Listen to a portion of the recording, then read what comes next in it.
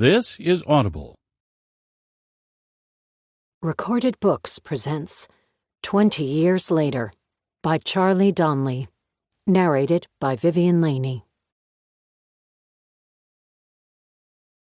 Catskill Mountains, July 15th, 2001, 2 months before 9/11.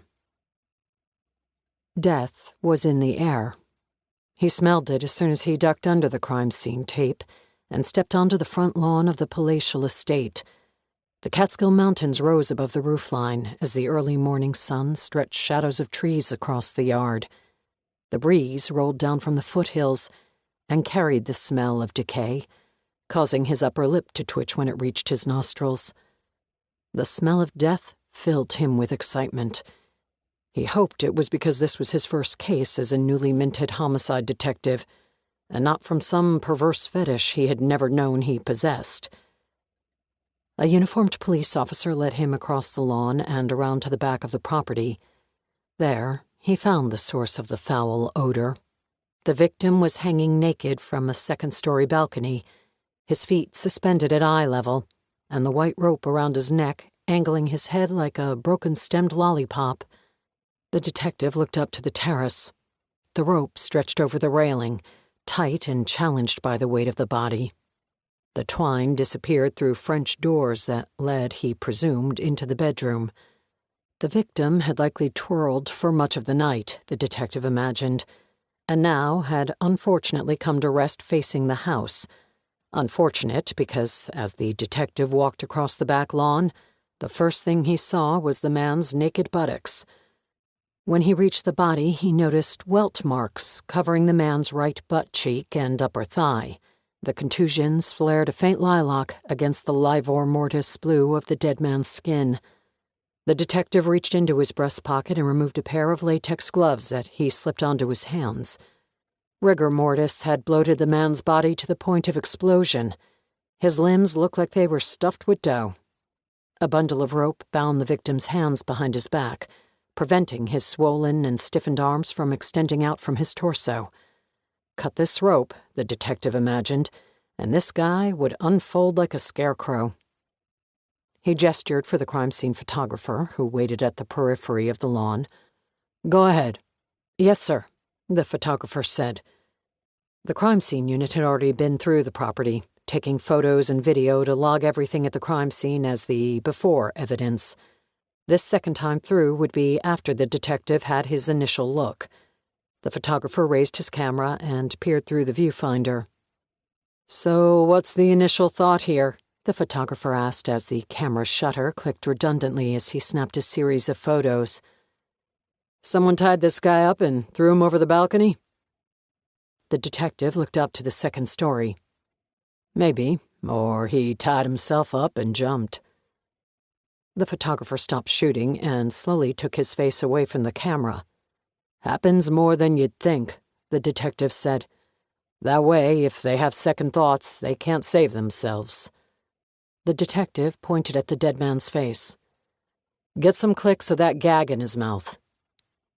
The photographer squinted as he walked around to the front of the body and looked at the dead man's mouth. "Is that a ball gag? Like S&M stuff?" "It would certainly go hand in hand with the whip marks on his ass.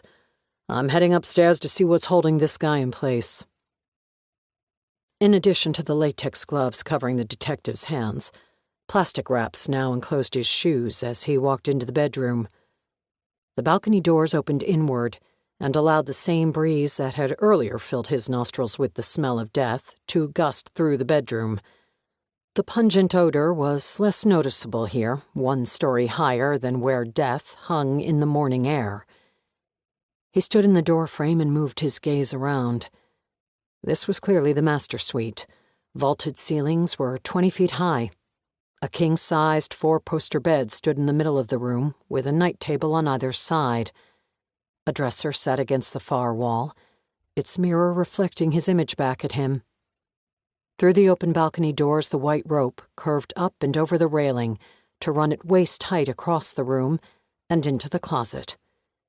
He stepped into the room and followed the rope. The closet had no door, just an arched entryway. When he reached it, he saw a spacious walk-in filled with neatly organized clothes hanging from scores of identical hangers. Shoes filled the thick pine cubbyholes that covered the back wall. Amid the cubbies was a black safe about 5 feet tall, likely weighing close to a ton. With an ornate knot, the end of the rope was tied to one of the legs of the safe. The other end, the detective knew, was attached to the man's neck. And whether he jumped off the balcony or was pushed, the safe had done its job. The 4 legs indented the carpeting with no adjacent depression marks to suggest the weight of the man's body had moved it even an inch. A large kitchen knife lay on the floor next to the safe. Morning sunlight spilled through the balcony doors and into the walk-in closet, painting his shadow across the floor and up the far wall. He pulled a flashlight from his pocket and shined it at the carpeting, highlighting the small fibers next to the knife. He crouched down and examined them in the bright glow of his flashlight. They appeared to be bits of frayed nylon from when the rope had been cut. Within the carpet fibers was a small puddle of blood. A couple of droplets had also landed on the handle of the knife. He placed a triangle-shaped yellow evidence placard over the blood and fibers, and another next to the knife. He turned and walked out of the closet. Noticing a nearly empty wine glass on the night table, he was careful not to disturb it as he placed another yellow evidence marker next to it. Lipstick smeared the rim. High-stepping over the taut rope, he walked past the mirrored dresser and into the bathroom. He slowly looked around and saw nothing out of place. Soon the forensics team would be in here with luminol and black lights.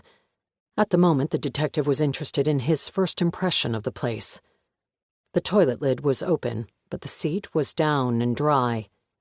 The toilet water held a yellow color, and the pungent smell of urine registered now as his nose caught up with his eyes. Someone had used the toilet, but failed to flush. A lone segment of toilet paper floated in the bowl. Another evidence placard found the toilet. He walked from the bathroom and into the main area, once again surveying the room. He followed the rope out to the balcony and looked down at the dead man hanging from the other end. In the distance, the Catskill Mountains were cloaked by early morning fog. This was the house of a very wealthy man, and the detective had been handpicked to figure out what had happened to him. In just a few minutes, he had identified blood evidence, fingerprints on a wine glass, and a urine sample that likely belonged to the killer. He had no idea at the time that all of it would be matched to a woman named Victoria Ford, and the detective could not have predicted that in 2 short months, just as he had every bit of evidence organized and a conviction all but certain, commercial airliners, American Airlines Flight 11 and United Airlines Flight 175, would fly into the Twin Towers of the World Trade Center. On a sun-filled, blue-sky morning, 3,000 men and women would die, and the detective's case would go up in smoke. Lower Manhattan, September 11th, 2001. It was a bright, cloudless morning with blue sky as far as the eye could see. On any other day, Victoria Ford would have considered it beautiful.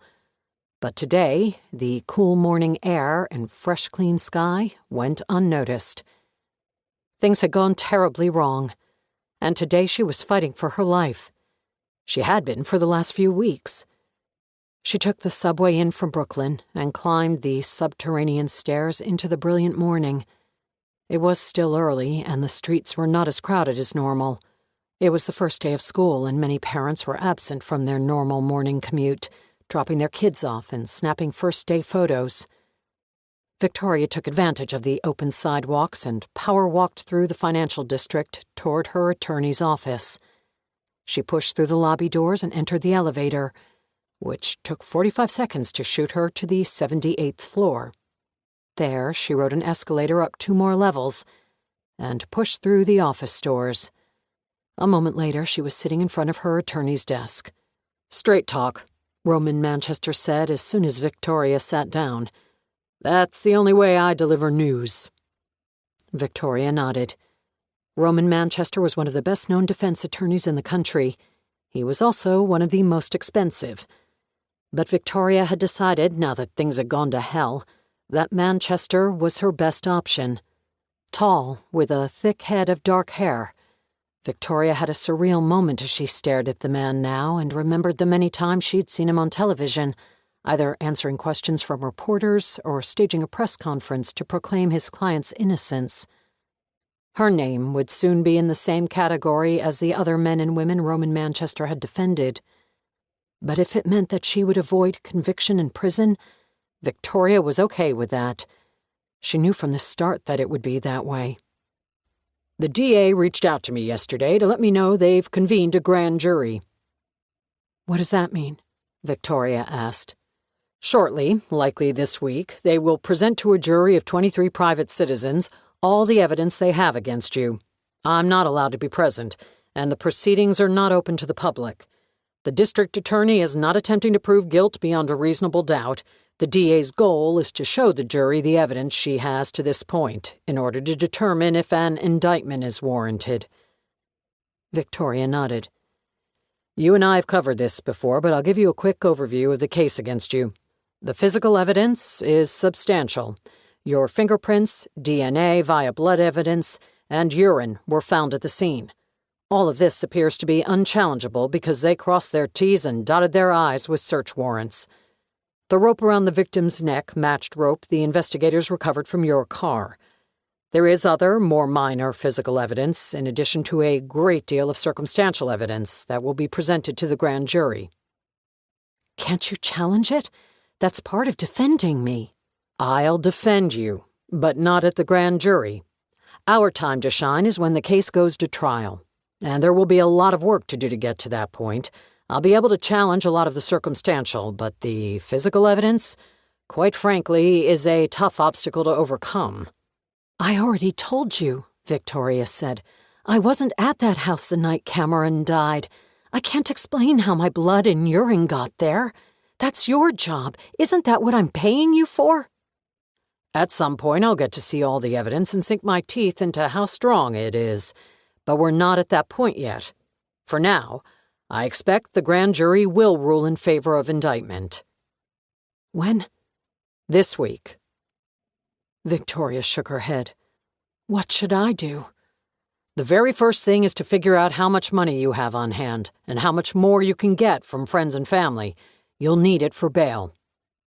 How much? Hard to give you an exact amount. I'll argue that you have no prior record and are not a flight risk. But the DA is pushing for first-degree murder, and on that charge alone there is precedent on bail. Minimum, $1 million. Likely more. Plus the remainder of my retainer. Victoria stared out the window of her attorney's office and looked at the buildings of New York.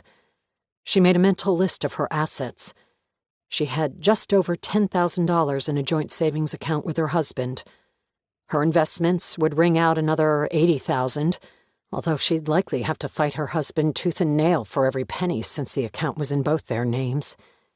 They hadn't spoken since the details of her affair came out during the investigation, which she knew was inevitable. The media had salivated over every dirty detail, spreading them far and wide. Her husband had moved out soon after. She could borrow against her 401k where another $100,000 resided. The equity in their home might yield 5 figures. Even with all that, she'd still be well short.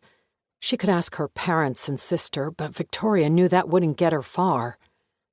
Victoria's best friend had all the money in the world, and $1 million would not be a stretch for Natalie Ratcliffe. It was Victoria's only option. The weight of the situation drooped her shoulders and brought tears to her eyes. Things were not meant to play out like this. Just a short couple of months ago, she and Cameron were happy. They were planning a future together. But then, everything changed. The pregnancy and the abortion and everything that followed. The jealousy and the hate. It had all come so quickly that Victoria barely had time to digest it.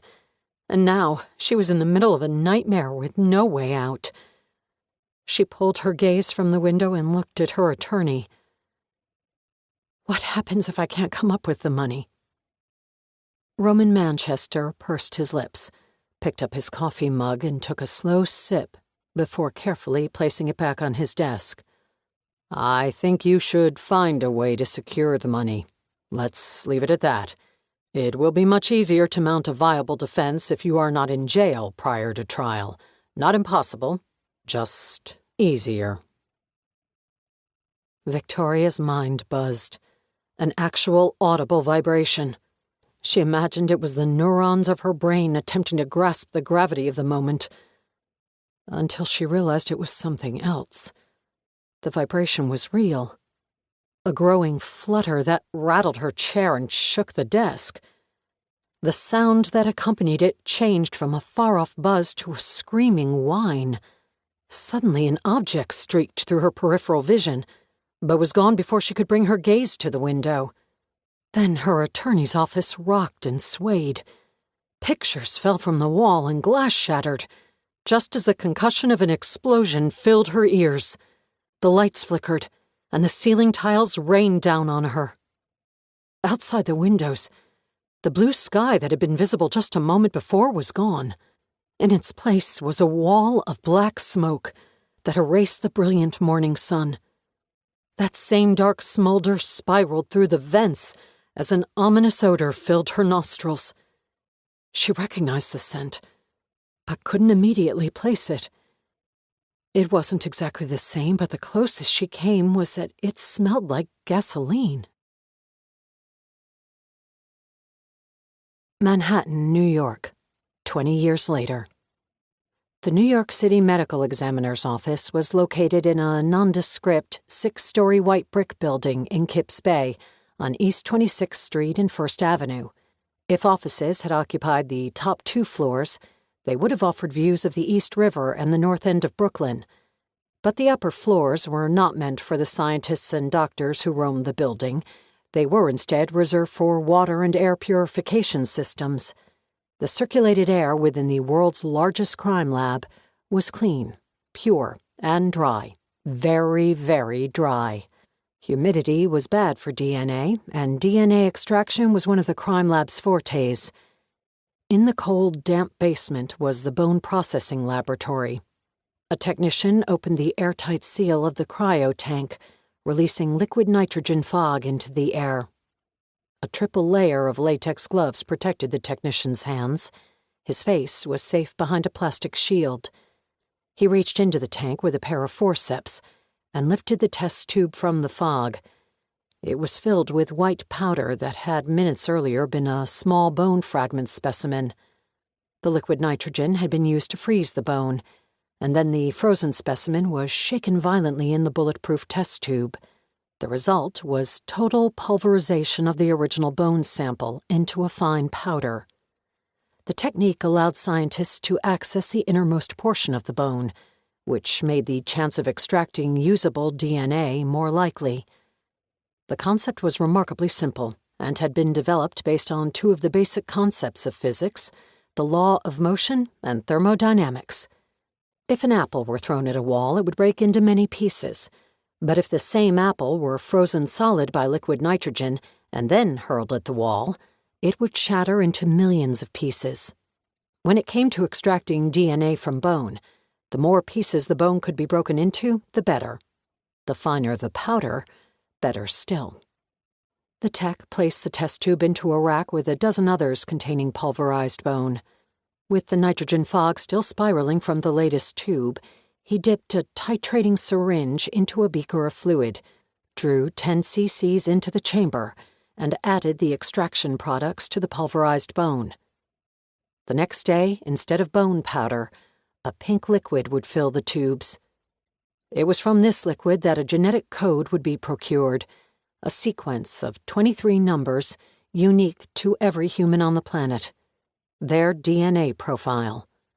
In the room next to the bone processing lab, a continuous bank of computers lined all 4 walls. It was here where scientists took the DNA profiles generated from the original bone fragments and attempted to match them to profiles stored in the Combined DNA Index System databank known as CODIS. But this was not the national databank the FBI utilized to match DNA profiles gathered from crime scenes to previously convicted criminals.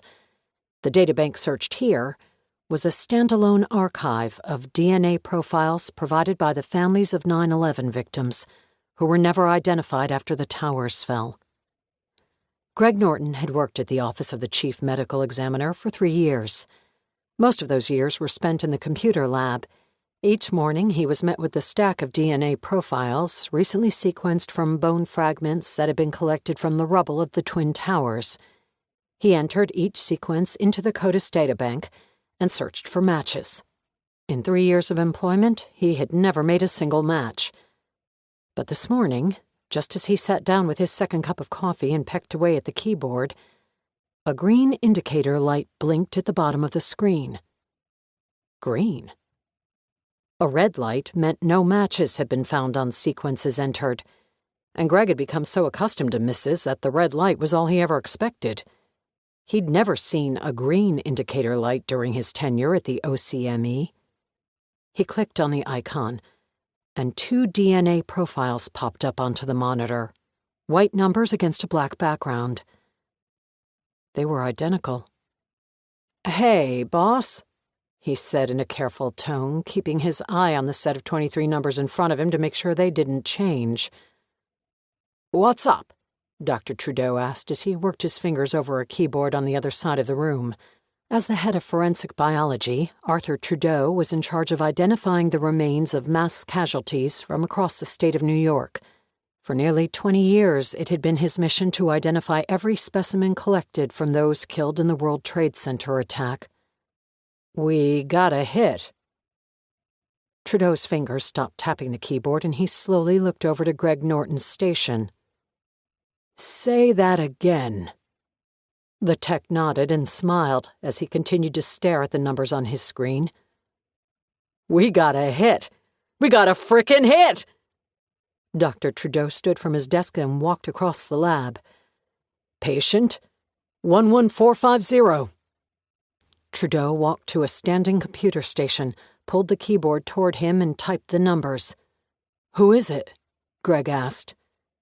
Other technicians had heard the news of a confirmed identification and gathered around. Trudeau stared at the monitor, and the small hourglass that spun as the computer searched. Finally, a name appeared on the screen. "Victoria Ford," he said. "Next of kin?" Greg asked. Trudeau shook his head. "Parents, but they're deceased." "Any other contacts?" "Yes," Trudeau said, scrolling down the page. "A sister. Address in New York State." "Want me to make the call?" "No, let's run it one more time to be sure, start to finish. If it hits a second time, I'll give her a call." "First one, and how long, boss?" Dr. Trudeau looked over at the young technician. "Years. Now run it again." Part 1. The Sting. Chapter 1. Los Angeles, California, Friday, May 14th, 2021. Avery Mason was not looking for fame. With a graveyard of secrets in her past, fame was the last thing she needed. Still, she had found it. Whether this had been by accident or with intent was a question that only counseling could answer. It would require a deep dive into her tumultuous upbringing, an examination of her complicated relationship with her father, and some honest soul-searching and self-reflection, none of which Avery had time for. Because, however it came to be, what Avery knew for certain about fame was that it arrived like a colossal wave rolling toward shore. You either rode it or let it drown you. She chose to ride it, and in spectacular fashion. Avery Mason was 32 years old and the youngest woman to ever anchor American Events, the most popular primetime news magazine program on television.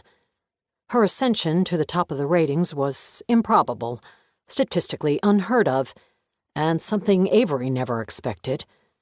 Mac Carter had been the long-running and popular host of American Events. His death the year before, while on assignment covering the Westmont prep slaughters, had rattled the television news industry. It also produced a vacancy at the top of American Events. In a panic, the network tapped Avery to fill Mac's massive shoes until a more permanent anchor could be found. As a frequent contributor to the show, Avery's segments had consistently earned high ratings, so high, in fact, that she was named as the first co-host in the show's storied history. Avery had held that position for exactly 1 month before Mac Carter died. Thrust into the hottest of spotlights, and widely expected to fail, Avery Mason had stepped into the lead anchor role the previous fall and killed it. American Events not only stayed at the top of the ratings, but the audience grew by 20%. Critics explained away her success as a fluke of morbid curiosity. People tuned in, the critics argued, to see how this inexperienced woman could handle the crushing pressure of replacing one of America's most beloved anchors on television's longest-running news program. The problem with their argument was that Avery's ratings never came down. That she was young and attractive certainly didn't hurt her rising star, and Avery admitted that her looks likely drew a certain male demographic that might not normally tune into a news magazine show. But her looks were not the source of her success. It was her talent, her charisma, and the content of her show that kept the ratings sky high. The abundance of press hadn't hurt either. During the past year, she graced the covers of entertainment magazines, gave countless interviews and photo shoots, and was the subject of a 3-part exposé by Events magazine on her natural abilities in front of the camera and her rise to the top of the cable news food chain. And yet somehow, through it all, she had managed to keep her past hidden. Avery's forte was true crime, finding an unsolved mystery and dissecting it for her audience in a way that hooked them and refused to let go. Her dark and edgy foray into some of the country's most sordid crimes was where she made her name. But to contrast the sinister stories she covered, Avery also told stories of survival and hope. It was these stories of miracles and beating the odds that kept people tuning in. Not a week went by without Avery featuring some sort of real-life, plucked-from-middle America feel-good story, like Kelly Rosenstein, the woman who sank her minivan into Devil's Gate Reservoir in Pasadena after a drunk driver forced her off the road. The indomitable mother of 4 had not only managed to escape this sunken vehicle, but had miraculously done so with all of her children in tow. Avery interviewed the woman a week after the accident. With as many as 600 people dying each year in the United States due to a submerged vehicle, how had this soccer mom managed to escape? It was simple. Years earlier, Mac Carter had demonstrated the best way to escape a car after it sank to the bottom of a lake. Kelly Rosenstein had watched the episode and remembered what she saw. So moved by the story, Avery decided to look up the old footage. It was how she ended up this afternoon, strapped behind the wheel of a minivan that was parked inside a high school aquatics center, with a television crew ready to film the action. Today, the action would be a giant crane lifting the van over the pool and dropping it, and Avery, to the bottom. Cameras situated under the water would capture Avery's attempt to escape from the submerged vehicle. She was, without doubt or shame, scared to death. She knew America had loved Mac Carter for the stunts he performed, and Avery could think of no better way to wrap up her first full season as host of American Events than with a nod to her predecessor. Today's taping was her rite of passage. This would be her last episode before summer sabbatical, a summer that was sure to be the most trying of her life. She was following a lead out of New York that she thought had potential. The remains of a woman killed in the 9/11 World Trade Center attacks had just been identified using promising new DNA technology, and Avery wanted the chance to tell the story. If she made it through today's stunt, she was off to New York to chase some leads. At least that was her story. She thought it was the perfect cover. Chapter 2.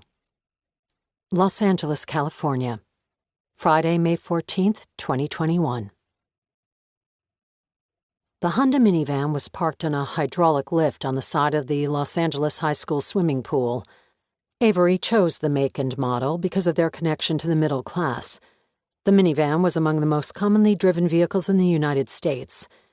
Sinking a $60,000 BMW in a high school swimming pool might be exciting to watch, but demonstrating to stay-at-home mothers how to escape their sunken vehicle was much better accomplished using an average, run-of-the-mill automobile. Avery checked the seatbelt buckle for the third time in less than a minute. Christine Swanson, her executive producer, leaned through the open driver's side window. "Good?" she asked. Avery nodded. "Show me the abort sign again," Christine said. Avery took the 4 fingers on her right hand and waved them back and forth in front of her throat.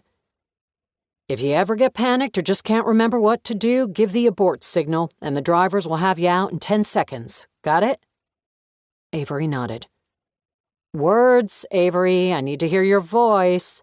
"Yes, Christine, I've got it, for Christ's sake. Let's go."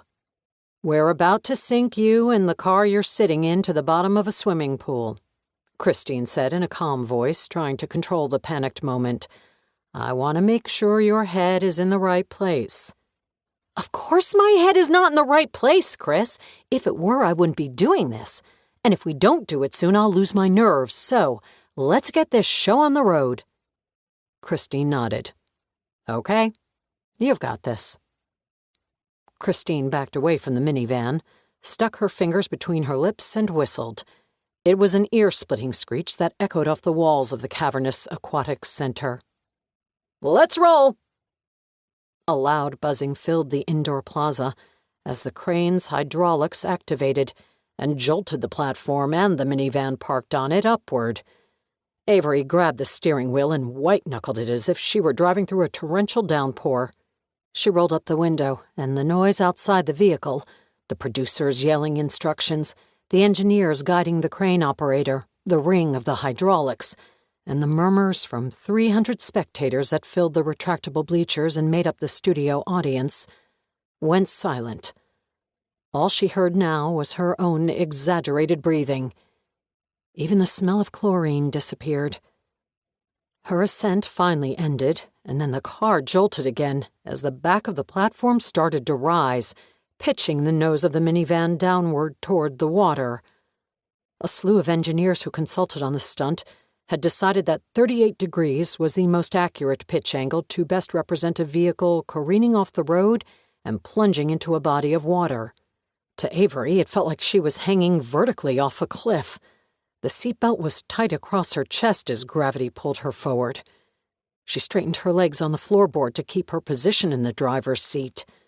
The whole of the 8-lane, NFHS-approved, competition-sized swimming pool came into view through the windshield as the minivan tipped forward. The surface of the water reflected the stage lights that were erected around the indoor pool. Red lane markers swayed in wavy images made brighter by the underwater lighting. She saw the rescue divers hovering near the bottom, the bubbles from their scuba tanks rippling the surface as they waited for Avery's arrival 14 feet under the water. She had imagined during the planning phase that their presence would ease her nerves, that knowing help was just a few feet away would provide a sense of comfort as the minivan sunk to the bottom, that knowing all she needed to do was to give the abort signal, and the divers would immediately extract her from the vehicle, would settle her nerves and give her confidence.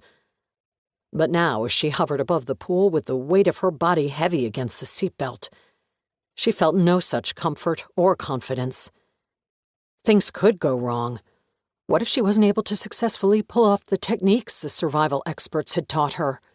What if her mind froze and she simply couldn't remember what to do? What if the seatbelt locked up because of the force of the impact? What if the window did not break like it was supposed to? What if the divers didn't see her signal? What if... The sensation of falling abruptly interrupted her thoughts. The harness holding the minivan in place had been released. She was in free fall. It felt like a hell of a lot longer than the 3 seconds it was supposed to take to roll off the edge of the platform and drop 15 feet before impacting the water. During those frozen seconds, Avery noticed the television camera across the pool, one of 8 that were positioned around the aquatics center. Another 4 GoPro cameras were mounted inside the vehicle, their red indicator lights suddenly bright and voyeuristic.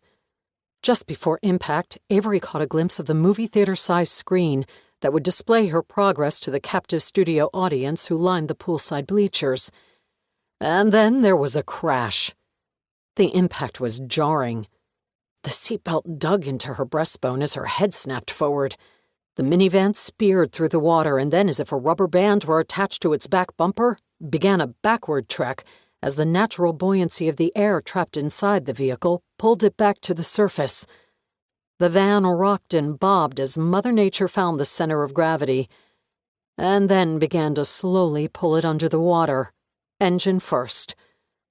Water poured in through unseen breaches and began filling the interior. Avery worked hard to control the panic that was growing with each second. Panic, though, was good. It meant she was aware of what was happening and had not suffered behavioral inaction, a symptom described by the survival experts who had consulted on the episode. Also called dislocation of expectation, it was the mind's response to a traumatic situation. The brain attempts to correlate the current situation with a known experience from the past. As the frontal lobe loops in repetitive cycles, trying but failing to find a similar situation to work from, the body freezes and waits for directions from the brain.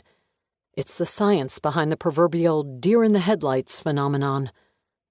Fortunately for Avery, she was suffering no such dislocation from her surroundings.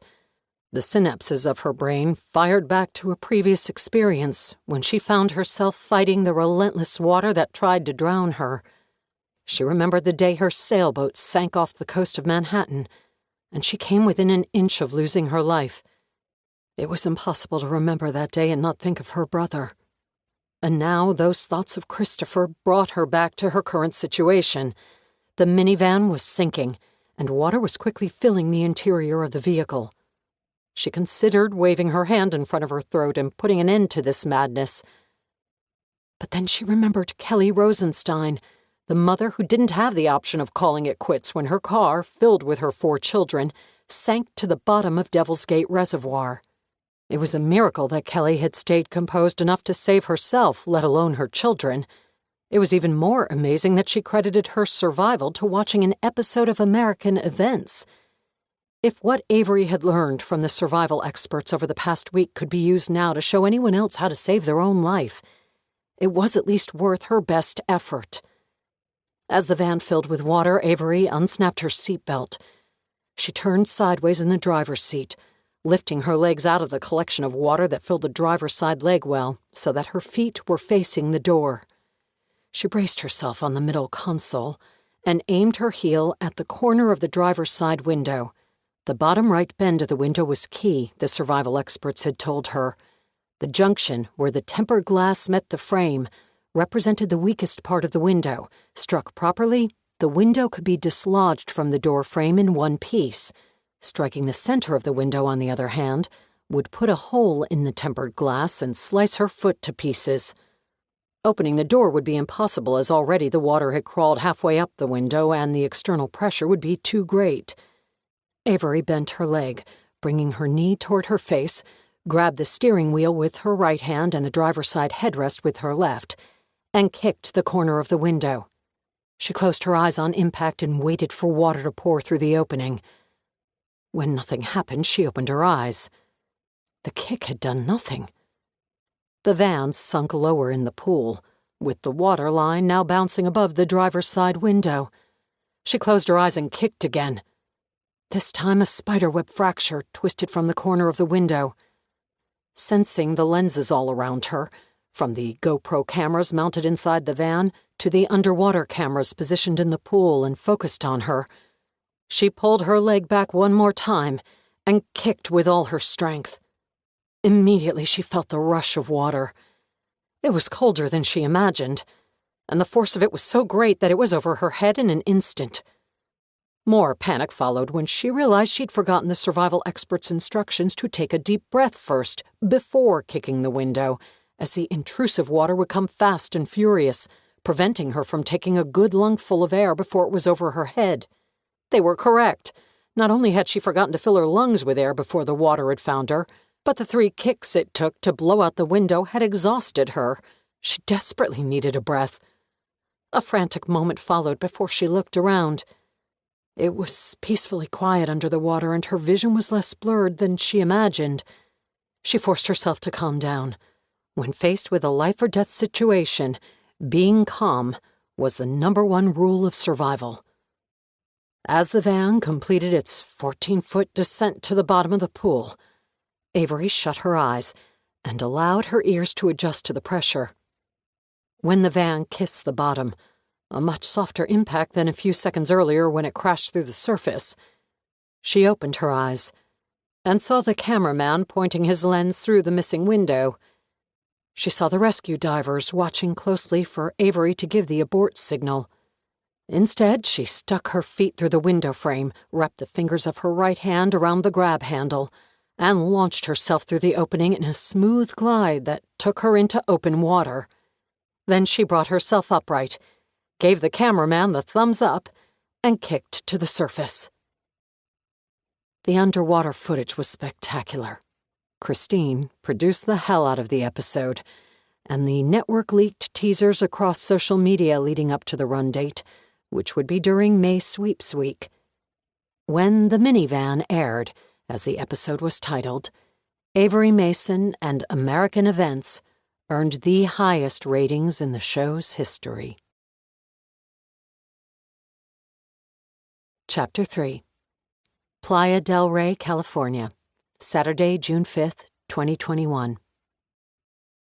Mosley Germain's backyard was the Pacific Ocean. It was actually a flamboyant stretch of beach and the ocean, but the first thing anyone noticed upon entering the Playa del Rey home was the magnificent views of the water visible through every floor-to-ceiling window. The open concept design included a kitchen island that spilled into the vast living room. The retractable glass patio doors were open this evening, having disappeared into the walls as if they never existed, and allowing the ocean breeze to gust through the house.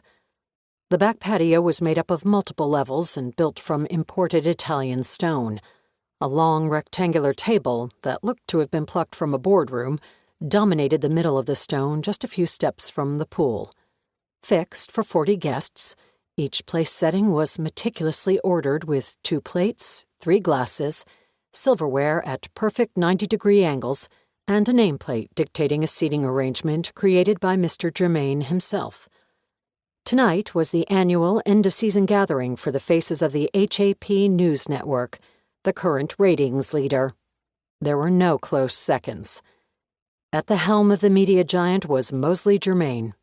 He had been the head of HAP News since the 90s, hired when the primetime lineup was headlined by no-name personalities. The ratings were in the tank, and the network barely made a blip on the radar. But Germain possessed a vision for delivering the news.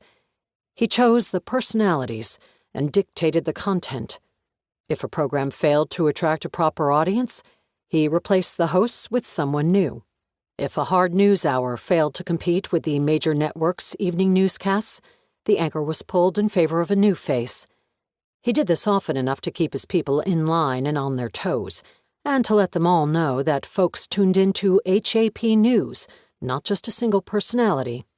But when a show succeeded and stood out from the rest, he made sure to keep the host happy, cornered and with no other options, but otherwise happy.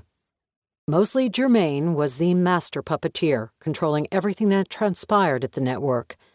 Tonight was a celebration of another successful season at the top of cable news, all of cable programming, in fact. It was an annual gala at the boss's impressive waterfront property, where success was celebrated, wealth was flaunted, and the idea that with dedication, hard work, and loyalty, anything was possible for the select few who were invited. Avery Mason hated every minute of it. She arrived alone. She wasn't in a relationship, another topic to be discussed with her therapist. And even if she had been, bringing a date to this annual ordeal was a bad idea. She needed to be sharp. She needed to be on her game. She could allow no distractions when she entered the lion's den. Mr. Germain was notorious for cornering his talent and coercing them into agreements to which they had not planned to commit. With Avery's contract ending in a short couple of weeks, there had been only light negotiations to this point regarding her future at HAP News and as the host of American Events. Avery had turned down the contract extension that was offered to her a few weeks back. It was a feeler offer meant to see what sort of resistance the network was up against. Avery, with the help of her agent, rejected it outright under the argument that she wanted to concentrate on the final 2 months of American Events and keep it at the top of the ratings before she worried about something as juvenile as money and the future of her career. It was nonsense. She knew it, Mosley Germain knew it, and every other suit at the network knew it. But Avery had framed the rejection in such a way that made it difficult for Mr. Germain to push back. So he hadn't. But tonight, in his own home, he surely would. As far as leverage went, the move was golden. She ended the season on the highest of highs, and could now go back to the negotiation table with some ammunition. Avery and her agent were working on a counteroffer, but up to this point had left the network hanging. Now, as Avery drove toward her boss's beach house, she was on edge. Her presence at Mosley Germain's home was sure to lead to a discussion with her boss about her plans for the future.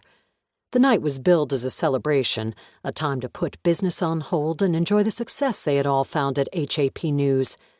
But Avery knew better. Tonight was a well-choreographed ambush, and she needed to be prepared. She pulled her red Range Rover through the gates and into the circular drive.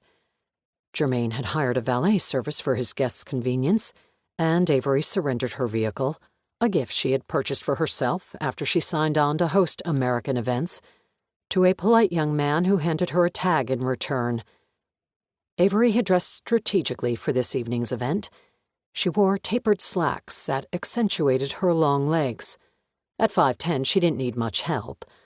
A white sleeveless blouse displayed her toned arms and gave off an aura of strength, which she always needed when dealing with Mosley Germain.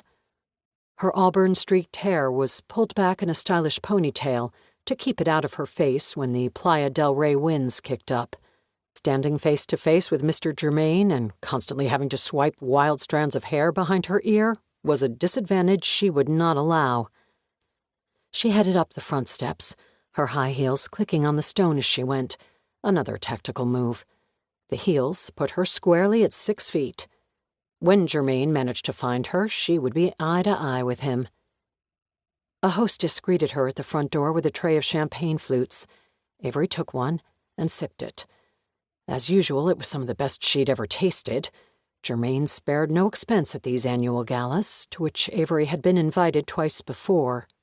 She had just passed through the entry foyer and walked to the edge of the kitchen when she spotted Christine Swanson. "Ah, you made it, girl," Christine said. "Thank God." Avery grabbed her hand. "Give me some recon, a quick lay of the land." "Ooh, you're in fighting mode. I love it." I should have worn camouflage. "Germain is on the patio and in a festive mood, and Mr. Hillary has honored us with his presence as well." Hillary?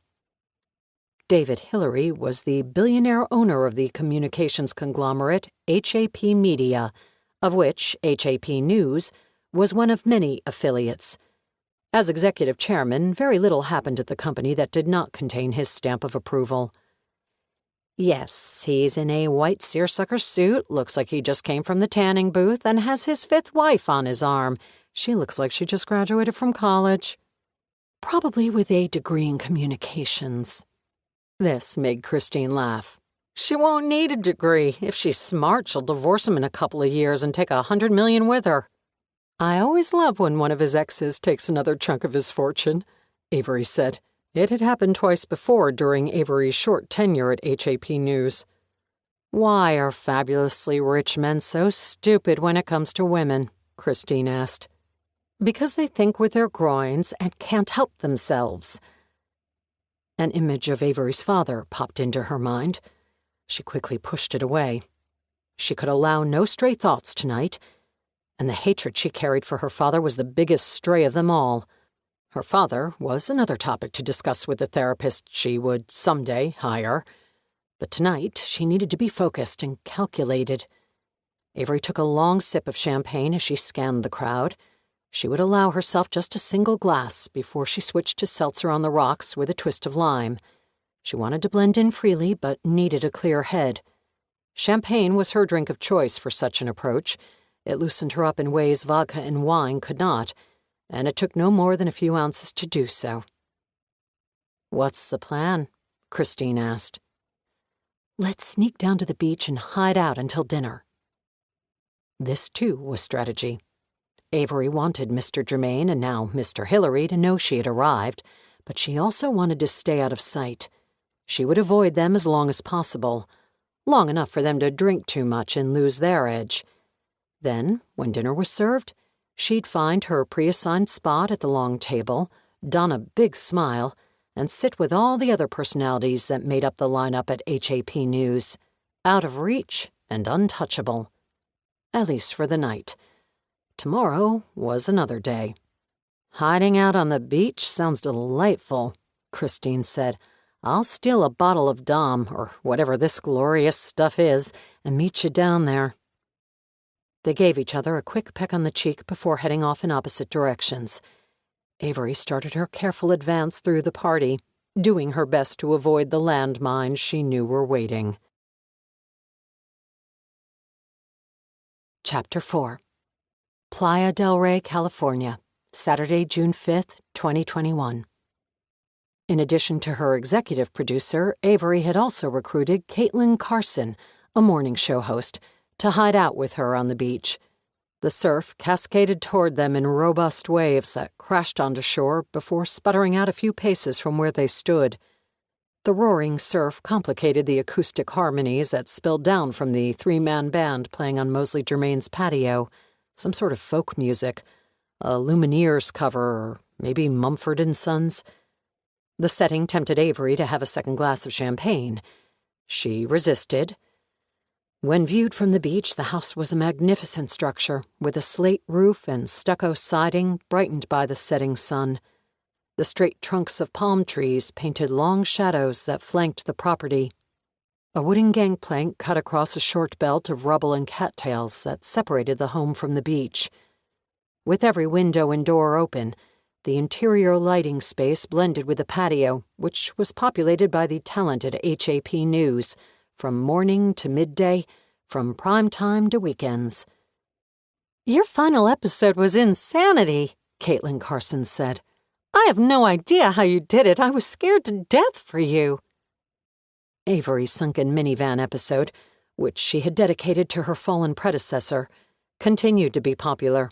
It was not only the most watched hour of the season, but had racked up millions of views on the network's online streaming service.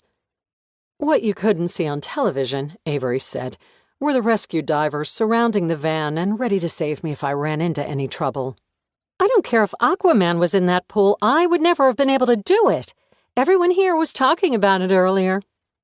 I have Christine to thank for making it look so good." Christine shook her head. "I didn't need to do much other than roll the tape. You did the rest." "I heard ratings were through the roof," Caitlin said. "Through the roof indeed," came a deep voice from behind them. Avery felt the smile fall from her face as she looked over her shoulder to see not just Mosley Germain, but David Hillary as well. She quickly recovered and forced her lips upward again. "American Events has really brightened your star," Mosley said. The subtle jab that the show had created Avery's popularity did not go unnoticed, nor did the fact that she had removed her high heels in order to navigate through the sand. She badly wanted the inches back as Mosley Germain approached her. "Mosley," Avery said, still smiling, "the house looks beautiful, as always." "Thank you. It begs the question of why you're hiding down here on the beach." "Not hiding, just enjoying the ambiance. It must be amazing to have the ocean as your neighbor." "We hoped you would have joined us for drinks before dinner," David Hillary said, steering the conversation despite Avery's best efforts at small talk. "I didn't see you when I arrived," Avery said to Germain. "And, Mr. Hillary, I didn't even know you were here. What a treat." She pointed at his white seersucker. "I love your suit." "Dinner is about to be served," Mosley said, "so I guess we'll have no time for drinks." "Already? I felt like I just got here. Christine and I were catching up with Caitlin. We don't get to see her much these days." Mosley smiled. He looked at Caitlin and Christine. "Would you mind giving David and me a moment alone with Avery?" "Sure," Caitlin said. Christine nodded. "Of course." "Everyone is getting seated," Mosley said. "We'll just be a minute." Despite her best efforts to avoid this very situation, Avery found herself alone with not only her boss, but her boss's boss as well. "Avery," David said after Caitlin and Christine were gone, "I wanted to take a moment in private to let you know how very impressed I've been this year with what you've done on American Events. You've really leaned into the show and allowed it to display your strengths as a journalist and host." Avery smiled. Another backhanded compliment. She bit her tongue and didn't take the bait. This could get ugly fast if she wasn't careful. "Mosley and I are confused about why you rejected the contract extension." "Yes, about that. My agent and I are preparing a counteroffer, but we don't have everything finalized just yet." "We offered the extension weeks ago." "I know. I was concentrating on finishing the last few episodes of AE, and unfortunately all my focus has gone into the show." "Understandable," David said. "But the season has ended, and we need an answer from you. You're either in or you're out. You see, we run one of the most successful networks on television for a reason. We plan things out for the future and don't like surprises. We're trying to lock in the fall lineup, and we need to know if that includes you or not." "Of course. I'm meeting with Dwight this week." "What was the problem with the offer? We heard only that you had rejected it, but no specifics were given," Mosley asked. "Well," Avery said, I wasn't prepared to discuss this tonight. Maybe we could put it off until next week when I can bring Dwight into the discussion." "Time is of the essence," Mosley said. "We're working on a tight deadline to get things organized for the fall. Perhaps you could hint at what the holdup is about." It was more a statement than a question. "Dwight was hung up on the dollar value," Avery said. "Dwight Corey was hung up?" David asked. "At first glance, yes. But he and I were going to rework the numbers now that the show is wrapped for the season." "The yearly compensation offered pays you handsomely and puts you in line with your contemporaries. After just your first year hosting the show, we believe that's quite generous." An overwhelming urge flooded Avery's system to point out that putting her in line with her competition was an insult. She had beaten her head-to-head competition in the ratings every week for the past year, so the network should compensate her not for being on par with the other network personalities, but for being far above them in every demo. She also wanted to mention how inappropriate it was for these two pompous egomaniacs to isolate her out on the beach and use their positions of power to intimidate her into negotiating a contract without her agent being present. But she swallowed her urges and offered a fake smile that told them without words what she thought of the offer. "Like I said, I promised to take a hard look at the contract this week, now that I have a bit of free time, and Dwight will get back to you right away with our thoughts." "You do that," David said. "We look forward to hearing your thoughts. American Events is on hiatus for summer, but we can't allow the show to be in limbo for too long. American Events finished first in the ratings, and we want to pick up in the fall exactly where we left off. If for any reason you decide not to be part of that effort, we'd like enough time to choose your successor." "The list is long," Mosley said, "of potential suitors. American Events has the ability to make a star out of anyone who helms it. If you decide to part ways, the network would appreciate some time to prep the new host on exactly what leading AE requires." She wanted badly to call the bluff. Replacing Avery now, after the show's most successful season, would be suicide. But she played along. "I'll call Dwight in the morning," she said. "We'll get right on it." Both men nodded, as if the conversation had gone exactly as planned, then turned in the sand and headed back toward the house. It took Avery a couple of minutes to stop shaking after they were gone. Finally, she walked up the beach and across the gangplank. The remnants of sunset cast her shadow in a thin silhouette in front of her as she walked. The breeze was fresh and cool, and made her realize how much she had been sweating. When she made it to the patio, she slipped her feet back into her high heels and walked along the side of the pool, which was glowing red from underwater lights, past tiki torches that lined the perimeter of the patio, and around propane fire pit tables that gave off enough heat to hold off the chill of the ocean breeze. Servers pushed carts that held the evening's feast, roasted duck with mixed vegetables, and began serving dinner. Just as Avery took her assigned seat, Mosley Germain stood from his throne at the head of the table and used a fork to lightly tap his wineglass and capture everyone's attention.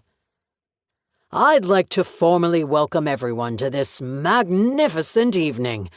We have all gathered here to celebrate our collective success as the cable news leader for the 11th straight year. None of us alone are responsible for such a splendid accomplishment, and none of us alone can take credit. It was, and will continue to be, a group effort." He raised his glass. "To past accomplishments and future success." Everyone joined him. "Cheers!" Avery reached for the champagne flute in front of her, raised it quickly, and then took a long swallow, breaking her one-drink rule. Her strategy had already gone to hell. What was the point of staying sober? Chapter 5. Coronado, California, Tuesday, June 15th, 2021. $750 a year for 4 years. That's the new offer. It includes a 5th-year option based on ratings during the final year of the contract. Incentives for reaching benchmarks and certain demos will be included as year-end bonuses. $750? Avery asked. That's what they came back with? It's still low, Dwight. They came up from $650, Avery. $3 million over 4 years is a solid offer, Dwight Corey said. As your agent, I strongly advise that you take the money and run. It was a comfortable 72 degrees in Coronado, California, where the infamous Navy SEAL obstacle course was located. The track stood in all its glory in front of them. Avery had kept in touch with the SEAL who consulted on the minivan episode, and after hearing about the rigors of the SEAL program, Avery hatched the idea of giving her audience a front-row look at the life of a Navy SEAL, from recruitment to Hell Week to the 6-month BUDS training program. Others had produced similar exposés, but Avery had ideas about how she could put a different spin on hers. She would attempt to complete some of the benchmarks the highly trained warriors were required to overcome before they were christened as members of the elite Special Forces group. She would jump into a pool with her arms bound behind her back and try to survive for 60 minutes, as every SEAL had done. She would brave the icy ocean waters and take the notorious night swim with the sharks. The Navy SEAL obstacle course was considered one of the hardest in the world, and Avery thought it was a good place to start. Avery had worked her contact and arranged this morning's abbreviated test run through the course. Waivers were signed and confidentiality papers drawn up. If she managed to get the concept green-lighted sometime during the next season of American Events, Avery would attempt to run the entire course, or as much of it as was physically possible, while cameras rolled. She would wear combat boots and fatigues if she ever reached that point, but for today's practice run, Avery wore sport shorts and a spandex athletic tank top, short ankle socks, and Nike running shoes. Her agent, on the other hand, was impeccably dressed in a beige Armani suit, with the coat open but his vest buttoned and his tie tight at his neck. The morning sun glistened the beads of perspiration on his forehead and reflected off his aviator sunglasses. "What are you, Dwight? 6'5", 220? 6'6", 240. I'm 5'10", and, well, considerably less than that. Take that snazzy suit off and run this track with me. Not a chance. We need to figure out your contract before they pull the offer. Run this track with me, and then I'll consider this terrible offer you've negotiated. 10 days had passed since Avery went face-to-face with Mosley Germain and David Hillary on the beach. Since then, hard negotiating had taken place. It's a good deal, Avery. They offered, we countered, and now they've come back somewhere in the middle. It shows their commitment to you. They did not come back in the middle. They barely budged. Avery bent at the waist to stretch her hamstrings. Mac Carter was making $8 million a year hosting American events, and my ratings are better than his. Mac hosted the show for years. Hell, he practically created it. There was no American events before Mac Carter, at least not the American events that we all know today. And he certainly didn't make $8 million during his second year as host. Ratings and revenue trump years of service, and you know it, Dwight. This is a lowball offer that would lock me in during what should be the most productive years of my career. You're young. You have decades of prime years in front of you. Avery, listen to me carefully. We can't demand Mac Carter money. He was an anomaly. Networks don't base offers on outliers, they base them on averages. This is in line with other news magazine show hosts. My average ratings are higher than any of my competitors. Avery straightened and then bent sideways, reaching her arm across the side of her face to stretch her obliques. The show supported Mac's salary for many years, she said. Today, ad revenue is higher with me hosting, 12% higher, in fact, but they want to pay me a fraction of what they paid Mac? Do they think I'm naive or just really bad at math? Or is it because I'm a woman? Avery stood up and looked at her agent. My last episode killed. The ratings were off the charts in every demo. We ended the season on a high note, and we should strike while the iron's hot. We have everything in our corner, all the bargaining chips. Oh, you mean the episode when you allowed your insane producer to drop you to the bottom of a swimming pool in a minivan? That's called a sweep stunt, and I forbid you from ever doing anything like it again. Keep pulling stunts like that, and you won't have any years in front of you, prime or otherwise. It's good to know you care so much, Dwight. I like this softer side of you, but I prefer the ruthless deal-making agent who's always had my back, especially when you're negotiating the most important contract of my career. The network is not going to base your contract on sweeps week. I'm not asking them to base it on sweeps. I'm asking them to base it on the entire last season. The numbers speak for themselves, from ratings to revenue. Over the past year, Avery had done a redesign of the classic news magazine show. The biggest difference between Avery and her competition? She never touched politics. The talking heads had that angle covered, and Avery didn't have the stomach for it. She lightly covered current events and performed the obligatory interview with dignitaries when the present environment demanded it. But she allowed her co-anchors to cover the hard news of the day, while Avery took on society's non-political topics. She had parlayed a journalism major into a law degree, and they each served her well in her role on American events. Avery had a knack for sniffing out the truth when looking into a true crime story, and the legal smarts to know when to hand her findings over to the authorities. One of her most watched exposés covered the details of a missing toddler from Florida. Avery's investigation, which included interviews with the parents, a deep forensic analysis of the case report, and the discovery of new information provided by the father, uncovered disturbing evidence that suggested the child had drowned while under the supervision of her grandmother, who then hid the child's body in a shed behind her home. So startling were Avery's discoveries, and so vetted were her sources, that the authorities took notice and reopened the case. American Events cameras rolled when police showed up at the grandmother's house with search warrants and confirmed the tragic findings. Over the past year, her popular true crime specials were legend, and her stories of hope and survival, from sinking a minivan into a pool in order to demonstrate how to escape, to jumping from an airplane to reveal the best way to recover from a failed parachute, drew viewers from all walks of life. Simply put, Avery Mason was redefining news magazine television, and others were scrambling to keep up. Her first contract with HAP News was a modest 2-year deal that named her as a contributor to American Events. It allowed Avery to host several segments each season and occasionally fill in for Mac Carter when he took vacation time. Avery used those introductory years to get her feet wet and learn the business. Her rising popularity soon brought a more substantial contract that named her co-host of American Events. Mac Carter was the star, but Avery was earning a name for herself and finding an audience. When Mac died, a shocking event that stunned the nation, the network restructured Avery's contract into a lucrative 1-year deal that paid her $500,000 as they scrambled for a permanent host. The future of AE was uncertain, and in that moment, Avery was an experiment. She was inexperienced and unproven. She was young and untested. She was, everyone believed, a temporary fix. But Avery Mason had proved them all wrong. She rose to the challenge and never balked.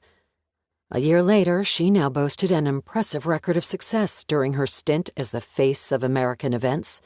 She was no longer the new girl on the block. She was no longer hoping to break through and find an audience. She had found one, and they were devoted. She was established, she was polished, and she planned to etch her legacy into the framework of the network, Katie Couric style, Diane Sawyer-esque. But only if she stayed strong during these negotiations and showed no sign of weakness. And, Avery was well aware, if she managed to keep her past from ruining it all. Hey there. You've been watching for a while now. Let's take a short break and enjoy some relaxing music. This audiobook is free for you to enjoy. If it's not your thing, feel free to skip. Thanks for being here.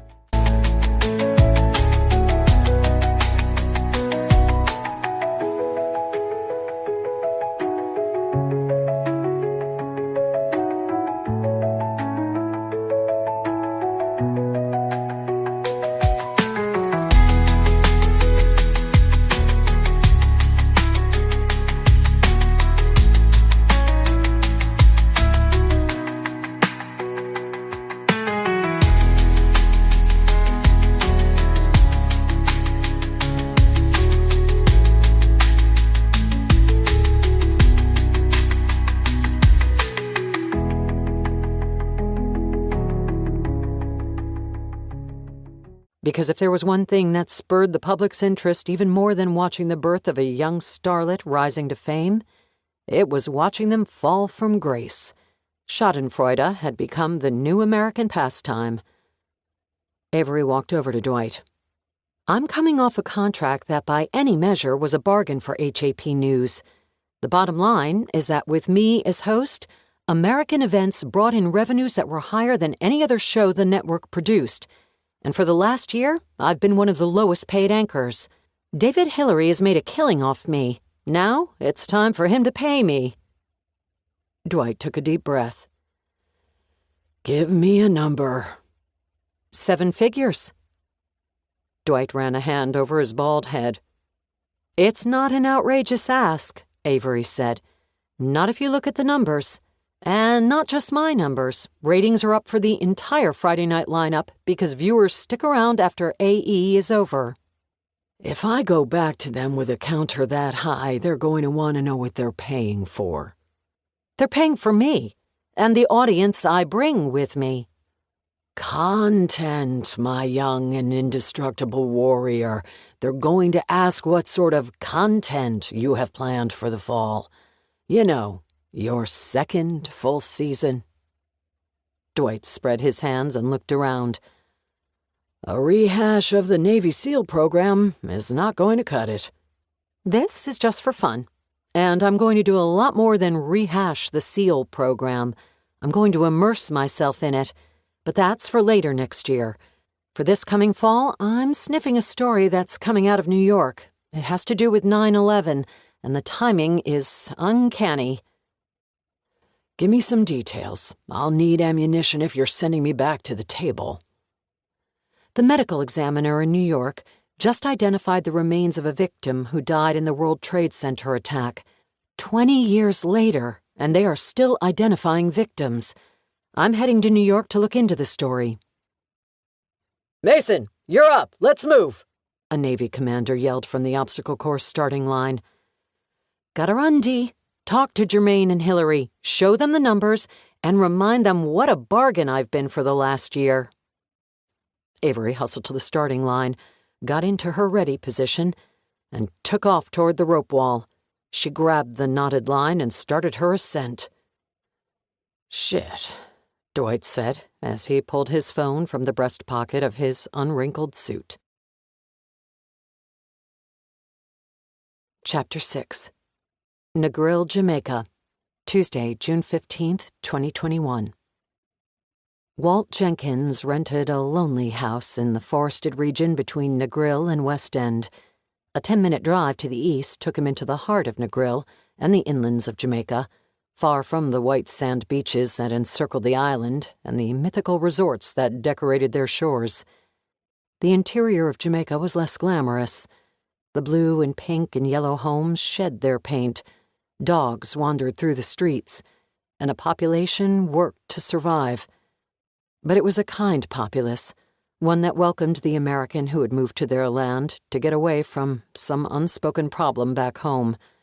The locals never asked Walt what he was running from.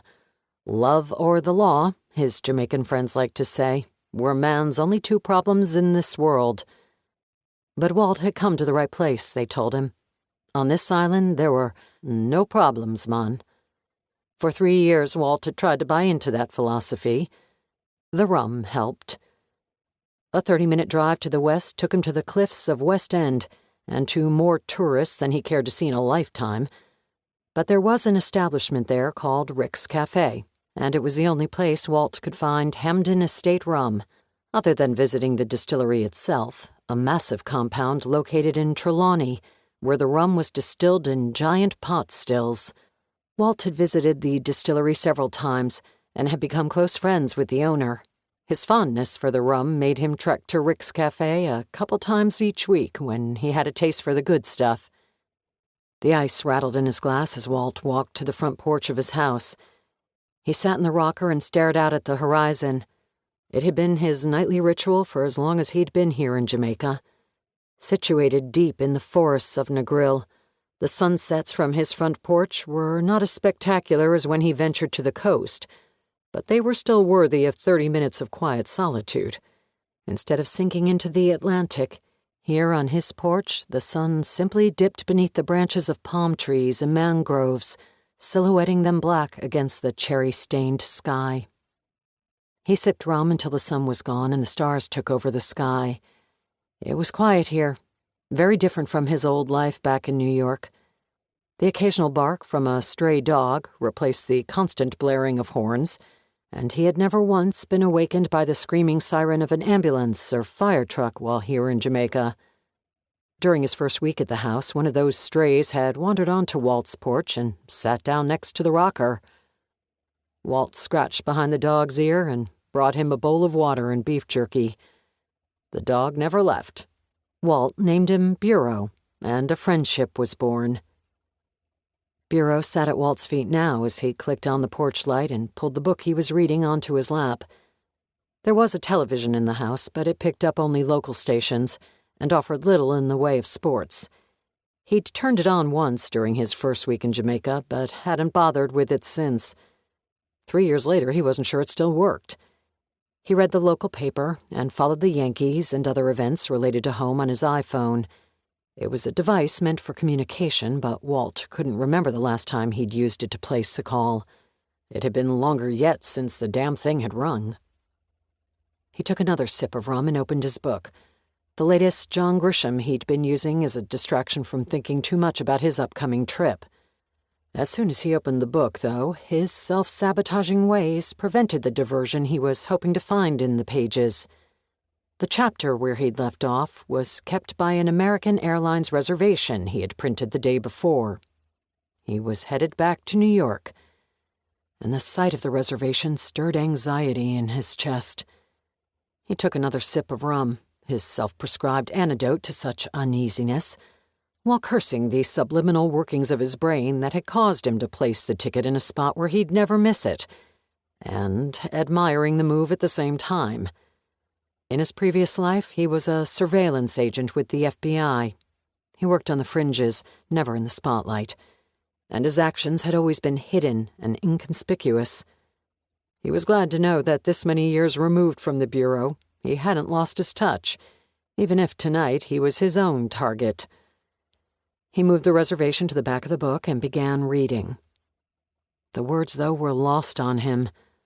While his eyes blindly skimmed the pages, his mind was already running through the details of his upcoming trip, what he would say, and how he would handle seeing her again after so long. Love or the law. Man's only two problems in this world. Chapter 7. Los Angeles, California, Wednesday, June 16th, 2021. The red Range Rover was the perfect cruising vehicle for Avery's cross-country journey. With the cruise control pegged at 80 miles per hour and nothing in front of her but open road and an entire country to conquer, the Range Rover nearly drove itself. She'd purchased it a year ago after signing on as temporary host of American events. It was the first time in her adult life that Avery Mason had made any real money of her own. She'd spent an obnoxious amount of money for 4 wheels and a souped-up engine. But there was some part of her psyche, perhaps the unbreakable link to her past life, that made it an easy purchase. Maybe she had more of her father's blood in her than she cared to admit. The difference, Avery never stopped reminding herself, was that her status in the world had been earned honestly and legally. The same certainly could not be said of her father. She was headed to New York by way of Wisconsin, a journey that would cover more than 3,000 miles. The airlines were faster and easier, but were out of the question, as was rail travel or the thought of renting a car to avoid putting thousands of miles on her Range Rover. Airline reservations, train tickets, and rental car receipts left paper and digital trails. Avery wanted to make as few footprints as possible while she tiptoed across the country. She had business in New York and would do her best to conduct it under the radar.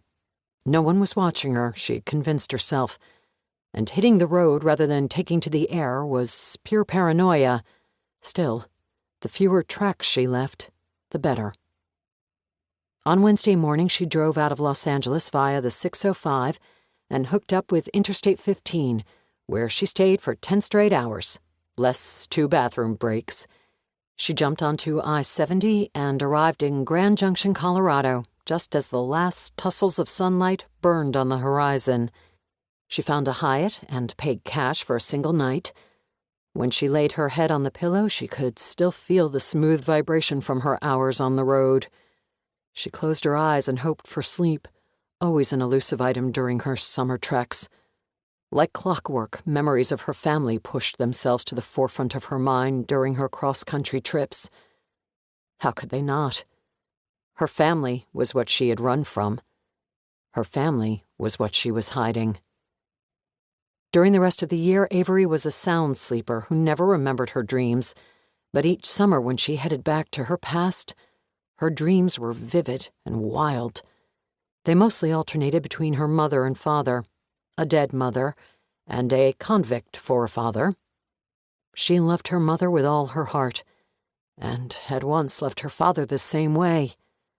But that love had been tainted by her father's betrayal, and in its wake was a combination of hatred and scorn for the man Avery had once considered her hero. Tonight, though, holed up in a hotel somewhere near the Rockies, her parents were absent from her dreams. When sleep came to her, so too did memories of her brother. The Oyster 625 weighed in at 70,000 pounds and measured 64 feet in length. A blue-water cruiser capable of handling the rough seas off the coast of New York, the sailboat was big, sturdy, and expensive. With a price tag north of $3 million, it was an obnoxious gift from her father for her 21st birthday. Designed to accommodate a racing crew of 8, The boat was also crafted for leisurely outings that could be handled by a pair of accomplished sailors, which Avery and Christopher were. Yet 2 hours after Clairvoyance left the marina, the sea churned with angry waves that crested at 4 feet and crashed over the sides of the boat. On downswings, the waves seemed to swallow the bow. The rain came in dense sheets that cut visibility to next to nothing. They'd brought down the sails and the engine was fighting against the waves and the currents. The marina was more than 2 miles away, and only choppy water and black skies were visible. The ocean lifted the magnificent boat into the air and dropped it like a toy into the crashing waves. Avery felt the oyster pull to the starboard side, and she had trouble reining it in. The wheel wanted to twist clockwise, and she fought to keep her westward course. The big boat, however, was pulling too hard. Something was wrong. Then she noticed the heel. No, not a heel, but a dip. The bow was inching downward, as if ready to dive into the sea. She thought it was a swell that had dipped the front of the boat, but when it didn't recover, she knew it was sinking. She lifted the cover of the DSC, Digital Selective Calling button, and pressed it, sending a distress signal to the Coast Guard, telling them the name of the vessel and her exact location in longitude and latitude. For good measure, and because she was scared to death, she picked up the transmitter and placed it to her lips. "Mayday, Mayday, Mayday, this is Clairvoyance! Mayday, Mayday, Mayday!" The squawk of the voice was loud and static-filled, yet barely audible over the rain and wind. "Go ahead, Clairvoyance. This is the Coast Guard. We have your location and are dispatching a crew. What's your situation?" "We're in Oyster 625 in heavy rain and high winds, 4 to 6 foot whitecaps, and taking on water." "Roger that, Clairvoyance. How many on board?" "2!" she yelled over the roar of the waves. "We're in a squall and taking on water. We're heavily pitched to the starboard side." "What's your time frame, Clairvoyance?" "I'm not sure," she said as a wave crashed down over the bow of the boat. "My brother went below deck to find the source of the breach, to see if he could contain it." "Tell your brother to come above board. We'll stay with you until our crew arrives." "We won't have time," Avery said as another wave engulfed the bow. "We're capsizing!" Avery bolted up in bed before she knew she was awake. It was her normal reaction to the recurrent dream, and she had determined it was a defense mechanism.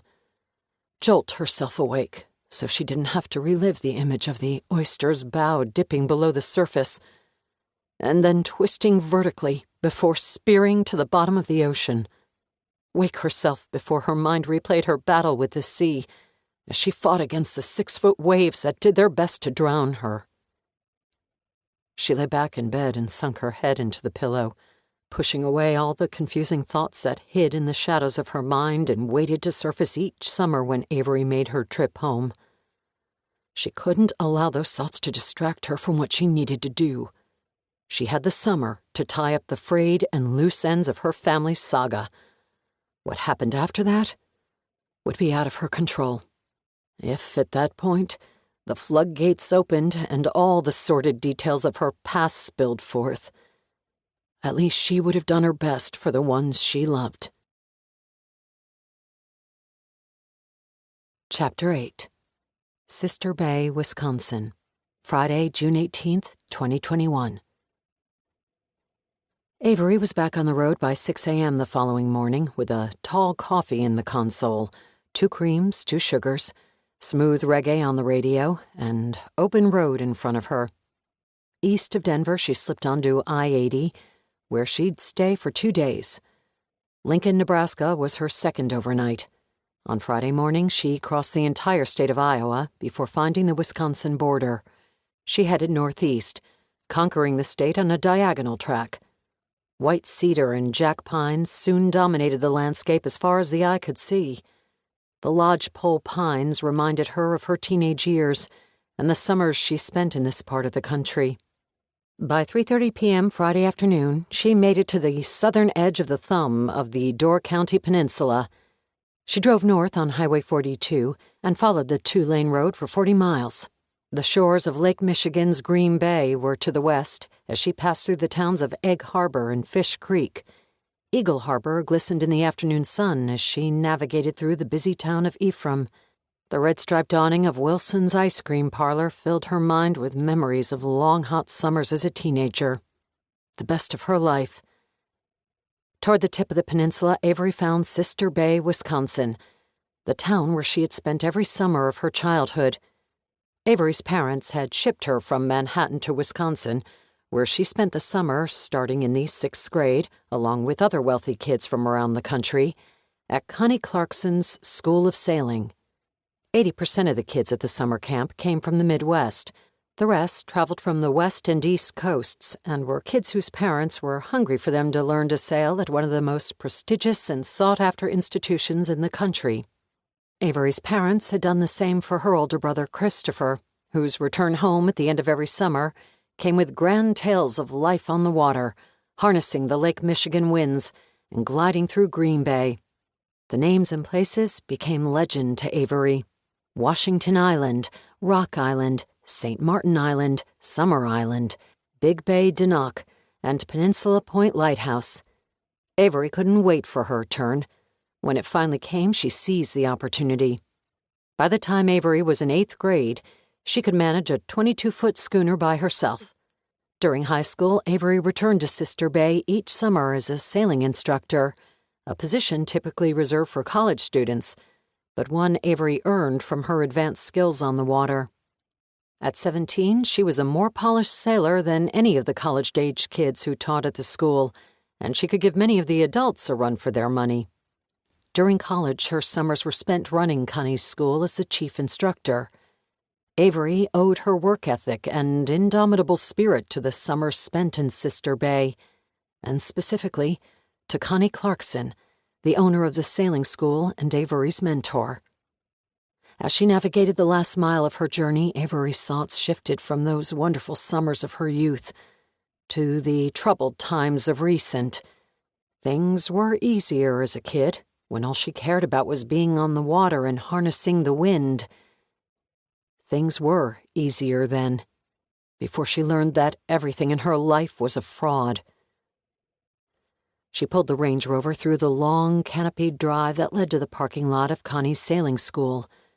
Sitting on 10 acres, the property was forested and nestled along the bay. 12 Northwoods-styled cabins were situated around the property to house 32 students each summer. Avery parked and stared out at the waters of Lake Michigan. A dozen boats were moored at the dock, with 2 lifts anchored in place to pull the skiffs from the water. In the middle of June, the place was busy with students and instructors. Avery allowed the flood of emotions, from her time here as a young woman, to her relationship with Connie Clarkson, to the memories of her brother, and to the betrayal and destruction her father's lies had caused, to overwhelm her. She didn't bother to camouflage her red-rimmed eyes or smeared makeup before she crossed the parking lot and walked up the steps of the main house. She knocked twice and waited. A minute later, Connie Clarkson answered. A smile came to the woman's face. They embraced like mother and daughter. "Claire," Connie said into her ear, "I'm so glad you made it." Chapter 9. Manhattan, New York, Friday, June 18th, 2021. It had been 3 years since Walt Jenkins left New York, 1,140 days since he exchanged the hustle and bustle, the congested streets and smog-filled air for the quiet tranquility of Jamaica. The time had passed in random stretches of achingly slow weeks and blink-of-the-eye months. By any measure, he was doing better today than when he had left. Not fully back to where he had been, but fixed to whatever degree that time heals all wounds, both physical and emotional. He was back in New York for just one night, the same night for which he returned each of the past 3 years. Keeping with the tradition of his life, Walt's return to New York was counterproductive at best, blatantly destructive at worst. He was too smart to believe anything good would come from this night, but too stupid to stay away. As June approached and the annual survivors meeting crept closer, Walt found himself checking airfare. He returned each year for the annual meeting, selfishly took from the participants whatever spiritual enlightenment he needed to make it another year, and then hopped on a plane back to Jamaica, where he drank rum in quiet isolation and tried to undo the damage the trip had caused. It was no way to exist, and could not continue. Yet here he was again, caught in a downward spiral from which he could not escape. Something needed to change, or he'd swirl down the drain of life and never be seen again. He'd been on the brink with alcohol before the Bureau fired him. Retired him, he corrected himself, with his full pension. That was 3 years ago, and he definitely overindulged now. He hadn't talked with his parents or siblings in 3 years, save for a phone call at Christmas. He'd lost just about every friend he'd ever made. The reason behind it all was a woman. The very one he went to New York to see each year. Walt Jenkins gave self-sabotage new meaning. The New York chapter of Trauma Survivors held its reunion each June in Ascent Lounge of the Time Warner Building in Manhattan. It was an annual gathering of trauma victims who had miraculously beaten the odds to cheat death and come out on the other side of life. Alive, yes, but different from the people they had once been. The night consisted of speeches and awards, guests of honor and distinguished charter members, old stories and new.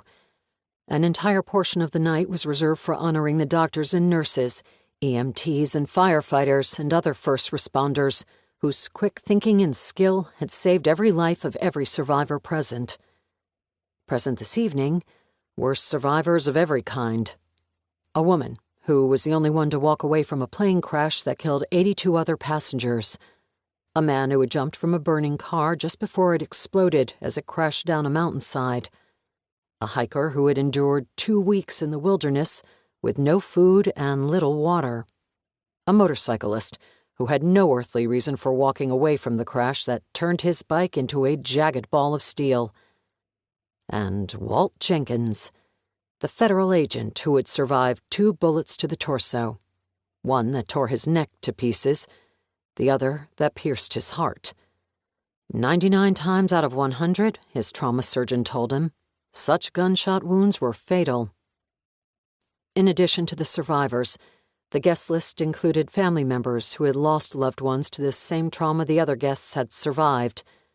The families of the victims of that plane crash that killed all but one of the passengers, the parents of the drunken teenager who had died during the auto accident that sent the man's burning car over the cliff, the sister of the man who did not make it out of the wilderness with his hiking partner, the truck driver whose cab had been the backstop for the sliding motorcycle. Walt returned to New York each year to see one family member in particular. This far removed from his former occupation in the FBI, Walt owned just one suit. Formal attire was not required for his new life in Jamaica, and he had trashed every sport coat and tie he owned before he made the move years earlier. Now he pulled the lapels down tightly on his shoulders, straightened his tie, and took a deep breath before he pulled open the heavy doors of the Ascent Lounge. He made a beeline for the bar. "What kind of rum do you have?" he asked the bartender. The young man slid a menu across the bar. Walt ran his finger down the surprisingly large selection of rum and chose a Mount Gay 1703. The bartender poured it on the rocks and served it in a bottom-heavy tumbler, which felt perfectly balanced in his hand when Walt lifted it to his lips. His pension was not fat enough to afford Mount Gay, and ordering rum he couldn't afford always stirred anxiety in his gut, until he took the first sip. With drink in hand, he leaned against the rail of the bar and surveyed the room. It was still early. The presentations and speeches had not yet started. He wanted a drink or two in him before he came face to face with her. As he swallowed his second sip of rum, he felt a light hand on his shoulder. "Walt," a woman said. Walt knew the voice immediately. Dr. Eleanor Marshfield was the trauma surgeon who had sewn him back up. He turned with a smile. "No surprise that I found you at the bar," Dr. Marshfield said. Walt offered a pained look on his face, then held up his rum. "Guilty as charged. Can I buy you one?" "No, thank you. I'm on call." Walt nodded. The woman spent her life waiting for tragedies, car accidents, and gunshot wounds. It was a hell of a way to live, but Walt was glad for her calling. She had saved his life. "How have you been, Walt?" "Good." Walt bobbled his head up and down. "Pretty good." "How's work?" "I'm not working anymore." Dr. Marshfield raised her eyebrows and wrinkled her forehead. "I thought that was only a temporary thing." Walt smiled. "Me too. But I guess there's an unwritten rule in the FBI that after an agent takes 2 bullets through the heart, his services are no longer required." "It was just 1 through the heart, the other was through your neck. I'm good, but I'm not that good." "Thanks for the correction." "What's been occupying your free time as a retired man?" "Rum, surf, guilt, and regret. I haven't quite figured out the retirement thing yet," he finally said. "But I'm working on it." "You're young. You've got your whole life in front of you." Walt didn't bother mentioning that was exactly what he was worried about. Dr. Marshfield's phone buzzed and she looked at the screen. "I was hoping to stay longer. I've only spoken to a few of my past patients, but I've got to run over to the hospital. It was great seeing you, Walt. I'm glad you're doing well." "Thanks, Doc. I'm glad you found me." "See you next year?" "If I'm still alive." "You will be. Just don't run into any more bullets, and maybe take it easy on the alcohol." He watched her leave and took a sip of rum before he returned to scanning the crowd.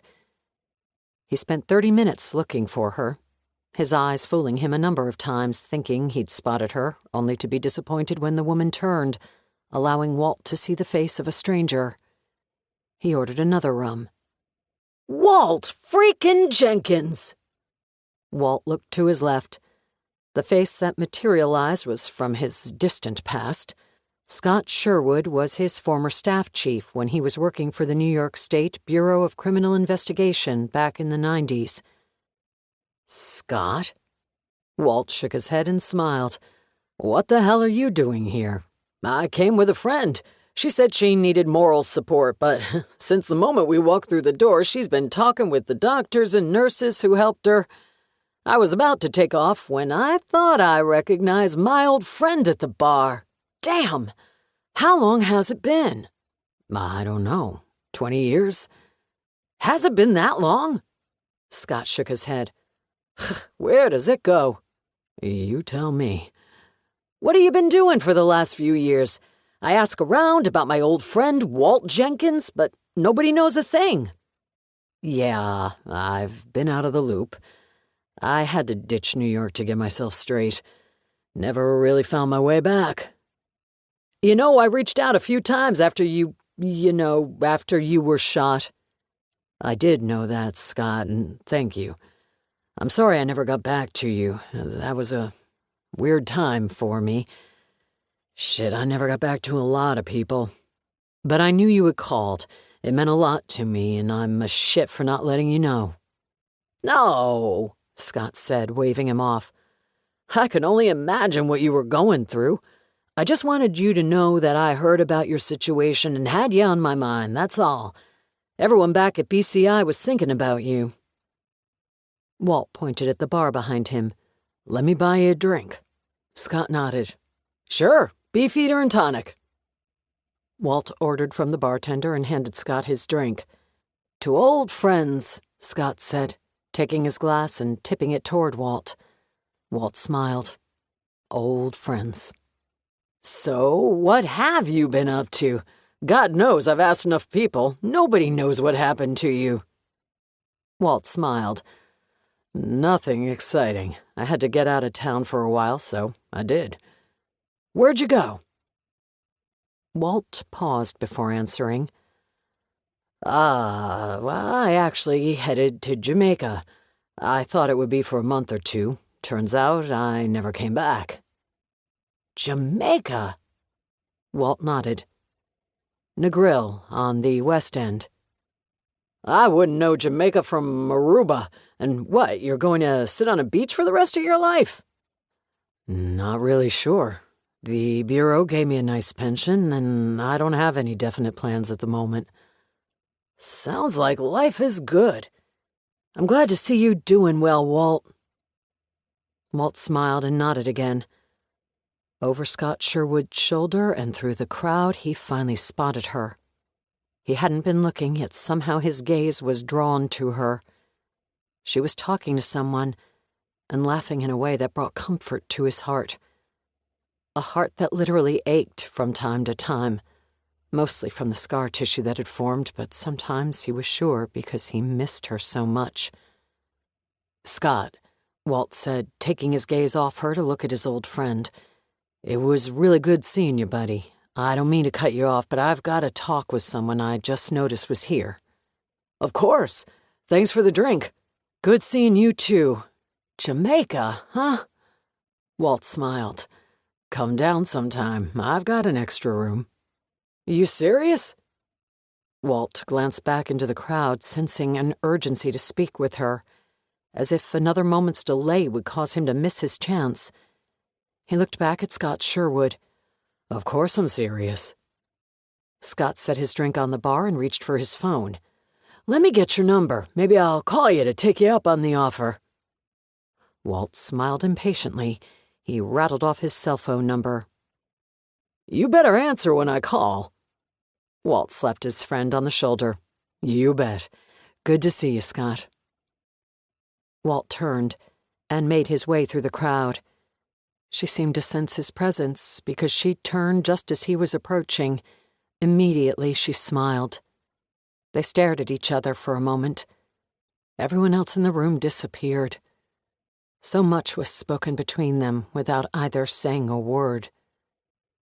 Finally, she reached out and put her arms around his neck. Walt wrapped her in a tight hug. Hi, Megan. My God, it's good to see you, she whispered in his ear. There were 1,000 things Walt wanted to say, 1,000 things he had rehearsed, things he had thought about every day during the year that had passed since he had last seen her, that he loved her as much now as he did 3 years ago, that he missed her in a way he had never missed another person, that if the universe were a less cruel place, they'd have met each other earlier in life, that he hadn't left because his love for her had faded, but because it was easier to be miserable living on an island in the Caribbean than in the same city as the woman he loved, but couldn't be with. Walt said none of those things, though. He just closed his eyes and held her tight, feeling her heart thud against his own. Chapter 10. Sister Bay, Wisconsin, Friday, June 18th, 2021. It had been years since anyone called her Claire. No one else, in fact, referred to her today as anything other than Avery Mason. She wondered if it was really possible to erase a past and become someone else. Childhood memories rooted deeply in her subconscious told her that it was not. No matter how many years passed, some part of her would always be Claire Montgomery. The part of her that was tethered to Connie Clarkson had no other identity. Born Claire Avery Montgomery, she had not legally changed her name to Avery Mason, but had used the moniker in the byline of her first article for the LA Times when she was 28 years old. It stuck. Not coincidentally, it was the same year her father was indicted for one of the largest Ponzi schemes in American history. The name change was a strategic move made after she graduated law school and tried to escape her family's legacy. Being the daughter of Garth Montgomery had ended her legal career before it started. No one would trust the daughter of one of America's greatest thieves to honestly pursue criminals. So she hadn't tried. With a useless law degree and a family lineage she was trying to expunge, she fled New York and landed in Southern California. She fell back on her undergraduate degree in journalism to secure a job as a beat writer for the Los Angeles Times. It paid little and was a far cry from the life she had left behind. Once the daughter of a billionaire and the recipient of a trust fund meant to provide a lifetime of financial independence, she landed in L.A. and, for the first time in her life, needed to fend for herself. Soon after starting at the Times, she stumbled across the story of the missing Florida toddler. The story was picked up nationally, and her investigation gained the attention of Mac Carter. She, as Avery Mason, was asked to appear as a guest on American Events to tell the story, which led to a 3-part special. The final 2-hour episode included the dramatic footage of Avery, followed by American Events cameras, accompanying the police when they made their disturbing discovery in a shed behind the grandmother's home. Mac Carter had been so impressed with Avery's investigative instincts that he asked her back on the show several times that year. She was just 29 years old at the time. The frequent guest spots led to a more permanent role as a regular contributor. Her ratings proved the young journalist popular. After 2 years as a contributor, she was asked to join the show permanently as co-host. When Mac Carter died, she found herself in the unlikely position as the new face of one of America's longest-running news magazine shows. On the surface, Avery Mason was a young, successful journalist with her entire career in front of her. Inside, she was a nervous wreck that the attention would shine a spotlight on her past and link her to Garth Montgomery, her father, the thief of Manhattan. Throughout the 1990s and 2000s, the Montgomery family had been a symbol of the American dream, a hard-working family who had reached the upper echelons of society through grit and determination.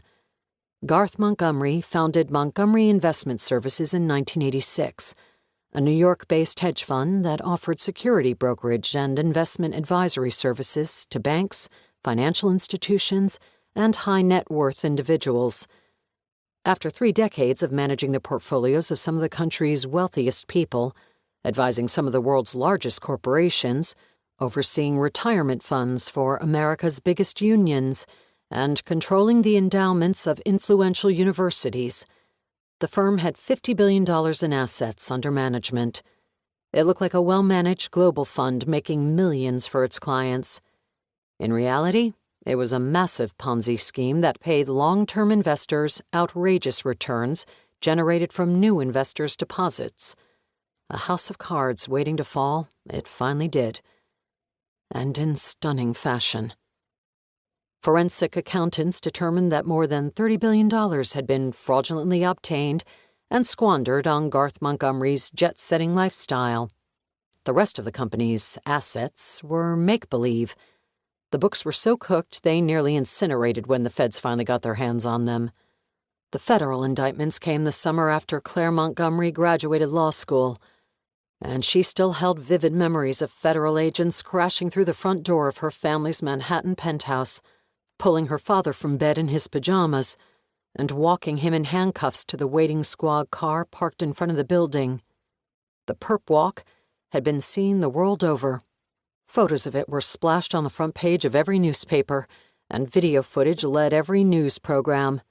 Type the name Garth Montgomery into any search engine, and the first image that popped up was her father, pajama-clad, with hands cuffed behind his back, and a score of federal agents leading him from the building. Despite that she had been warned of the details, she was still shocked by the enormity of the situation when the specifics of House of Cards, the FBI's name for the operation that brought down Montgomery Investment Services, became public. It was like watching a horror movie that starred her father as the villain. If the allegations were true, and she knew they were, it meant that her father had defrauded thousands of people out of their life savings, many blue-collar workers out of their retirements, and universities out of decades of endowment contributions. The allegations meant the Montgomery family was a mirage, both morally and materially. Everything they owned was contaminated by greed and deceit.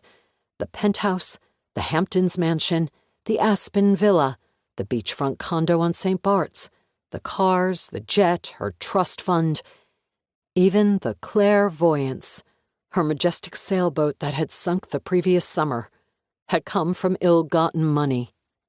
But it wasn't just the things that were an illusion. It was the lie that they were ever a happy family. Perhaps worse than the financial fraud was the personal deceit that came to light in the wake of her father's conviction. Garth Montgomery's mistress was discovered, a 40-year-old woman her father had been sleeping with for more than a decade. Her entire lifestyle had been financed by Garth Montgomery and the money he stole. The affair dated back to Avery's teenage years, and all at once the late nights her father constantly worked and the frequent business trips made sense. Even the idea that Avery and her brother had been shipped off to Wisconsin each summer had felt tainted by deceit. The revelation of her father's dual life had cut deeper than knowing her whole life had been a fantasy. The discovery wrecked her mother. A complete deconstruction of the life she believed she had built with the man she loved. A heart attack claimed Annette Montgomery when she was just 62 years old, a mere 8 months after federal agents hauled her husband from bed in the early dawn hours. Despite an autopsy revealing chronic and undetected coronary artery disease, Avery couldn't get past the idea that her father's betrayal had been the real cause of death. It was this festering thought that continued to fuel the disgust she felt toward her father. Though her mother's passing had been another tragedy to bear, there was some sense of peace knowing her mother would not have to endure the stigma that came with being the wife of one of the most hated men in America. Anguish and anger eventually gave way to clarity. The life Claire Montgomery had lived for 28 years was over. Survival would only come from reinventing herself. So she did. And Avery Mason was born. Chapter 11. Sister Bay, Wisconsin, Saturday, June 19th, 2021. Avery spent the evening at Connie Clarkson's home drinking wine and catching up. Earlier in the day, she toured the campus, visited the cabin where she used to stay each summer, walked the docks, and spoke with the students who were spending the summer. In the evening, she and Connie shared stories and life's highlights since they had last seen each other the year before. Avery asked about the school. Enrollment was full and the wait list was long. The school would survive. Connie would make it. Things were not the same today as they had once been, but Connie was managing. If the woman held a grudge about what had happened, she had never shown it. It was, of course, Connie's connection to the Montgomery children and the many summers they spent in Sister Bay that allowed Garth Montgomery to approach her with an investment opportunity. Connie was hesitant at first to become so intimately connected in business to the father of 2 of her former students, but eventually gave in to the smooth-talking financial wizard.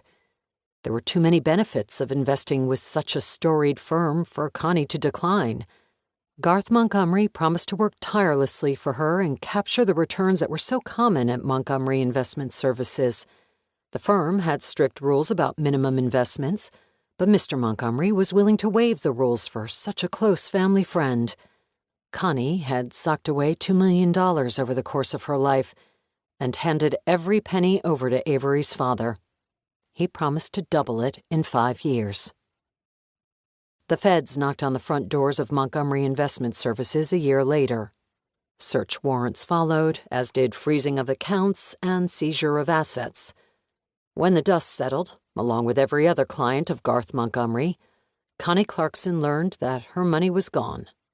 Detailed accounting showed that it had been paid to long-term investors who were due outrageous returns the fund could not legitimately cover.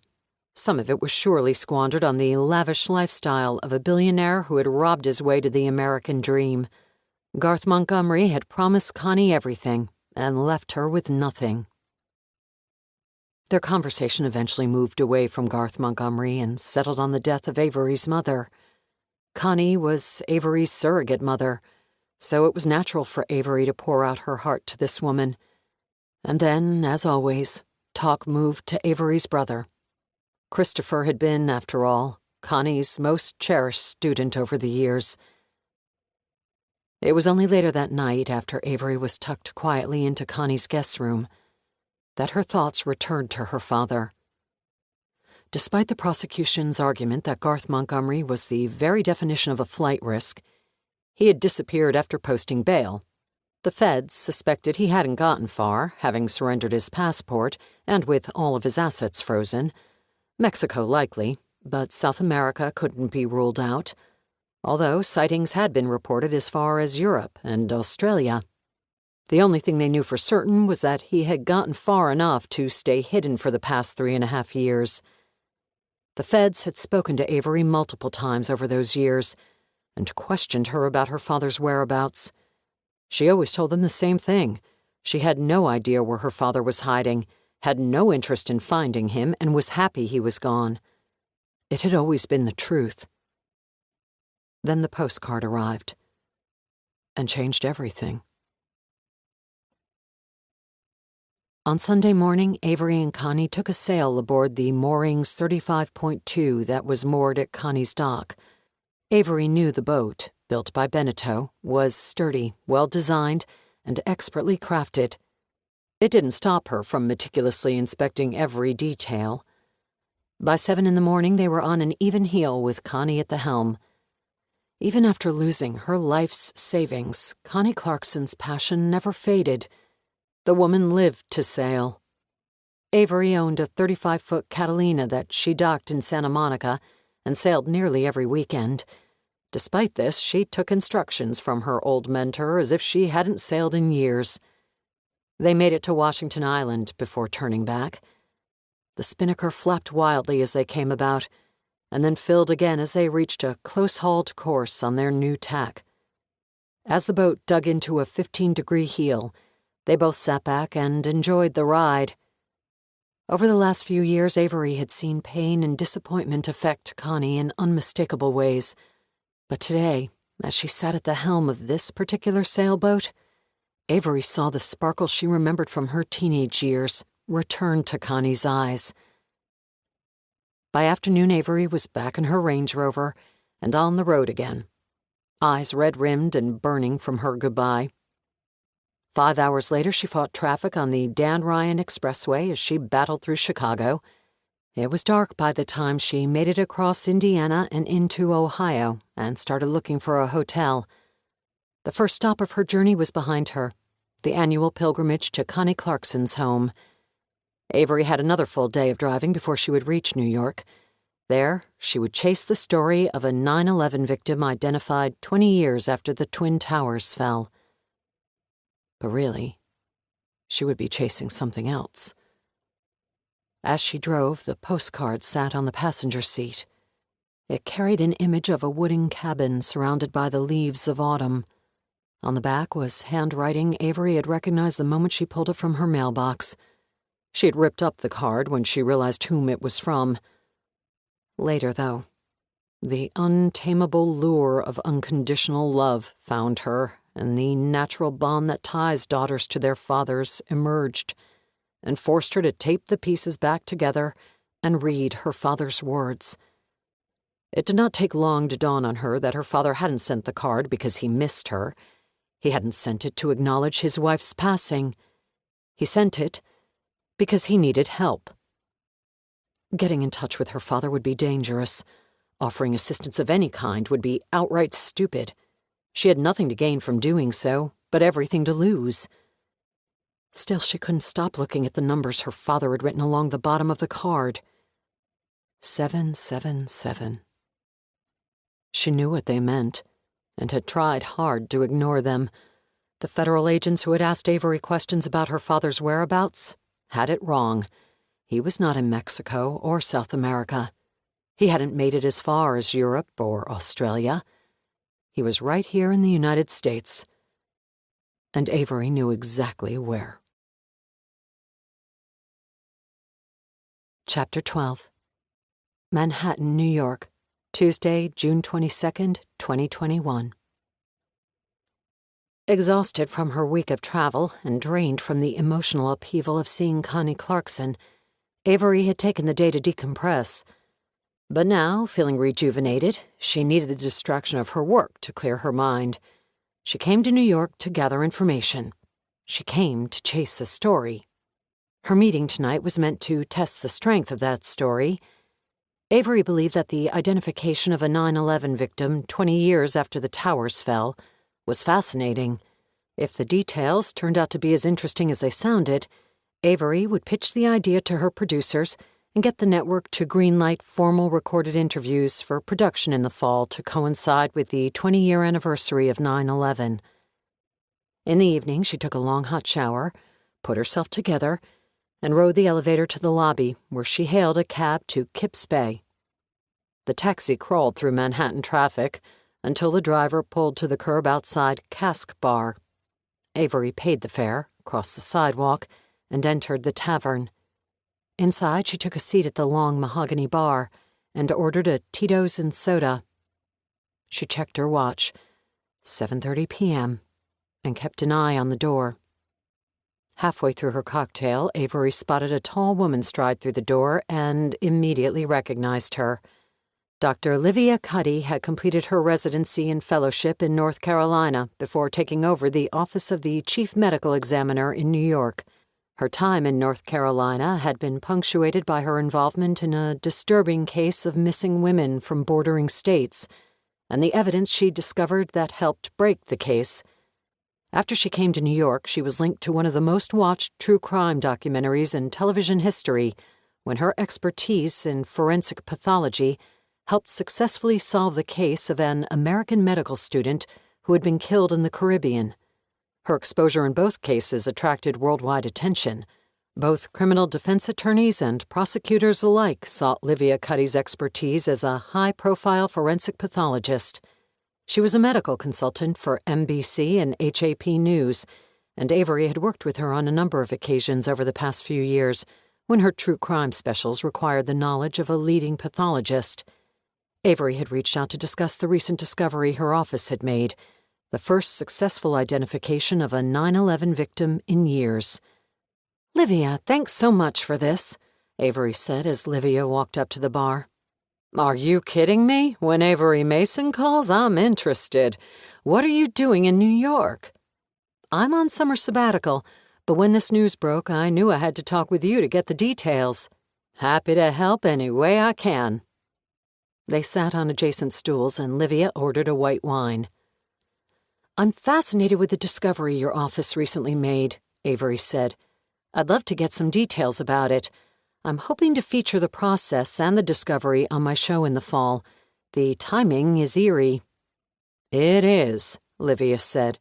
20 years later, and we're still identifying victims from the World Trade Center. It's mind-numbing. "I'm curious how that's even possible. Tell me about it." Well, I obviously wasn't the ME in New York during 9/11, but I've heard stories from folks who were on the front lines. Some of them are still part of the office today. It was horrific, as you might imagine. When the towers fell, the loss of life was not only tragic, but destructive, gruesome even. There were very few fully intact bodies recovered from the rubble. Mostly what was found were body parts. It made identifying the victims a monumental challenge. Many recovered body parts were too badly damaged to match them together, so each one had to be identified. Since many of the bodies were catastrophically burned, the usual methods of identification, finding a tattoo or a birthmark or other distinguishing characteristics, were impossible. Instead, we had to rely on DNA. Dental records helped in some cases, but relying on dental ID and DNA analysis had its limitations. Those methods are reliant on the families delivering dental records and DNA samples of their loved ones to the medical examiner's office. As we sit here tonight, there are over 20,000 pieces of remains, mostly bone fragments, that have yet to be identified. We've extracted DNA from a portion of those remains, but we have nothing to match it to. Because families never provided a reference DNA sample? Correct. And the rest of the 20,000 remains? Until recently, Livia said, we had no way of extracting DNA from them. And remember, we're talking about thousands of bone fragments. The math is simple. Just fewer than 3,000 people died when the towers collapsed. We have over 20,000 specimens to ID. Many of those specimens belong to the same victim. Occasionally, we extract DNA from bone and realize the remains belong to an already identified victim. We check it off the list and move on. But many of the bone fragments were burned so badly that nearly all of the DNA was destroyed. Until you developed this new technology. Correct. And I wish I could take credit for developing it, but I can't. I'm only peripherally involved in the identification process. That's handled by Dr. Arthur Trudeau, who, along with his team of scientists and technicians, works tirelessly each day on the 9/11 project. Tell me about the process. Again, I hope to come back later in the summer and formally interview you on camera. Dr. Trudeau as well. Livia nodded. That could certainly be arranged. I too find it fascinating. Here's how it works. Typically, extracting DNA from bone is straightforward.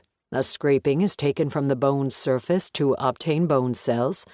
DNA is then extracted from those cells using EDTA and proteinase K, which are enzymes that break down the cell wall and allow the DNA to spill out.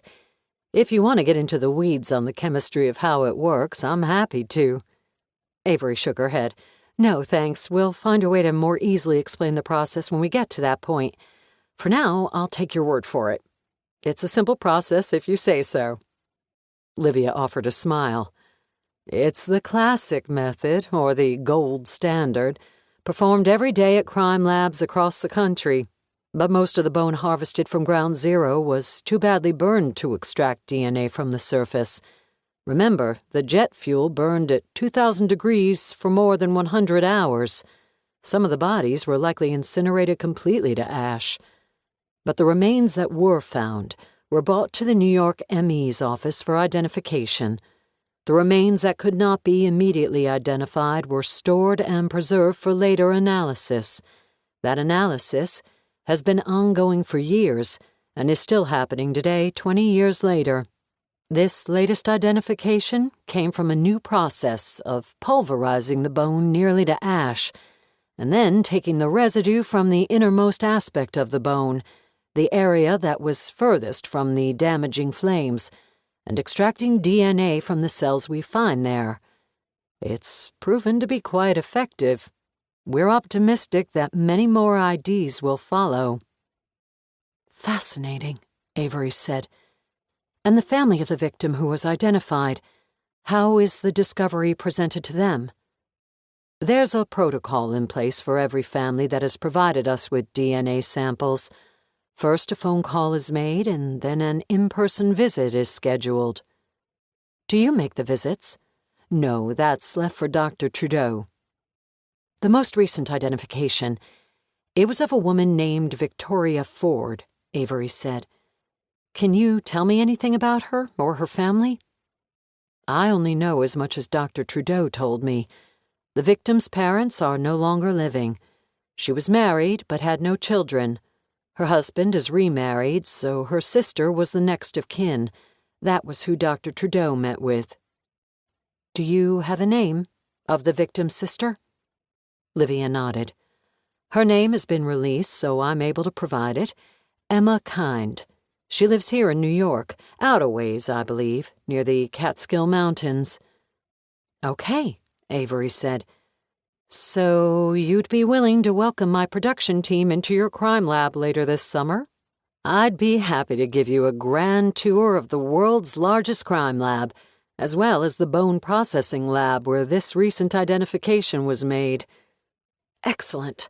I'll get some dates scheduled and be in touch. Great seeing you, Avery. You too, Livia. Thanks again.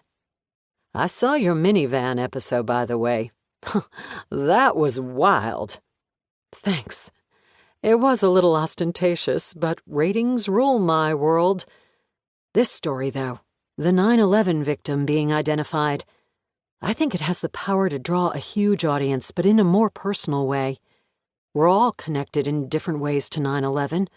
We all remember where we were when we watched the scene unfold on television. I want to do this story the right way. I know you will. What's next? Avery shrugged. I'm off to the Catskills to find Emma Kind and see if she's willing to talk about her sister. Avery spent the following day making phone calls and rattling cages, utilizing every contact she had to track down people who knew Victoria Ford. She had no idea her presence in New York, or her interest in Victoria Ford, would draw so much attention. Chapter 13. Negril, Jamaica, Wednesday, June 23rd, 2021. Rick's Cafe was a popular bar built into the cliffs on Jamaica's West End. This afternoon, like every other day of the year, it was populated by throngs of bathing suit-clad tourists, slurping fruity cocktails and staring off into the Caribbean Sea. The tiered outdoor seating area was located at the cliff's edge, where patrons sat 40 feet above the turquoise water, separated from the cliff's sheer drop-off by a waist-high stone wall.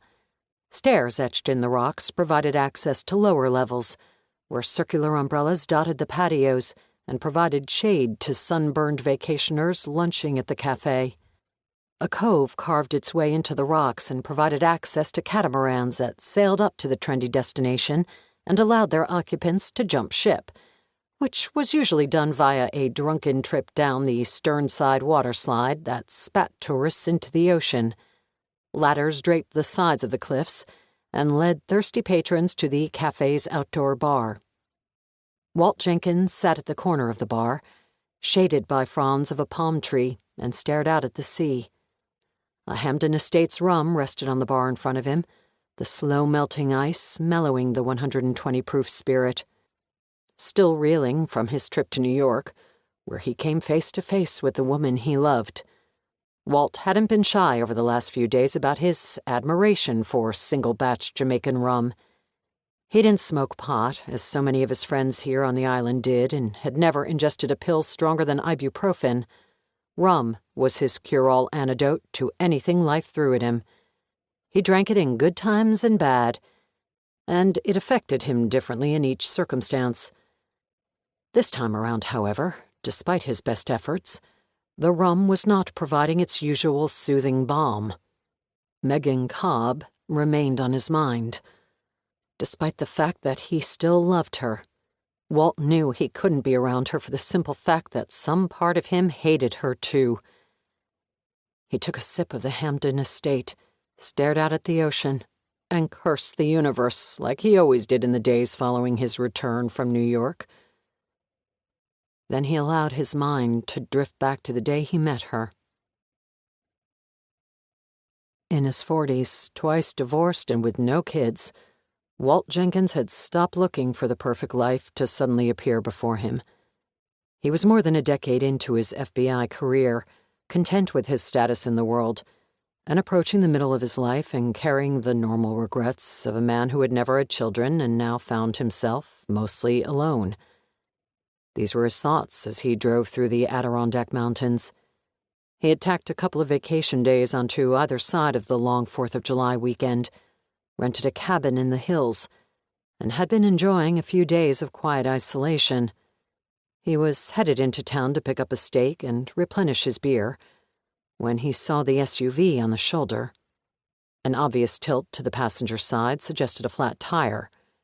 Although Walt had been an FBI agent for far longer than he was ever a patrolman, his inner psyche would forever carry a sense of obligation when he saw a disabled vehicle. The SUV had pulled onto the shoulder but was perilously parked just beyond a bend in the road, where reckless drivers might not see it as they screamed around the corner. Walt pulled over and kept a good distance between the two cars so that his was visible to passing traffic. He turned on his hazards, climbed from behind the wheel, and walked toward the SUV, making sure to offer a wide berth. The last thing he wanted was to frighten the woman behind the wheel, who was stranded and alone on an isolated mountain road. He waved from several feet away.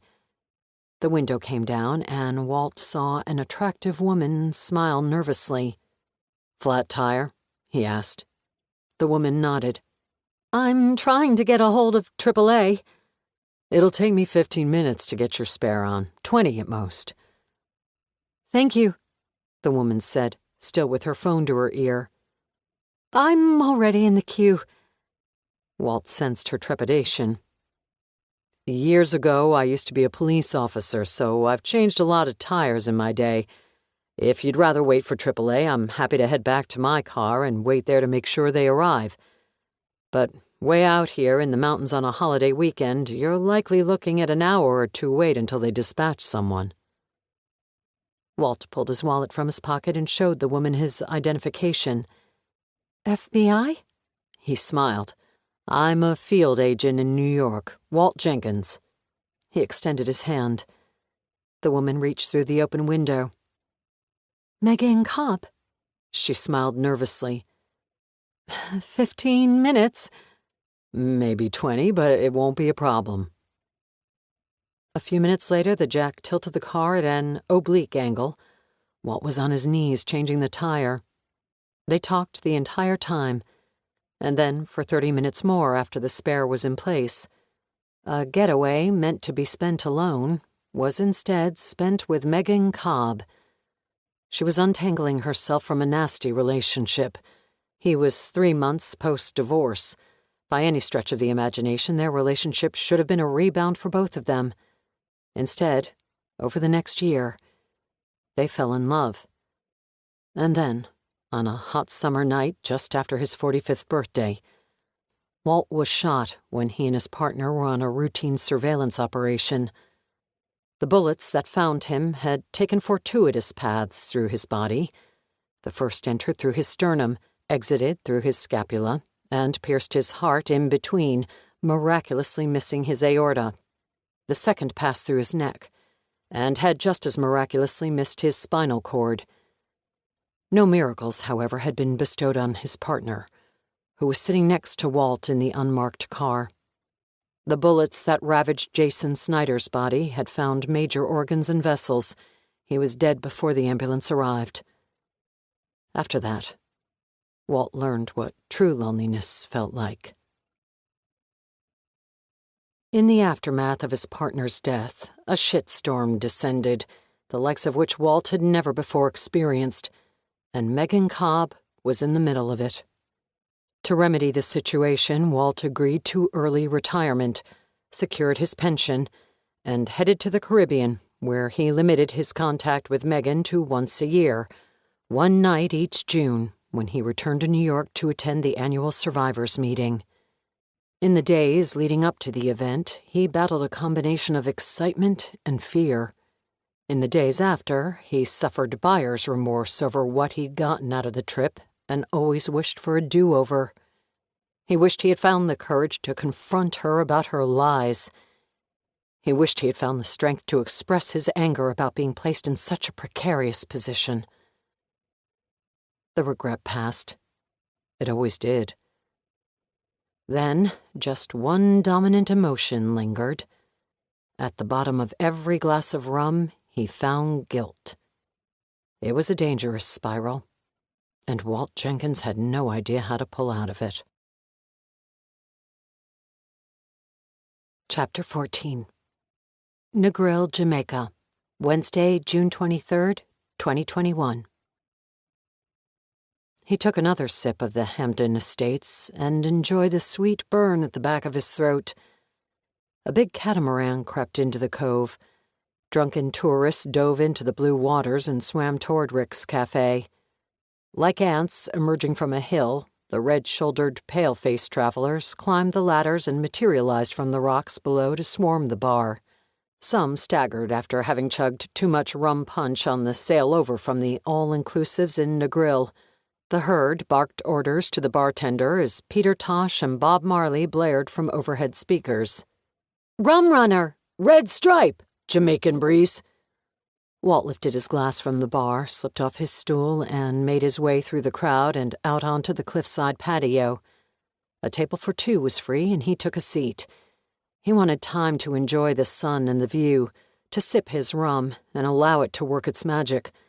But the arrival of a catamaran was usually his signal to head home.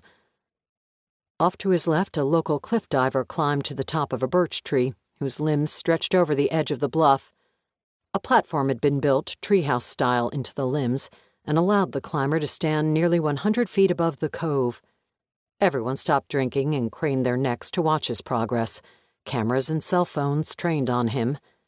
The reggae music quieted when the man sat down with his legs straddling the wooden platform and swinging in the afternoon breeze, teasing his audience and making them wait for his impending dive.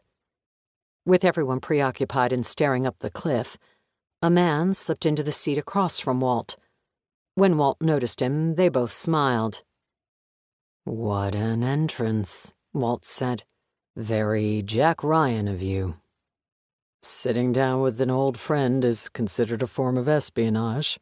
the man asked.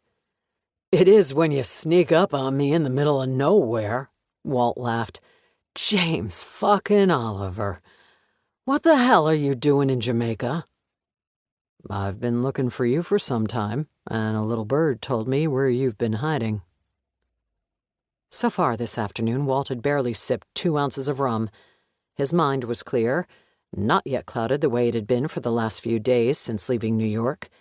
He was thinking lucidly, and the sight of his old FBI boss caused the neurons of his mind to fire like they used to when he was active in the Bureau. An 18-year veteran, Walt's reaction to and analysis of all circumstances was shaped by Oliver's training and experience. 3 years removed from the Bureau, those old senses had dulled a bit. The sight of his old supervisor, however, brought Walt's training and instincts flooding back to him. He had been careful over the last couple of years not to tell people where he was staying. Only his parents and siblings knew he was renting a house in Jamaica, with no plans of returning to the States. And not even his family knew that Walt's original visa had been parlayed into dual citizenship. He had been especially careful to avoid telling any of his old FBI buddies where he was hiding.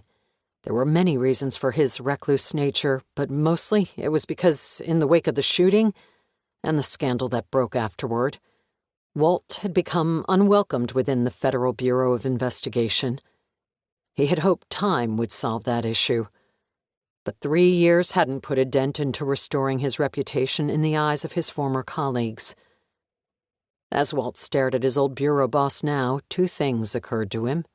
First, Scott Sherwood, his old station chief from when Walt was a young detective in New York State, and whom Walt had accidentally run into at the survivors' meeting, was the one who ratted out his location.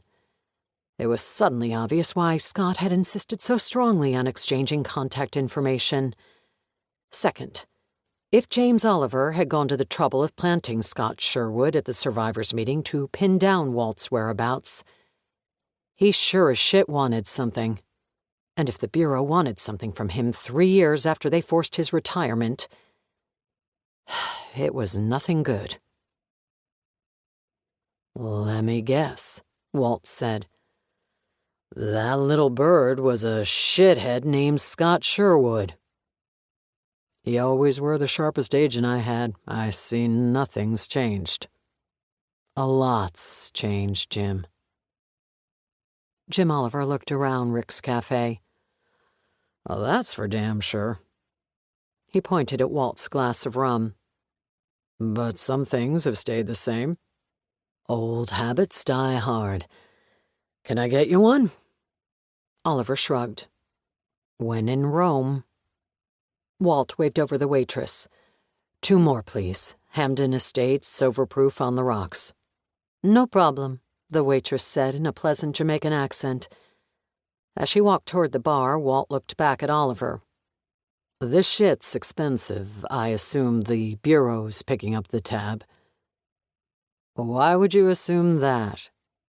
"Because if you're sitting in front of me at a cliffside tavern in Negril, Jamaica, the Bureau wants something.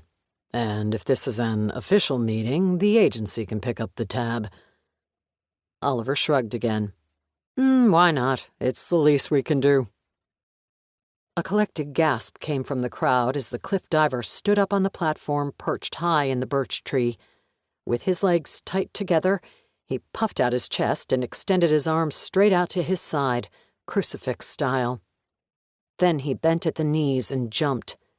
His body rotated in a slow backward somersault as he jetted toward the water, taking 2 full seconds to cover the 100-foot jump before landing feet first and disappearing into the cobalt water, barely producing a splash in the process.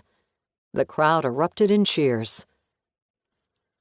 "I must admit," Oliver said, taking his gaze off the action and looking back at Walt. "Retirement sure sounds good at the moment." "Forced retirement, remember?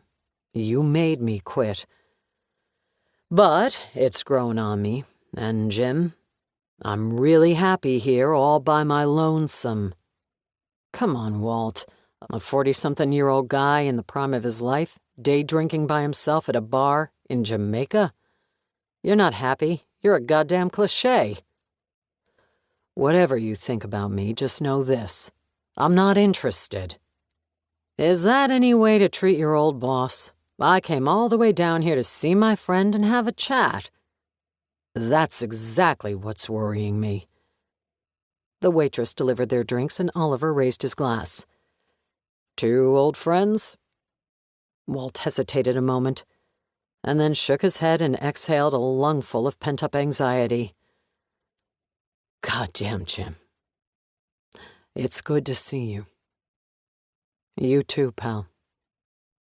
They touched glasses and each took a sip of rum.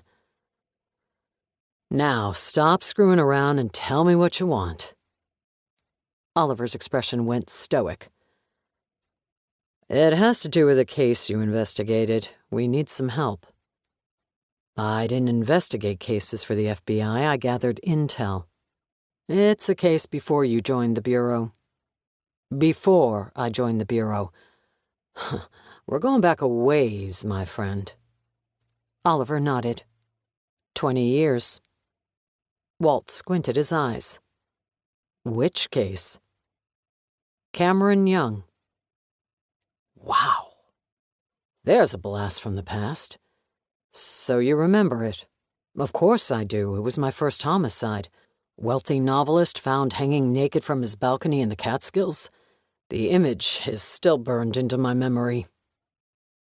In addition to the crime scene, Walt remembered other things about the case, too.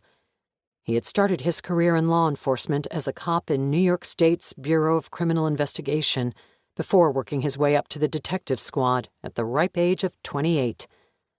The murder of Cameron Young was his first solo case. Because the victim was a high-profile writer, Walt's first investigation had been conducted under the hot lens of the media. Every discovery had been made public, and his margin of error was narrow. He knew from the outset that he could make no mistakes. And he hadn't. He conducted a meticulous investigation and gathered his evidence by the book and with no corners cut. The shortcuts came from those above him. But it was not Walt's job to build the prosecution's case, only to gather the evidence and turn it over to the DA's office. And he had. All his ducks had been arranged in a neat row. The DA had convened a grand jury, and the indictment of Victoria Ford was imminent. Then 9/11 came, and the case fizzled and disappeared. Afterward, Walt heard rumors about the district attorney and the manipulation of evidence. When he searched for specifics, he found only resistance and dead ends. A year later, the FBI recruited him to fill one of the many holes in counterterrorism. He forgot about the Cameron Young case and gave up detective work to chase terrorists. "I'm usually pretty good at recognizing angles," Walt said. "But hell if I can figure out why the FBI would be interested in a homicide from 20 years ago. Something's come up and we need your help. Your involvement in the Cameron Young case might provide perfect cover." "Cover for what?" "Ever heard of a woman named Avery Mason?" Walt's eyebrows pinched together. "The American Events lady? Of course. It's the only television show I watch down here. I stream it on my tablet." Her birth name is Claire Avery Montgomery. She changed it to Avery Mason when she landed in L.A. Walt shrugged. Don't a lot of Hollywood types change their names? Maybe, but Avery Mason's name change had nothing to do with Hollywood and everything to do with heritage. Do you know who Garth Montgomery is? The Ponzi scheme cheat. That's him. Didn't he steal something like $10 billion from investors? Try 50. He convinced giant corporations to invest in his hedge fund on the strength of its returns. But the books were cooked. Feds caught on and made their move. To stay out of prison, he offered to testify against his partners. Then he disappeared. No one's seen him since. What's this got to do with the American events lady? She's Garth Montgomery's daughter, and she's done a magnificent job of hiding in plain sight. None of the millions of people who tune into her show know her real identity. But we do, and we've been watching her for some time now. We believe she knows where her father's hiding, and we think she's been aiding and abetting him. Walt slowly nodded. I'm still not making the connection to the Cameron Young case. There's been a development in the case. Remember the name of the woman who killed him? Victoria Ford, he said. What's the development? About a month ago, the medical examiner's office in New York made a positive ID on remains found at Ground Zero. They belonged to Victoria Ford. And that's where you come in, my friend. Walt leaned closer to his old boss. I'm listening. Avery Mason is snooping around New York, hoping to put together a story about a 9/11 victim identified 20 years after the towers came down. It won't be long before she learns about Victoria Ford's history and the crimes she was accused of. If you've seen her television show, you know she won't stop at Victoria Ford's story. She'll want to know all about Cameron Young's murder. It's not a stretch to suspect that Ms. Mason will become very interested in that old investigation. It's her forte. And Cameron Young's story involves a young detective named Walt Jenkins. Jim Oliver smiled and took a sip of rum, making Walt wait a moment before he continued. Avery Mason is going to want to speak with that detective and find out everything he remembers about the case. We need you to get on a plane and head back to New York to get yourself reacquainted with the Cameron Young case. Walt, still leaning across the table, slowly raised his eyebrows. And then do what? Wait for Avery Mason to reach out to you. When she does, we need you to help her with the case. She'll want to retell the Cameron Young story. It was full of sex and betrayal, which is television gold. Work with her. Give her whatever she needs. And in the process, we hope you can uncover any details about where her father is hiding. How am I supposed to do that? Get close to her. She's in New York for a reason other than the Victoria Ford story. We think she's about to help her father somehow, or at the very least, make contact with him.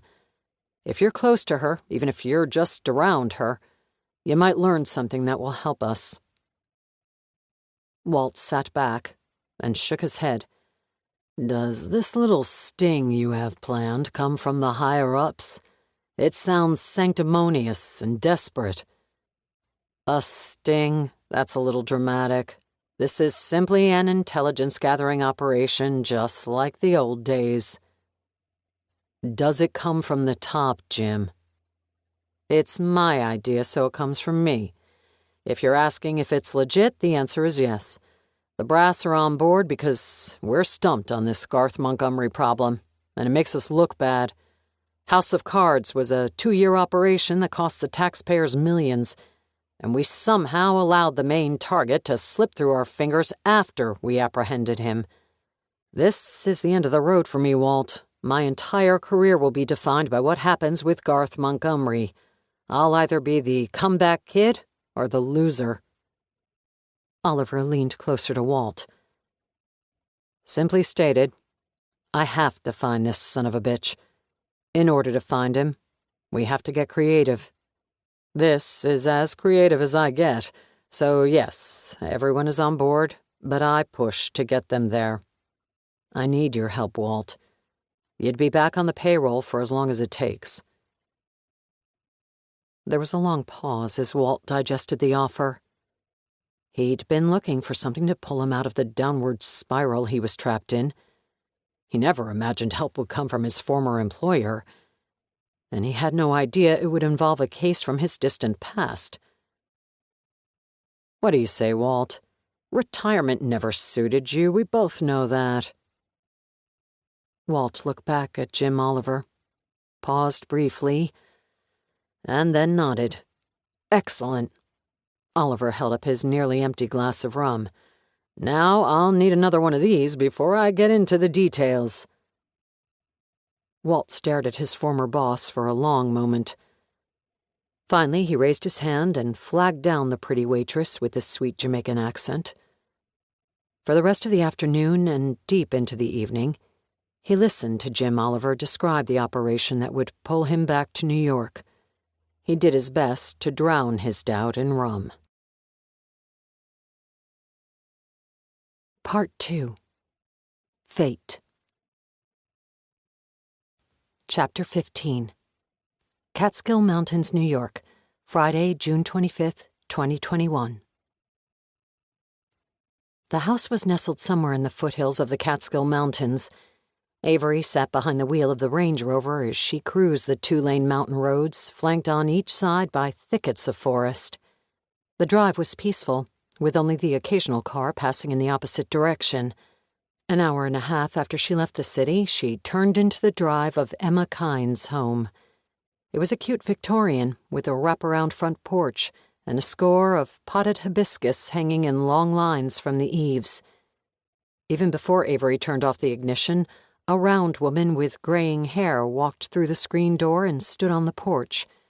She looked to be in her 60s. She smiled from behind wire-rimmed glasses and lifted her hand in an amicable wave. The gesture prompted Avery to do the same from the front seat. "You have got to be kidding me," the woman said as Avery climbed from her car. "Avery Mason, in my front yard." Avery smiled as she walked toward the porch. When Avery had called earlier in the week, she'd heard more than a little skepticism in Emma Kyne's voice about whether she was really speaking with Avery Mason, the host of American Events. "This is too much," the woman said. "I told you I wouldn't believe it until I saw it, and now I'm seeing it." "Your house is gorgeous," Avery said when she reached the bottom of the porch steps. "Thank you. Come inside, please." She climbed the front steps. "Avery Mason." The woman shook her hand emphatically. "Emma Kyne. This is really just too much. Come on in." Avery followed Emma inside. The interior of the house was as quaint, a mixture of classic Victorian with a woodsy vibe. Sturdy oak beams lined the pitched ceilings, cherry oak wood floors shined with the afternoon sun, and ornate moldings outlined the entryways. "What can I get you to drink?" Emma asked. "Tea, water, coffee?" "Oh, I'm okay, thank you, though." Emma opened the refrigerator and pulled out a bottle of Chardonnay. "Avery Mason is standing in my kitchen, so I'm having a glass of wine. Would you like to join me?" "I suppose it would be impolite to say no twice." Emma smiled and removed 2 wineglasses from the cabinet. They headed to the back, where they sat in the shade of a large patio umbrella and stared off to the mountain peaks in the distance. Emma poured 2 glasses of Chardonnay. "Thanks for meeting with me," Avery said, taking a sip of wine. "I'm sure it's not easy to talk about your sister, even this many years later." Emma pulled her gaze from the mountains and looked at Avery with a smile. "Even after 20 years, I still miss her." "Victoria was your younger sister?" Emma nodded. "By 5 years. She was 35 when she was taken from this world." Emma raised her eyebrows and shook her head. "Hard to believe she'd be 55 today. There's just no way for me to picture my baby sister in her mid-50s. You know, when a loved one dies young, your perception of them is placed in a time capsule. You're only able to remember them as they were then, not as they would be today. Victoria was so young and healthy, full of life. To me, she will forever be that vibrant young woman. It's the only way I'll ever know her. Does the news of finally identifying Victoria's remains bring closure for you? Emma took a sip of wine. In a way, I suppose. But not the type I'm looking for. What kind is that? Emma blinked and studied Avery for a moment, a look of curiosity coming over her. Do you know much about Victoria? Not much, only that she died on 9/11 and her remains were just identified by the medical examiner's office. I was hoping you could tell me about her. Yes, of course, and I have waited 20 years to finally put my sister to rest. Maybe that'll be possible now, but I doubt I'll be able to do it properly. You mean with a funeral? Emma smiled in a way that made Avery feel as if she were missing something. You really don't know about Victoria's past, do you? No, Avery said. That's why I'm here. Emma shifted her gaze back to the panoramic view and took another sip of wine. My sister was involved in a murder investigation prior to her death. It was a great big sensationalized case around here. An awful case. Gruesome in its nature and filled with perverted sex. The media and the police painted Victoria out to be a monster. Avery sat up taller in her chair. Victoria was involved in the investigation, meaning they said my baby sister was a killer, something I know without doubt is false. So until I find a way to come to terms with that, I'll never be able to properly put Victoria to rest. Avery had come out to the country looking for a feel-good story about a woman finding closure 20 years after her sister was killed on 9/11. Instead, she'd stumbled onto a 20-year-old murder investigation. Her mind buzzed with possibility, and the curiosity center of her brain ached for every detail. Would you tell me about it? Avery asked, trying not to sound too eager. Emma nodded. That's what the wine is for. Chapter 16. Shandaken, New York, Friday, June 25th, 2021. Walt Jenkins' plane landed the day before. Had he not recently come to the realization that his life was in a downward spiral, he might have passed on Jim Oliver's offer. But Walt was looking for an opportunity to stop running, and perhaps he'd found it. The Bureau put him up in a suite at the Grand Hyatt in Midtown. It took Walt just over an hour to make the trip out to the country. The Bureau of Criminal Investigation branch of the New York State Police was an investigative division of plainclothes detectives that, for the most part, assisted local law enforcement that lacked the investigative resources needed for major crimes.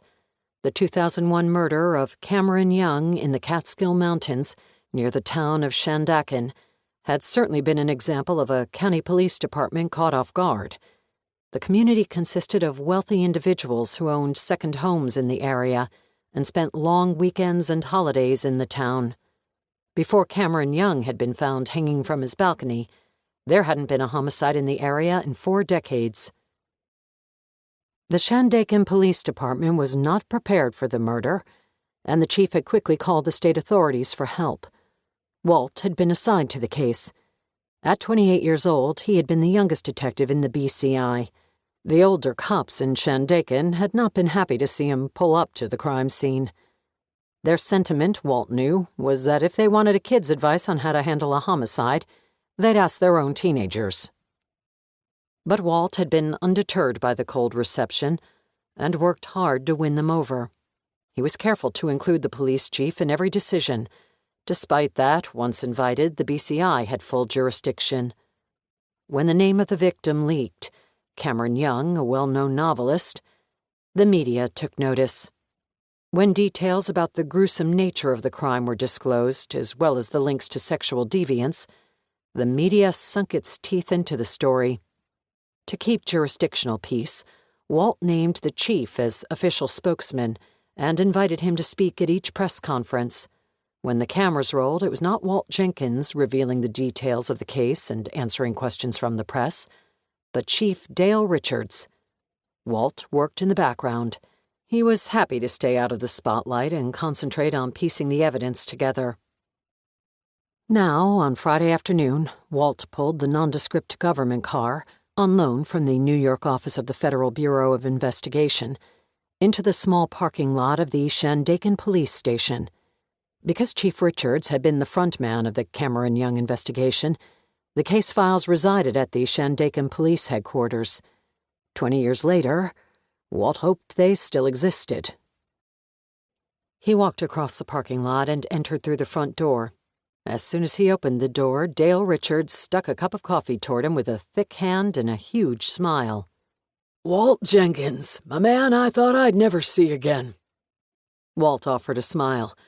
"Dale, good to see you. It's been a while." 20 years, Dale said. Those years had not been kind to Dale Richards. The man had gained what Walt conservatively estimated to be 100 pounds. He wore a short-sleeve golf shirt that wrapped tightly around the man's midsection, stretching the microfibers to maximum capacity. Dale's neck sagged at his chin and tapered like a turkey's waddle into the man's chest. 20 years earlier, Dale sported dark hair combed straight back and held in place with product, revealing then the man's receding hairline. The retreat had never ended, and now only a thin apron of hair remained, wrapping around the base of his skull. "Damn," Dale said.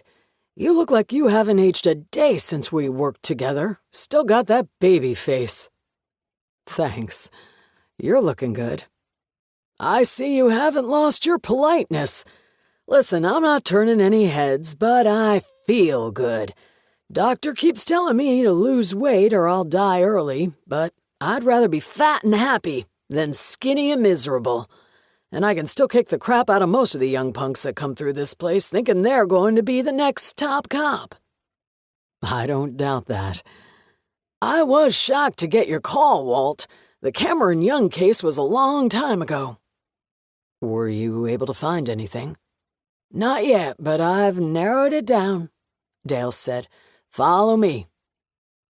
Walt took a sip of the coffee, winced as he swallowed it, and followed Dale Richards to the basement of the small police department. It took an hour of rummaging before they found it, a single cardboard box on a shelf with 1,000 others. It was marked Cameron Young, 2001.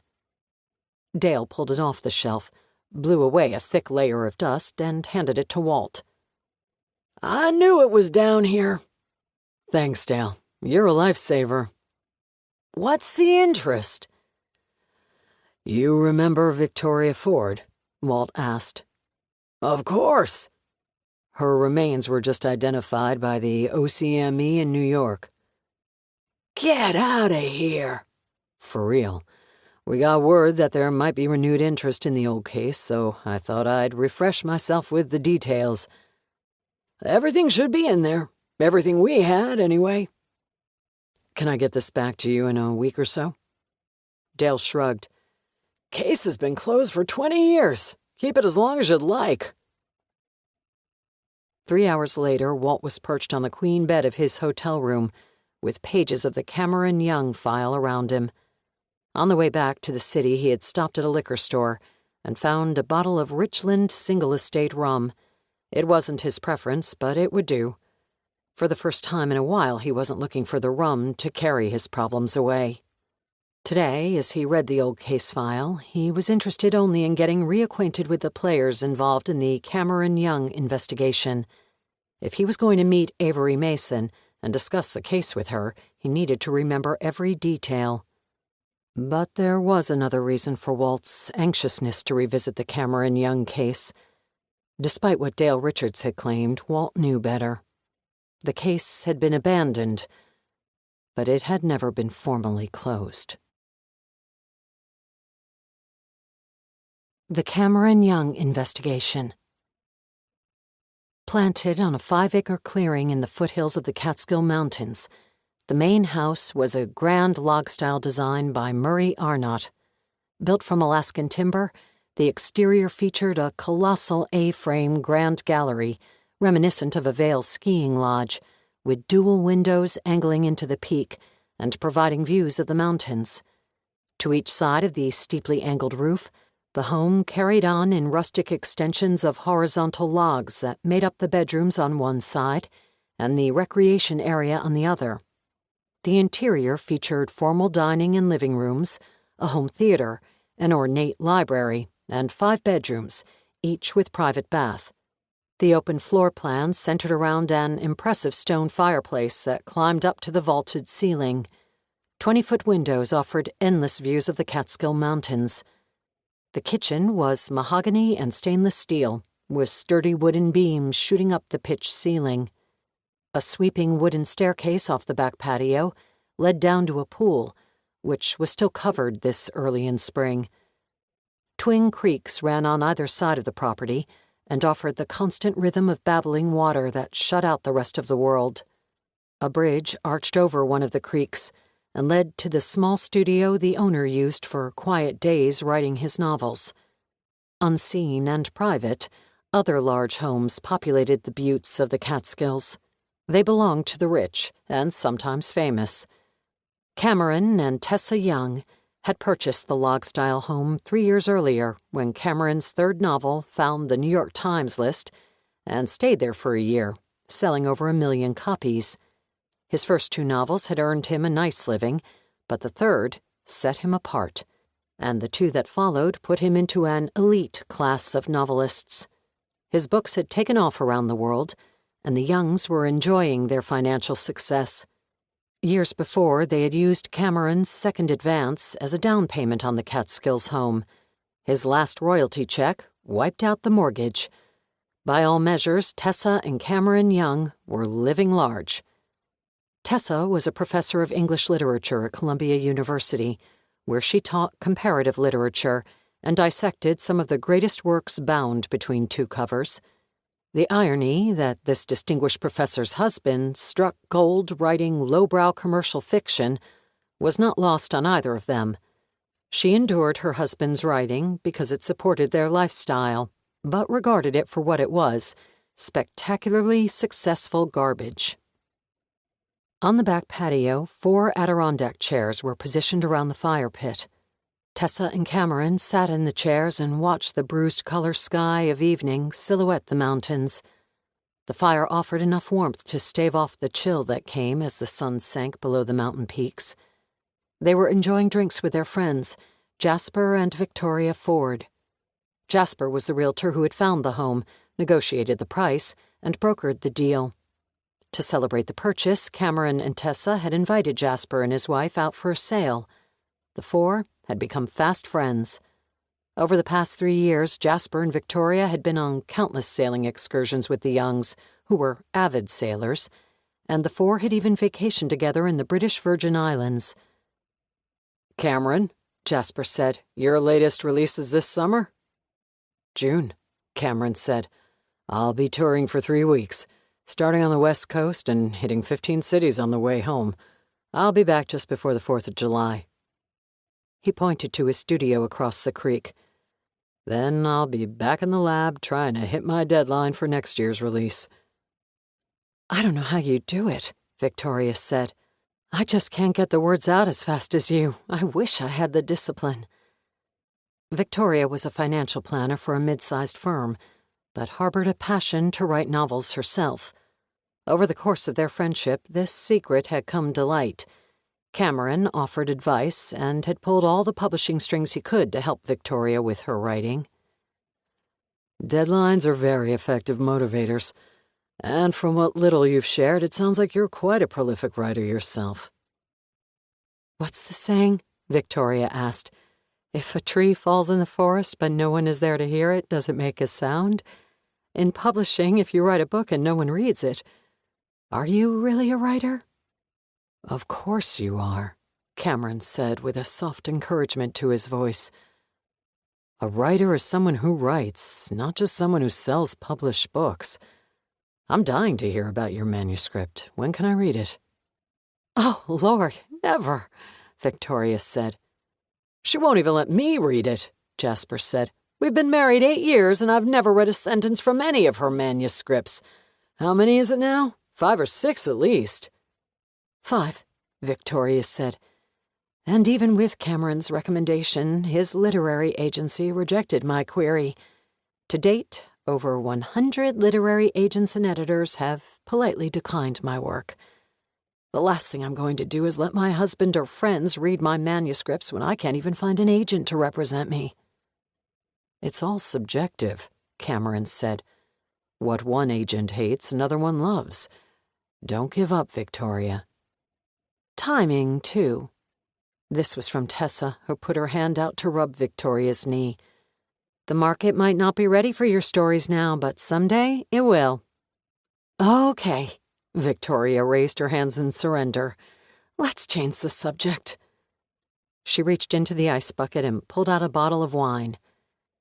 "This is a Happy Canyon Blanc from Santa Ynez Valley. Jasper and I picked it up on our vacation last fall." Victoria poured everyone's glass full. "To friends," she said, "and to Cameron's new book coming out this summer."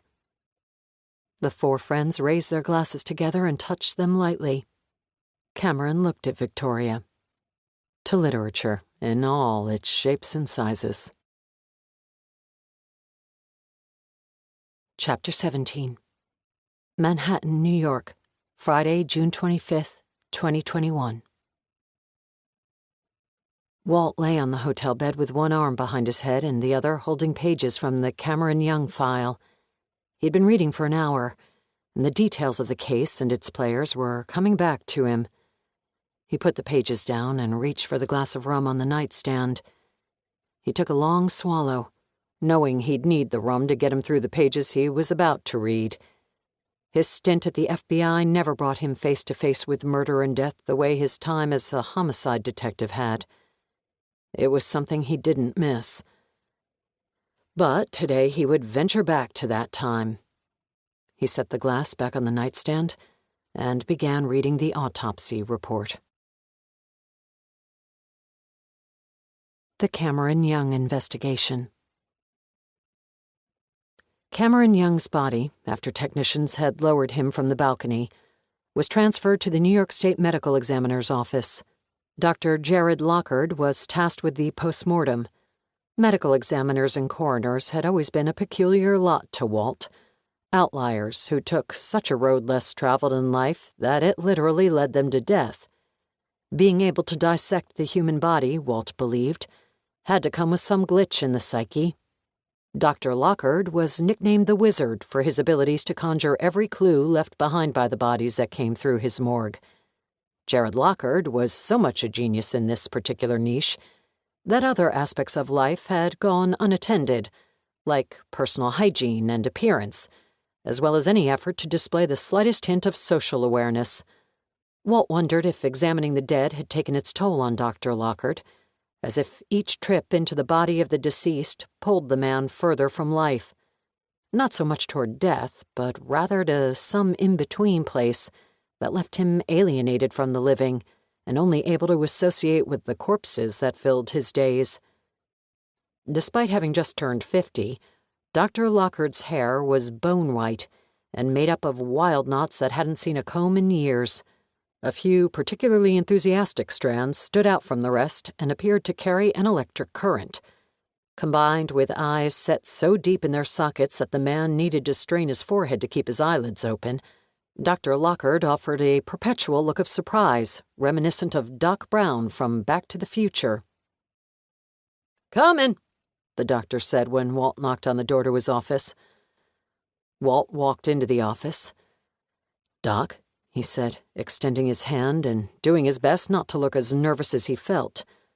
Why Doc Lockard put the fear of God into every detective at the BCI was a mystery none of Walt's colleagues attempted to explain. "Thanks for getting on top of this so quickly," Walt said. Dr. Lockard offered a limp handshake that felt like poorly kneaded dough, and a stoic expression that was neither welcoming nor dismissive. He pointed at the chair in front of his desk. "You've got an interesting one here. Have a seat. There's a lot to discuss." Dr. Lockhart poured coffee into 2 styrofoam cups and handed one to Walt. The doctor sat behind his desk and pulled a file folder in front of him. "Cameron Young," he said, opening the file and paging through his notes. "You ever read any of his books?" Walt shook his head. "I've never found much time to read fiction." "Damn shame. I was a big fan of his. Thrillers. Good stuff." A quick image flashed in Walt's mind of Jared Lockhart reading by candlelight as he ate chicken wings and flipped pages, leaving greasy fingerprints behind. The doctor pulled out a photo of Cameron Young's naked body lying on the autopsy table.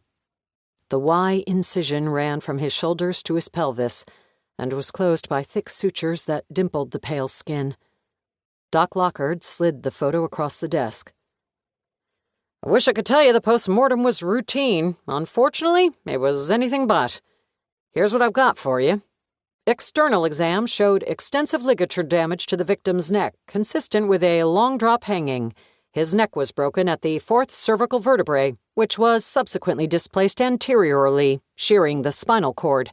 The victim fell 8½ feet from the 2nd-story balcony before the rope stopped his descent, producing approximately 1,000 pounds of pressure on his neck.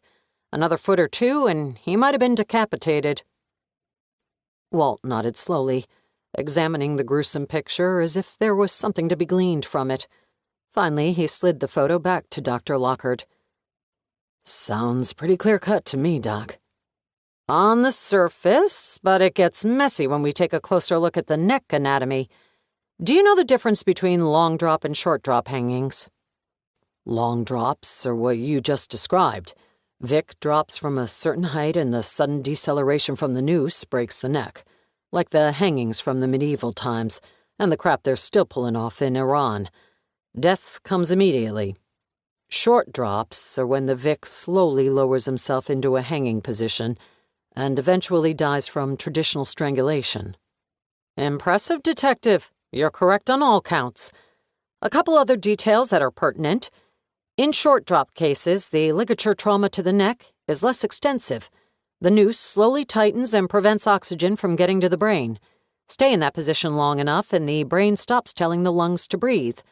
Or if the noose is tight enough to constrict the trachea, it prevents inhalation. Either way, the resulting cause of death is asphyxiation.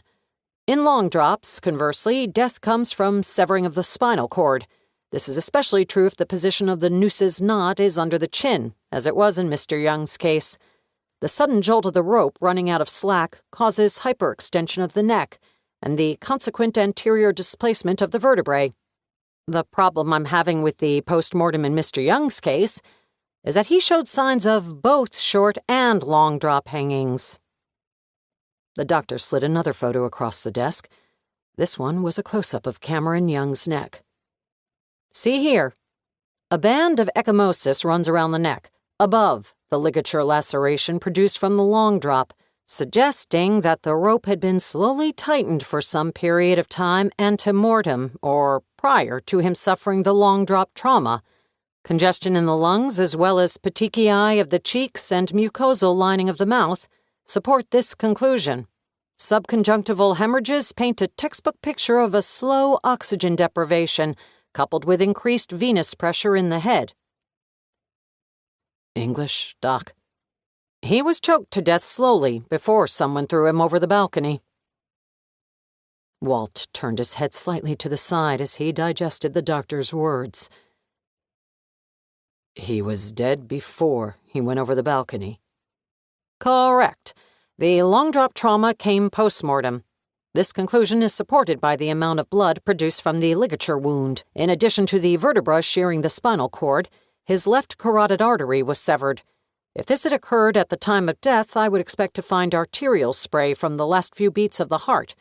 But the blood pattern and loss were consistent with leakage of residual blood that had pooled in the vessel, rather than propulsion from a vessel under pressure."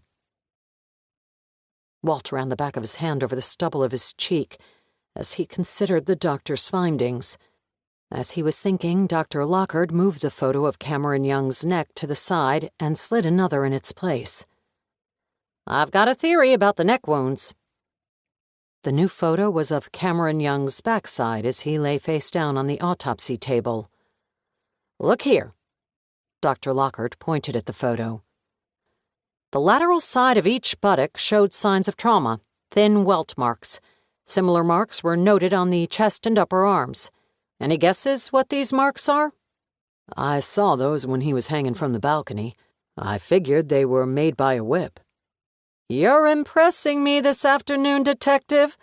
The marks are from a leather flogger whip, S&M stuff. Pretty brutal, too, from the appearance of the welts. And I believe this finding goes hand in hand with the slow drop trauma to the neck. Walt shook his head. I'm not following you.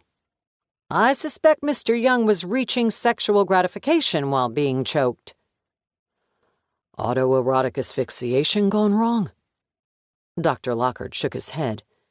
Erotic asphyxiation, yes, but there was nothing auto about it. Dr. Lockhart pulled another photo from his file and again slid it in front of Walt. It was a tight shot of Cameron Young's penis. Without moving his head, Walt shifted his gaze from the photo to Doc Lockhart and raised his eyebrows. Why am I looking at this, Doc?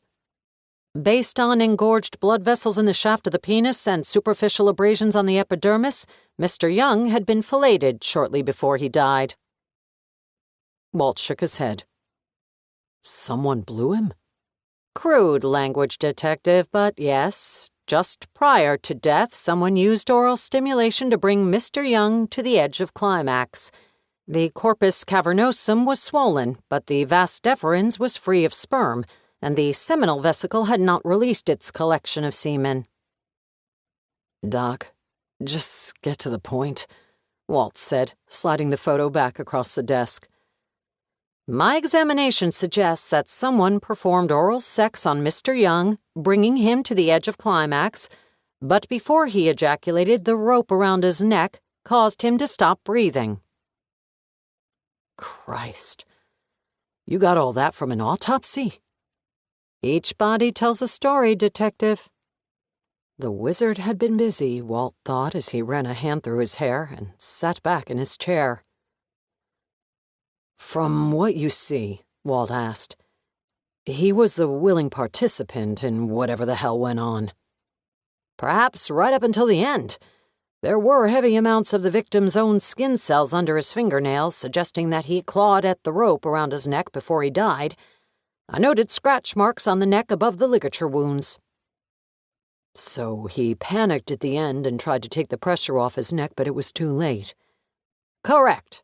And no chance this was a suicide, as some defense attorney will surely claim. Definitely not. Dr. Lockhart pulled another photo from the file and continued. The rope used to strangle Mr. Young was jute rope, which we commonly see in S&M bondage. High friction, low stretch. Dr. Lockhart pushed the photo across the desk. The same rope was used to bind his hands and wrists. 2 important points here. Let's talk about the knots that bound the victim's hands first. As you know, some suicide victims secure their own hands behind their backs to prevent saving themselves if they have second thoughts. Walt nodded. The voice of insanity safeguarding against the voice of reason. In this case, it's clear that someone else bound Mr. Young's hands. Dr. Lockhart pulled 2 more photos from the file. The first was of Cameron Young still hanging from the balcony, a close-up of his bound hands held together with ropes stretched tight by rigor mortis. The second photo, taken at the morgue after rigor had softened, was of the knot. The knots used to bind Mr. Young's hands were not the type seen in suicides.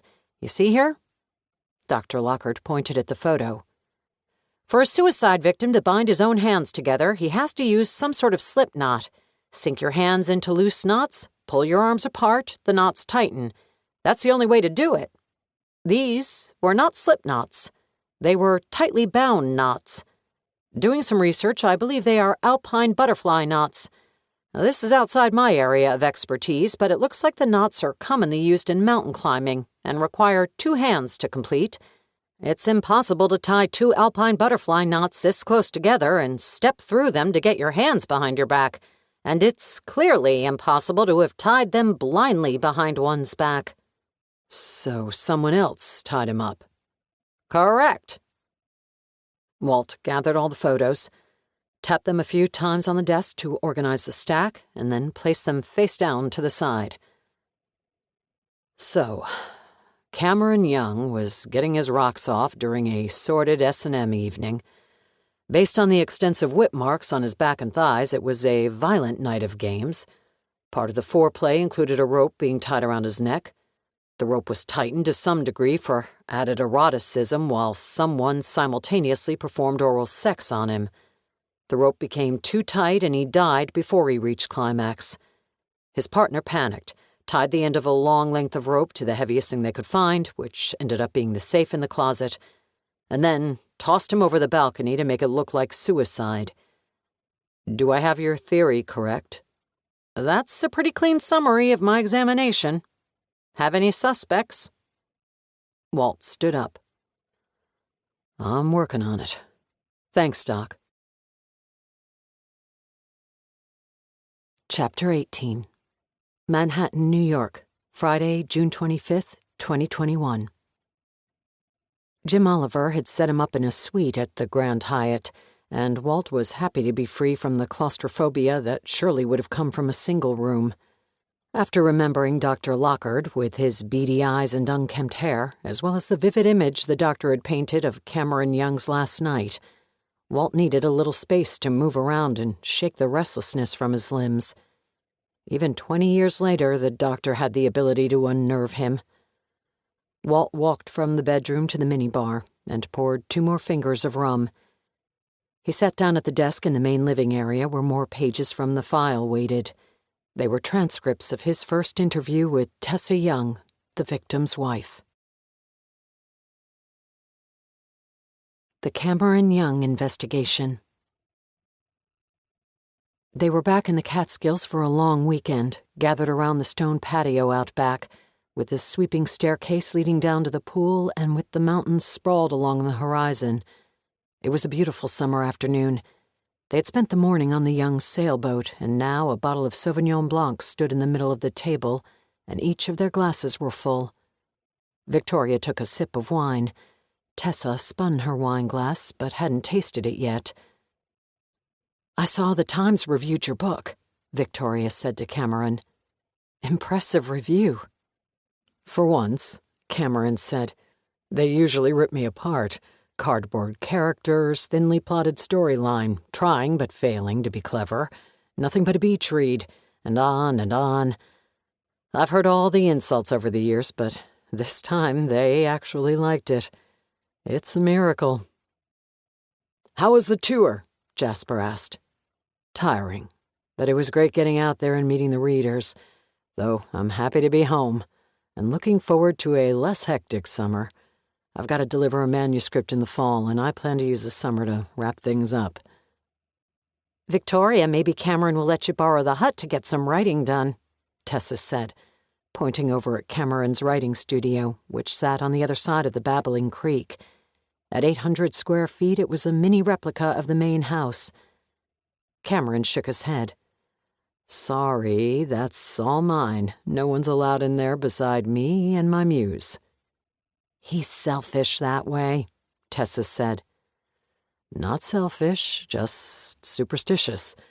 It's worked so far, and I'm not going to mess with it. Once I cross that bridge, something clicks in my head, and I don't walk back over it until I reach my writing goal for the day." "It's an obnoxious man cave, and I sometimes wonder what goes on in there. But since I'm not allowed inside, I guess I'll never know." Tessa waved off her husband and stood from the patio table. "I have cheese and crackers inside." "I'll help you," Victoria said. Once inside, Victoria took Tessa by the elbow and led her into the hallway so they were out of view from the patio. "You're not drinking," Victoria said.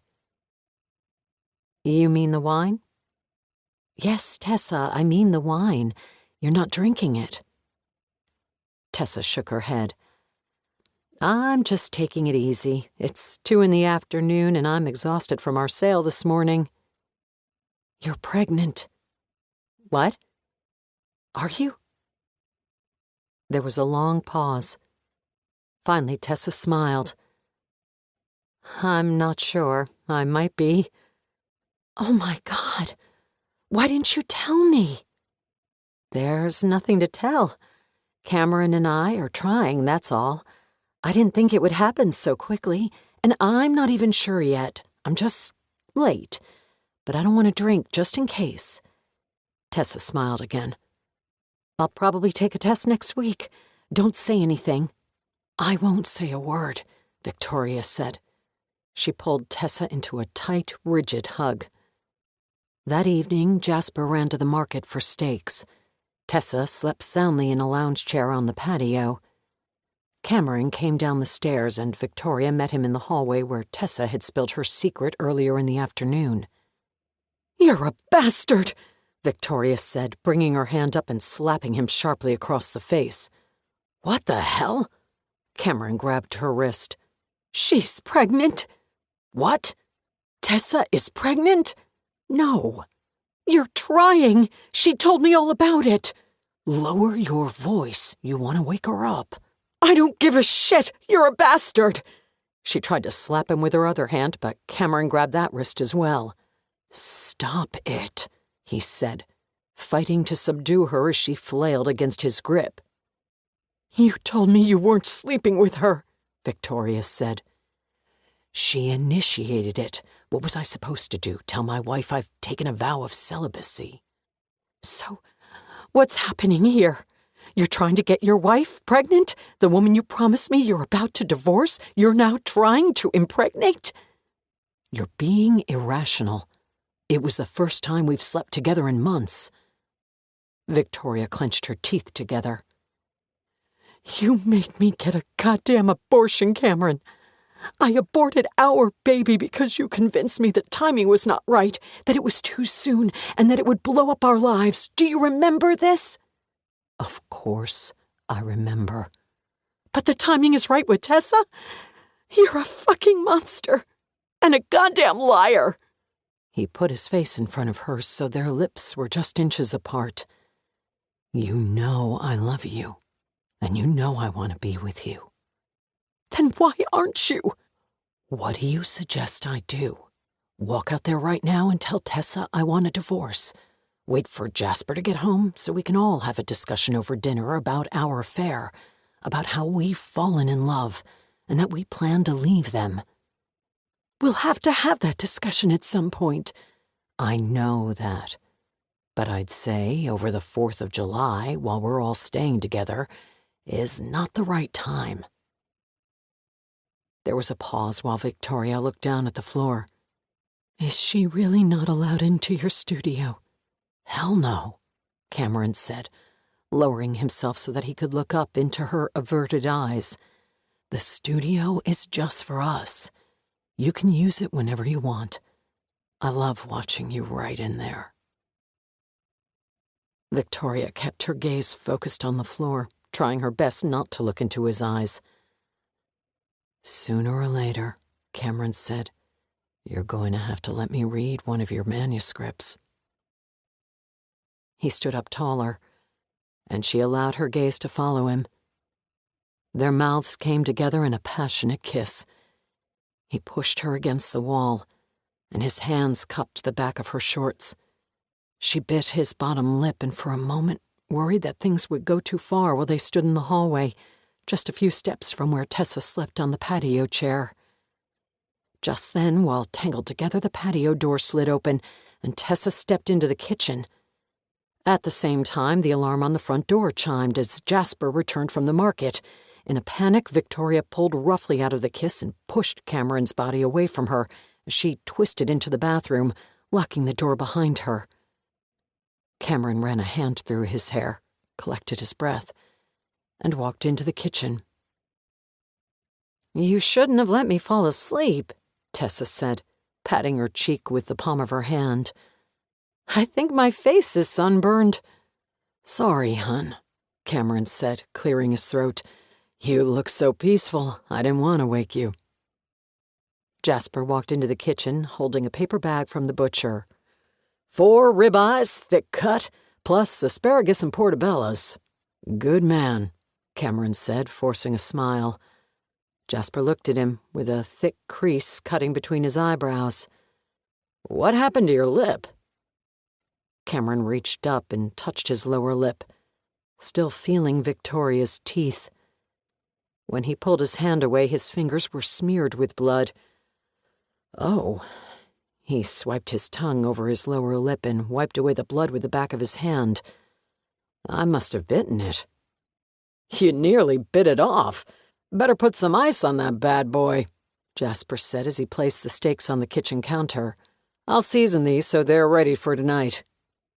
Good idea, Tessa said, keeping her face stoic and her gaze leveled on her husband as she walked to the freezer, removed an ice cube, and handed it to him. For your lip. Chapter 19. Manhattan, New York, Friday, June 25th, 2021. Walt took another sip of rum and quickly turned the page. He was amazed at how quickly the details of the investigation were coming back to him. He realized that the memories had not so much faded and disappeared, but had instead been warehoused, stored away and slowly covered by the dust of life, the accumulation of years and the distractions that accompanied them. But as he flipped through the pages of the file now, he was transformed back into that 28-year-old kid who had found himself in the middle of a homicide investigation that was about to capture the attention of the nation. The Cameron Young Investigation. Walt finished his second walkthrough of the big house in the Catskill Mountains and started his long drive back to the city. He worked through what he knew so far. The community he was leaving was quiet, calm, and tranquil. People there were wealthy. People there knew each other. Crime was uncommon.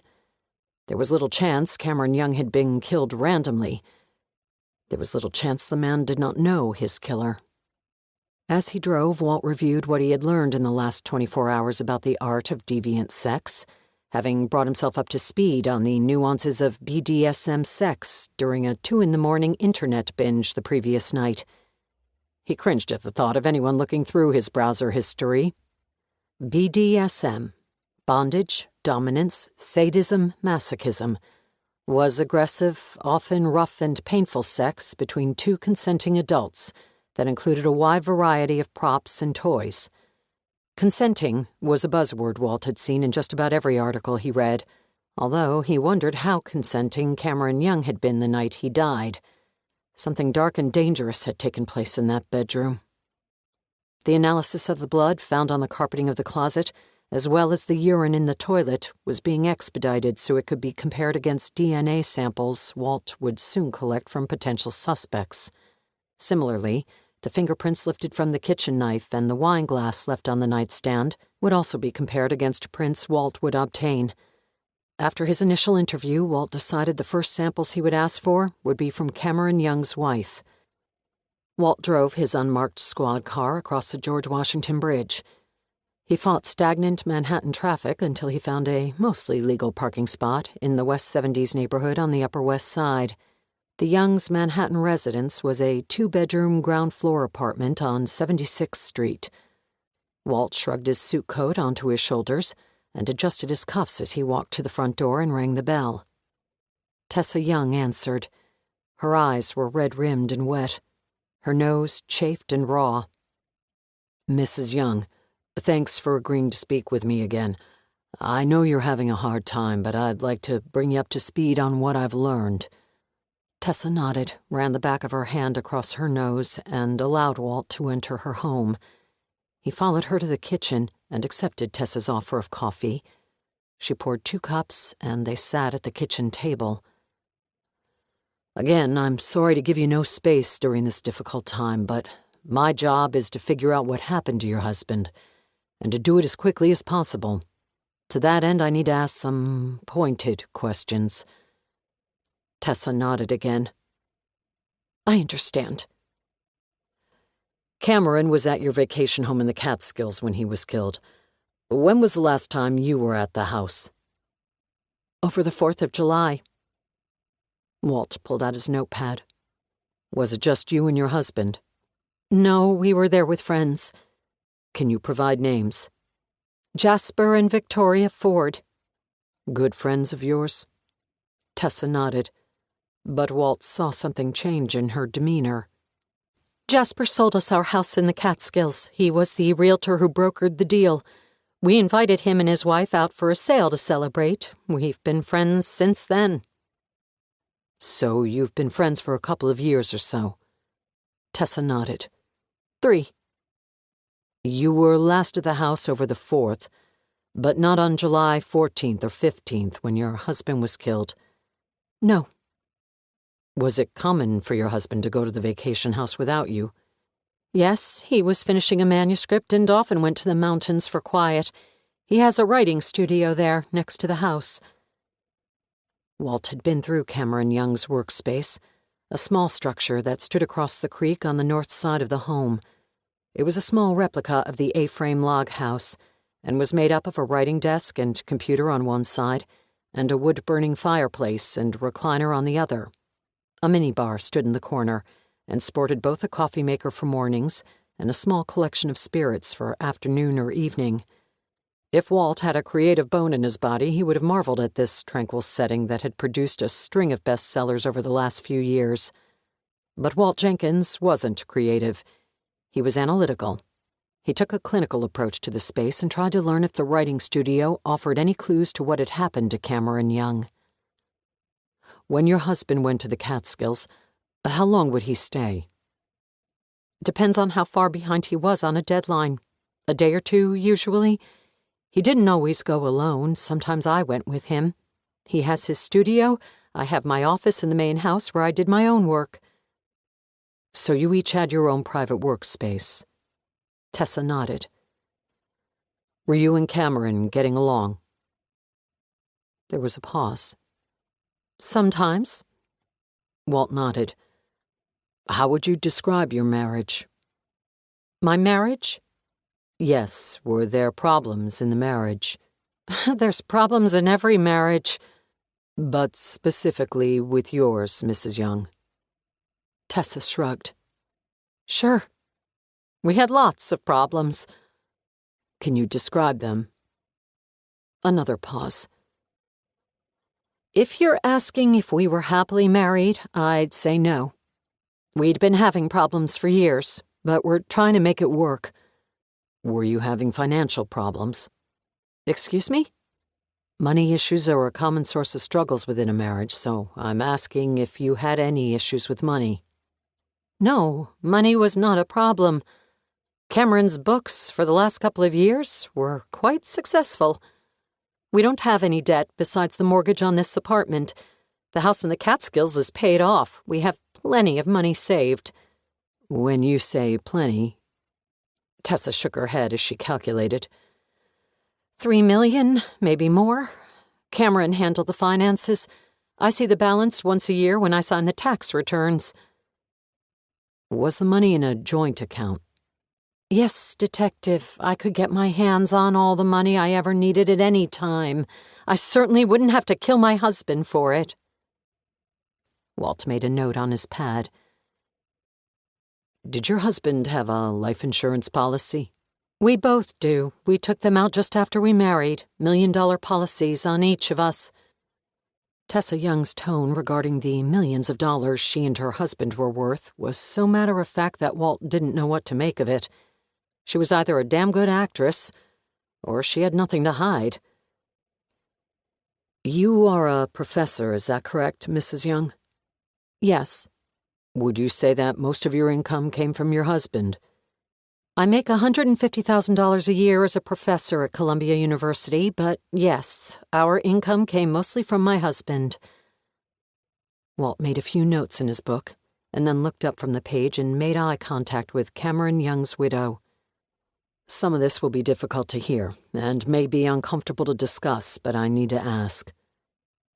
Tessa waited, and finally nodded. Your husband was gagged, Mrs. Young, with what is called a ball gag. It's a bondage device used in S&M sex. Tessa Young said nothing, just held Walt's stare. Did you and your husband engage in sexual behavior that included bondage? For Christ's sake, no! Walt paused. Your husband was bound with rope, also commonly used in S&M sex.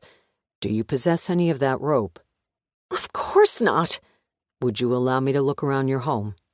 My lawyer would tell me to let you look anywhere you wish, but would insist on a search warrant. Walt removed a slip of paper from his folder. I'd never ask without one. Look for whatever you want, Detective. Go through my drawers and take samples of my underwear or whatever perverted thing you have on your mind. Walt continued undeterred. We found blood, urine, and fingerprints in the bedroom of your Catskills home. It will be important to know which ones belong to you, as I'm sure your fingerprints will be found in the bedroom of the home you own.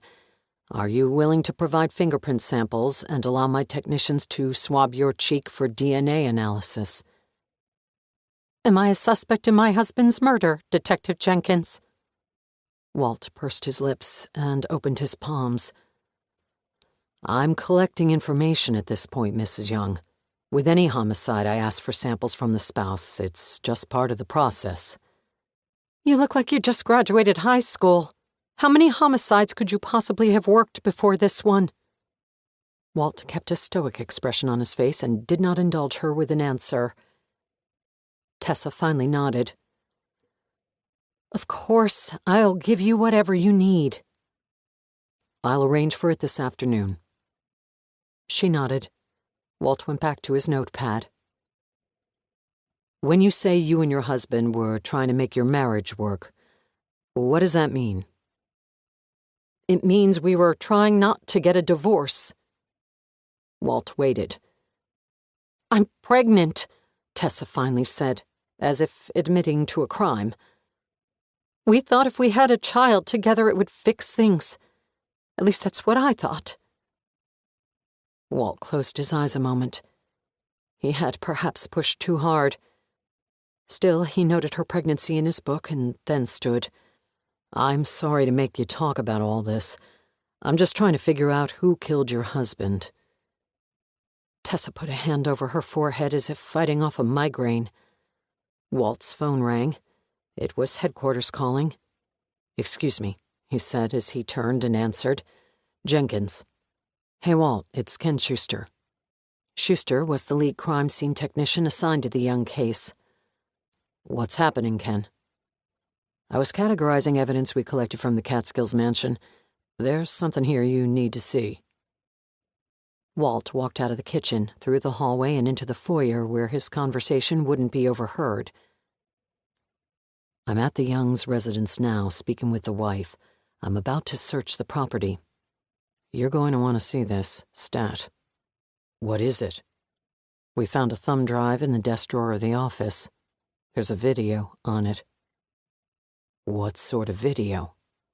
Well, it looks like a homemade sex tape. Walt glanced back into the kitchen. His mind flashed back to the moments earlier when Tessa Young described her and her husband's separate workspaces. The studio was his. The office in the main house was hers. Who's on the video? Cameron Young and a woman. Walt lowered his voice further. His wife? Nope. I'll be right there. Walt raced back to the BCI headquarters after his brief interview with Tessa Young and an even shorter search of her home. Now he sat in front of the iMac with Ken Schuster and watched the footage unfold on the monitor. Cameron Young was naked and in a compromised position, bent over an apparatus Walt recognized from his late-night research. I mean, look at this shit. What the hell is that thing? Ken asked. A spanking horse, Walt said matter-of-factly, or sometimes referred to as a boarding horse. Ken slowly turned away from the monitor and gave Walt a sideways glance.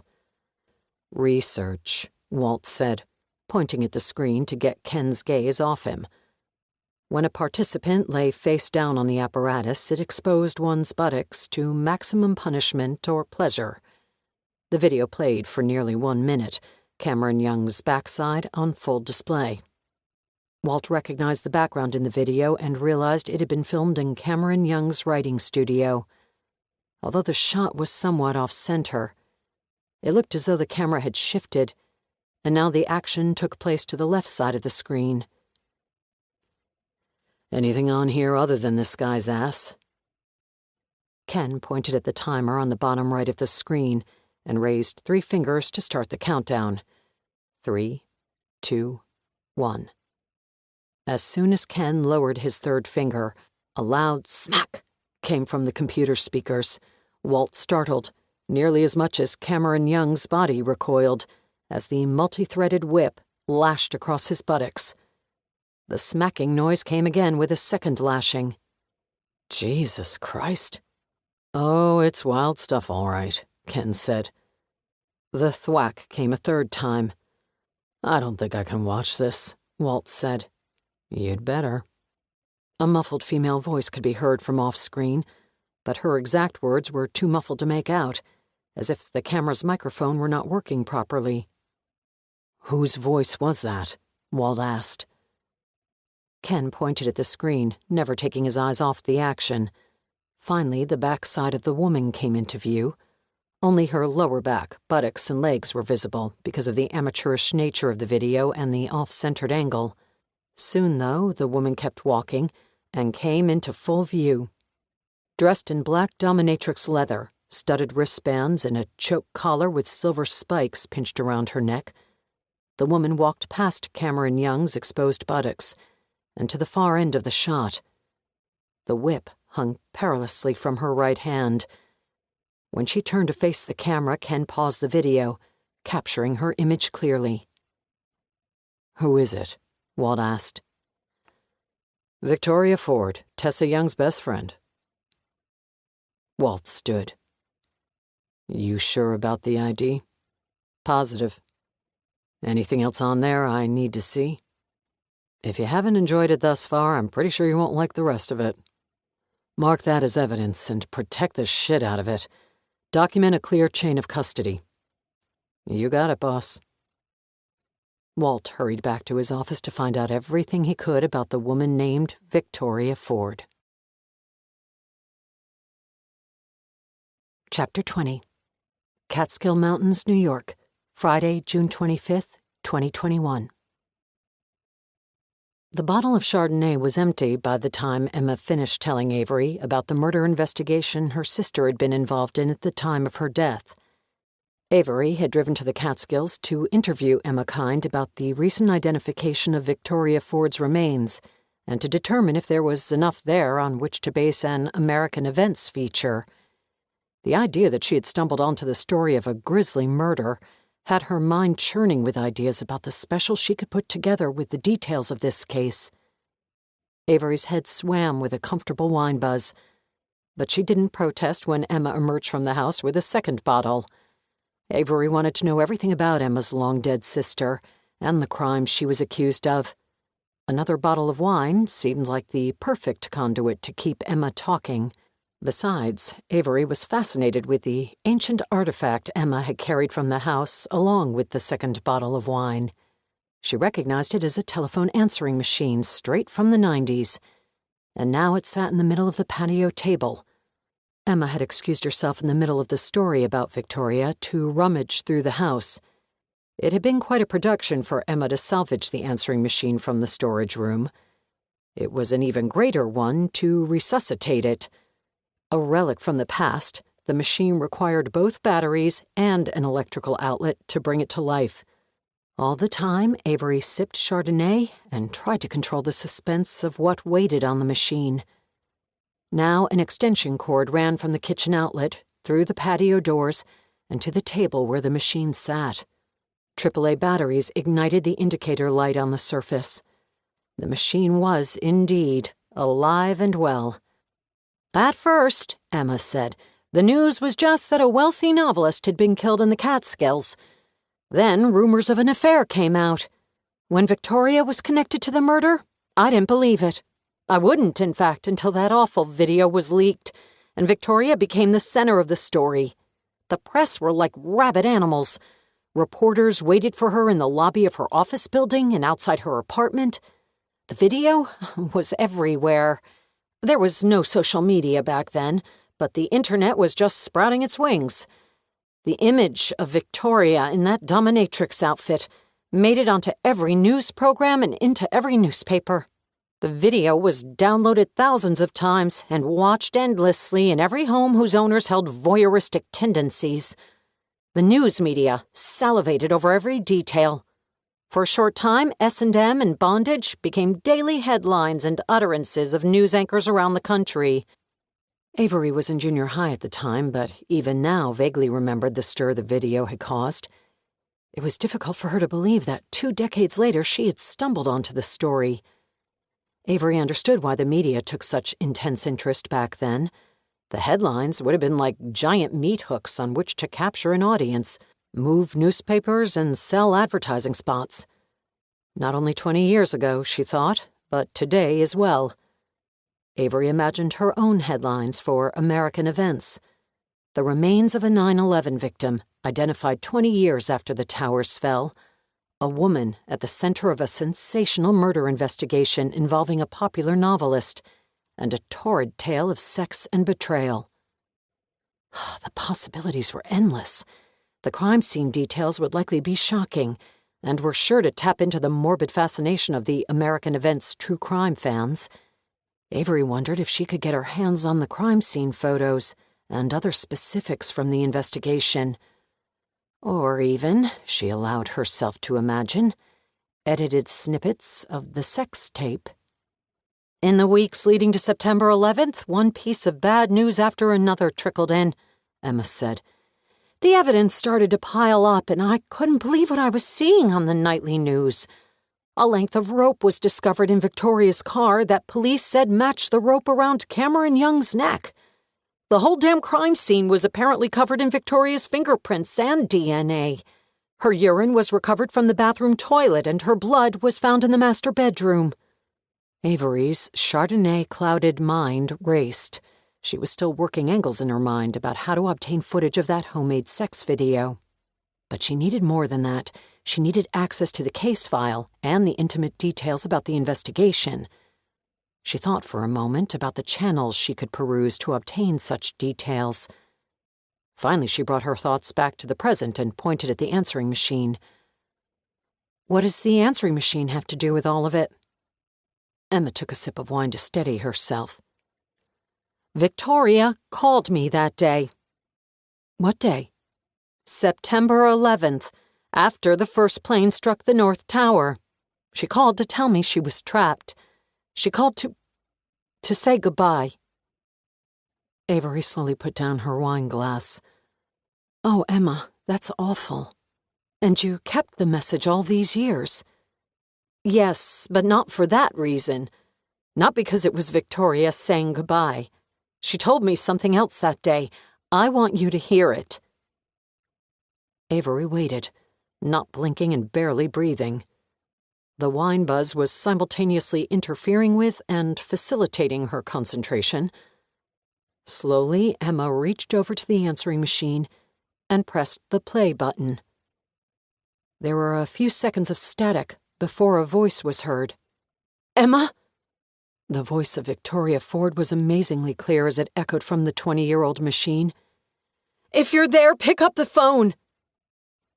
There was a long pause as Victoria waited for her sister to respond to her desperate plea.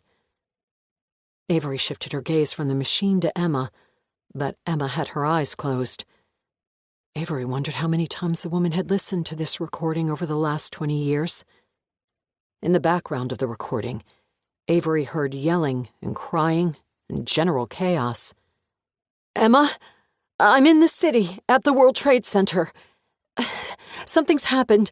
There was an explosion, and people are saying a plane hit the building. I'm in the North Tower, and I think we're trapped. There's a fire on the floors below us that is preventing us from getting to the ground floor. We're all heading up to the roof. There will be helicopters, some are saying, to rescue us. I don't know if I believe it, but I'm following the crowd. There's nowhere else to go. I love you. Tell Mom and Dad I love them too. I'll call again when I know what's happening. Bye, for now. Emma pressed a button to stop the recorder. She looked up to Avery, who had tears in her eyes. Emma, that's tragic. I'm so sorry.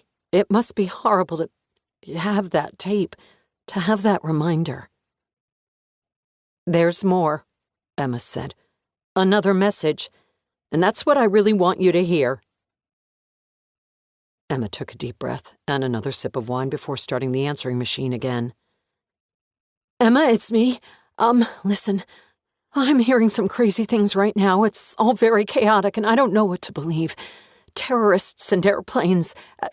There was another explosion, and people are saying a second plane hit the tower, or the South Tower. There's nowhere for us to go. The door to the roof was locked, so we're going to try to go down again. Someone said they know a different stairwell that might be open, so I'm going now. But... A long pause hollowed the air on the patio, and Avery noticed she had stopped breathing. She was leaning closer to the answering machine, waiting for Victoria Ford's next words. There was a softness to this recording that was not present in the first, a lack of background noise and absence of the chaos that had been present in the first recording lent a stillness to this message that gave Avery the impression that not only Victoria Ford, but the building itself had given in to its fate. Victoria's voice finally came. Everything that's happening with me, everything with the investigation, please know. It's important to me that you know. I didn't do the things they've accused me of. I loved Cameron, that much is true, but I didn't kill him. You know me, Em. You know I'm not capable of that. They said they found my blood and urine at the scene, but that can't be true. None of it can be true. Please believe me. Emma, if I'm not able to get out of this building, please believe that I'm innocent. Please. Avery waited through several seconds of silence. For a moment she thought the recording was finished, but Emma made no move to stop the machine. Finally, Victoria Ford's voice came back to them one last time. Find a way, Em. Find a way to prove it, please. Just find a way to prove to the world that I'm not the monster they've painted me to be. I've got to go now. I love you. Emma reached to the center of the table and stopped the recording. She looked up at Avery. So there you have it. My sister's dying request was for me to prove her innocence. I've tried for 20 years, but have made little progress. The people who were involved with the case back then, like the rest of the world, became overwhelmed by the aftermath of 9/11. When things returned to some state of normal, my sister and the case against her was packed away. The matter was considered finished. I tried to keep the investigation going, knowing that the things they claimed my sister did could not be true. But no one wanted to hear from me. No one wanted to talk to me. No one cared. I care, Avery said.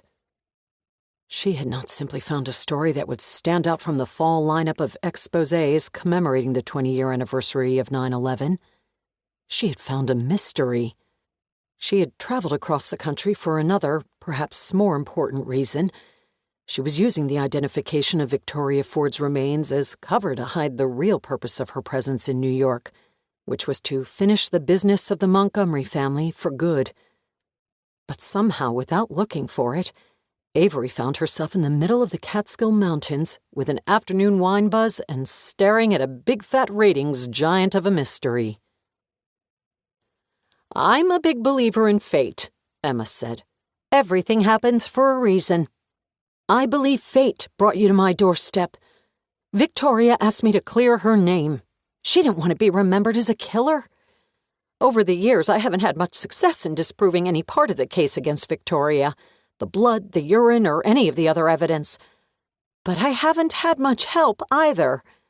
Maybe that's about to change. With your help, I mean, together, maybe you and I will have better luck. The same way that Victoria will always be that young and healthy woman in my mind. She will always be innocent to me as well. So when you asked if finally identifying my sister's remains brings me closure, perhaps a bit. But the only thing that will bring me peace is finally proving that my baby's sister never killed anyone. Will you help me? Avery's agent had asked for details about the content Avery planned to bring to the upcoming season of American Events. Dwight Corey had asked for ammunition before he went back to the negotiating table. She had just stumbled into a munitions factory. "Will you help me?" Emma asked again. Avery slowly nodded. "I will." Part 3. Deception. Chapter 21. Manhattan, New York, Monday, June 28th, 2021. "Where?" Dwight Corey asked. Avery sat at Jacques, the bar at the Lowell Hotel, and used the straw to stir the ice in her Tito's and soda. It had been 3 days since her drunken afternoon with Emma Kind, when 2 bottles of Chardonnay had accompanied some startling revelations about Victoria Ford.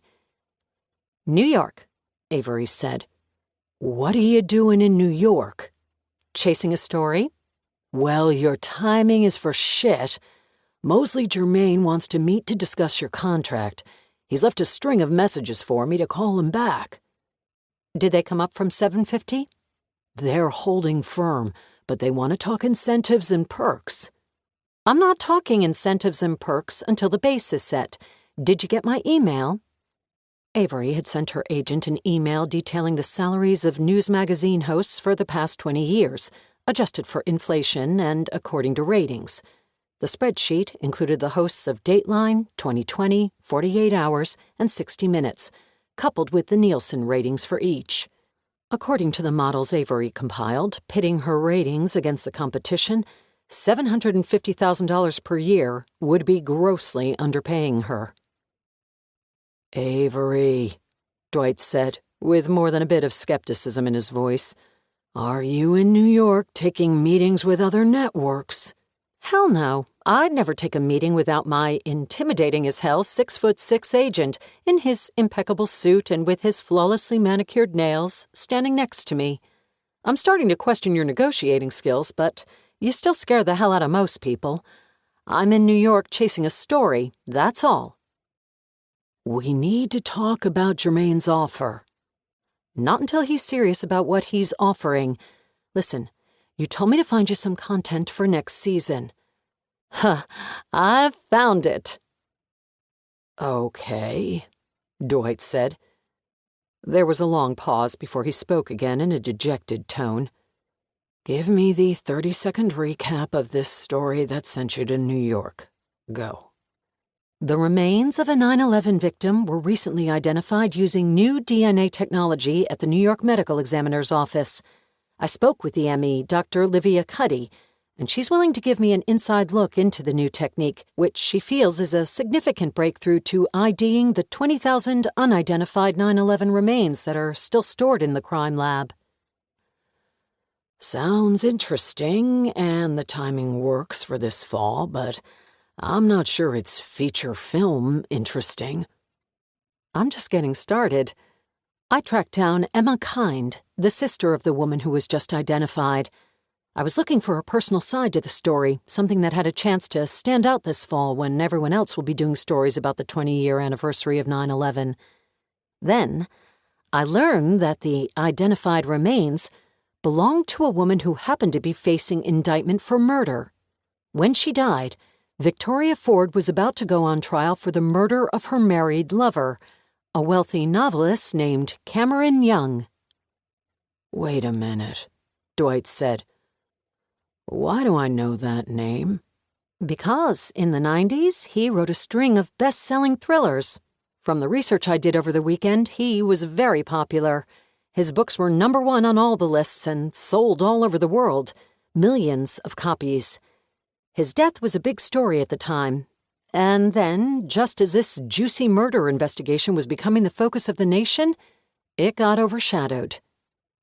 By September 11th. Exactly. Most everyone forgot about Cameron Young and the mistress who killed him, and understandably turned their attention to the new and real threat of terrorism coming to our shores. Okay, Dwight said in a slow drawl. So, what's your angle? The remains of the latest 9/11 victim belong to a convicted killer? Not sure that's exactly a feel-good story for the 20-year anniversary. Forget about the feel-good stuff. Forget about commemorating the 20-year anniversary of 9/11. That's just the hook. I plan to look into the murder of Cameron Young. This is a true crime story that will blow away anything I've covered before. I'm not following you. The case was open and shut, was it not? Not necessarily. Emma Kine tells a compelling story about her sister. Victoria Ford might be guilty of sin, but something tells me there's more to the story. Something makes me want to dig into the details. In just a couple of days, I've turned over a ton of information about the case, and I haven't even talked with anyone directly tied to the investigation yet. But Emma is helping me on that front. She gave me a list of all the people who were in her sister's life. I'm tracking down Victoria Ford's widower. I'm going to speak with her friends, her family, the attorney who represented her. I'm trying to get in touch with the detective who investigated the case. I've reached out to the authorities and they're getting back to me. I'll also reach out to Cameron Young's family. There are a lot of angles here, Dwight. The murder itself was bizarre, an S&M bondage scene that included the victim hanging from the balcony of his mansion. Oh, and there's a homemade sex tape out there somewhere. Christ. Okay, slow down. I'm not sure this is the best use of your time right now, while we're in the middle of negotiating your contract. It sure as hell is. I'm putting my foot on the accelerator. I'm going to research this murder and see if there's any way the cops pinned this on the wrong person, as Emma Kind believes is the case. If I find any evidence to that end, I'm going to gather it all and put together a stunning expose about the latest 9/11 victim to be identified, one who happened to be wrongly accused before she died. What if all you find is that she was guilty as charged? Then it's still an interesting story, because it's with good reason that Emma Kind believes her sister was innocent. There was silence on the line between them. You know, Avery, while you're running around New York City, Germaine could rescind the offer at any moment and go with someone else. Are you willing to risk that? She has a recording, Avery said. Who? Emma Kind. What sort of recording? An answering machine recording of her sister from the morning of 9/11. After Victoria learned that she was trapped in the North Tower, she called her sister. The recording was made just before the tower collapsed. Shit, Dwight said in a disgusted tone. What? Avery heard him take a deep breath and slowly exhale it.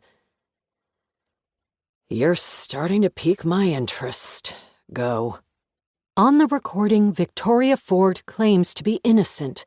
She tells Emma there's no way she's capable of killing anyone, and she asks her sister to prove as much in the event Victoria doesn't make it out of the North Tower. You can get that recording. I already have it. You have it in your possession? With this woman's permission to play it to millions of viewers? Absolutely. Emma and I are best friends after a couple bottles of wine on her back porch. She gave me the answering machine so I could review every detail of the recording. She'll give me all the help I need, as long as I agree to help clear her sister's name. Out of all the crazy ideas you've come up with over the last couple of years, this one might actually have some shoulders. Oh, it's got shoulders. Big, broad, bowling ball shoulders that would make even Dwight Corey envious. And I plan to ride them all summer long until I find the truth. You sound excited. I'm on the road, I'm on my own, and I'm in the trenches. I'm feeling good about this one, Dwight. I'll stall Germaine for another week or two. Keep me posted." Avery smiled. "Always." Chapter 22. Manhattan, New York, Tuesday, June 29th, 2021. Avery walked from her hotel lobby. The contrast to suburban Los Angeles was always startling when she returned to Manhattan. Her two-bedroom condo on the 12th story of the Ocean Towers high-rise in Santa Monica offered forever views of the Pacific Ocean and long stretches of welcoming beach to the north and south. Everything in Santa Monica was low and spaced out. Here in Manhattan, it was all stacked high and compressed, the infrastructure designed to pack people tightly on top of each other. It was a nice change of pace while she chased her story, but not somewhere she ever wanted to live again. She'd spent her childhood in this city, but had longed to get away from the congestion ever since that first summer her parents sent her to Connie Clarkson's sailing camp in Sister Bay, Wisconsin. Avery hadn't expected to drift as far as the West Coast, but now that she had lived there for a number of years, she couldn't consider setting up camp anywhere else. The sights and smells of her childhood stomping grounds produced the normal nostalgia, but something else, too. So many bad things had happened in this city. So many things Avery wanted to forget. Things that had turned her life upside down, chased her away, and forced her to become someone new. Returning always dredged up memories that muddied the waters of her life. Only time had the ability to settle and calm them. Of course, the solution to this regular stirring up of bad memories would be to stop coming back to New York. But more than a few things continued to pull her back to this hallowed place. The first was the memory of the last time she had been out on the water in her Oyster 625. She walked down the stairs of Penn Station and pushed through a turnstile to the subway. She settled into a seat near the rear of the subway car and rode in quiet contemplation until she exited at Chambers Street. She walked with afternoon commuters for several blocks heading south until she found Vesey Street, where she eventually wound her way to North Cove Marina. All of her senses bombarded her, the smells and the sounds and the images, and conspired to collapse time and erase the years that had passed since she was last here. It was the summer before her third year of law school. Her parents had gone to the house in the Hamptons for a long weekend, and Avery and Christopher were due to join them the following day.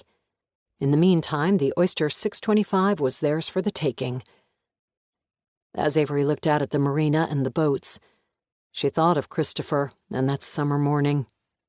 They knew a storm was brewing out in the Atlantic. They knew they would run into bad weather. They knew it would be dangerous. They knew it was a bad idea to take the Oyster out that day. But still, Avery climbed aboard and motored out of the marina. She walked down the long dock now, a slow stroll that took her back in time until she stopped at the slip where the Clairvoyance once rested. In its place was some other boat owned by some other family. Avery closed her eyes as memories ran through her mind of white-capped waves crashing over the bow. She squeezed her eyelids tight as she thought of the sheets of rain that turned day into night, and of the bow as it slipped under the surface of the ocean. A shiver found her shoulders when she remembered climbing over the railing and jumping into the cold, turbulent waters where the waves crashed over her head. Pressing her fingers into her temples, she tried, but failed to dull the image of the sailboat's stern rising into the air, not unlike the image in Titanic, before it speared to the bottom of the ocean. Her life vest had just barely kept her alive until the Coast Guard found her. But the memory of the last time she had sailed the Clairvoyance, and what that final voyage meant for her brother, was not the only thing that continued to bring Avery back to New York. She walked back up the dock and pulled from her purse the postcard that had arrived in her mailbox months earlier. She studied the image of the wooded cabin on the front, and then turned the card over to read the message written there. To the one and only clairvoyant, just hanging out and watching the events of America. Could use some company. On the bottom right corner of the card, Avery saw the numbers again. 777. Could she really do it? She had come all the way across the country for a reason, but could she really go through with it? Avery knew that she held his life in her hands, and that the decisions she made while in New York could secure his freedom or strip it from him. Chapter 23. Manhattan, New York, Tuesday, June 29th, 2021. She left the marina and started her way east. Walking the streets of her childhood city this afternoon made Avery realize how far she had come since she'd thrown shovelfuls of dirt over her old identity and fled to Los Angeles. The plan had been to never look back, but Avery had failed miserably at that. She checked the rearview mirror of her life so often it was a wonder she hadn't caused a head-on collision. But her success at American events had provided stretches during which she forgot about this city and its secrets.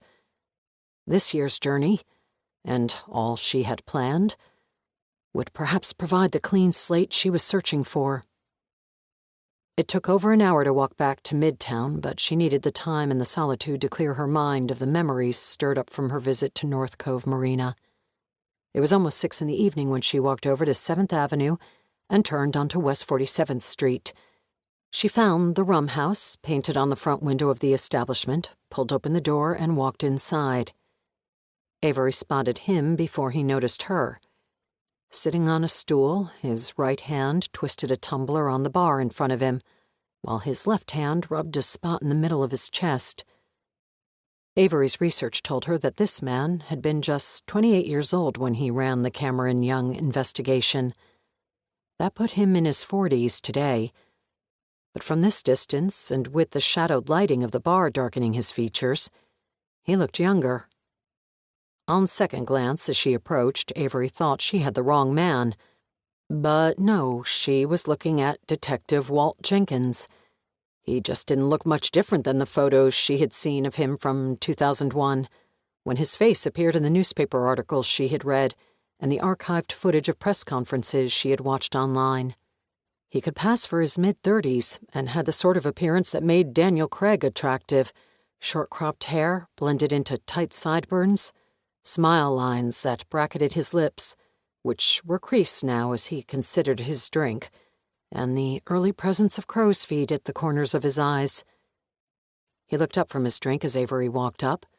When they made eye contact, she saw that his irises were a sort of ice blue that on first glance could be mistaken for gray. Avery sensed that he recognized her. Celebrity had never been something she sought, quite the contrary since she fled New York City. But fame had somehow found her. Millions tuned into American events each week, so it was inevitable that she was often recognized. Walt Jenkins lifted his chin, which Avery noticed was cleft in the middle, and offered a smile. His teeth were straight and white, and contrasted against his tanned complexion. Avery reached out her hand. "Detective Jenkins," she said. He raised an eyebrow as he took her hand. "Now, that sounds strange. I haven't been called detective for years. Walt Jenkins." "Hi, Walt. Avery Mason. I read that you're retired, which is hard to believe. You don't look old enough. I mean, you don't come off as a retiree." "I'm not a card-carrying member of AARP just yet, but I am most definitely retired from detective work. For many, many years now." "With the NYPD?" "No, I was never with NYPD. Back when I was a cop, I worked for New York State in the Bureau of Criminal Investigation." "Yes, your work at the BCI. That's what I was hoping to pick your brain about." "Sure thing. Have a seat. Can I buy you a drink?" Avery sat on the stool next to him and pointed at his drink. "What is that, bourbon?" "Rum." "Rum?" "The place is called the Rum House." "On the rocks?" "It's how good rum is meant to be enjoyed. Not ruined by mixing it with soda or Red Bull or whatever the hell the kids are doing these days. Can I entice you?" I'm a Tito's and soda gal, if they even serve vodka at a rum bar. Avery waved down the bartender, who mixed the drink in record time and set it in front of her. So what's your background? Avery asked. You made detective at 28 and retired early? Not exactly. After my stint with the BCI, I actually moved on to the FBI. Avery had lifted her glass to take a sip, but paused, with the rim of the glass an inch from her lips at the mention of the FBI. Finally, she took a long swallow of vodka, shaking her head as she replaced her drink on the bar. How did I not know that?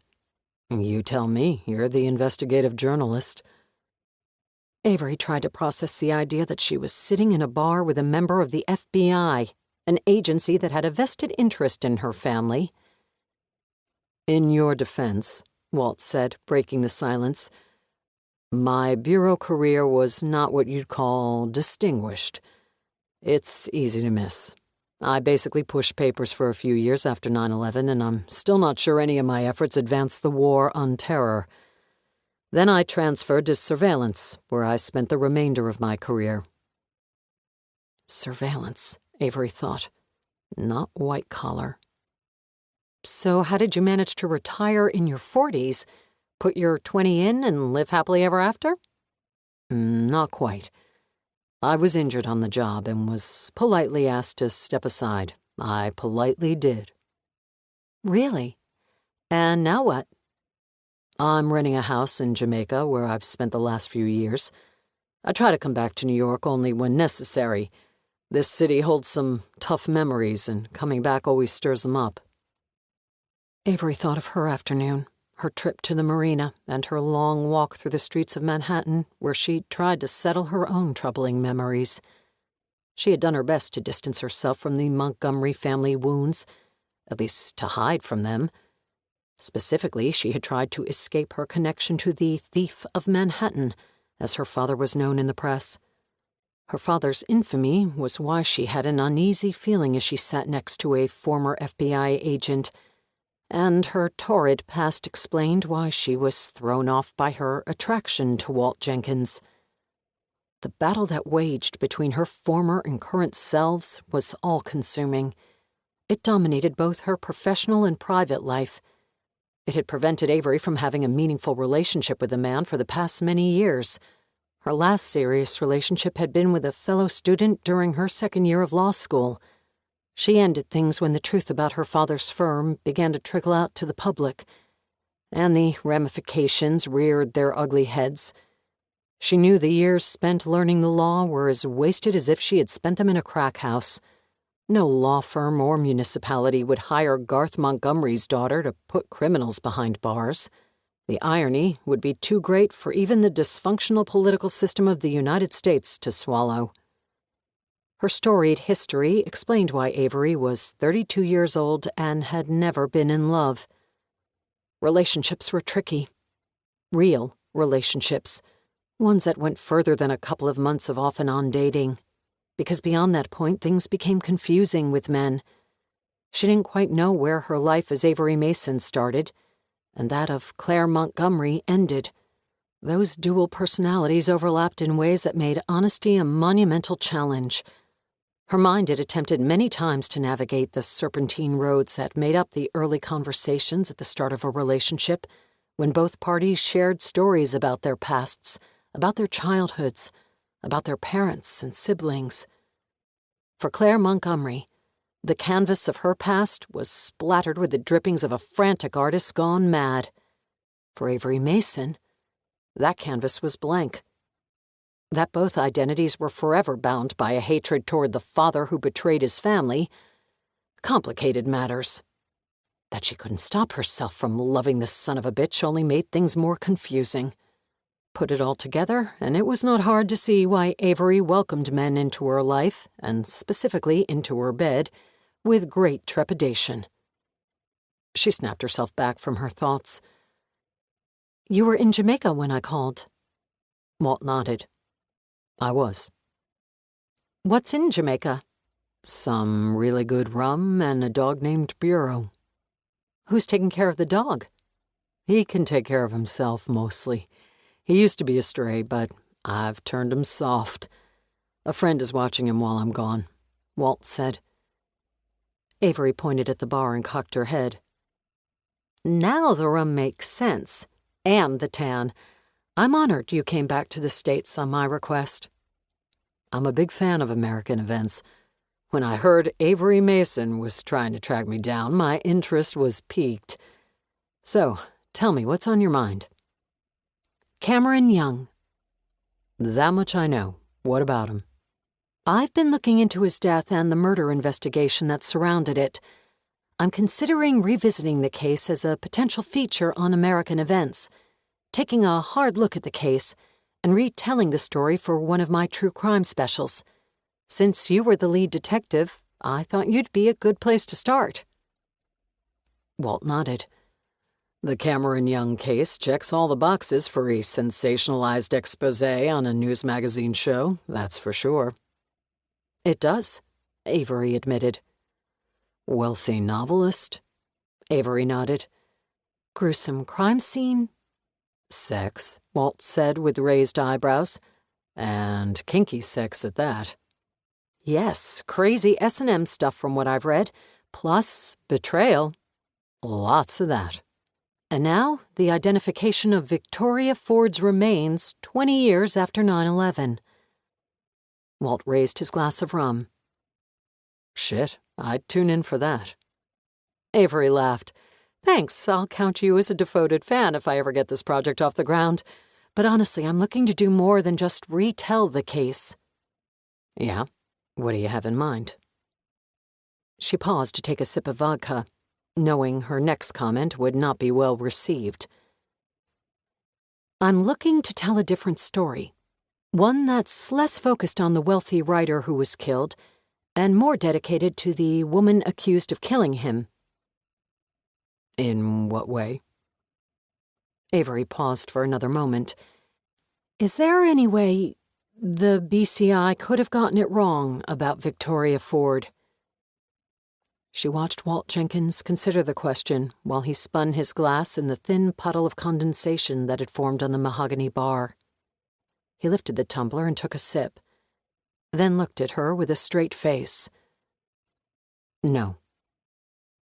Avery squinted her eyes. "Just like that?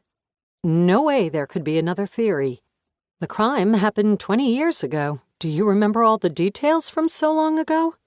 "Of course not, but since you called, I've taken some time to review the case and refresh my memory. The case against Victoria Ford was airtight. It had to be, due to the media coverage at the time. It wasn't circumstantial. It wasn't speculative. It was based on physical evidence collected from the scene. DNA, fingerprints, a really damning video, and much more. It was a slam dunk. If you sift back through the details of the case, you'll see what I'm talking about." "Okay," Avery said, nodding her head. "That's what I was hoping to do. Would you be willing to sift through those details with me? Take a deep dive back into the case so I can piece together how you came to suspect Victoria Ford as Cameron Young's killer?" Walt pouted his lower lip and nodded. "That's why I'm here. I still know people at the BCI, and I took the last couple of days to review the case. Crime scene photos, logged evidence, interview transcripts, recordings and videos of the intake interviews and follow-ups. There are thousands of pages of reports, warrants, phone records, emails, plus all the evidence collected." "That's exactly what I'm looking for." "I'd have to check with the bureaucrats to make sure they don't mind a journalist viewing the file, but this many years later, I don't think it'll be an issue. If I get the okay, I'd be happy to share it all with you." Now Walt paused. "But to what end? So you can twist things around and convince a few skeptics that Victoria Ford might have been innocent, turn her into the victim, falsely accused in all the crap true crime documentaries push these days, then tie that speculation in with her remains having just been ID'd?" Avery took another sip of vodka, buying time to collect her thoughts and organize a pitch. I originally came out here from LA because I wanted to do a story on the latest 9/11 victim whose remains had been identified. That victim turned out to be Victoria Ford. I wanted to come out here and learn about the new technique used in the identification process, and maybe speak with Victoria's family, which I did. I met her sister, and she tells a pretty compelling story about Victoria. Let me guess. She believes her sister was innocent, and there's no way she could have killed someone. Avery nodded. Yeah, something like that. Do you have siblings? Avery paused, glancing at the cubes in her vodka briefly before looking back at Walt Jenkins. This right here was why it was so difficult to meet new people. Figuring out how much of the truth to reveal about herself and how much to hide. Every detail she offered was a trail to her past. I had a brother, she finally said. He died. Sorry, not a great example. No, that came out the wrong way. God. I'm an idiot. I didn't mean to be so blunt about it. There was a short pause that reset the conversation. Let me try again, Walt said. Think of your best friend. If she were convicted of murder, would you believe she was guilty? Absolutely. She can be a vindictive bitch. Walt laughed. You're not making this easy for me. I understand your point. No sibling is willing to believe their sister killed someone. At first, Avery hadn't believed her father was one of the biggest white-collar criminals in American history. But in the face of overwhelming evidence, she had no choice. Yet there was still some part of her that held on to the ideal perception of her father, back from before he detonated his family and collapsed all of their lives. Most family members respond with denial, Walt said. Even when presented with undeniable evidence, there are killers on death row whose mothers and fathers and sisters and brothers believe are innocent. They believe this, despite the guy's own confession, despite the guy's remorse. Family members have an impossible time imagining their loved ones as killers. So I have no doubt that Victoria Ford's sister believes she's innocent. But a review of the case will prove otherwise. In the end, evidence doesn't care about your feelings. Avery was tempted to mention the recording she had heard of Victoria Ford pleading for Emma to clear her name after she realized her fate in the North Tower. Avery believed the earnest tone to Victoria's appeal would be a worthy adversary if pitted against even the most overwhelming evidence. If not in an actual courtroom, then at least in the court of public opinion, and that arena was all Avery cared about as she considered the Victoria Ford project and how it pertained to American events.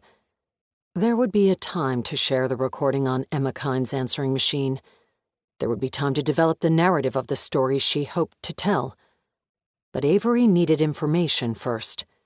She was on the hunt for material, foraging for the long winter, the metaphor she and her team used to describe the process of building a story. Gather all the information you can find, and then pare it down to the essentials. She was uncertain exactly what that story would look like, if it would work, and whether Walt Jenkins would play a significant role in building the story, or be the wrecking ball that toppled it. Until she knew, Avery would keep Emma Kine's answering machine to herself. Let's start there, Avery said, with the evidence. I'd love to review the case with you so you can show me where that evidence led you. It led me straight to Victoria Ford, but fair enough.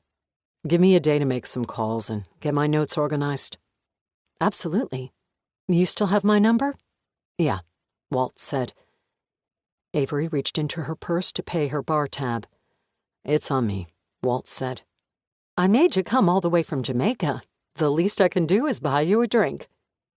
Avery dropped money next to her glass and slipped off her stool before heading out of the bar.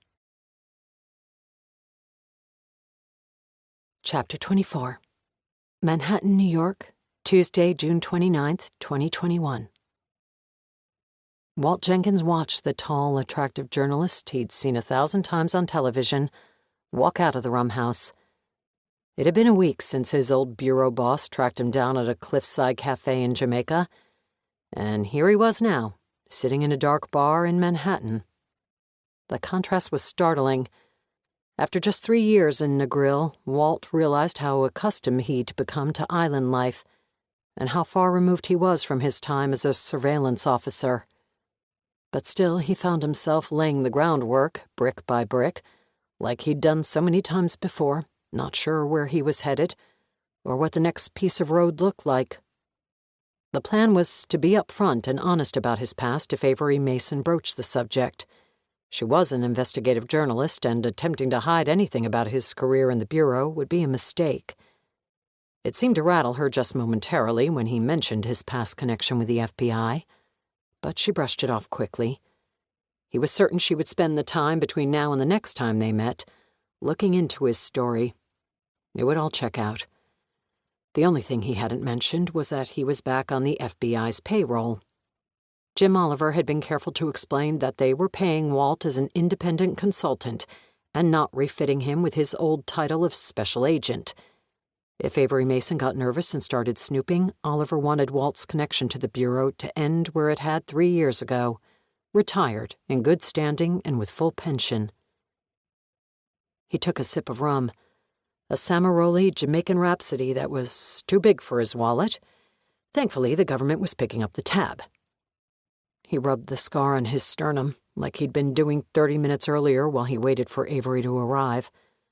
The scar still bothered him from time to time, producing a gnawing itch that drove him mad. The doctors promised it would eventually fade, but warned that until it did, he should work to identify the triggers that brought on the symptoms and do his best to avoid them. As Walt sat at the rum house in Times Square, he realized that the last time the scar bothered him was a couple weeks earlier, when he sat on his front porch pretending to read a John Grisham novel, but really contemplating his upcoming trip to New York for the survivors' meeting. Was the city itself a trigger? Or all the baggage that waited here? He finished his rum with a final tilt of the glass. This city held the mistakes and pains of his past, and he believed, like most, that to overcome those mistakes and ease the pain, he needed to run from them. But that wasn't true. To make things right, he needed to face things head-on. As he was settling on the best way to do that, out of thin air an operation had developed, his first in years. It was an opportunity to pick himself up, dust himself off, and get back in the saddle. Whether it was an opportunity to put his past behind him, or an exercise in procrastination, he hadn't figured out yet. He waited another minute, and then strolled out of the bar to keep tabs on his new subject, a woman who happened to be one of the most popular television journalists working today. If he hadn't been making a concerted effort to limit his alcohol intake, he might have thought the rum was getting to him. Chapter 25. Manhattan, New York, Wednesday, June 30th, 2021. The following morning, Avery was up early. Dressed in skinny jeans and comfortable walking shoes, she tucked her purse tight to her side, adjusted her Prada sunglasses, walked out of the lobby of her hotel, and headed toward the nearest subway hub. She took the F train from Midtown to Brooklyn, riding for 30 minutes until she exited at 4th Avenue in the Park Slope neighborhood.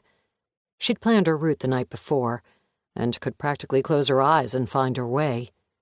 Still, she pulled a small piece of paper from her purse as she walked, and looked at the address one more time. The brownstone was 6 blocks from the train. She tried to control her nerves as she walked.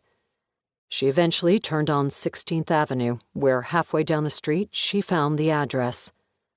Climbing the front porch steps, she rang the bell and clutched her purse to her side, as if she was worried she may be mugged.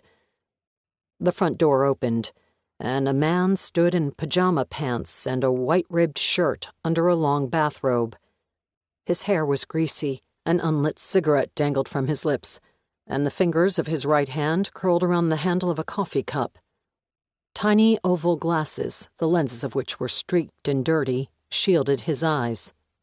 500, the man said in a German accent that had been Americanized over the years and then tainted further by his time in Brooklyn. "I'm sorry?" Avery said, confused by the random statement. 500, he said again, the mumble making the cigarette flutter between his lips. Avery raised her eyebrows, took a conspicuous look up and down the street. "Are we going to do this on your front stoop?" 500 gets you inside, then we talk." Avery nodded, reached into her purse, and produced 5 crisp $100 bills. The man snatched the cash out of her hands like a hungry dog nipping a treat from its owner's fingers, stepped to the side, and pushed the front door the rest of the way open. Avery walked inside as a cool prickle of apprehension moved in a slow wave across the back of her neck. The man pointed to a worn couch as he headed to a safe that stood against the far wall. He hunched in front of it, spun the dial, and pulled the door open. Depositing the cash inside, he removed a folder and slammed the safe door shut. The man turned around and sat in a side chair, placing his coffee cup on the table in front of him. Avery hadn't moved from her spot just inside the front door. The man looked at her with a confused expression. He pushed the petite glasses up the bridge of his nose. "Sit," he said. "I don't bite." Avery walked to the couch and sat down. "I'm Andre," the man said. "I hear we have a mutual friend." Avery nodded. "That's why I'm here." "So, here's how this works. Passports are difficult. Not impossible, but difficult. At least if you want them done right. You want something—" He waved his hands, searching for the correct English word. "Shit." He shrugged his shoulder. "You go anywhere. You want something good, you come to Andre. That's why my price is my price. So, I'm going to ask, even though I know the answer due to our mutual friend's background, I guess you'd say. But there's a lot of work involved for me producing a believable passport. Some liability, too. So, I must ask, can you afford?" "Yes," Avery said without hesitation. This man charged $5,000 to produce a single American passport. Legitimate, believable passports that would, Andre claimed, pass scrutiny by any customs agent on the planet. Of course, the validity of that claim could only be proven in practice. It could only be confirmed when the one using the passport handed it to the customs agent as they tried to enter another country. At that moment, Andre's claim would be either true or false. At that moment, it would also be too late to complain if things went wrong. If some sensor beeped when the document was scanned, and some warning was triggered, their mutual friend was shit out of luck. "I figured the price was not an issue," Andre said. "Now, timing. When do you need this?" "As soon as possible." Andre held out his hand and twitched his index finger. "Give me the photo. Let me see what I'm working with." Avery produced the photo from her purse and handed it to Andre, who opened the folder he had taken from the safe and laid the image onto a template to check the dimensions. "Good quality, right size." He nodded his head as he analyzed the photo. "Okay, this'll take me a week. I'll need 2,500 now, 2,500 when I'm done." "And the 500 I just gave you?" "I told you, that got you in the door." Avery was in no position to haggle. She produced another envelope from her purse and handed it across the coffee table. Andre quickly fingered the cash to make sure the count was correct. He stood and walked back to the front door, his silk bathrobe swirling like a cape behind him. He peered through the peephole and then opened the door. "Out you go," he said. "Come back in a week." Chapter 26. Brooklyn, New York, Wednesday, June 30th, 2021. Fresh arrangements and bouquets decorated the sidewalk outside the florist. She smelled the hand-tied sunflowers and the amaryllis with baby's breath as she pulled open the door. Inside, the sweet aroma was even stronger. The scents captured her attention and distracted her from the worry that had settled in since she left the brownstone. Not for the first time, Avery wondered what the hell she had gotten herself into. She was risking everything to pull this off. And the more she allowed the rational half of her mind to consider the possibility of this plan working, the more she worried that her Achilles heel, unconditional love, was going to bring her down like the rest of the Montgomery family members. But that unconditional love had forced her to come this far. She knew she could not simply turn it off. She spent 10 minutes in the flower shop, a reprieve where she took in the syrupy scents and admired the arrangements. She finally made her selection, paid at the register, and carried the bouquet of roses out the door. The air was damp with humidity, and the sun was warm on this cloudless summer morning. She walked for 10 minutes until she came to the entrance of Greenwood Cemetery. Meandering paths cut through the hills beyond the gate, and the occasional gaudy mausoleum stood out among the headstones that dotted the landscape. Avery walked along the familiar trail until she came to the plot, as she had come to know it in her mind.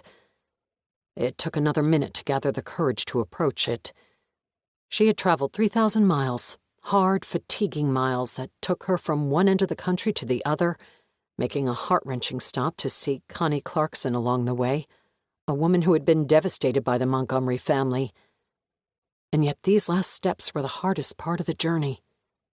This many years later, it was still a challenge to stare down at a gravestone. It was so nonsensical, she could barely read the name it held.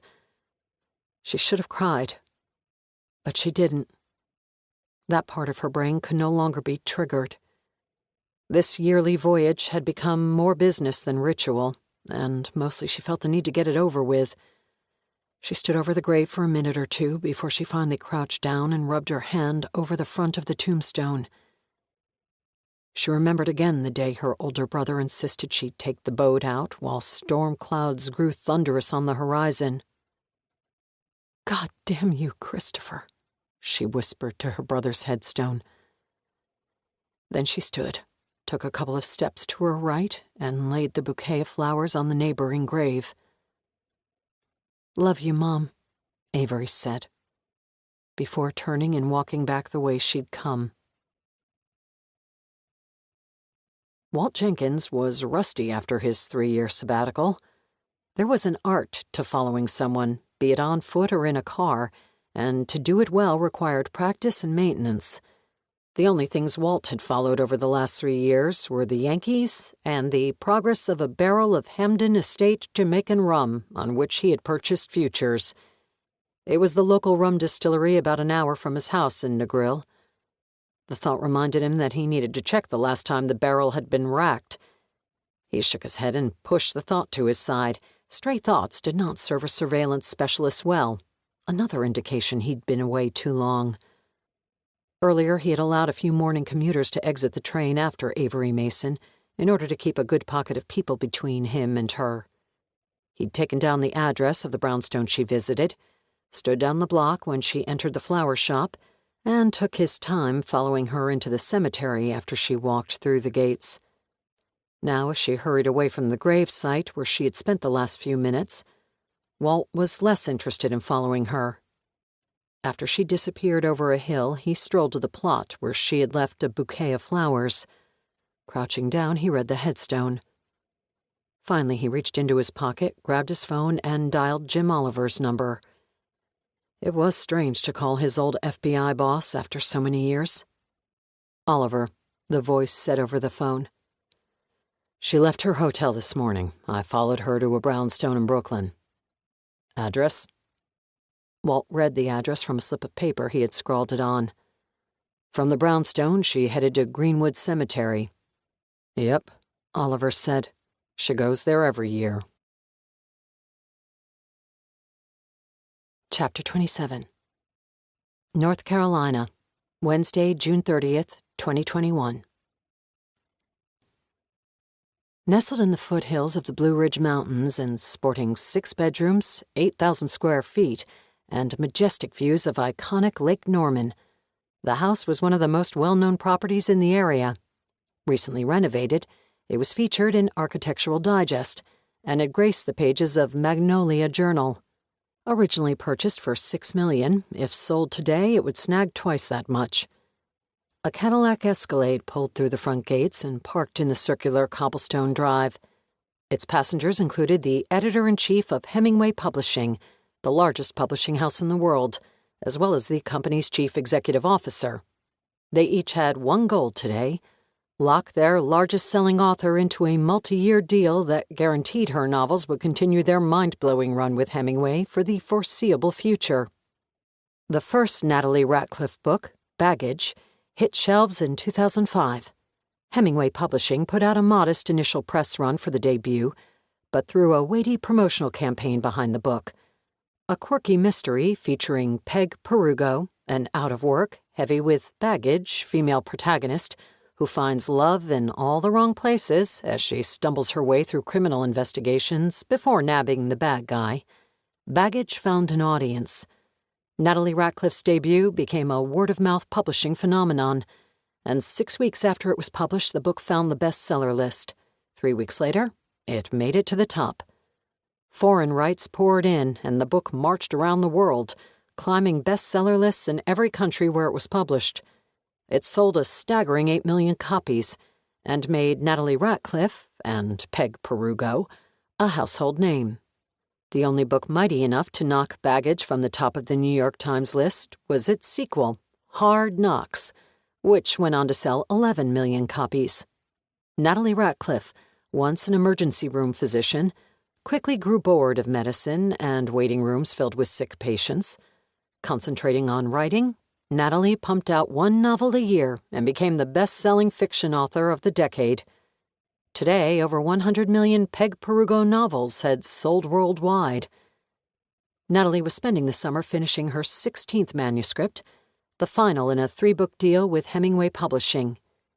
Each time Natalie neared the end of a contract, publishers made pitches to Natalie's literary agent about why she should leave Hemingway and publish with their imprint. Hence the Escalade parked in front of the Lake Norman mansion. Hemingway Publishing had no intention of letting their top-selling author slip through their fingers. Hemingway had discovered Natalie Ratcliffe and her peculiar but lovable protagonist, and Hemingway planned to keep them both. The Escalade may as well have been a Brinks truck. Kenny Arnett had been the CEO of Hemingway Publishing for more than a decade, and had an impressive knack for retaining his A-list authors. Diane Goldstein had edited every Natalie Ratcliffe book ever published, and felt that she knew Peg Perugo personally. Years before, Diane had taken a chance on Baggage after several other houses passed. Many industry insiders scoffed when Hemingway offered $2 million for Natalie Ratcliffe's third and fourth books, believing Peg Perugo had run her course, and that the follow-ups would go the way of many overpriced genre books: big price tag and little return. In retrospect, $2 million turned out to be a bargain for what the books returned. 15 books later, Peg Perugo was an unstoppable force with a massive following who loved her flawed personality, her padded midsection, and her ability to outsmart, by accident or otherwise, the baddest of the bad guys. Kenny stood on the front porch and rang the bell. Diane stood next to him. Today they were a united front, having dropped everything in New York to come down to North Carolina and re-sign the publishing house's most important author. The door opened, and Natalie Ratcliffe smiled. "What the hell is going on?" Natalie said. "Diane didn't tell me you were coming with her, Kenny." Kenny Arnett shook Natalie's hand. "Did you think I'd leave this negotiation up to anyone else?" Natalie shook her head, eyeing Diane through squinted lids before giving her editor a giant hug. "Playing hardball," she whispered into Diane's ear. "Nope," Diane whispered back. "Just bringing the man who signs the checks, and it's going to be a very big one." "Come on in," Natalie said, releasing her grip. Kenny and Diane followed Natalie through the sprawling home, decorated to perfection, as if Joanna Gaines herself had worked her magic.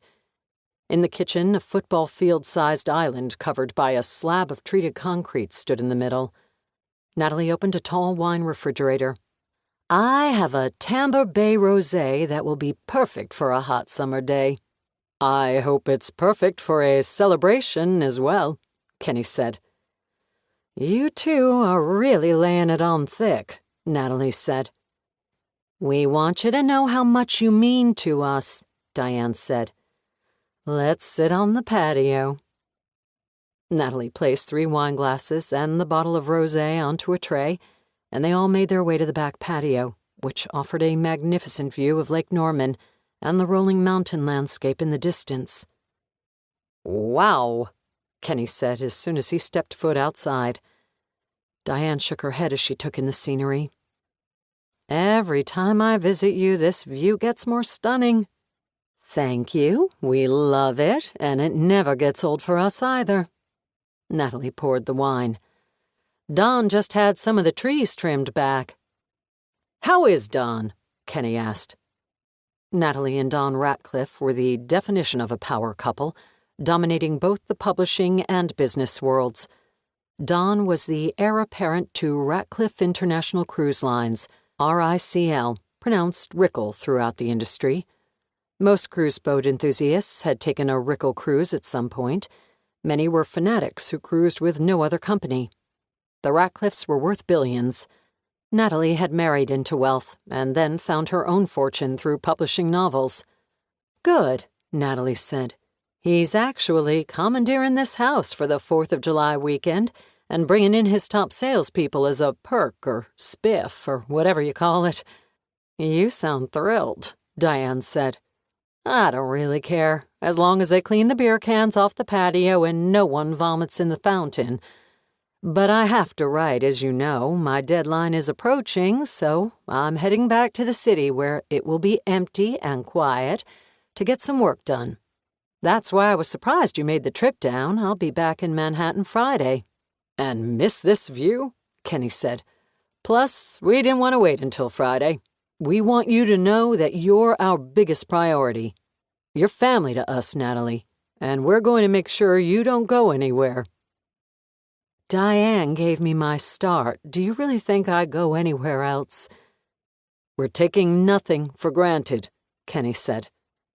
Hemingway is prepared to make an offer for the next 5 Peg Perugo novels, Diane said. We've sent a formal offer to your literary agent, but wanted to make sure the offer was in the ballpark of your expectations. It exceeds them, Natalie said, nodding her head. My agent called this morning to discuss the details. I have a meeting planned with her next week. If another house comes over the top of us, Kenny said, we just ask that you give us an opportunity to rework the deal. It obviously has to make sense for Hemingway, but we'll move heaven and earth to keep you. I'm really flattered you both made the trip down here, Natalie said. And I'm more than blown away by the offer and the effort. But I'm going to let you both in on a little secret. I told my agent not to entertain proposals from any other publishers. I'm 100% satisfied at Hemingway. And Diane is a rock star. I'm not going anywhere. Kenny nodded his head slowly and pouted his bottom lip. Well, that was easier than I imagined. Now that crap's out of the way, Diane said, when do I get to see your manuscript? Natalie smiled. When I'm finished with it. I have until October. Maybe I should take a peek at the first 100 pages? Not a chance, Natalie said. I'm wrapping up the first draft soon and then heading to Santorini in September to polish it. For every novel Natalie Ratcliffe had published since Baggage took the world by storm, she had gone to Santorini, a quaint and tranquil Greek island where the Ratcliffes owned a hillside villa, to write the final chapters of the story and polish the manuscript before handing it over to Diane. It was worth a try, Diane said. I can't wait to read it, honestly, Natalie. I'm thrilled that you and Peg Perugo will be with us for many years. Me too. I also have a favor to ask, Kenny said, as Natalie refilled everyone's wine glass. Oh, yeah? Natalie asked. I got a call from the L.A. office. Avery Mason, the host of American Events, wants to set up a meeting with you about a story she's working on. Avery Mason? Natalie said with wide eyes. About what? An old friend and an old case. That's about all I know. Her people reached out to my people, so I don't have the specifics other than the request to talk, Kenny said. I said I'd ask. Natalie Ratcliffe was not an easy person to reach. Hemingway Publishing was a subsidiary of HAP Media, and strings had been pulled and back channels navigated to make the request. The bid to arrange a meeting with Natalie Ratcliffe had finally reached Kenny Arnett. Natalie nodded. "Sure. Do you have contact information for me?" "In the car," Kenny said. "I'll give it to you when we leave. In the meantime," he raised his wine glass, "to 5 more blockbusters." Diane raised her glass as well. Natalie smiled and clinked glasses with each of them. "Did you really think I'd let anyone else publish my books?" Chapter 28. Manhattan, New York, Thursday, July 1st, 2021. Ever since leaving Emma's house, Avery had been haunted by Victoria Ford's voice. Each night as she settled in her hotel room, Avery considered listening to the answering machine recordings again. So far, she hadn't gotten up the nerve. They were too haunting. A junior high student when the September 11 attacks occurred, Avery knew that each generation dealt with the tragedy in their own way. She had been enrolled in private school in Manhattan, which closed its doors for the week after the attack. When she and her classmates returned, rumors circulated through the hallways about more attacks on the city, and that schools would be the next target. Avery still remembered the fear and apprehension she had felt, waiting for an airplane to take down the walls of her school. The morning of 9/11 and her experiences in the days that followed had always been viewed through the prism of a teenager. Until now. She was about to approach the topic not as a wide-eyed adolescent, but as a journalist. It had her both buzzing with excitement and filled with anxiety. Listening to Victoria Ford's message to her sister had been personal and emotional, but it hadn't been the first time Avery heard such recordings. Mac Carter had done an American Events special for the 10-year anniversary of 9/11. In it, Mac interviewed survivors who had escaped the towers and documented the life and death decisions they made that morning. Many of them, like Victoria, had called home as they tried to navigate their way out of the towers. Avery was about to speak with one of them. Emma Kind had created a list for Avery of everyone in Victoria's life at the time of her death. It included friends and family, bosses and co-workers, and Roman Manchester, Victoria's defense attorney, and the man she had gone to see on the morning of September 11, 2001. Someone who, unlike Victoria, had made it safely out of the crumbling building. Roman Manchester was 71 years old and still a practicing defense attorney today. The list of clients he had represented over the years was long and distinguished, if not infamous. A few notables included his consultation on the O.J. Simpson trial in the 90s, his involvement with John Ramsey, father of John Bonet, and his brief representation of Scott Peterson. Manchester had agreed to meet with Avery when she called, and now she pushed through the entrance of the building in the financial district and rode the elevator to the 11th floor. She pulled open the glass door on which was stenciled Manchester and Partners, gave her name to the receptionist, and was ushered into the attorney's office. "Roman Manchester," the man said with a smile as he approached Avery and extended his hand. "Avery Mason, thanks for taking the meeting." "Of course, have a seat." He pointed to the chair in front of his desk. The attorney took his own seat behind the desk. "No American Events cameras?" he asked with a laugh. In the last 24 hours, Avery had watched dozens of videos of Roman Manchester in front of news cameras. Some were formal news conferences, during which the man proudly stood behind a podium and opined about his client's innocence. Others were of Roman Manchester on the courthouse stairs, wheeling boxes of research and courtroom notes behind him, and taking a moment out of his oh-so-busy day to answer reporters' questions about his client. The man, it seemed, never missed an opportunity to be in front of the camera. Avery had watched footage from the 90s, when his hair was black and his face was wrinkle-free. She'd also watched footage from his most recent trial earlier this year, when he stood behind the podium with silver hair and droopy jowls. Through the transformation of age, the man's skin carried a perpetual tan, and his eyes always looked sharp. The years had mixed gravel into his voice, but it still boomed in the latest video, certain of his client's innocence. Avery smiled. "No cameras, just me. I'm trying to get my arms around this story before we start shooting footage.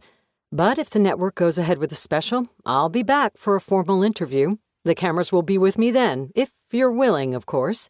"Absolutely. I'll admit I was intrigued when you called. Victoria Ford was a long time ago, but still so vivid in my memory." "I'm sure she is. And that's what I was hoping to speak with you about. Victoria's remains were recently identified by the medical examiner's office here in New York, and that started me onto her story. The rest of her history came as a surprise." "I hadn't heard about the identification until you called. It certainly brought back a flood of emotions." Avery nodded, and could only imagine what those recollections entailed. Roman Manchester had been in the World Trade Center when the first plane flew into it. He must have terrifying memories of that day. "Can you tell me about your relationship with Victoria?"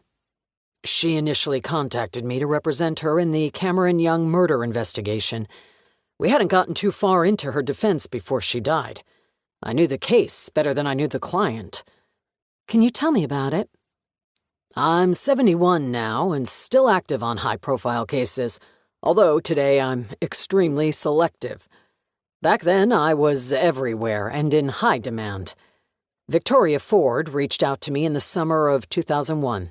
I reviewed the case, and as soon as I understood the gravity of the charges against her, I agreed to help. I had back then, and still do today, a personality flaw. The more challenging a case, the more likely I am to take it on." "And Victoria Ford's case was challenging?" "Extremely. It became quite a fiasco because of the victim's notoriety. I was working through the details when, 9/11 happened, right in the middle of it all, as you know. But prior to that point, I was collecting my initial documents on the case. Discovery hadn't yet come to me from the district attorney's office, so at the time of 9/11, I was advising Mrs. Ford on her options more than I was preparing an actual defense. It was just too early." "What was your advice?" "To find a lot of money so she'd stay out of jail while we prepared a defense. Maggie Greenwald, the district attorney who was running the prosecution, had compiled a substantial case against Victoria and had convened a grand jury to determine if the case had merit. It did. The grand jury was just a formality. I was working with Victoria to figure out if she had the funds to post bail." "The case was that strong?" Avery asked. "For that stage in the process, yes. It was strong enough to secure an indictment and justify formal charges and an arrest. I hadn't gotten into the weeds or rooted through the details to determine if any of the evidence was challengeable. I only knew what they had, not how they had obtained it or how credible it was. On the surface, though, it was solid." "Can you go over some of that information?" Manchester opened a folder and thumbed through a few pages before he found what he was looking for. The crime scene was the DA's biggest weapon. It contained Victoria's blood, fingerprints, and urine. DNA analysis confirmed the match and placed her at the scene of the crime. Evidence collected from the Catskills mansion included a home video of Victoria and the victim, which showed them to be involved intimately. A length of rope recovered from Victoria's vehicle matched the rope used to hang the victim. Altogether, it all made for a very strong initial case. Now, I never got into the specifics about how this evidence was recovered, and I never had the chance to scrutinize the forensic science behind any of it. At the time of September 11th, I was simply gathering facts about my client and the case against her. But what I told Victoria at the time was that the DA's case was substantial, and she should prepare for an arrest. I planned to mount a formidable defense, but knew it would be easier if my client was not in jail while I did so. How much money did she need? All told, she was likely looking at $1 million initially to post bond and another $100,000 to pay my retainer. Avery took some notes on the pad that rested on her lap. Did she have it? The money. She was going to look for it from friends and family. She didn't have it by herself. Avery made more notes. So the physical evidence on the surface was damning. How about circumstantial evidence? What motive did the prosecution offer for why Victoria would have killed her lover? That was strong as well, Manchester said. The investigation revealed that Tessa Young was pregnant. Just pregnant. About a month or two at the time her husband was killed. Subpoenaed medical records also revealed that a few months earlier, Victoria Ford had undergone an abortion. Avery looked up from her notes. It was Cameron Young's child? Yes. I spoke with Victoria about it, and she confirmed it. So the theory was that she killed Cameron Young because he wouldn't have a child with her, but got his wife pregnant? Partly, yes. Jealousy was a large part of the prosecution's circumstantial case. Cameron Young promised his lover that he'd leave his wife, but never did, and then got his wife pregnant. But there's more to the argument. The subpoenaed medical records also showed that Victoria had experienced a complication during the abortion that left her unable to bear children in the future. Christ, Avery said, that would be a compelling argument to any jury. Like I said, the circumstantial evidence was solid. The case sounds so overwhelming. Why did you take it on? Like I said, I have an affliction. The more challenging a case, the more tempted I am by it. But there's something else you need to know about the Cameron Young investigation and the district attorney who was behind it. Maggie Greenwald. Yes, she was disbarred many years ago. Why? Maggie Greenwald had a bloodlust of sorts for quickly resolving homicides and adding them as notches on her belt. I'm afraid it's a common syndrome among prosecutors. They're like sharks who can't help themselves after they smell blood in the water. A few years after the Cameron Young case went up in smoke, some folks in her office started complaining that she was cutting corners in order to quickly close cases. What sort of corners? Let's just say that Maggie Greenwald was making square evidence fit into round holes. After she left the DA's office and started her campaign for governor, a whistleblower came forward about one particular case, and an investigation was launched. It was discovered that she suppressed evidence that might have exonerated the defendant. Nothing happens quickly in the court system, but when new DNA evidence turned up, it proved the defendant was innocent. The conviction was overturned. In the months that followed, 2 more of her cases were overturned. By new DNA evidence? Not new, but suppressed. She hid the evidence? Tried to. But the whistleblower knew a lot about Maggie Greenwald's tactics. Rumors were that it was her ADA who came forward, and likely only to save his own ass by promising the truth in exchange for immunity. There's a saying around these parts that if you want all your secrets uncovered, run for public office. Anyway, I thought it was worth mentioning that Maggie Greenwald's career went down the drain. I had heard all these rumors that Maggie cut corners and had a tendency to manipulate evidence. So, when you ask why I would take Victoria Ford's case when it looks so unwinnable, it was because Maggie Greenwald was the DA and I couldn't wait to get my hands on the evidence and see it for myself. The case against Victoria Ford was very strong on the surface, but I never got the chance to scrutinize or challenge any of the evidence. Had I, things might have been different. Avery made notes about Maggie Greenwald, and then paused before she asked her next question. Can you tell me about the morning of September 11th? What transpired with Victoria that day? I learned from her sister that Victoria placed a series of phone calls that morning after the North Tower was struck. Can you give me any insight into what happened with you and Victoria that day? Manchester nodded. Avery could see his mind spanning the decades, reaching across the years for details he may have tried to forget.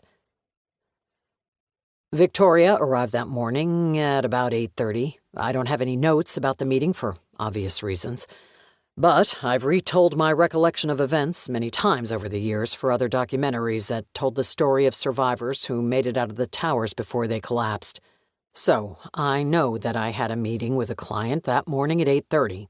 The client was Victoria Ford. We reviewed the case against her and discussed the implications of the grand jury that was convening that week. We talked about how she might secure the money she was going to need. We'd been talking for about 20 minutes when the first plane hit. Where was your office located? On the 80th floor of the North Tower. Victoria was sitting in front of my desk when an enormous explosion happened. The best way I can describe it is a concussion. The building rocked and thundered. It actually leaned to the side, and for a moment I thought the tower was going to topple over. Everything broke and shattered. Pictures fell from the walls. Items on my desk rattled to the floor. Ceiling tiles came down, and the overhead sprinklers turned on. The fluorescent lights went dark, and the emergency lighting came on. I remember the sudden darkness outside. It went from a bright sunny morning to midnight. And of course the smell. I wasn't able to identify the smell, which was everywhere, and didn't put things together until that night after I had made it safely home. It was then, while I watched and re-watched the footage on the news, that I realized the odor I smelled had been jet fuel. Avery waited, not wanting to push too hard. It's funny how the memories come back to you, Manchester finally continued. I remember going over to a window and looking out once the dark smoke had dissipated. I remember papers floating through the air like confetti. I remember looking down to the street and seeing the regular crowd of lower Manhattan, but noticing something strange. Only later did I figure out what it was. The crowd and the cars and the buses and the taxis, they weren't moving. Everything outside the building had stopped, as if God himself had pointed a remote control at New York City and pressed pause. Then I remember seeing this clear sludge slowly running down the window. It looked like gel, thick and soupy. Again, in that moment, I had no idea what I was seeing. It was only later that night that I realized it was the jet fuel that was coating the outside of the building. Avery remained silent. A chill ran through her at the thought of what this man had gone through. Anyway, he continued, after the initial explosion, I made sure all my employees and partners were okay, and then we began to evacuate. It was early for us. Some of my partners didn't come in until after 9, so there weren't many of us at the office. We all knew that in case of fire, the elevators were off limits, so we headed to the stairwell and started down. Avery pinched her eyebrows together. You started down? Yes. 80 flights of stairs was a daunting task, and we didn't know which part of the building was on fire, so we prayed we could make it through the floors below us. You started down? Avery asked again, almost to herself this time. Was Victoria with you? Manchester shook his head. You know, I'm ashamed to admit that I checked on my people, my employees and partners, and we all sort of took a quick head count before we entered the stairwell. He shook his head and momentarily closed his eyes. I don't remember seeing Victoria Ford after the chaos began. I forgot about her. There was a sorrow in his voice that was nearly palpable. A survivor's guilt, Avery assumed, that came from cheating death during an event that took so many lives. I listened to a recording of an answering machine message Victoria left her sister. In it, she said that she was with a group of people who decided to go up the stairwell, not down, up to the roof, where they believed they might be rescued. Do you remember that? Manchester nodded his head. Yes, there were probably 100 people on my floor, and we were all in the hallway and stairwell at the same time. No one person was in charge, and things were hectic. There was a lot of confusion and misinformation being shouted, as you might imagine. It's hard for me now, 20 years later, to differentiate what I knew in those moments from what I've learned since. It all sort of mixes together to form its own reality. But for sure, in that moment, none of us knew that a plane had struck the building. We thought it was just some sort of explosion. The idea that a plane had struck the building started being thrown around only after people began calling home. In that chaos, no one knew what to believe or who to listen to as far as a strategy to get out of the building. As soon as the crowd started an orderly descent of the stairs, it was like a vacuum, and nearly everyone followed. We made it down 20 flights or so before we ran into congestion. For a long time, we barely moved, just one step every minute or so. Then we heard the second explosion, which I later learned was the second plane hitting the South Tower. When that happened, people started panicking. There was talk about the stairwell being blocked below us, and some people peeled off. Some went back up, some headed to the other set of stairs on the other side of the building. What did you do? I stayed put. I didn't stray from that first stairwell. Eventually, the bottleneck ended and we started moving again. How long did it take you to get out?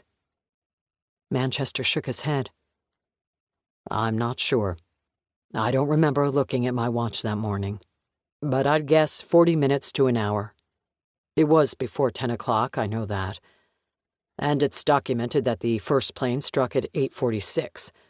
When I made it outside, I took in the apocalyptic scene and then started my hike uptown. The subway was not working, so I walked. I'd made it to Washington Square Park when the South Tower came down. So after the initial impact, you never saw Victoria Ford again? I saw faces. I had conversations with people, but can't remember what was discussed or who they were. After I checked on my coworkers, I hardly remember being with any of them. Victoria could have been one or two heads in front of me, but I don't remember. I only remember people shuffling down the stairs. When did you find out about Victoria? Not for a while. My law practice was gone. Every client, every file, every computer. I don't remember hearing that Victoria Ford had died for weeks. It took that long to salvage the practice, and Victoria was a new client. I hadn't started the process of defending her. She hadn't paid me a retainer. I had more urgent clients to attend to and court dates to prepare for once the dust of 9/11 settled. It was some time before I heard that Victoria had died. Avery nodded. Well, I don't want to take up too much of your time. Thanks so much for recounting what I'm sure are difficult memories. Of course. Would you mind if I called you another time, perhaps later this summer, if I get this story off the ground and start formal interviews? By then I will have had the chance to look at all the evidence against Victoria, and I would love your opinion on it, and what sort of defense you might have constructed had you been given the opportunity. It would be my pleasure. A few moments later, Avery was outside. She looked in the direction of where the Twin Towers had once stood. She couldn't kick the thought that kept popping into her mind. Roman Manchester and everyone else in his office had gone to the stairwell and started down. Victoria Ford had gone up. Had she simply followed the crowd, would things have been different? Chapter 29. Manhattan, New York, Friday, July 2nd, 2021. Included in the list of contacts Emma put together was Victoria's best friend, Natalie Ratcliffe. Avery hadn't noticed the name until she was back in her hotel room and had to do a double take. Natalie Ratcliffe was one of the best-selling authors in the country. Her books were in every bookstore, pharmacy, and mall kiosk. With over 100 million copies of her novels sold worldwide, reaching her was not as simple as making a phone call. Avery's research revealed that Natalie Ratcliffe's publisher was a subsidiary of HAP Media, so she worked her contacts until a connection was made and a meeting arranged. Natalie Ratcliffe lived in a Manhattan high-rise that overlooked Central Park, in the same block of buildings that made up the boisterous penthouses on Millionaire's Row, where Avery grew up. Once an emergency room physician working 12-hour shifts, Natalie Ratcliffe was today far removed from her nights in a hospital. She wrote novels now, chick-lit mystery that was panned by critics but devoured by her adoring fans. The woman had produced 15 novels in 15 years, every one a bestseller. Victoria Ford's best friend and college roommate, Natalie Ratcliffe, was high on the list of folks Avery was interested in talking with. After her visit to Roman Manchester's office the day before, Avery had stopped at the Strand bookstore to pick out a couple of Natalie Ratcliffe novels. She found 2 shelves of the woman's books and went back to her hotel with a bag full of paperbacks. Despite that she was chasing a story and had plenty of work to do, Avery got sucked into one of Natalie's novels. The protagonist, a portly private eye named Peg Perugo, investigated the shady dealings of a good-looking ER doctor, discovering in the process that good sex trumped Medicare fraud. The story was silly and sophomoric and kept Avery up until 2 a.m. before she forced herself to close the book and get some sleep. In the morning, Avery did some quick internet snooping and learned that Natalie Ratcliffe split her time between New York and North Carolina. She treated herself to a lavish month-long vacation to the Greek Isles each year to finish her new book. She was married to an executive at a cruise line and had 3 children. 2 were grown and on their own. 1 was still in college. She had practiced medicine for 8 years before she quit to write novels.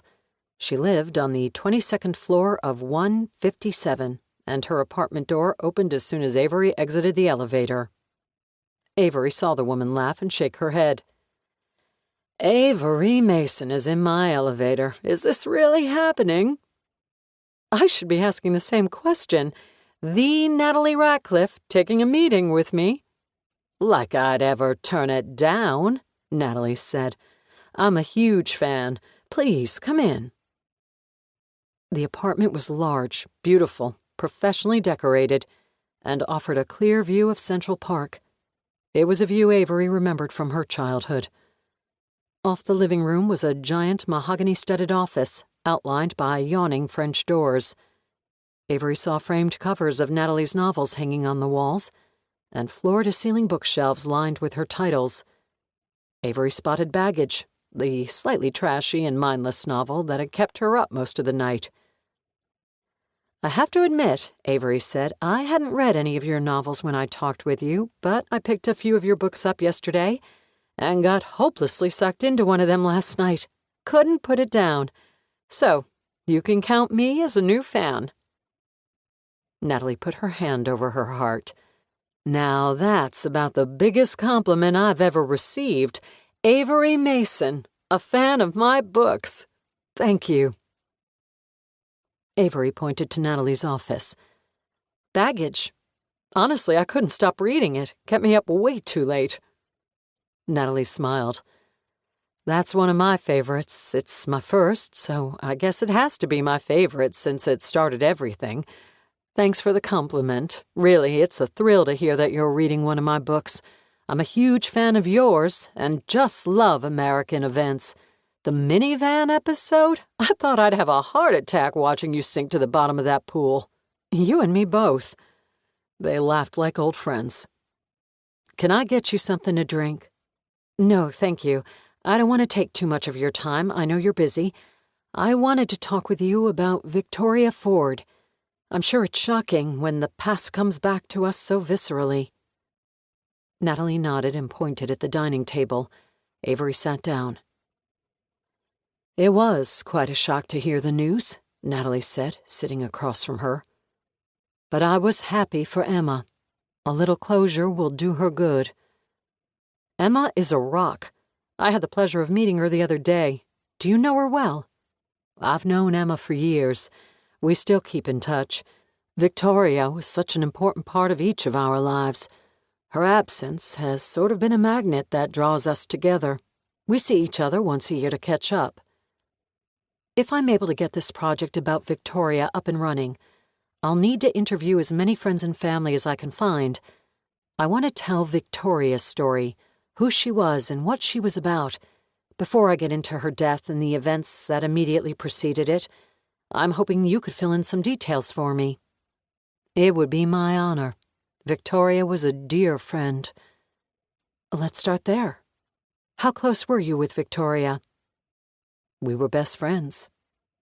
"Meaning?" "Meaning, if she called and said she was in trouble, I'd show up with body bags and an alibi." Avery laughed.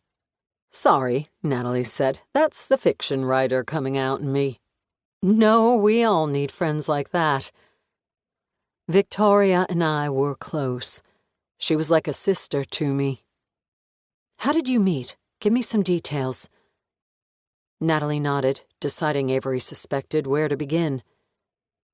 Victoria and I went to college together. She was a finance major, I was a biology major. We were roommates freshman year and just clicked. We stuck together for all 4 years. After college, I went to medical school here in New York. Victoria entered the financial world. We stayed close during all those years, and never really drifted too far apart, even as we both became busy with life. I was getting through medical school and residency, and she was starting her career. I got married and had kids. Vic got married and talked about having kids. My husband and I used to see her in Jasper for dinners and that sort of thing. Not as often as we wanted, but that's the way life works. Just a curious fangirl question. You went to medical school, but now you write books? How did that happen?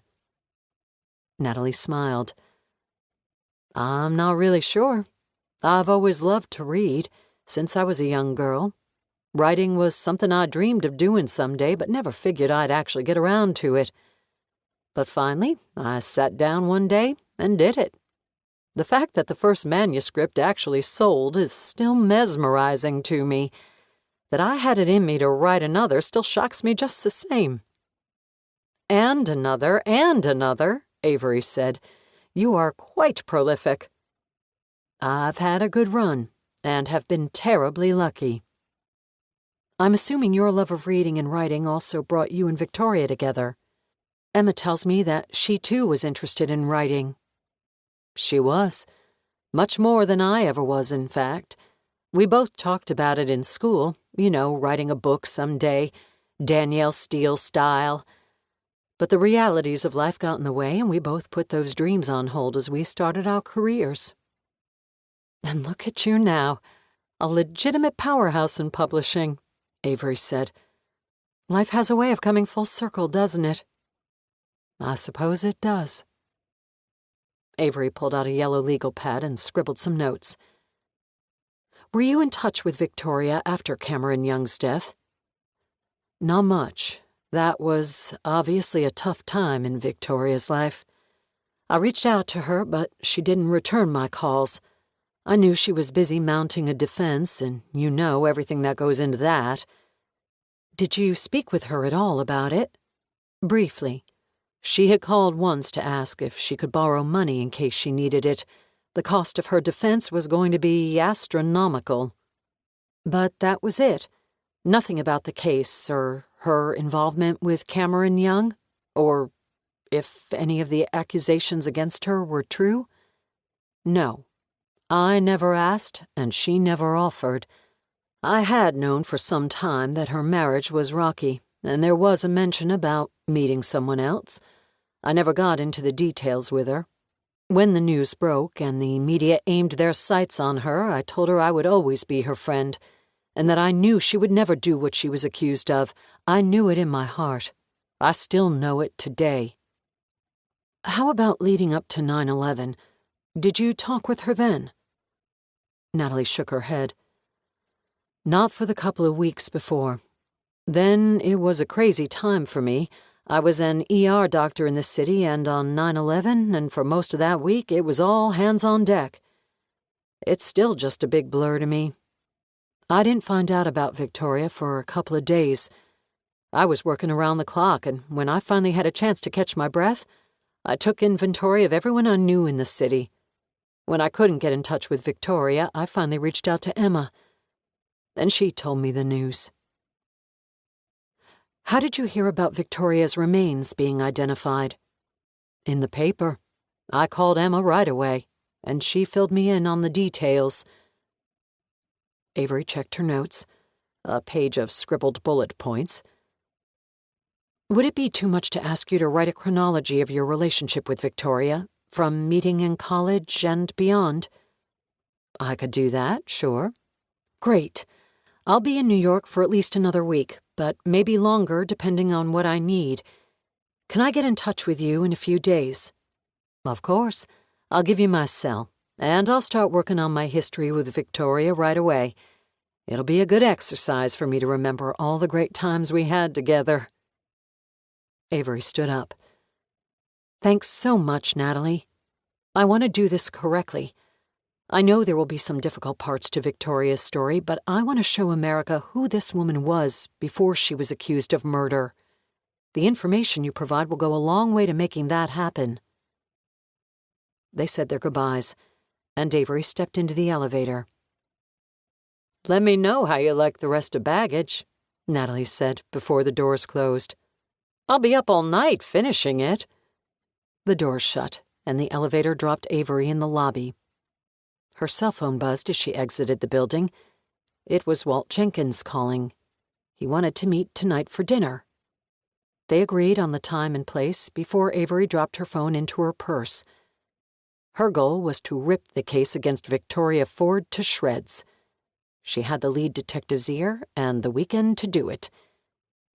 As she walked through New York City, she realized that she had started so many leads on the Victoria Ford story that she almost forgot the actual reason she was back in this city that held so many terrible memories. It was nice to forget. For just a moment, she was free. Chapter 30. Manhattan, New York, Friday, July 2nd, 2021. Dinner was at Keene's. In traditional Manhattan fashion, the city had emptied earlier in the afternoon as residents flocked off the island for the long 4th of July weekend in the country or at the beach. Consequently, the popular steakhouse was eerily empty when Walt walked in. He spotted Avery at a table tucked into the corner. "Sorry I'm late," Walt said as he sat down across from her. "I was just about to call you to ask if I'd mixed up the time," Avery said. Walt shook his head. "No, my fault. I managed to get my hands on the Cameron Young file and got tied up reading through the case. Lost track of time." Avery had a glass of white wine in front of her. Walt ordered a rum from the waiter as he scanned the menu. "Have you eaten here before?" he asked. "Of course. I might be a SoCal girl today, but I grew up in New York," Avery said. "Where?" Walt asked, forgetting for a moment that he was late for dinner because he had lost track of time reading the inch-thick dossier he'd been given on Avery Mason, a.k.a. Claire Montgomery.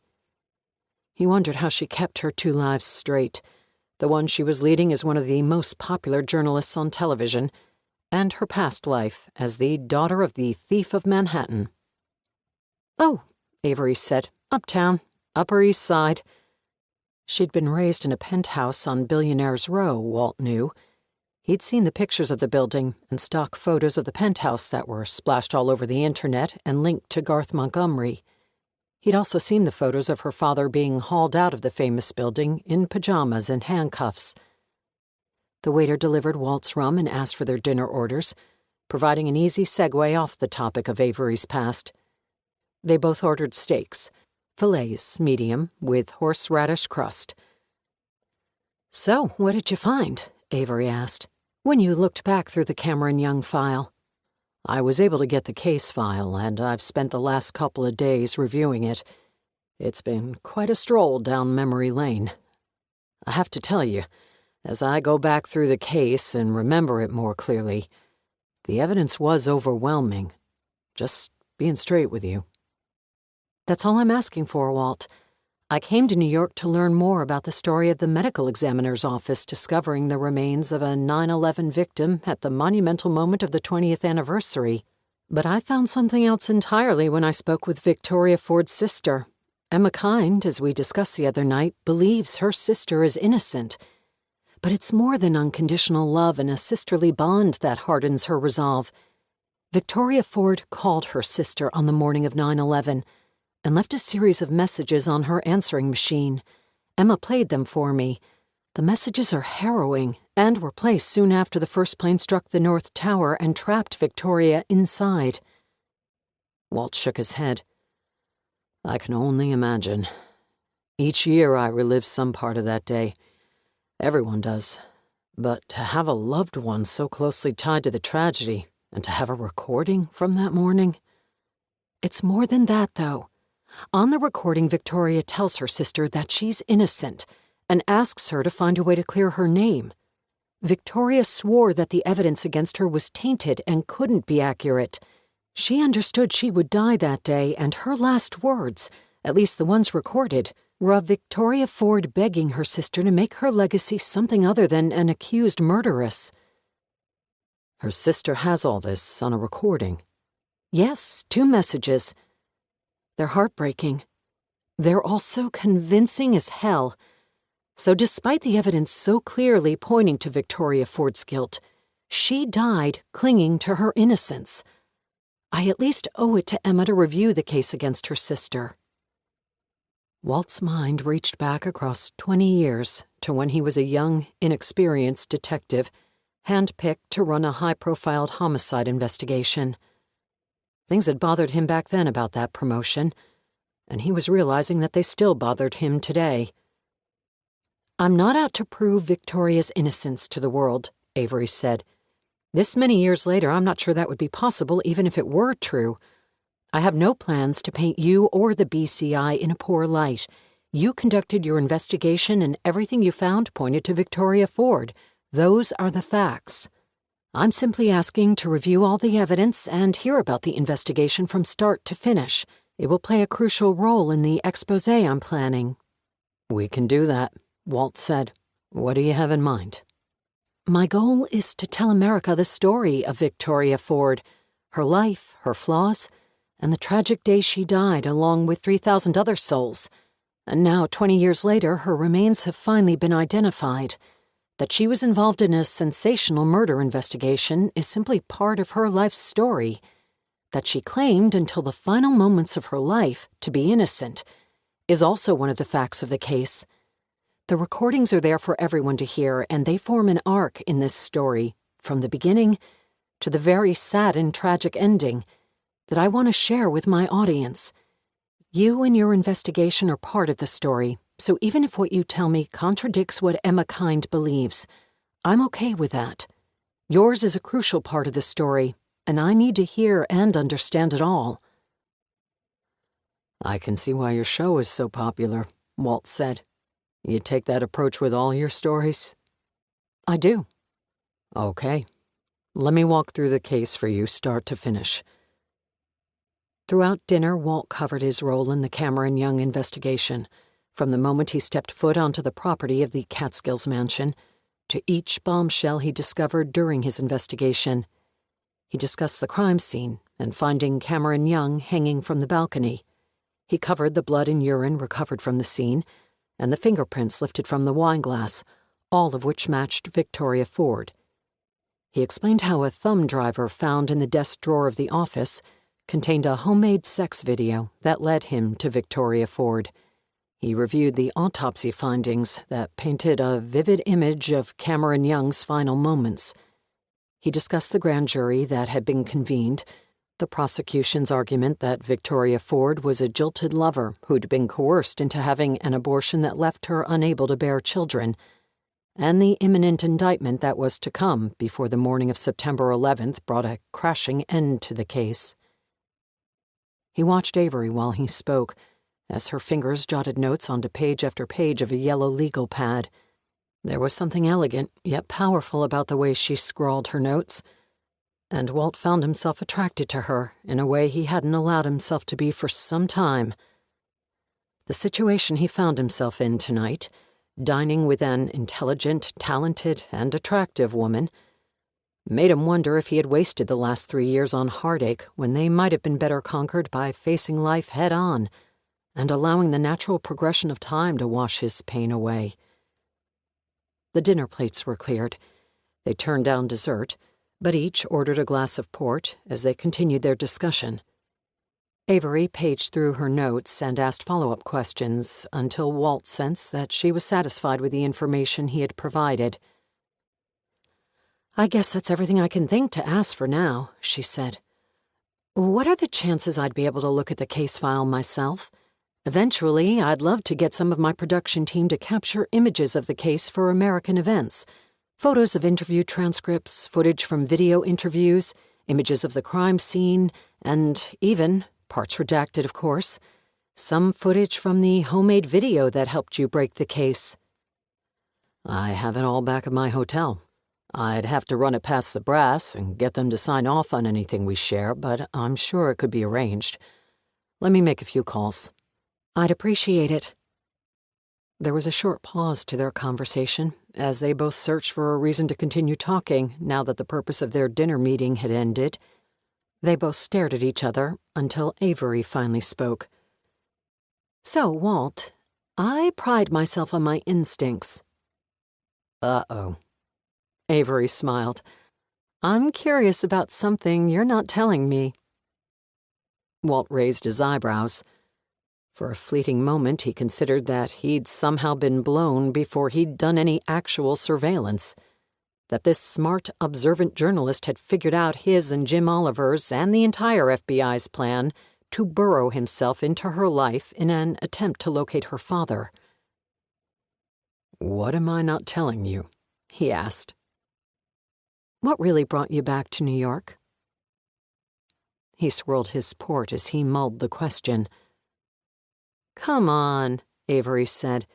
You're a good-looking, successful guy who got injured on the job in his 40s and then decided to live as a recluse on a tropical island? And suddenly a television journalist calls and you come running back. She shook her head. Sorry, I'm not buying it. Who said I live as a recluse? Nice try. And I appreciate the attempt at diversion, but there's gotta be more to your story. Walt lifted his chin and took a sip of port. Don't let anyone knock your instincts. He stared into the wine before he spoke. He remembered his plan to be as honest as possible.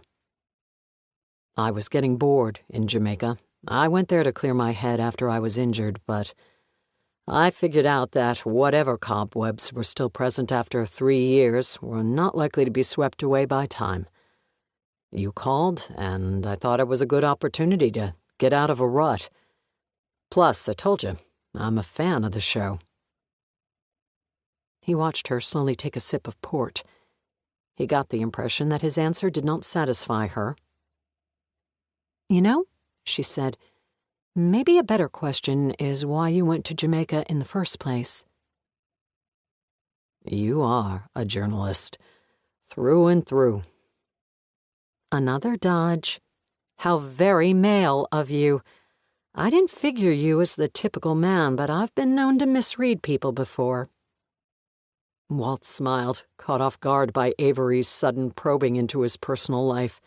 He understood now, though, that her inquiry came from a natural curiosity, and not from any sixth sense she'd had about his true intentions or the job the FBI had tapped him for. She was simply asking an obvious question. Perhaps he was thrown off because for the past 3 years, none of his Jamaican friends, all men, gave a shit about what drove him to their tiny little island. Walt bought their rum and told his stories, and that was good enough for them. He had clearly spent too much time out of the presence of a woman. I've got some unfinished business here, and your call made it obvious that now was the time to take care of it. Ah, Avery said. Some sentiment of a human being is in there after all. This unfinished business. Anything you want to share with a near-perfect stranger? Maybe, he said, but a proper drink will be needed to get into the details. You need hard alcohol to talk about yourself? No, the alcohol is for you, so you don't judge me. Is it that bad? I'll let you decide. And it's really not that big of a mystery, he said, standing from the table and pointing to the bar in the other room. Love or the law, they're man's only 2 problems in this world. Chapter 31. Manhattan, New York, Friday, July 2nd, 2021. They moved to the bar. It was nearly empty at 10 p.m. on a Friday night, and the mass exodus of the July 4th weekend was on full display. Only one other couple was present at the bar. Dark mahogany lined the walls and ceiling of Keen's and cast everything in an auburn shadow. They sat on adjacent stools, Walt ordered a rum, Avery a vodka. "Since you're part of the law," Avery said, "I'm guessing it's love. Tell me about her." It sounds so easy when you put it like that. Simple and direct.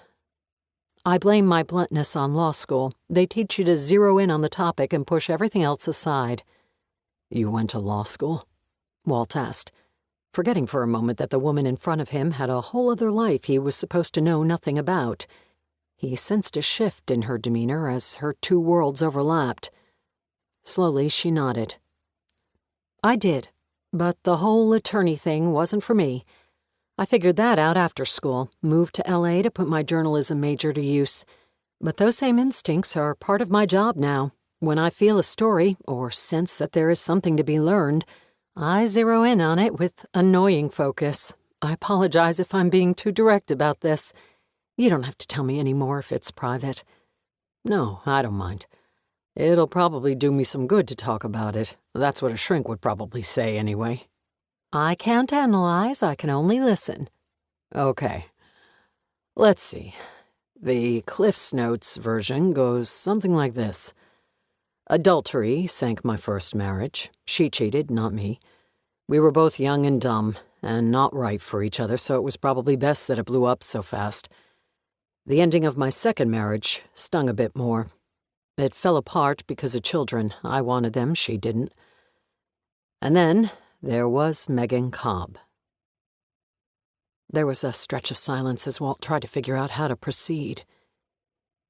"She's the one who sent you to the Caribbean?" Avery asked. Walt nodded. He took another swallow of rum and allowed the liquor to burn his throat. This last bit of rum pushed him past the tipping point, like it always did, and his mind drifted to the past. For such life-threatening injuries, Walt's hospital stay lasted only 5 days. 3 had been spent in the ICU after surgery, and the final 2 in Gen Pop, where he shuffled about with the other post-op patients, proving he could walk and talk and pass gas. When the doctors were satisfied, they released him with a long list of restrictions. The discharge had come just in time. His partner's funeral was the following day, and one way or another Walt planned to attend. If he had to pull the IV lines out of his arm and leave against medical advice, he was prepared to do so. But when Walt started to push, no one fought him. He had nearly died in an ambush that claimed his partner. No one was planning to deny him the honor of attending the funeral. Walt was out of the woods. Dr. Eleanor Marshfield, the surgeon who had sewn him up, told Walt that the heart was a miraculous organ, and as long as he didn't overdo it in the first 6 months of recovery, he would be fine. The doctor, of course, could speak only to the physical recovery of Walt's heart. She had no idea about the emotional damage he was about to endure. Jim Oliver drove him home from the hospital. "Thanks for the lift, Jim. You need any help?" "Nah, I'm good. A little slow, but otherwise no worse for the wear." Walt opened the passenger side door and slowly climbed out of the car, grunting in the process. After righting himself, he closed the door and leaned down to peer through the open window. "I'll see you tomorrow." "Yeah," Jim said. "You need a ride to the funeral?" "No, I'm cleared to drive, and I'm not sure what kind of shape I'm going to be in. I'd prefer to have my own getaway vehicle in case I have to make a stealth exit." "Understood. It'll be a packed house. All the guys have been asking about you." Walt forced a smile and slapped the roof of the car a couple of times with strength he didn't have. "Thanks again, Jim." The following morning, Walt woke with a foggy brain jumbled with colliding thoughts and worries. First on his mind was his partner. Walt could not call Jason Snyder a close friend. Other than social work functions a couple of times each year, and the occasional beer when the timing was right, Walt had never spent much time with Jason outside work. Some partners clicked and became thick as thieves. Together for 3 years, Walt Jenkins and Jason Snyder had simply never grown close in that way. All Walt knew about Jason's personal life was that he was married with no kids, and that he was close with his father, who had also been an agent back in the day. A shitty feeling of guilt plagued Walt throughout the night. causing him to toss and gingerly turn through the dark hours. By 4 a.m., he considered himself a subspecies of the human race for never showing an interest in his partner's life. And now that Jason was gone, Walt had the sudden desire to know him better, to be a better friend and a more protective partner. Walt had always claimed to have Jason's back, an assertion that was as empty now as it sounded. He stood in front of the bathroom mirror. The white bandage on his neck denied him the option of a necktie, and the gauze and tape were positioned too high for the collar of his shirt to conceal them. He carefully pulled on his suit coat and examined himself in the mirror. His ashen complexion and black-rimmed eyes, together with his bandaged neck, made him look like death warmed over. And though no one would blame him for that, Walt worried that his presence at the funeral might take attention away from Jason and his family. He concocted a plan to get in and out as quickly as possible. He swallowed hard, his Adam's apple rising and falling in the process and producing a sharp pain in his neck as the damaged muscles constricted. The bags under his eyes were evidence of a sleepless night, which was rooted in more than just survivor's guilt. Something else bothered him. He picked up his phone and scrolled through the text messages for the 100th time. Megan had not called. No texts and no voicemails. He had found her mailbox full when he tried to leave a message during his first coherent day out of the ICU. All subsequent text messages had gone unanswered.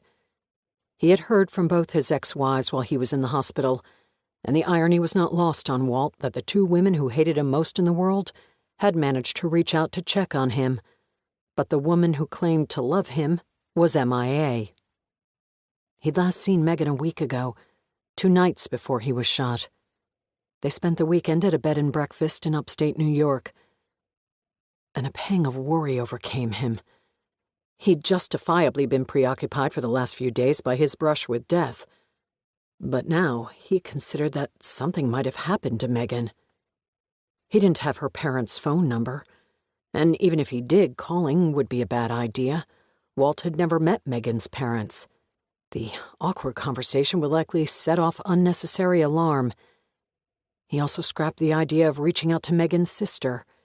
It would be a bit dramatic, and even selfish, to worry Megan's family over a few unreturned phone calls. As he stood in front of the mirror, he scrolled through his phone and shot her one more text. "Where are you? A lot's happened since I've seen you. Call me." He dropped his phone into his coat pocket, looked once more in the mirror, but quickly gave up trying to make himself more presentable. He clicked off the lights as he left the bathroom and headed to his partner's funeral. Chapter 32. Manhattan, New York, Friday, July 2nd, 2021. "You doing okay?" the bartender asked. Walt looked at his empty glass. "One more?" he asked Avery. "Sure, I've got to hear the rest of this." The bartender refilled their glasses. It was now approaching 11 p.m., and they were the only ones in the bar. "You sure?" he asked. "We're not leaving until I hear it." Walt took another sip of rum. The alcohol was producing that early effect it always provided when he thought of his partner's funeral, a blunting of the pain that came with the memories. He placed the glass on the coaster in front of him and continued his story. The parking lot was full, so Walt turned onto the side street that flanked the funeral home. He eased his car to the curb and pulled himself from the driver's seat. It took longer than he wanted to wrestle on his suit coat. His left arm was not yet following the commands from his brain, and he was happy to be without an audience. When he pulled past the funeral home, he had seen a slew of colleagues out front. He didn't need the razzing he would have taken had they seen him struggling with his coat.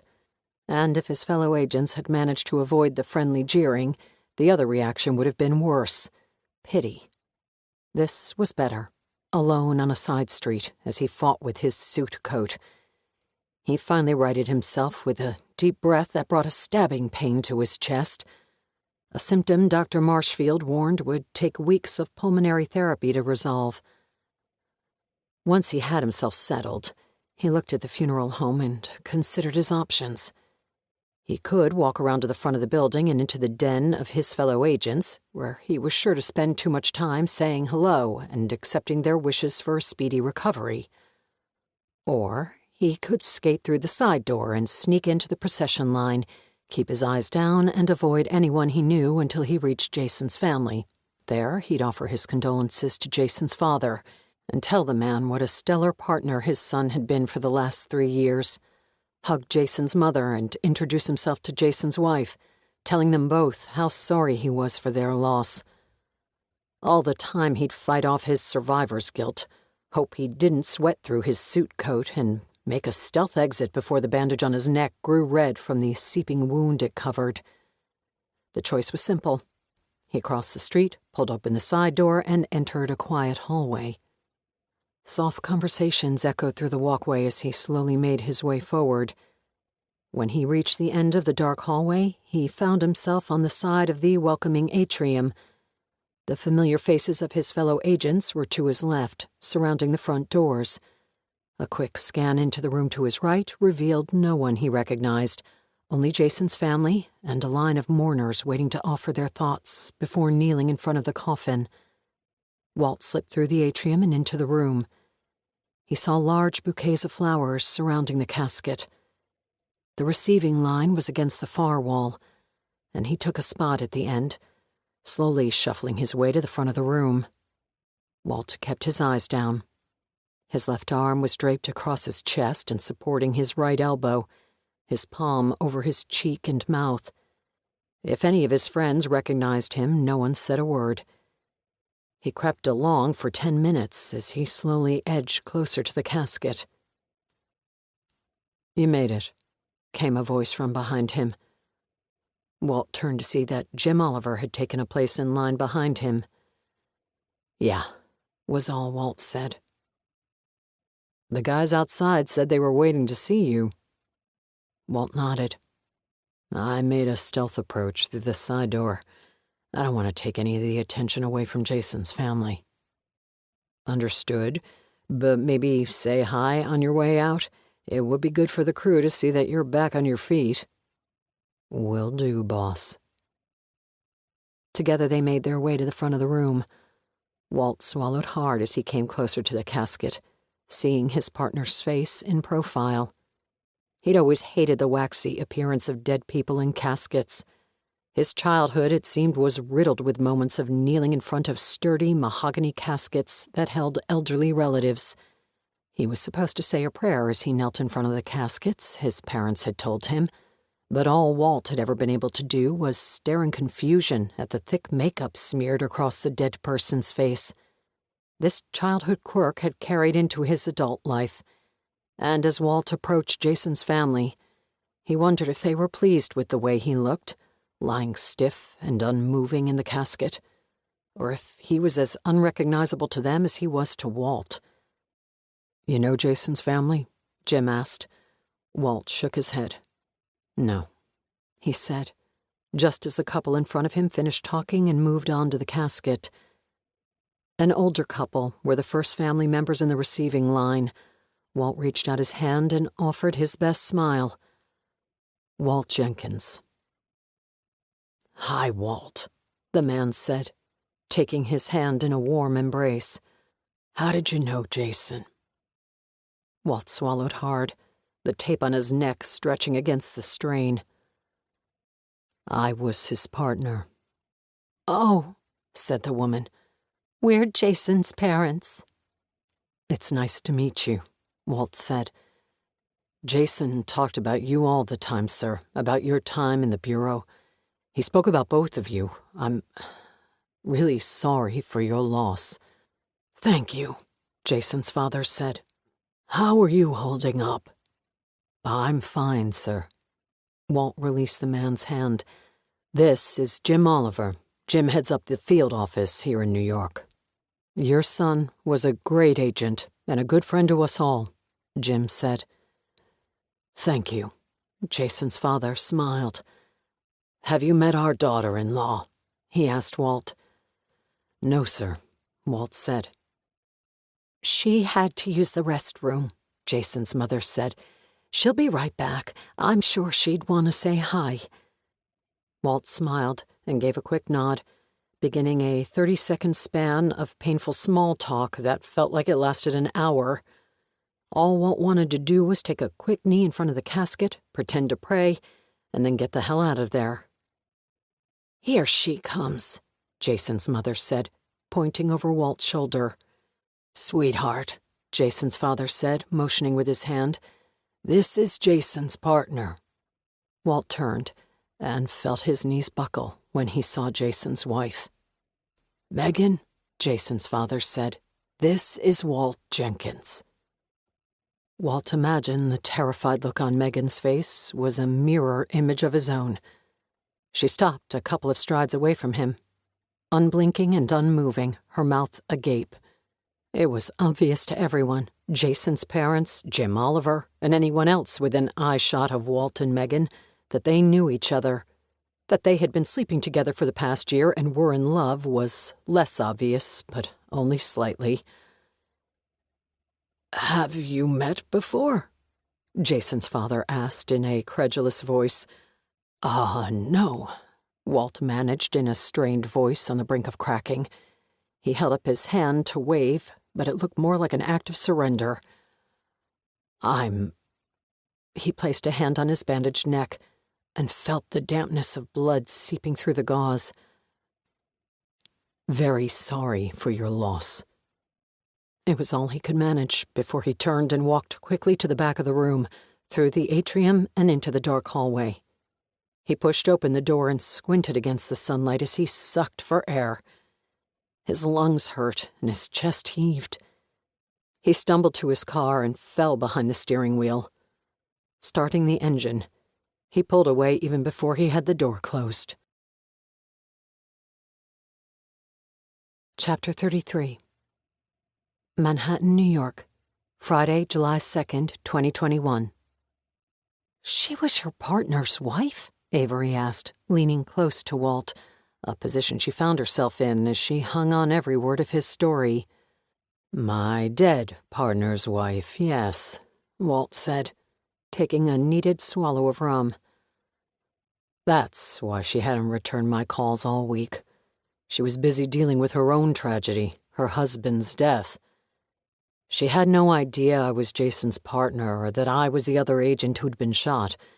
We were together for a year, and she never told me she was married. She knew I worked in the New York field agency for the Bureau, but she never pressed me for details about my job. I always took it as a sort of separation of church and state. You know, let's not talk about work, let's just enjoy each other's company. But she didn't want to know anything about my work because she didn't want to know if I knew her husband." "What happened to you?" Avery asked in a hesitant voice. "What was your injury? It was the same thing that got your partner killed." "Jason and I were on a routine surveillance operation. We thought we were just in for another long night of taking photos and gathering intel on a suspected Al-Qaeda cell. As we were watching the building across the street, a man in a ski mask approached the front of our van and opened fire.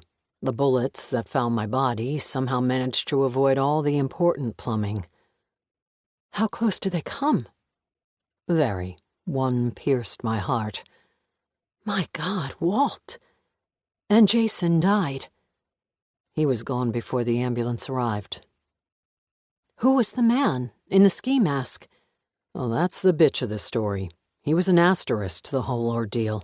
The guy was a strung-out meth addict.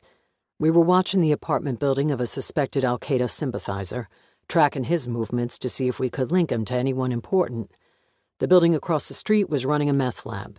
We had no idea, but the meth heads caught wind of us and got nervous. So one of them walked outside and started shooting." Avery's mouth hung open for a moment. "Absolutely nothing to do with the war on terror?" Nada. "Did you talk to her after the funeral, Megan?" Once, Walt said. To tell her I was going away for a while. The story about the two of us broke soon after the funeral and spread like wildfire through the agency. Everyone assumed I'd been sneaking around behind Jason's back, and only when I got to the funeral did I finally crack. And when every one of your colleagues believes that you were knowingly sleeping with your partner's wife, and then that partner is killed in the line of duty, let's just say there was not a lot of sympathy for me. Did you try to explain the situation? I never had a chance, and I don't know that anyone would have believed me. I was politely asked to retire. They offered me my full pension, and it was a now or never proposal. Take my retirement and disappear. The Bureau is extremely sensitive about its reputation. An agent being killed in the line of duty was a big enough scar for them. The scandal of an affair involving the fallen agent's wife and his partner was something they wanted to avoid. They made their wishes very clear to me. I took the money and ran. To Jamaica. Walt nodded and made it halfway through his drink. Whatever happened with Megan? I ended things. Just like that?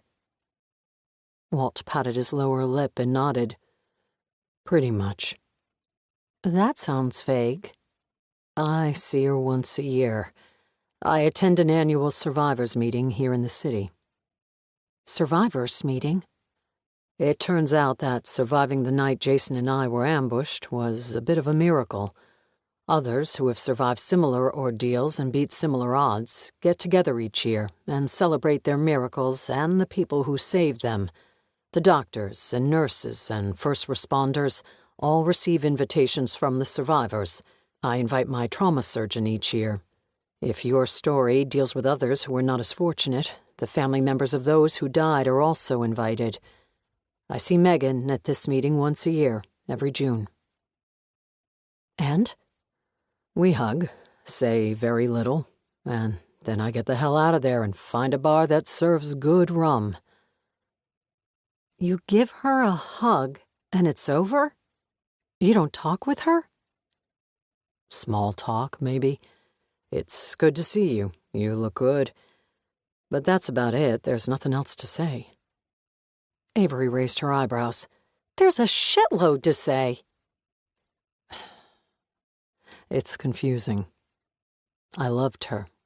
She betrayed me, and there's no possible way for us to be together. I should just leave it alone, but for some reason I go through this self-sabotage each year, and trust me, I'm no better for it. It's because you're looking for a way to forgive her. Walt blinked as if a piece of debris had flown into his face. Am I? Of course you are, Avery said with conviction. You just told me you had unfinished business here in New York. Forgiving her is it. Having this fact laid so boldly in front of him was shocking. But true. Every time they saw each other, Megan asked what she could do to earn his forgiveness. Have you ever told her? Avery asked. Told her what?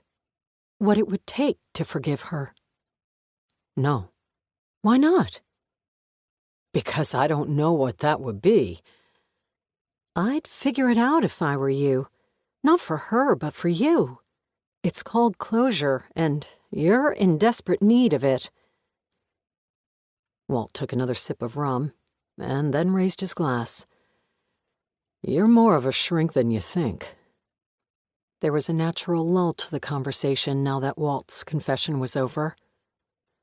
Back to what you asked me originally about why I came back to New York. I've been looking for something to get me re-engaged and out of my head. Looking into the Cameron Young case has been good for me. It's made me feel like my old self again. This, along with everything else he had told Avery tonight, was also true.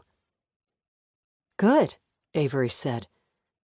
And I'm sorry if I was pushy asking about all this. Walt shrugged his shoulders and pouted his lower lip. I feel good. It might have been therapeutic to get it off my chest. Glad I could help. Avery checked her phone. It's getting late. Do you think I could take a look at the Cameron Young file tomorrow? See what I could use for my story? The city will be a ghost town this weekend. We could make the most out of it, go through the case together, start to finish. Walt nodded. Yeah, I'll call you tomorrow and we'll figure out a time. That would be great. Avery stood to leave. Sorry to ramble for so long, Walt said. He felt Avery place her hand on his wrist. It's not rambling if you have a captive audience. He smiled. Can I make sure you get back to your hotel all right? She nodded. I'd appreciate that. I'm at the Lowell. They left Keene's and walked the quiet streets of Midtown. 10 minutes on Madison Avenue took them to the entrance of Avery's hotel. Thanks for walking me back, Avery said. Sure thing. Avery took a step toward him and gave him a peck on the cheek before she embraced him in an unexpected hug. If the pretense of the night had been different, the possibility of being invited up to her room would be on his mind.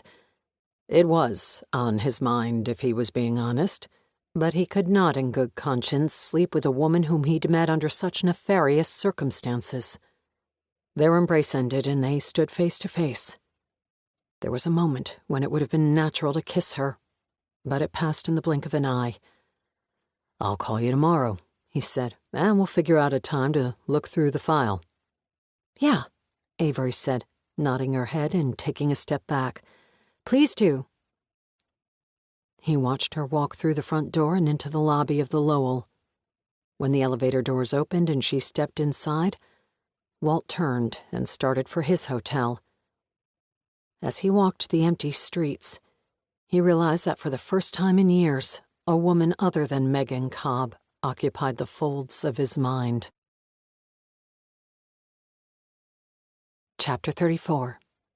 Manhattan, New York, Friday, July 2nd, 2021. There was a knock on his hotel room door just before midnight. Sprawled across the bed, Walt used 2 pillows to prop himself up in a sitting position. A freshly poured glass of rum was on his lap and ESPN on the television. He had kicked off his shoes when he arrived back from dinner and poured himself a nightcap to settle himself after his impromptu confession and the confusing scene that had taken place in front of Avery Mason's hotel 30 minutes earlier. The knock came again, and his mind spun. He allowed into his thoughts the absurd notion that it was Avery knocking on his door. To check on him, perhaps? He had been a bit rattled after telling her the story about Megan, one he had shared with no one before. Many knew scattered details about the affair, but no one knew the specifics. Until now. Until he had, for some inexplicable reason, confessed them to a television journalist. The knock came a third time. How had she found him? How did she know where he was staying and what room he was in? And, most urgently, was she here simply to comfort him, or was there another reason for her presence? Some foreign emotion stirred in his chest as Walt stood from the bed, unsteadily placed his drink on the nightstand and took a quick look in the mirror. The hazy eyes of a man who'd had too much to drink stared back at him. He ran a hand through his hair, took a deep breath, and walked to the door. When he pulled it open, Jim Oliver stood in the hallway. "Andre Schwarzkopf," Oliver said as he walked past Walt and into the hotel room. Walt leaned his head against the edge of the door and briefly closed his eyes. He wasn't sure what he expected to find on the other side of the door. He wasn't sure he wanted Avery to be there. He wasn't sure what might have transpired between them had he found her standing in the hallway. He felt at once disappointed that she was not there and foolish for believing she might be. He closed the door. "Who?" "The brownstone in Brooklyn," Oliver said. "It belongs to Andre Schwarzkopf. He flies under the radar, but has been known to dabble in procuring false documents. Mostly passports, but also the occasional birth certificate and green card. We had a file on him." Walt shook his head to clear the cobwebs. He worked hard to change gears. "What's it mean?" "Garth Montgomery is either trying to get out of the country or needs to move from wherever he's hiding now, maybe Mexico or South America, to somewhere else, somewhere new. He needs documents to do it, probably a passport, and his daughter is helping him. How long was she in this guy's house?" Walt shrugged, thinking back to the morning he followed Avery to the Park Slope neighborhood. "Maybe 20 minutes. Did she have anything when she left?" "Just her purse, same as when she entered." Walt walked to the nightstand and picked up his drink. "Put somebody on the guy. Keep tabs on him 24/7. Oliver nodded. "Already on it. Tell me about the cemetery." "The cemetery?" "Yeah, when you followed her to Greenwood Cemetery." "Not much to tell. She took a slow stroll through the grounds. I stayed at a good distance. She approached a grave site, hesitated for several minutes before she actually stood over it. Then she dropped flowers and hurried away." "Whose graves were they?" "Annette and Christopher Montgomery, her mother and brother." Walt stared into his rum. "That's sad." "Her mother died while we were investigating Garth Montgomery. Had a heart attack after he disappeared, and all the details about him came out, including his 15-year affair with a woman half his age. We thought the death of his wife might cause him to surface, but the son of a bitch stayed in hiding. Can you believe that? Didn't even go to his own wife's funeral. A real son of a bitch, this guy. We've been watching Claire Montgomery for 3 years now. She visits Greenwood Cemetery every year." "Every year?" "She comes to New York every summer, usually flies American and stays for a day or two before heading home. The only reason that we've ever been able to come up with for her trips to New York is to visit Greenwood Cemetery, but this year, she changes things up. She drives instead of using the airlines, and she hasn't used her credit card once since leaving L.A. She paid for 2 weeks at the Lowell using a cashier's check. She's trying not to leave any trails. We're convinced she either sees her father on these trips or is in contact with him some other way. The trip to Andre Schwarzkopf's brownstone is the first piece of concrete evidence we've managed in all the years we've followed her." "What happened to the brother?" "Who?" "Her brother. What happened to him?" "He died in a sailing accident. Claire Montgomery and her brother took out the family yacht, a sailboat that bore her name, the Clairvoyance, a $3 million boat Daddy bought for her 21st birthday. They ran into bad weather a couple of miles off the coast of New York. The boat sank. She lived, but barely. The Coast Guard pulled her near-drowned and hypothermic body out of the ocean. Her brother died. She visits his grave every year." "Shit," Walt whispered under his breath, taking a long swallow of rum. "What's the matter?" Walt thought back to his confession earlier in the night. His stupid, bumbling, rambling confession, and his explanation of the survivor's guilt that came with making it through the shooting that had taken his partner's life. He spoke as if his situation were unique, as if Avery could never understand the feeling. She surely did. "Nothing." Walt offered a drunken wave. "Just sounds like a shit situation." "When are you seeing her again?" Oliver asked. Walt walked over to the desk in the corner where papers were strewn across the surface. "Tomorrow. She wants to check out all this Cameron Young stuff to see if any of it can be used on her show." "Good. Make sure the meeting happens. And if you get a chance to get into her hotel room, take it." Walt didn't like the implications of what Oliver was suggesting. "On what pretense would I end up in her hotel room?" "Come on, Walt. Use those icy blues of yours. We're off the record on this one. Get creative." Oliver reached into the breast pocket of his sport coat and pulled out a thin, square metal box, which he placed on the foot of the bed. "I've got a dozen agents who would kill to be in your current position, but I went all the way to a tiny island in the Caribbean to recruit you. You're the only one with the Cameron Young connection, and we need to exploit it."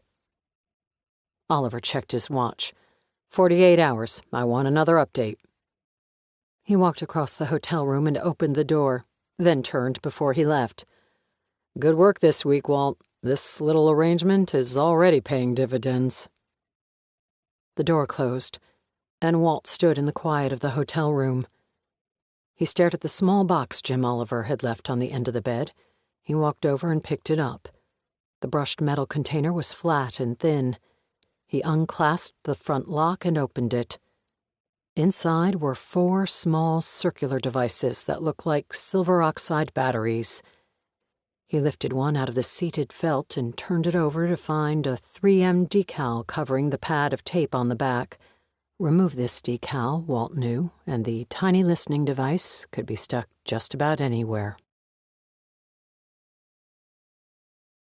Part 4. Evidence. Chapter 35. Catskills, New York, Saturday, July 3rd, 2021. She steered the Range Rover through the mountain roads as her mind replayed the previous night. Her thoughts continued to return to the moment in front of her hotel, when she swore Walt Jenkins was on the verge of kissing her. Avery spent much of the night lying in bed, trying to decide if she had wanted him to kiss her. Of course she did. She was, despite her mind's best attempt to convince her otherwise, in the midst of a terrible dry spell. Even for her arid standards, 18 months was something of a record for her. Taking over American events during the last year had left little time for a love life, and she'd gone so long without intimacy that she wondered if perhaps her impression of Walt's intentions was nothing more than seeing an oasis where, really, just more desert sand stood. They had shared an intimate conversation earlier in the night, during which Walt revealed that the love of his life had not only broken his heart, but perhaps his spirit, too. Perhaps this innocent confession had given Avery the impression that Walt wanted more from their face-to-face moment in front of her hotel room than reality dictated. Perhaps she had misread the situation entirely. She pushed Walt Jenkins from her mind when she pulled into the driveway and saw Emma Kind waiting on the front porch, just like the first time they'd met. "Welcome back," Emma said as Avery climbed from the Rover. "Good to see you again, Emma. Come on in." Avery walked up the steps and through the front door. "Can I get you something to drink?" "No wine today, that's for sure," Avery said. "Good Lord, no. I'm so embarrassed about that." "Don't be. I drank as much as you did." "Still, I'm sorry to have mixed my emotions that day with so much wine. It's never a good idea. But the news about Victoria's remains and your interest in her story, well, the memories just overwhelmed me. The idea that after all these years someone is willing to help me in this quest to prove my sister's innocence, a quest that has felt futile for the last many years, just got to me. And the idea that Avery Mason might help shine light on such an injustice. "I should be the one apologizing," Avery said. "I barged into your life and started asking questions about a very delicate subject. Like you said, mixing wine with emotions is never a good idea." Except when it works." "Except then, yes," Avery said with a chuckle. "Let's talk out back," Emma said. "Coffee?" "Sure, thanks. 2 creams, 2 sugars." It was a beautiful, clear morning in the mountains, and the birds were in full chorus as Avery and Emma sat on the patio. "I'm going to do the best I can on this story about Victoria," Avery said. "If you feel embarrassed about purging your emotions, I feel just as embarrassed about my alcohol-induced confidence that I could prove Victoria's innocence. Now, reality is sinking in. I spoke with Walt Jenkins, the detective who ran the investigation." "Detective Jenkins, I remember him." "Yes. He's moved on from the police force and is no longer a detective, but remembers the case well. He's agreed to help me and has worked his contacts at the New York State Police to gather all the information he can about the case. I'm meeting with him later today to go through it all." "That sounds promising." "It will at least provide unfettered access to the details about the investigation. But Walt Jenkins may no longer be a detective, but he still thinks like one. He was steadfast in his opinion that the case against Victoria was strong. According to Jenkins, the circumstantial evidence was powerful, but the hard evidence was overwhelming." "I'm no detective, Avery. I'm a 60-year-old retired elementary school teacher who's starting to gray. Many would claim I'm still a grieving sibling whose views are clouded by unconditional love and loyalty. And maybe this many years later I should just move on. But there was something in Victoria's voice when she left those messages on 9/11. A conviction that I'll never be able to get past. So I don't care about the evidence. I don't care how strong a case Detective Jenkins claims he had. Something about the investigation is wrong, and I know Victoria is innocent. I need you to believe that. I'm not sure what I believe at the moment, and you don't want me to start a reinvestigation of the case believing one thing or another. For me to do my job properly, I have to stay neutral and unbiased. I have to collect all the information I can find, analyze it, and then come to my own conclusion. If there is anything that suggests Victoria is innocent, I'll pursue it, I promise. But what I need to do first is learn all I can about your sister, and I need your help on that. I need to figure out who Victoria was so I can form an impression about her and better describe her to my audience. I've already talked with Natalie Ratcliffe, and she's working on a chronology of her friendship with Victoria, starting with their college days. Together with your testimony, it will go a long way to showing the audience who Victoria was. But I was hoping to dig deeper, even before Victoria's college days. I want to get into her childhood, start from the beginning. I'll tell you anything you want to know about our childhoods, and I have boxes and boxes of things in the attic that will help. Victoria's baby albums, school photos, high school yearbooks, her wedding album. Lord, there's so much up there. I packed it all away after she died and haven't looked at any of it for years. Would you share those things with me? Of course. It'll take me a little while to find those boxes. I haven't been up in the attic for some time. I'm happy to help. An hour later, Avery set 3 old dusty plastic bins into the cargo area of the Range Rover. When are you going to look through the case file? Emma asked. Later today, Avery said. I've got the entire weekend reserved to review the case and find out as much about the investigation as I can. In my downtime, I'll look through all of this and start creating a full history on Victoria. Will you keep me posted if you find anything when you review the case? Of course, Avery said as she closed the hatch on the Range Rover. If I come across anything at all, I'll call you. Thank you. Have a great 4th of July, Emma. A few minutes later, Avery was headed back to the city with a trunk full of bins containing Victoria Ford's childhood and history. Avery had no idea that they would create far more questions than answers. Chapter 36.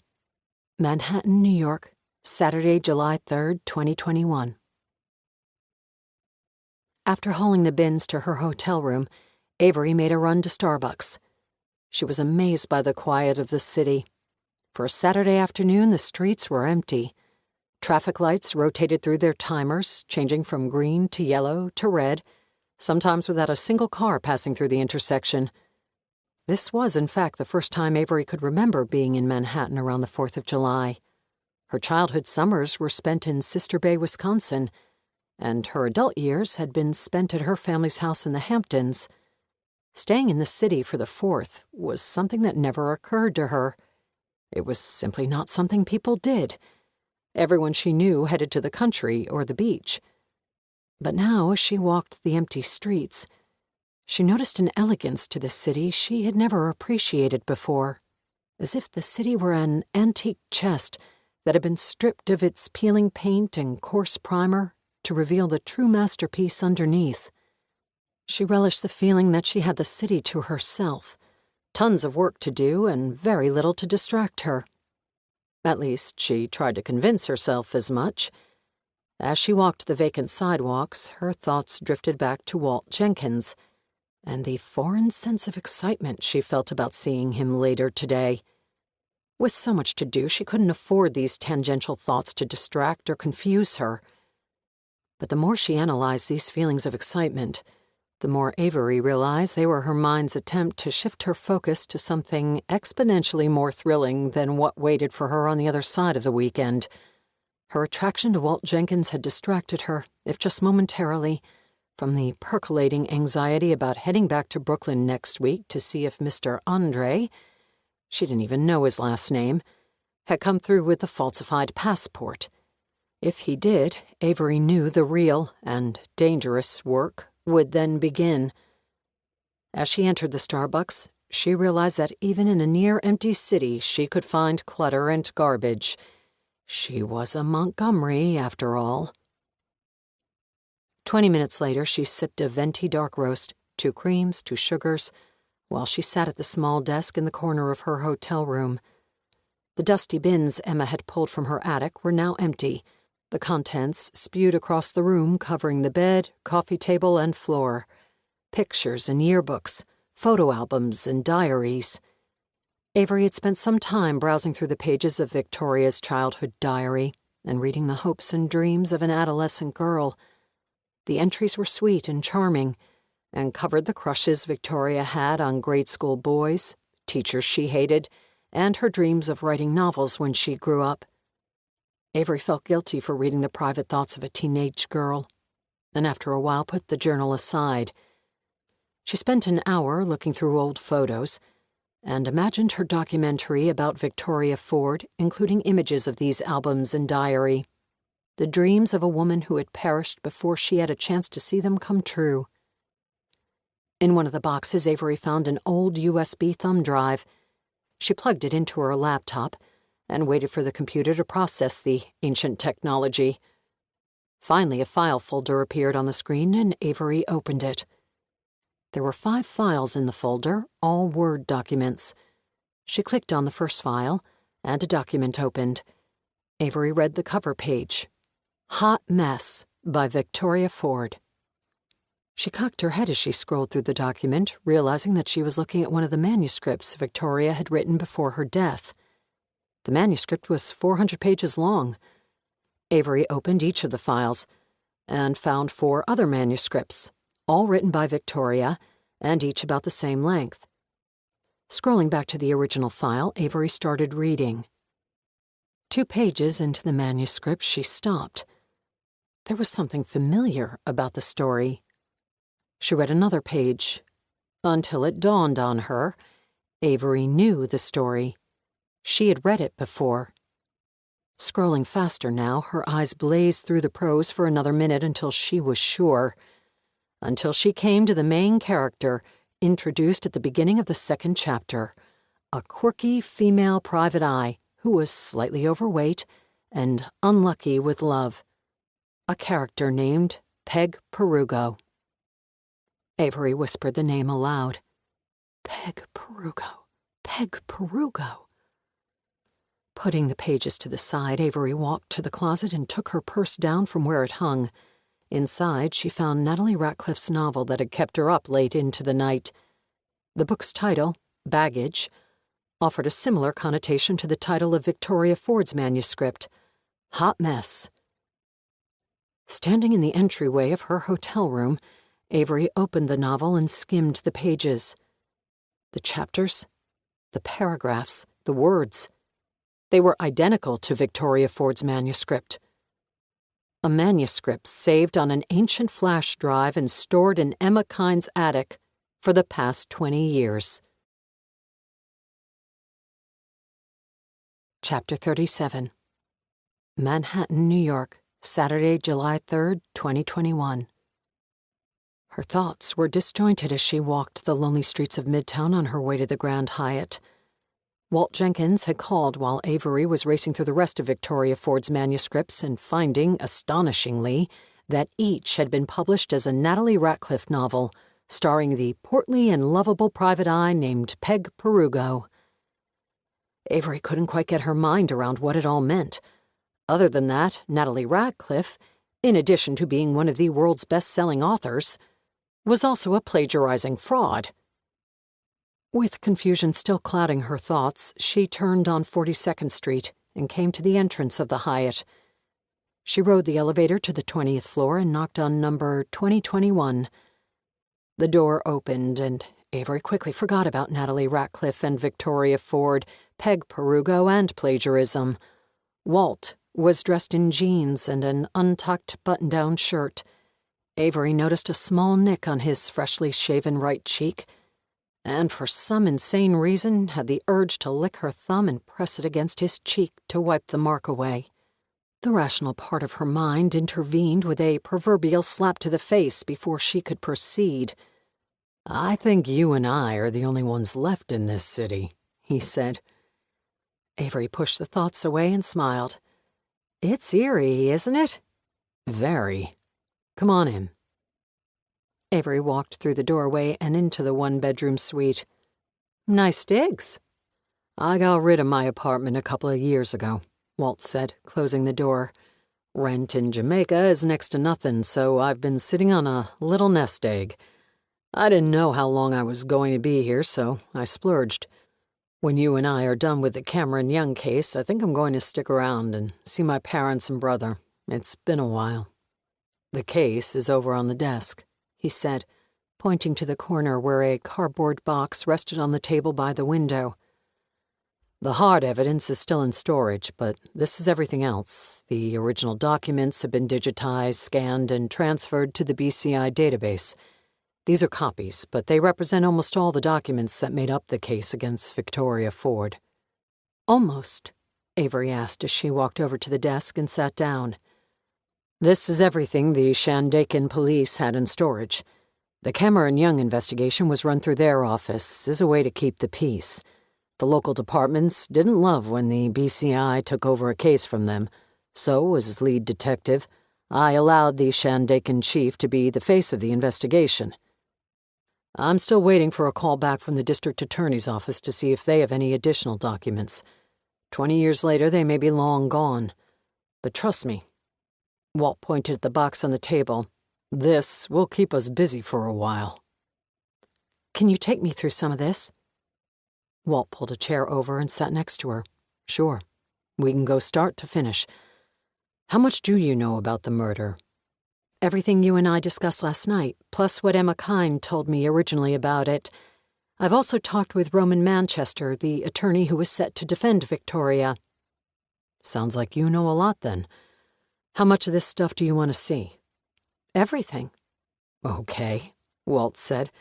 "Just a warning, the crime scene photos are disturbing." Avery nodded. She'd seen many crime scenes in the last few years. "I'm good."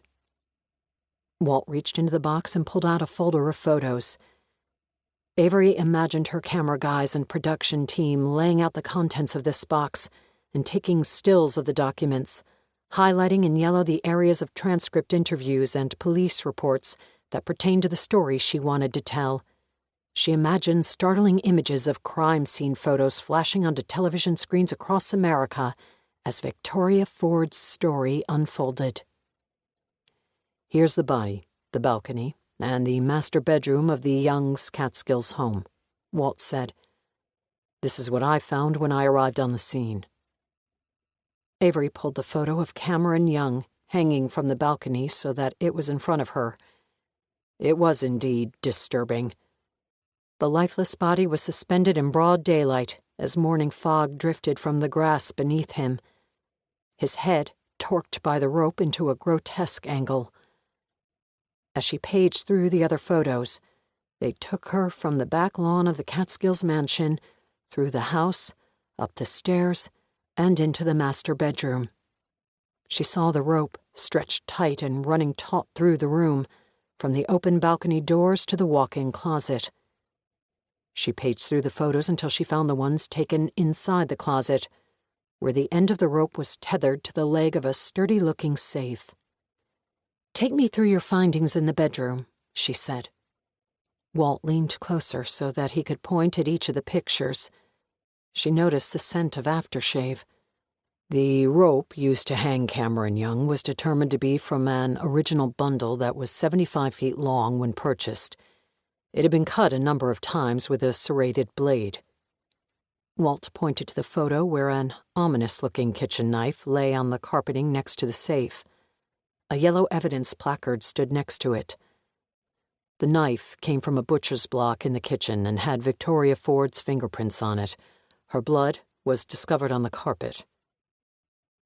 Avery felt him lean a bit closer to shuffle through the pictures and find the image of the bloodied carpet next to the safe. The blood here was matched to Victoria Ford through DNA.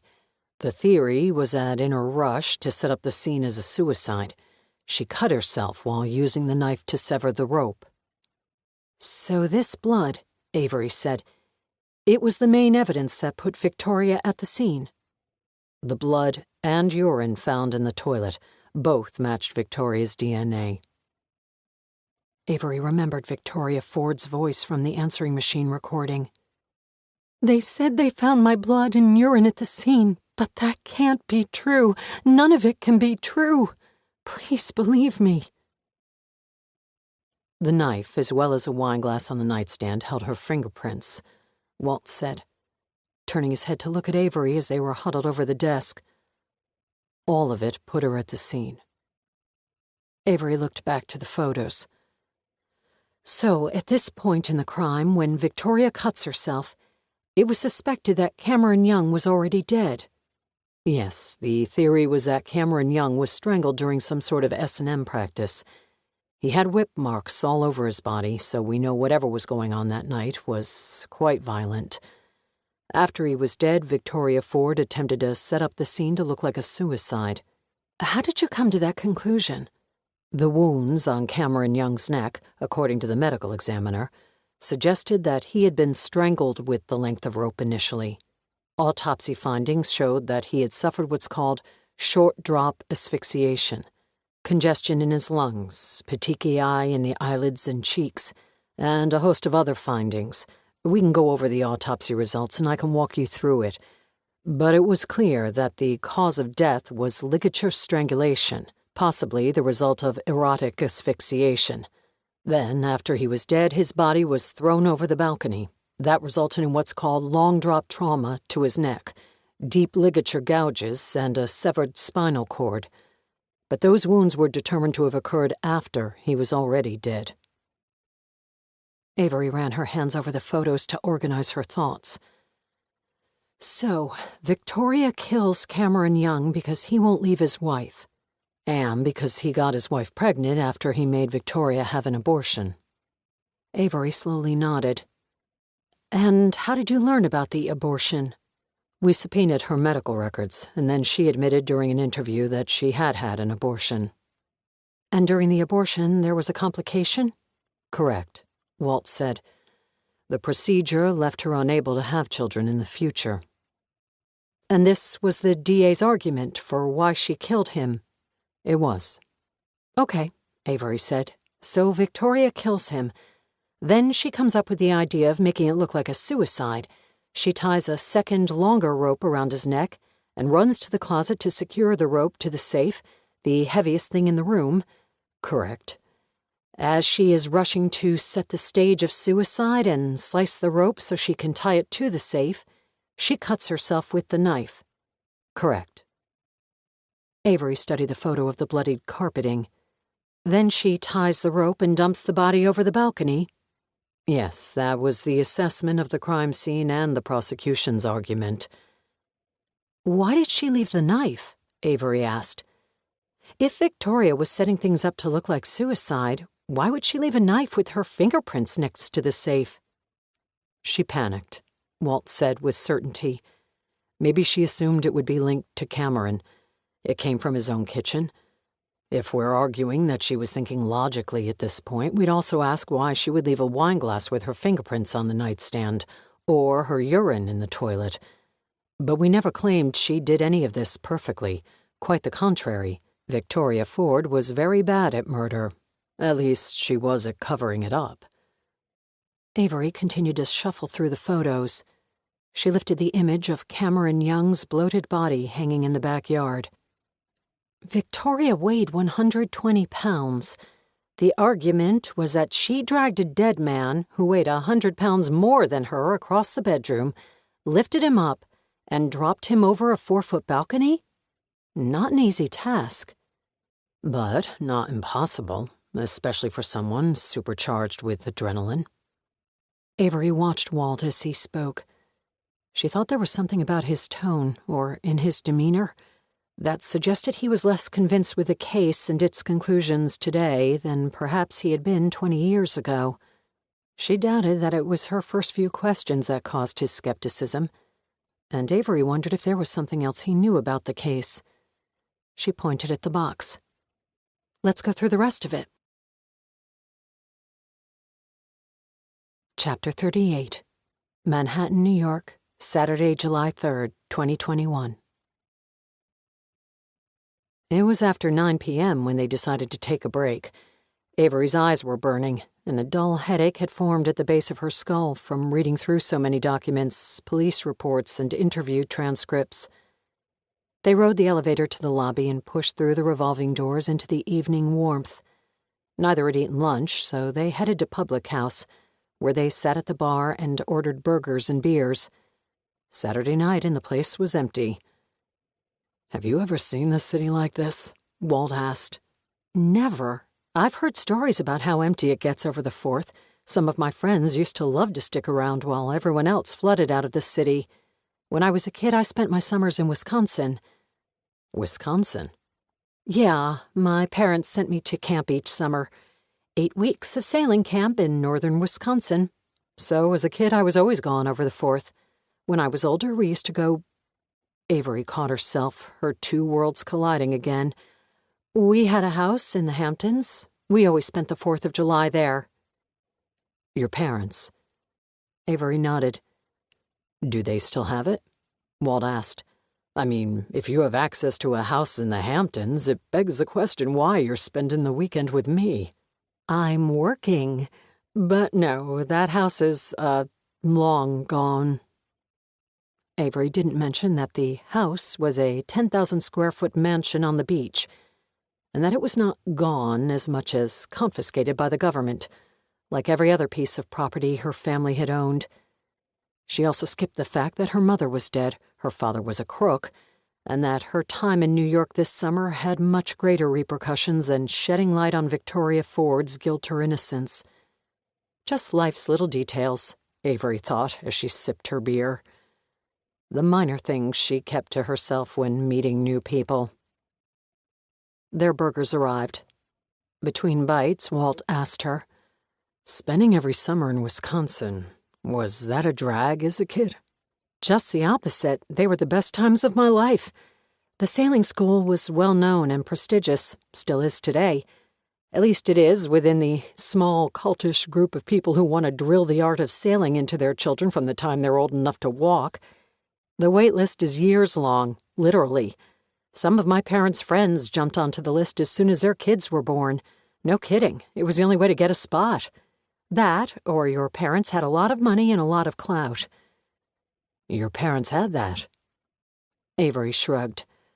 "Something like that, but however they managed to get me there, those summers were special. For me and my brother. God, he loved that place." Memories of Christopher momentarily distracted her. After a stretch of silence, she realized Walt was staring at her, waiting for her to continue. "It's right on the lake, the camp. Kids from around the country went there to learn to sail. A couple kids from England, too. I used to love their accents.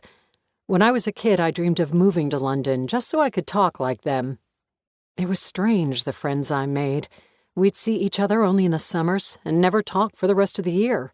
But as soon as the school year ended, all I wanted to do was get to Sister Bay. And when my sailing friends and I reunited each summer, it was like we were never apart. Camp kids have that sort of bond." "You stayed the entire summer?" 8 weeks, every summer." "What, did you sleep in tents?" Avery laughed. "You're not a camp kid, are you?" Walt shook his head. "My summers consisted of baseball in the streets of Queens. Sending me off to camp would have been like a prison sentence." "Only camp kids understand. No, we did not sleep in tents. We stayed in cabins, complete with bathrooms and even toilets. Yes, Wisconsin has such luxuries as running water and indoor plumbing." Walt opened his palms.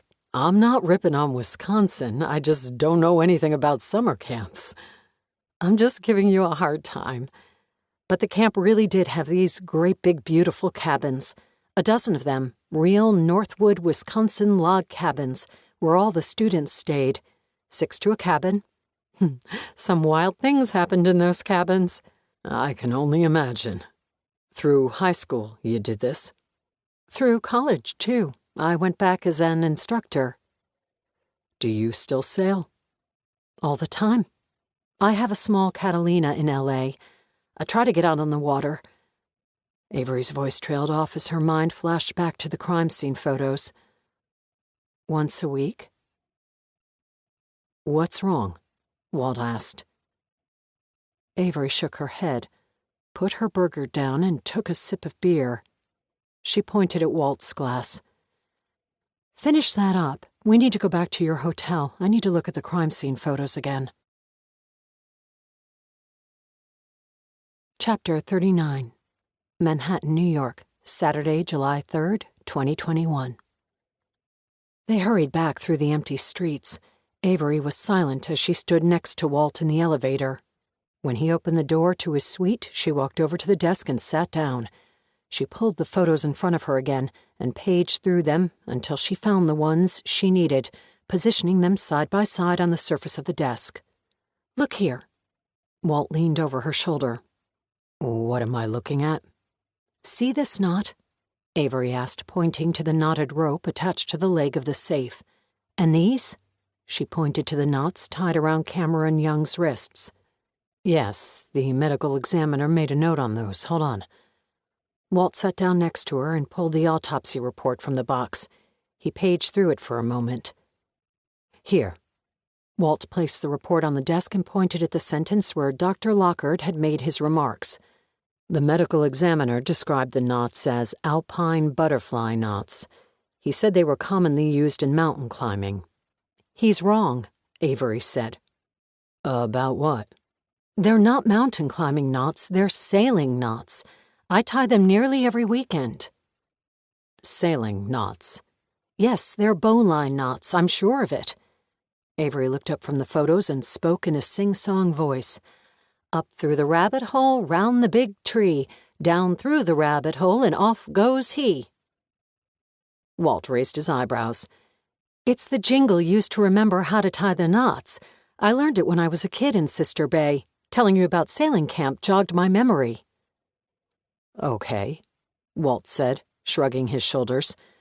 So they're sailing knots. What does that tell you? It tells me that whoever tied them had to have used both hands. Right, the medical examiner made the same point. The knots could only be tied using both hands, and it was therefore impossible for Cameron Young to have tied his own hands. It's one of the ways we ruled out suicide. So where's the blood? Avery asked. The blood, I showed you. Walt pointed back to the photos. We found heavy droplets of Victoria Ford's blood in the carpeting next to the safe. Yes, I see that, and there's a lot of blood dripped onto the carpeting. But if I have the sequence of events correct, that Victoria Ford cut herself first while she was severing the rope so that she could tie it to this safe in order to drop Cameron Young over the balcony, wouldn't there be evidence of this injury on the rope? If Victoria cut herself to the extent that all this blood dripped onto the carpeting of the closet, where's the rest of the blood in the crime scene? Walt cocked his head and leaned back in his chair. Avery could tell, heavy in thought. This bowline knot she supposedly tied, for instance, Avery continued. Just as the medical examiner concluded, she would have had to use both hands to tie it.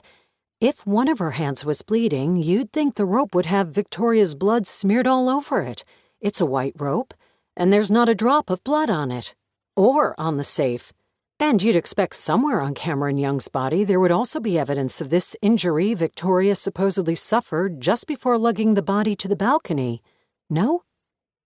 Walt rubbed a palm over his cheek, but didn't speak.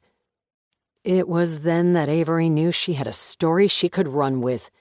If a few questions about the crime scene could plant doubts in the mind of the lead detective, it was certainly enough to captivate a television audience of 15 million. And if a cursory look through the case against Victoria Ford had raised such glaring problems, it was certainly possible that other discrepancies were waiting to be discovered in the Cameron Young file. Something else occurred to Avery as well, a growing sense of obligation. Victoria Ford's voice echoed in her mind again. "Find a way, Em. Find a way to prove it, please. Just find a way to prove to the world that I'm not the monster they've painted me to be." Chapter 40. Manhattan, New York, Saturday, July 3rd, 2021. The online stalking could easily be accomplished on her own laptop and in her own hotel room, alone and isolated in her own Avery Mason bubble of safety. But tonight she refused to allow rational thought to win out over mirthful. She and Walt felt they had made a small break in the case, and she felt a thrill from working together. She was enjoying his company, and knew that working late in his hotel room was a potential conduit to intimacy. When this first occurred to her, after they finished reviewing the crime scene photos, Avery's instincts had been to grab her purse and leave, her mind dominated, as it were, with troubling worries that being intimate with a man would somehow expose her as a fraud. But she decided that her entire existence could not be spent in a perpetual state of flux and fear. At some point, she would have to either merge her two lives, the fraudulent with the honest, or decide to leave one of them behind. This battle was taking place inside her head as she sat next to Walt on the couch while he typed the names into the search engine. They had decided to start with the spouses, and it didn't take long to find Cameron Young's widow and Victoria Ford's widower. "Jasper Ford is a real estate agent here in New York," Walt said. "That's how they met." "Who?" "The Fords and the Youngs. They met when Jasper Ford sold Cameron and Tessa the Catskills home. They became friends after that. Tessa Young mentioned it during one of her interviews." They stalked Jasper Ford for a while, but found nothing interesting. Eventually, they turned their attention to Tessa Young. Cameron Young's widow was a 55-year-old professor of English literature at Columbia. She was remarried and, according to whitepages.com, lived in a walk-up in Hell's Kitchen. She had a 20-year-old daughter who was a junior at Boston College. "Look at this," Walt said. He had Tessa's Facebook page open and was scrolling through her timeline. Nearly every post from this summer was made on her sailboat, and she belongs to the New York Yacht Club. Avery leaned over to look at the images. "That's another part of their history," Walt said. "Tessa and Cameron were avid sailors. They invited Jasper and Victoria out for a sail after they closed on the Catskills mansion.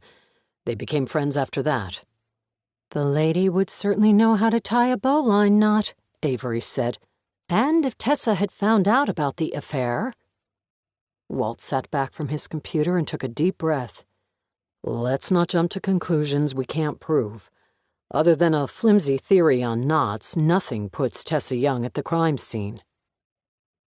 Avery looked back at the monitor. "Maybe I'll reach out to her." "And ask about a 20-year-old homicide you're attempting to tie her to? Really bad idea." "I'm not tying anyone to anything," Avery said. "But Tessa and Jasper are worth talking to. They're on my list of people to contact." "Not if you're taking the angle that Tessa Young could be involved with her husband's death. It's a bad idea, Avery." The way he said her name, staring at her, sent a flutter through her chest. "Look," he said, "if we really think there's something to any of this, we root out the details and go to the authorities to show them what we have. I still have plenty of contacts, but bowline knots and the absence of blood on the rope are not going to change any minds, especially 20 years later. Getting a case reopened is a monumental task. Before I reach out to any of my old contacts, we're going to need something stronger than a lack of blood on a couple of sailing knots. The fact that Victoria Ford's blood was on the carpeting will trump any lack of blood elsewhere. We need something more." "Then let's go through the rest of the case," Avery said. "We've made it through, half of it? And we've already found some holes." "Potential holes. Maybe there are more definite ones to find." Walt looked over at the box of files on the desk, paused, and then nodded. Okay, let's see what else we can find. Meet again tomorrow evening? Unless you have plans, it's the 4th of July. My only plans are with you, Avery stood. Thanks for doing this with me. No matter what we find, I appreciate your help. I want to make sure we got things right all those years ago. And I need to know if we got them wrong, too. Walt stood also.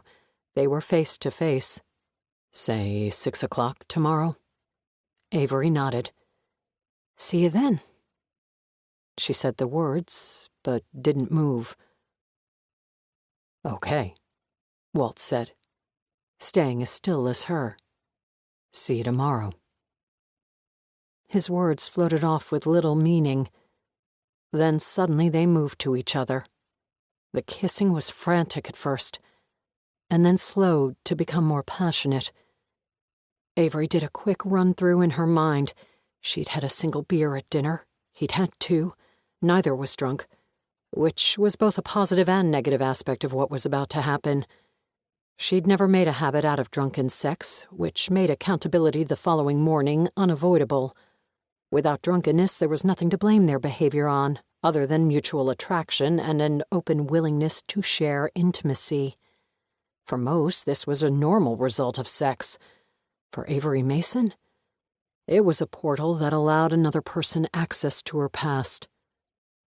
The worrisome thoughts raced through her mind as she kissed Walt Jenkins. But without too much effort, she forced them away and enjoyed the feel of a man's hands on her hips for the first time in over a year. She pushed him backward as they kissed. They stumbled across the suite, through the bedroom door and onto the bed. Buttons popped and zippers buzzed. Chapter 41. Manhattan, New York, Sunday, July 4th, 2021. On Sunday morning, Avery took a long run through Central Park. It was peaceful, quiet, and unlike any other time she had run these trails, nearly empty. Normally crowded with joggers, bikers, and dog walkers, this morning the park belonged only to the few remaining souls left in the city who were up early on the 4th of July. Avery nodded at the joggers she passed, sensing an unspoken message in the way they smiled and delivered their good mornings, that the once-a-year emptiness and tranquility of the country's most populated city was a secret shared by only a select few, and that Avery was now part of the group. 30 minutes earlier, she had quietly snuck out of Walt's hotel room while he slept peacefully among the knotted bed sheets. The aftermath of long-awaited sex had filled her with an urge to sweat and run and wring from her body any second thoughts or doubts that would surely surface. For some sophomoric reason, Avery had decided on a clean getaway. She had slipped out of bed with cat-like poise and resisted the urge to use the bathroom before leaving for fear that flushing the toilet would wake him. Why, she asked herself as she jogged, is the idea of sharing coffee and breakfast with Walt Jenkins so uncomfortable? Because those situations always had a way of leading back to her childhood, and her upbringing, and her parents and her brother, and Avery didn't have it in her this morning to tiptoe through the landmines of her past and figure out what to divulge and what to avoid. She had already managed to share more about herself with Walt than she had with any other man in recent memory, and wasn't sure it was a good idea to offer any more. In a perfect world, or even just a normal one, Avery would have relished the opportunity to sleep late while lying in bed with a man she found fiercely attractive and more than a little endearing. Walt had shared with her a part of his own past that was riddled with betrayal and secrets. Their histories were so very similar that it would have been a perfect opportunity to share her own scars. If Avery's life bore any semblance of normal, she would have sunk her head deeper into the crook of Walt's shoulder earlier this morning and draped her arm over his chest. Instead, she tiptoed out of his hotel room and cringed in the hallway when the latch clicked loudly as she tried to silently close the door. In the end, she stopped the self-analysis and chalked it up to Avery being Avery. This was her life, and she was stuck with it. Besides, Whether she was up for the whole morning after routine or not was immaterial. This particular morning, she had no time. While Walt lay in a postcoital coma the previous night, Avery's mind had drifted back to Victoria Ford. Even during the review of the Cameron Young file and the potential flaws she found, Avery had been unable to stop thinking about Victoria Ford's manuscripts and their connection to Natalie Ratcliffe. She grabbed her phone just after midnight and, on a whim, sent out a text while Walt softly snored next to her. She hadn't expected a reply so late on a Saturday night, especially on a holiday weekend. But it had taken only a few seconds for Olivia Cuddy, New York's chief medical examiner, and the doctor Avery had met with when she first arrived in New York, to text back. Avery had questions about some of the forensics noted in the Cameron Young case, and needed to pick Livia's brain about them. She had other questions, too, about things completely unrelated to the case files she and Walt had paged through. But the forensics would be a good place to start. She put in 3 miles, just enough to get a good sweat and burn her lungs, and used the walk back to the Lowell as a cool-down. Showered and dressed, Avery grabbed 2 coffees from Starbucks and hailed a cab for Kips Bay. She saw Olivia standing in front of the entrance to the medical examiner's office when the cab pulled to the curb. Avery paid the fare with cash, climbed out of the cab, and handed Livia a coffee. "Black, 2 sugars." "Thanks," Livia said in a questioning tone. "How did you know how I like my coffee?" "Last time we were together, when you were out in L.A., we grabbed coffee with Matt Carter." "That was 2 years ago." "I know. I have a weird thing with coffee." "Impressive. Thank you." "Thank you for taking time on a Sunday morning, especially over a holiday weekend. And sorry to text you like a lunatic in the middle of the night. I was in a weird place." "No worries. I was up. I'm on call this weekend and bored to death. The 4th is a notoriously slow time at the morgue. No one really dies when the city is so empty, which sounds like a good thing, unless your life revolves around people dying. Besides, some of our strangest thoughts and ideas come in the middle of the night, so I'm curious to know what's on your mind." Avery was curious as well. A revelation had come to her, and she needed Dr. Cuddy to confirm it. "Let's head inside," Livia said. Avery followed Livia through the front entrance of the office of the chief medical examiner. It was Sunday morning and the building was dark, other than the scattered overhead lights that remained permanently aglow. Livia touched her ID card to the sensor in the lobby to unlock the door. Inside, they rode the elevator to the bottom floor, where Livia again scanned her card key to gain access to the long corridor that led to her office. She flicked the wall switch when she walked into the windowless office. "Have a seat," Livia said. "So, what did you find out about Victoria Ford that had you up so late at night?" Avery sat in one of the chairs in front of the gunmetal desk. She pulled a single page from her purse and handed it to Livia. She had taken it from the Cameron Young file before sneaking out of Walt's room earlier.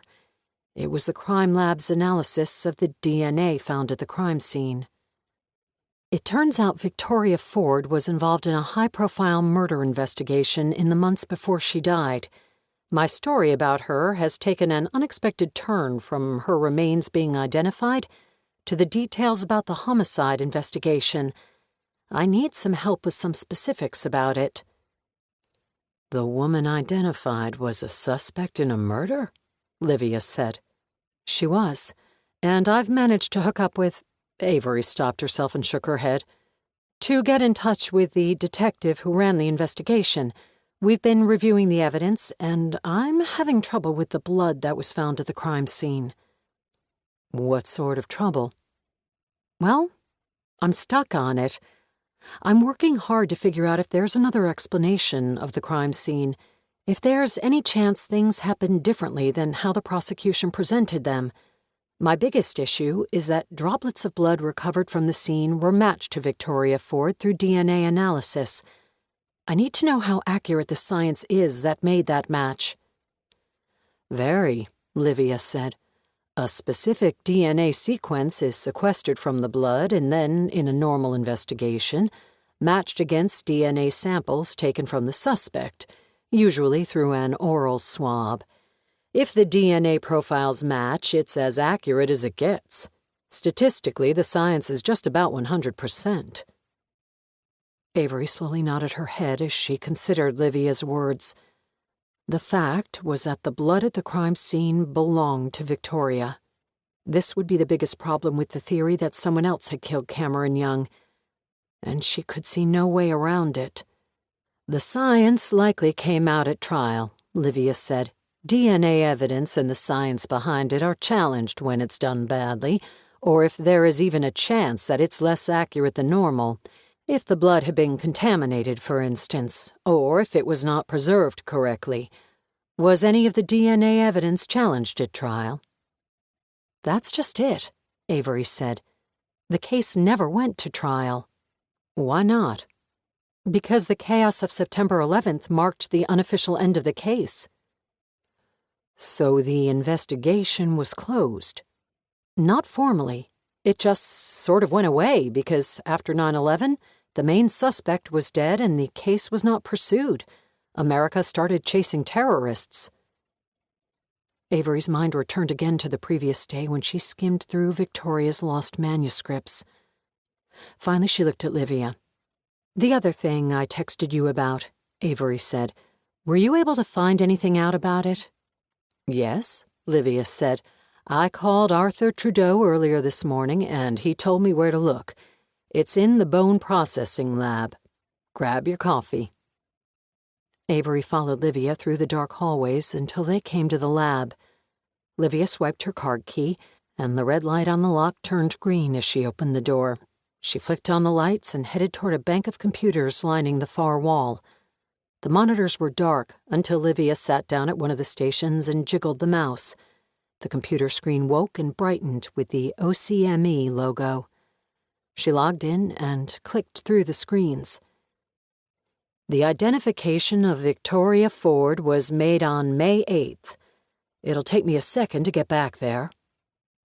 Avery stood next to Livia as she scrolled through the screens. "Okay," Livia said. "Here we go." Avery bent over Livia's shoulder and scanned the screen. "It looks like the specimen was collected from North Tower debris on September 22nd of 2001. "Does it tell you more about the original specimen?" Avery asked. "I'm looking. Let's see." A few more screens clicked past, and then some more scrolling. Yes, here are the original notes on the specimen. Small fragment measuring just 3/4 of an inch long and badly charred at the time of recovery."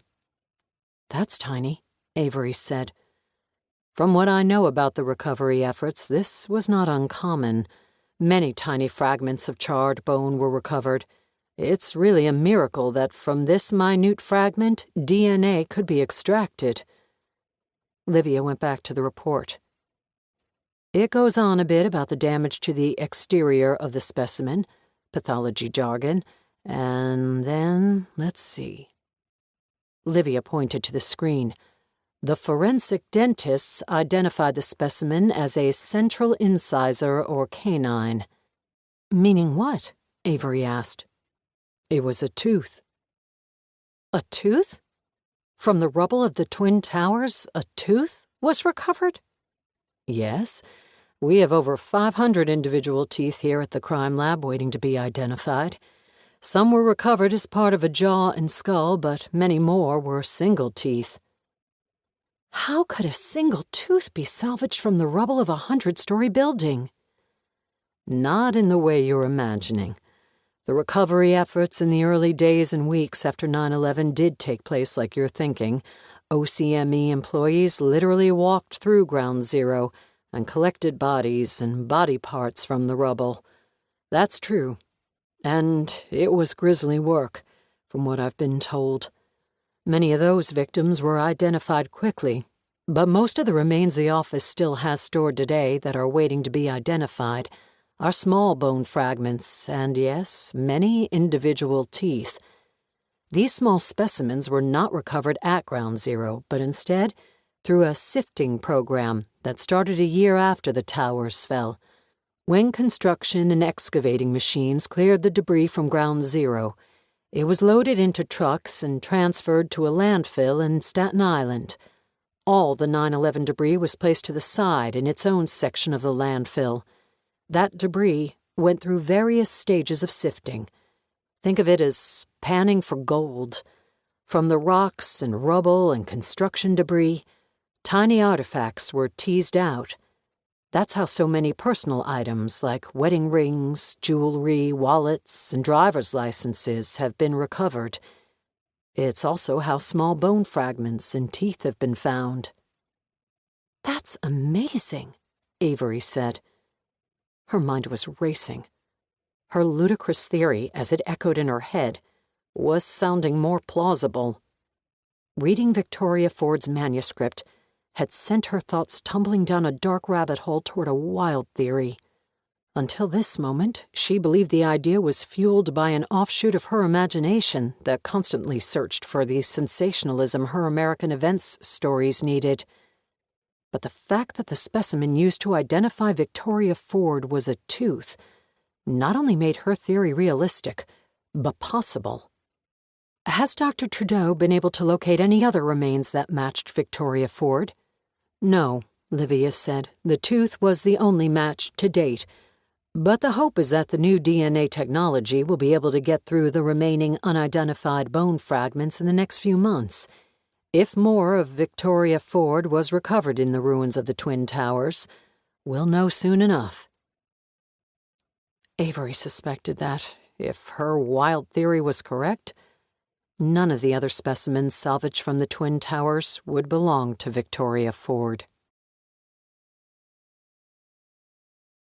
Chapter 42. Manhattan, New York, Sunday, July 4th, 2021. He checked his watch and then glanced at his phone on the passenger's seat. He resisted the urge to text Avery. He'd woken this morning to find her already gone, vanished without a trace other than her scent on the pillow next to him. No note, no voicemail, no text. On a different morning, or with a different woman, this would have confused or embarrassed him. Perhaps some of that still existed now, but he and Avery had plans to rip through the rest of the Cameron Young file later in the day. So Walt chalked up the disappearing act to Avery chasing down leads sniffed out during their initial review of the case. He was doing the same. He and Avery's dive into the Cameron Young investigation had him curious, if not worried, specifically because he knew the box of files sitting in his hotel room did not tell the full story. As soon as Walt woke, he called Jim Oliver and requested some federal bureaucratic pressure be applied to the U.S. Attorney's Office in the Southern District of New York, who had, up to this point, refused to return Walt's calls. Walt found himself in a unique position of power. Jim Oliver needed Walt's skills in the delicate matter of locating Garth Montgomery, and now Walt needed Oliver's influence to find whatever additional information was out there on the Cameron Young case. Walt's curiosity had nothing to do with the investigation into Garth Montgomery, but he convinced Oliver that it was imperative to locate any lost evidence pertaining to the 20-year-old case. Walt knew the U.S. Attorney's Office possessed what he needed. Calls were made, pressure was placed, and over a holiday weekend the right people were pulled from vacation to get it done. Walt had his answer, and locating the missing files was easier than he imagined. Originally confiscated from Maggie Greenwald's office, the DA who was set to prosecute the case, during the investigation into her misconduct, the U.S. Attorney's Office had eventually shipped the evidence back to the BCI headquarters for storage. As Walt pulled into the empty parking lot at just past 11 a.m. on Sunday morning, a wave of nostalgia came over him. He hadn't called the Bureau of Criminal Investigation his employer for 20 years. But he'd cut his teeth here, and the place held good memories. He relished them, until he saw the lone car parked in front of the building. He knew it belonged to his old boss. Scott Sherwood was on his shit list. Walt pulled into a parking spot and turned off the engine. He saw Sherwood standing in front of the BCI building, whose glass facade reflected his image back at Walt, as if he were watching himself on a theater screen. He had now seen Scott Sherwood exactly twice in the last 15 years, today and 3 weeks earlier, when Sherwood crashed the survivors' meeting at the Ascent Lounge with the sole purpose of figuring out where Walt was spending his time. The accidental meeting had given Jim Oliver just enough information to track Walt down in Jamaica and start him on his current course. He no more wanted to talk with Scott Sherwood this morning than he wanted a hemorrhoid removed. "Walt Jenkins," Scott said with a huge smile as Walt climbed from his car. "Twice in 1 year. Go figure." "Fuck off, Scott," Walt said, closing the door and walking up to his old boss. Illogical reasoning allowed Walt to be less angry with Jim Oliver for planting Sherwood at the survivors' meeting than he was with Sherwood for going along with it. Perhaps it was because, as a former surveillance agent, Walt appreciated Oliver's cleverness in finding him. The truth was more likely that Walt was frustrated with himself for having taken the bait. "What's gotten into you?" Sherwood asked. "I'm not in the mood, Scott. I know our little run-in the other day was bullshit. You were a plant. Do you think I'm too stupid to figure it out?" "Jesus Christ, settle down. The FBI came knocking on my door. They literally knocked on the front door of my house. Was I supposed to turn them away? Sorry, pal, I don't carry that kind of clout. Jim Oliver said he needed to figure out where you were holed up. Said it was important. I didn't know it was going to put you in a bind." "It hasn't," Walt said in a dismissive tone. "I just don't like being played. Do you have what I need?" "Yeah," Scott said. "I found it about an hour ago. Hidden way in the back of the evidence room. What's so important about it?" "It's just an old case, Scott. I was asked to look into it. That's all I can tell you." "Does it have to do with the Maggie Greenwald scandal?" "I'm about to find out. Where is it?" Scott pointed over his shoulder. "Inside, a single box. Looks pretty innocuous." Scott Sherwood unlocked the door to the BCI headquarters and held it open for Walt to enter. "Does this mean the invitation to visit you in Jamaica is rescinded?" "It means it never existed, Scott."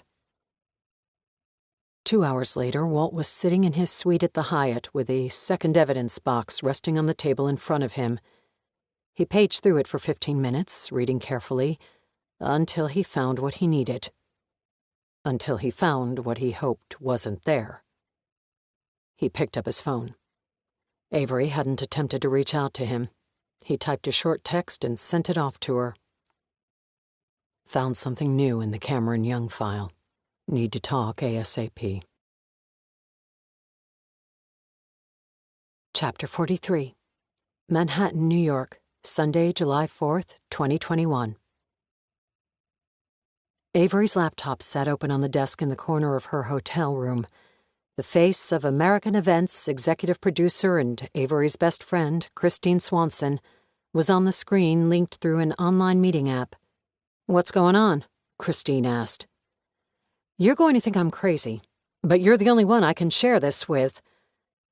Avery watched Christine on the monitor as she analyzed Avery's hotel room. After her meeting with Livia Cuddy, Avery had found a copy shop where she had each of Victoria Ford's manuscripts printed. Now, organized stacks of computer paper occupied the king-sized bed. On top of each stack rested a single paperback book. "I told you about Victoria Ford's sister, Emma." "Right," Christine said. "She had the recording of Victoria from the morning of 9/11.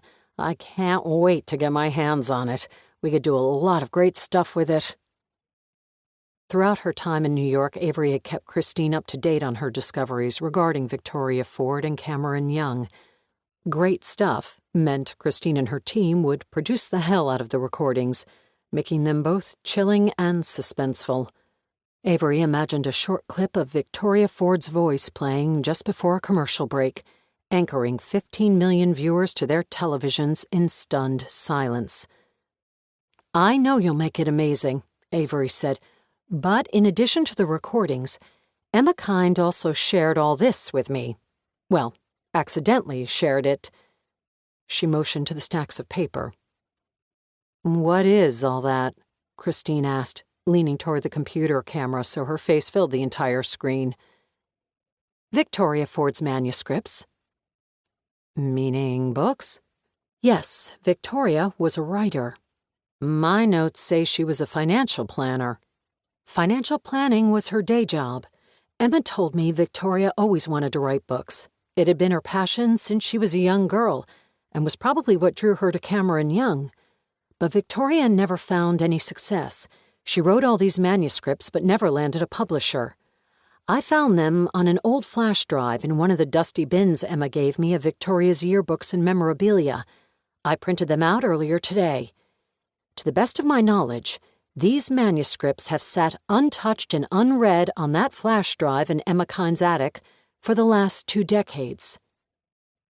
Christine nodded on the screen. Okay. How is this related to the Cameron Young case? I'm not sure yet. But here, look at this. Avery picked up one of the paper stacks. This is Victoria Ford's first manuscript. The Word document indicates it was written in 1997. Working title is Hot Mess. Now, look at this, Avery said, placing the manuscript pages back onto the bed and picking up Natalie Ratcliffe's paperback novel. This is a novel published by Hemingway Publishing in 2005 by an author named Natalie Ratcliffe. Baggage, Christine said. Peg Perugo, I love those books. So you're a fan? Then you're going to love this next part. Baggage was published in 2005, the first in the Peg Perugo series, which, as you know, is amazingly successful, one of the most successful series in commercial fiction. Christine raised her eyebrows as she waited for Avery to continue. Hot Mess. Baggage. Similar titles, right? Avery asked. Similar meanings, anyway. Sure. So, here's the catch. Besides a change in title, the 2 stories are identical. There was silence as Christine stared from the computer screen.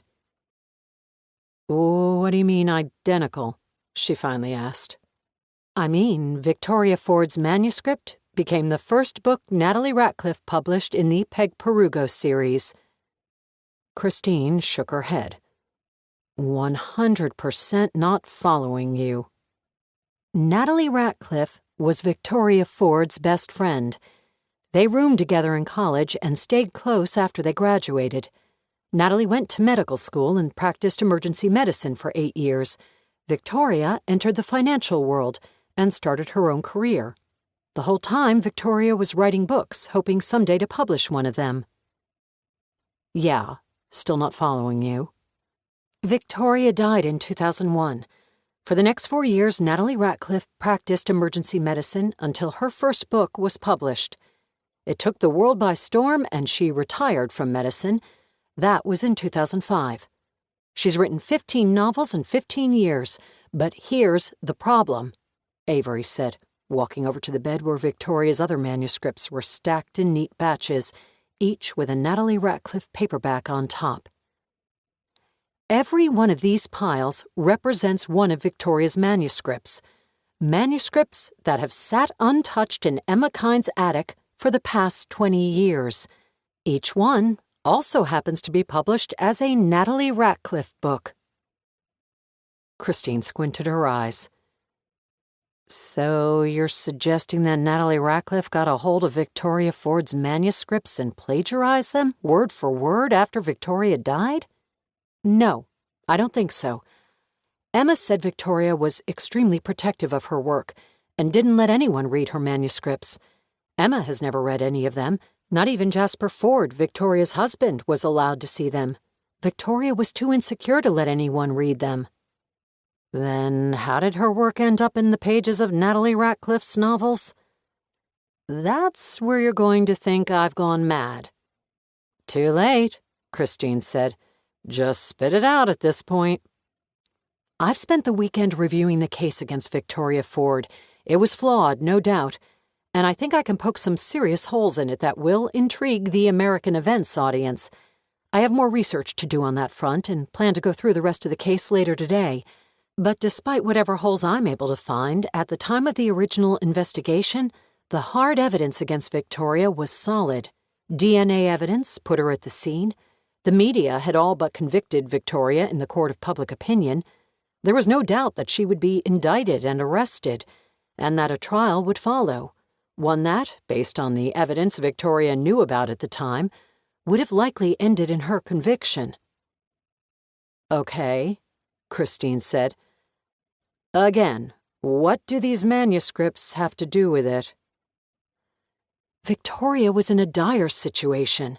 She knew the evidence pointed to her, and she knew on the morning of September 11th, when she met with her attorney, that it was only a matter of time before she was arrested.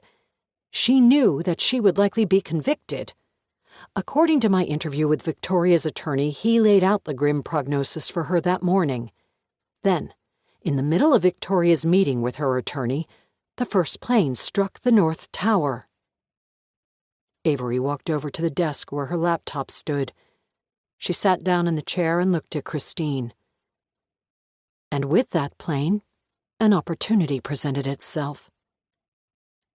"An opportunity to do what?" Christine asked. "To disappear." Chapter 44.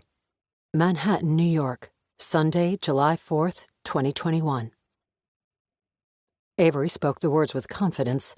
She knew Christine wouldn't believe that someone would fake their own death and disappear, but Avery had personal experience with someone disappearing to avoid indictment in prison, and she knew it was possible. Desperate people are capable of anything, and often find ways to convince the people who love them most to help. "Disappear, meaning?" Christine asked. "Meaning Victoria used 9/11 to solve all her problems." "You're saying what exactly, Ave? What if Victoria Ford didn't die that morning?" "I'm sorry, Avery. I love you, and we've been on some wild rides together, but this one might be too crazy for me to jump aboard. Just hear me out. She was sitting in Roman Manchester's office when the plane hit the tower. I know this from interviewing Manchester, who, along with 12 of his employees and 2 of his partners, made it safely out of the North Tower. He lived to tell his harrowing story of escaping the towers. Is it too far-fetched to believe the woman sitting across from him that morning also survived?" Avery saw the first glimmer of conviction in Christine's eyes, before she shook her head. "But the medical examiner's office identified Victoria's remains. That's what sent you to New York in the first place." "They identified a bone fragment that belonged to Victoria, yes. But I spoke with Livia Cuddy this morning and we took a closer look into the discovery. The specimen used to make the identification was a tooth." "A tooth?" "Apparently, the medical examiner's office recovered thousands of bone fragments from the ruins of the towers, hundreds of which were teeth." "How is that even possible, Ave?" "By filtering through the debris. Over the years, several sifting projects have been completed. The goal of these operations is to tediously sort through the rubble cleared from Ground Zero in order to find artifacts. Each time a sifting program is completed, more items are discovered. Wallets, driver's licenses, wedding rings, jewelry, bone fragments, and teeth. Hundreds of them. Good Lord. Livia Cuddy tells me that most of these small bone fragments and teeth are still waiting to be matched to victims. So, if Victoria Ford was identified from a single tooth found in the rubble of the Twin Towers, and no other specimens have been matched to her, what if Victoria Ford was injured during the chaos of 9/11, as in she lost a tooth, but still managed to escape the towers? When Christine failed to respond, Avery continued. Thousands died when the towers collapsed, but thousands more made it safely out of the buildings. What if Victoria was one of them? How? The hospitals were flooded that day. She never sought medical attention. Maybe she didn't need it, Avery said. And if it were something as minor as a few broken or lost teeth, maybe her friend, who was an emergency medicine physician, helped her. Natalie Ratcliffe. Exactly, Avery said, standing up and walking over to the bed where Victoria's manuscripts rested. And in a crazy way, yes, a batshit crazy, Avery Mason Presents way, I think Victoria's manuscripts prove it. Christine shook her head. I'll say one thing, your flair for the sensational is unparalleled. Make the connection for me. Before I interviewed Natalie Ratcliffe, I bought a couple of her books so I could skim through them.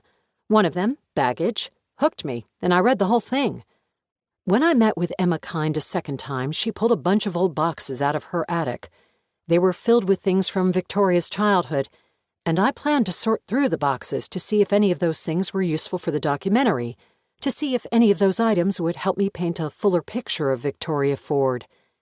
In one of the boxes, I found the flash drive that contained Victoria's manuscripts. As soon as I started reading the first one, I noticed the similarities to Natalie Ratcliffe's first novel. I went back to the bookstore and purchased Natalie's entire backlist and started skimming them. Avery pointed to the bed where a Natalie Ratcliffe novel rested on top of each of Victoria Ford's manuscripts. According to Emma, Victoria wrote 5 manuscripts. Each of those manuscripts ended up becoming a Natalie Ratcliffe novel. Not just a similar storyline, but a verbatim text. It was in Victoria Ford's lost manuscripts that Peg Perugo was born. Couldn't the explanation be that Victoria shared her manuscripts with Natalie Ratcliffe at some point before her death, maybe to get a friend's feedback? Then, after her friend died, Ratcliffe took the manuscripts as her own? And out of all this, Christine pointed at the bed, the only crime committed was plagiarism. Except that Emma Kind swears Victoria didn't share her manuscripts with anyone, like I said, not even her husband. Okay, Christine said. You've hooked me. Let's take Victoria Ford's sister at her word. No one ever saw Victoria's manuscripts. That explains the first 5 Ratcliffe books, which represent the 5 manuscripts Victoria wrote before 9/11. Where did the next 10 Ratcliffe books come from? Avery took a deep breath. What if Victoria survived the morning of 9/11? She made it out of the North Tower just like thousands of others. She was injured in the process and sought the help of her best friend, who was a physician. Then, as the enormity of events materialized that morning, a thought came to her. What if, in addition to watching one of the most infamous events in American history unfold, Victoria Ford was also watching the opportunity to make her impossible situation go away? She'd already made the calls to Emma. The recordings were proof that she was in the North Tower. Then she asked Natalie not just for help with whatever injuries she sustained, but to help her disappear. Wherever Victoria is today, she's still writing manuscripts and sharing them with Natalie Ratcliffe. Wow, Christine said. That's definitely Avery Mason-esque. But, I mean, it's been 20 years.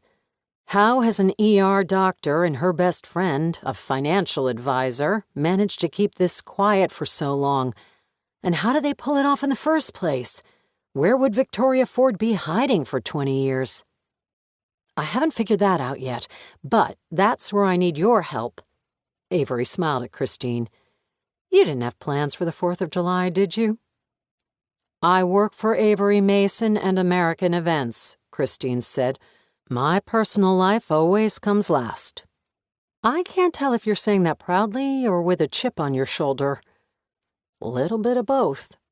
Tell me what you need. I'll do my best. Chapter 45. Manhattan, New York, Sunday, July 4th, 2021. Walt was perspiring, and the flow of blood through his throbbing carotid was audible inside his head as he walked through the front entrance of the Lowell Hotel on Sunday evening. He carried with him the cardboard box Scott Sherwood had fished from the cobwebbed corners of the BCI evidence room. The front desk clerk smiled as Walt checked in. The woman called up to Avery's room to let her know she had a guest. The clerk nodded her go-ahead, and Walt headed toward the elevator. He stopped at a dispenser to gulp down a glass of iced lemon water, noticing his hands tremor as he lifted the glass to his mouth.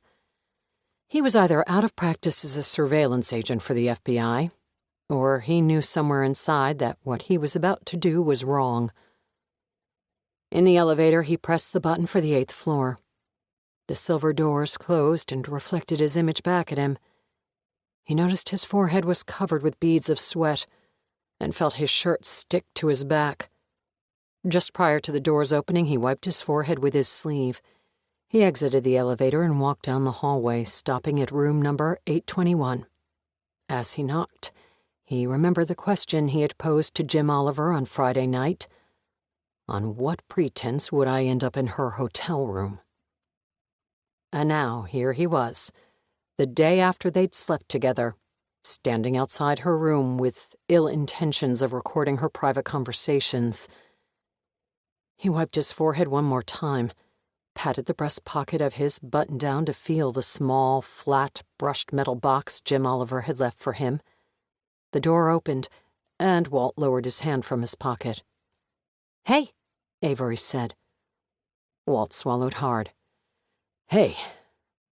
An ear-piercing concussion of silence followed their high school-type greeting. "I missed you this morning," Walt finally said. "Sorry if I was comatose." "No," Avery said, shaking her head. "I snuck out." "Oh, okay." "I needed a jog." "Yeah, makes sense. I'm just glad, everything's okay."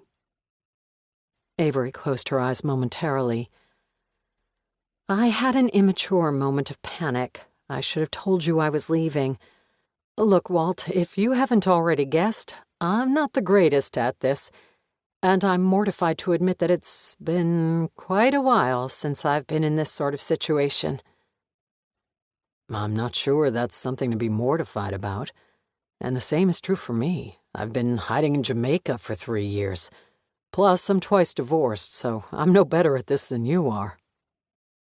Avery moved her hands back and forth between them. "Then can we agree that this greeting has been awkward enough? Let's just get back to normal?" "Done." Walt held up the box. "We've got a lot to cover." "Good. Come on in." Walt followed Avery into the room. It consisted of a king-sized bed, and on the far end near the windows, a coffee table in front of a small sofa, as well as a desk and chair. "Ignore the mess," Avery said, motioning to the bed, where stacks of paper stood in distinct piles on top of the comforter. "What's all this?" "Research." "Looks like you've been busy." "You too," Avery said as she sat on the sofa. "What did you find?" Walt sat next to her and placed the box on the coffee table. "It's a long story, but I made some calls and managed to track down some more files on the Cameron Young case." "In addition to what we went through last night?" "Yeah. This was stuff only the DA had. I want to show you something." Walt reached into the box and riffled through the folders until he found the one he wanted. He placed it on the table and opened it. Inside were photos of Victoria Ford from her initial interview with detectives. Walt fingered through them so they spread across the table. Avery leaned closer to the photos. "What am I looking at?" "These are photos of Victoria Ford during our first formal interview with her. They were taken 2 days after Cameron Young was killed when we brought her into BCI headquarters to question her." "Intake photos?" "Yes." Intake photos were counted as evidence and taken of potential suspects in the early hours and days of an investigation. They were meant to document the presence of wounds, cuts, or bruises a person of interest may have had on their body that would suggest they had been in a recent struggle or altercation. The photos on the table showed Victoria in her bra and underwear. The first showed her standing with arms bent at 90 degrees, as if surrendering at gunpoint. Another captured her in a wide stance, feet shoulder-length apart, and her arms straight out to the sides, crucifix style. Other photos were close-ups of her shoulders and neck. The photo Walt pointed to was of Victoria's hands, posed with her fingers spread apart. "I don't see anything," Avery said. "Exactly. Your argument last night about the lack of blood on the rope got me thinking. How could Victoria have cut herself badly enough to drip so much blood on the carpeting, but leave no trace of blood on the rope?" Avery slowly moved her gaze back to the photos of Victoria's hands. "She didn't cut herself." "It doesn't look like it. And you're looking at the proof. These photos were taken 2 days after the murder. There's no way a wound would heal that quickly." "So where did the blood come from?" "It's a very good question," Walt said. "One that I don't have an answer to." Chapter 46. Manhattan, New York, Sunday, July 4th, 2021. Avery continued to look through the pictures. Where did these photos come from? Why weren't they in the original file? That's the other thing I wanted to talk to you about. Something's been bothering me ever since I dove back into the Cameron Young case and stirred up the memories of that investigation. "What is it?" Avery said. "When I was tapped to investigate this homicide, I was young. I wasn't dumb, but I was inexperienced in running a homicide investigation. I was well-trained and had been part of other homicides for the BCI, but never as the lead detective.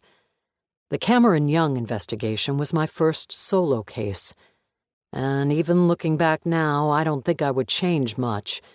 My job was to present the evidence I found to the district attorney's office. I didn't offer opinions or speculation. I just followed the evidence, and then turned it over. I was good at procedure.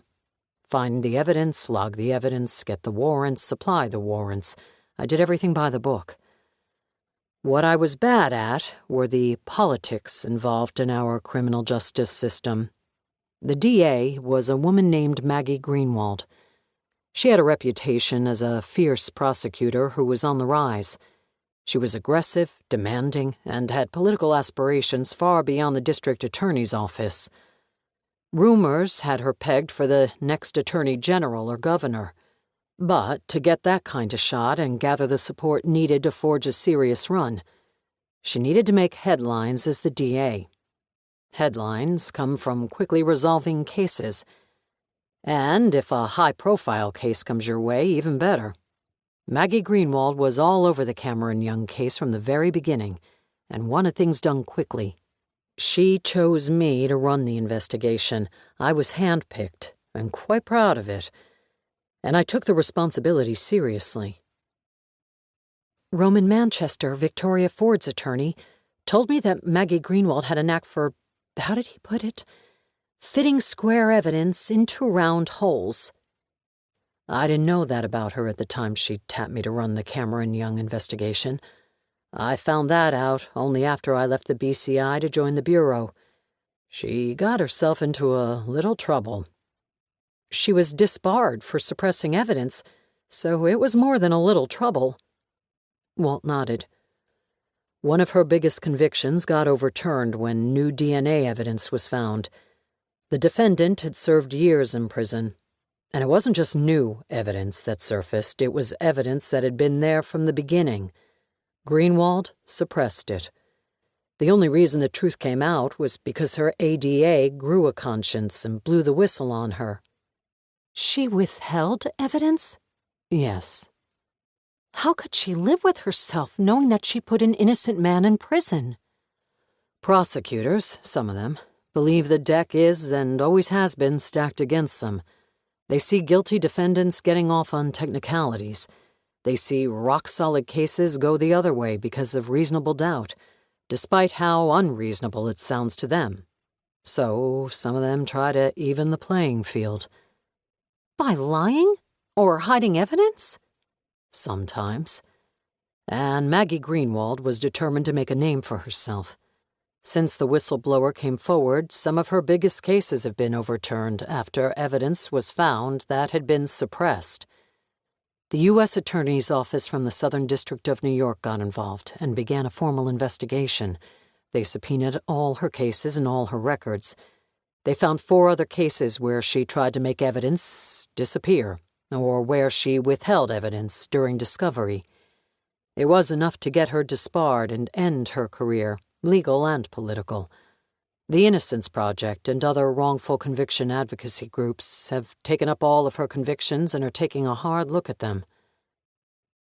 Victoria Ford wasn't one of them? No, Waltz said. First, Victoria was never formally convicted, so there's nothing to overturn. And second, sadly, without a conviction, no one really cares about it. I care. I know you do. And Emma Kind cares. I know that too. And she's lucky to have you digging through the case. I just wanted to give you the full picture as to why the files I showed you yesterday didn't tell the whole story. This box, Walt pointed at the table, has been in the DA's possession until the U.S. Attorney's Office subpoenaed all of Greenwald's files. They took a hard look at each of them, but passed on digging into the case against Victoria Ford. The Southern District of New York shipped this box back to the BCI, where it has sat for years. And now, as I root back through the details, I can't help thinking that for such a high-profile homicide, I was tapped early on to run the investigation. Maggie Greenwald requested me. At the time, I was honored. I thought I'd made such an impression that she picked me for my talent. But a little time and perspective tells me that maybe she picked me because I was young and green, and because she could manipulate me in ways another more experienced detective would not have allowed. You didn't do anything wrong, Walt. You followed the evidence, and no one can fault you for that. You didn't plant evidence, and you certainly didn't suppress it. The crime scene you found led to Victoria Ford, not by hunch, not by speculation, but by forensically backed evidence. You didn't make any mistakes. You didn't manipulate the evidence. No, but I'm wondering if I was manipulated. This case went up in smoke after 9/11, and when the dust settled, everyone had moved on. Soon after, I was recruited into the FBI, and I never really put much thought into it after that. But now, 20 years later, with the things you and I have uncovered, I'm starting to wonder if a dead woman was branded a killer when, in fact, she was innocent. The narrative that 20 years earlier an aggressive district attorney had focused on the wrong woman in the death of Cameron Young was starting to play out in Avery's mind. She had no way to prove who had killed Cameron Young, only that there was a very realistic possibility it was not Victoria Ford. Avery knew her viewing audience would salivate over every detail. And things were about to get even juicier. Walt gathered the files and the photos and returned them to the box. There's one more thing I came across in this box of lost evidence, Walt said, holding up a plastic evidence bag. It held a thumb drive. What is it? The sex video of Cameron Young and Victoria Ford. Chapter 47. Manhattan, New York, Sunday, July 4th, 2021. It's been 20 years, Walt said, holding up the evidence bag. But I still remember it vividly. I've got to see it, Avery said. You sure? I'm sure. I need to see if any of it can be aired in prime time. From what I remember, you'll need to blur most of it out. I've got a really good technical crew and an even better producer. Grab your laptop. Avery retrieved her laptop from the desk where she had positioned it earlier in the day for her meeting with Christine. She rested it on the coffee table in front of where they both sat on the sofa. Walt placed the drive into the port and clicked open the file. The video started. "Oh, God," Avery said, as Cameron Young's naked backside materialized on the screen. I told you you'd have to blur most of it out. Avery continued to watch until Victoria Ford appeared on the screen. Avery pinched her eyebrows together when she saw the dominatrix outfit, complete with a dangerous-looking spiked necklace and wristbands. Victoria's naked breasts poked through the holes of the leather suit she wore. "How many times have you seen this?" "Just once," Walt said, "and only part of it. Once we identified Victoria Ford, I left to interview her." Avery sat in stunned silence as she watched Victoria Ford pace back and forth next to her vulnerable prey. Avery had trouble reconciling the woman Emma Kind had described, and the one whom Avery had heard on the answering machine recordings, with the woman she saw in the video. Her breath caught when she saw Victoria bring up the tasseled object in her right hand. "What is that?" "I believe it's called a flogger whip," Walt said. "That whip, or a similar one, is what caused the violent welt marks on Cameron Young's body that were noted in the autopsy. Should I turn it off?" "No. So this is how you figured out they were having an affair?" Walt nodded. "Yes, from the paraphernalia found at the crime scene, we knew Cameron Young was at least having a single night of dangerous sex. His wife claimed during my initial questioning of her that she and Cameron had never participated in any type of S&M sex. Discovering the video allowed us to zero in on Victoria Ford as his lover." Avery cocked her head to the side as she watched the screen and voyeuristically spied on Victoria and her lover. "Where did this video take place?" "In Cameron Young's writing studio." "Why is it so off-centered?" On the monitor, the action took place in the far right-hand side of the shot, as if the camera were pointed slightly in the wrong direction. "I don't know," Walt said. "Maybe they didn't have good producers like you. It's a homemade sex tape, not a cinematic production." On the screen, Victoria Ford slapped the whip against her lover's back and shoulders. To Avery, it looked more playful than violent. She watched Victoria move down Cameron's body and tap him again with the whip, this time on the buttocks and upper thighs. Then she stopped. "Wait a second," Avery said. "Rewind it." Walt looked at the screen. "The video?" "Yeah, rewind it a bit." Walt ran his finger over the mouse pad and clicked the reverse arrow until the movie ran backward for a few seconds. "There," Avery said. She watched the screen as Victoria brought the tasseled whip down across Cameron Young's backside. About to strike again, Victoria instead stopped and walked forward where she bent down to place her ear by his mouth.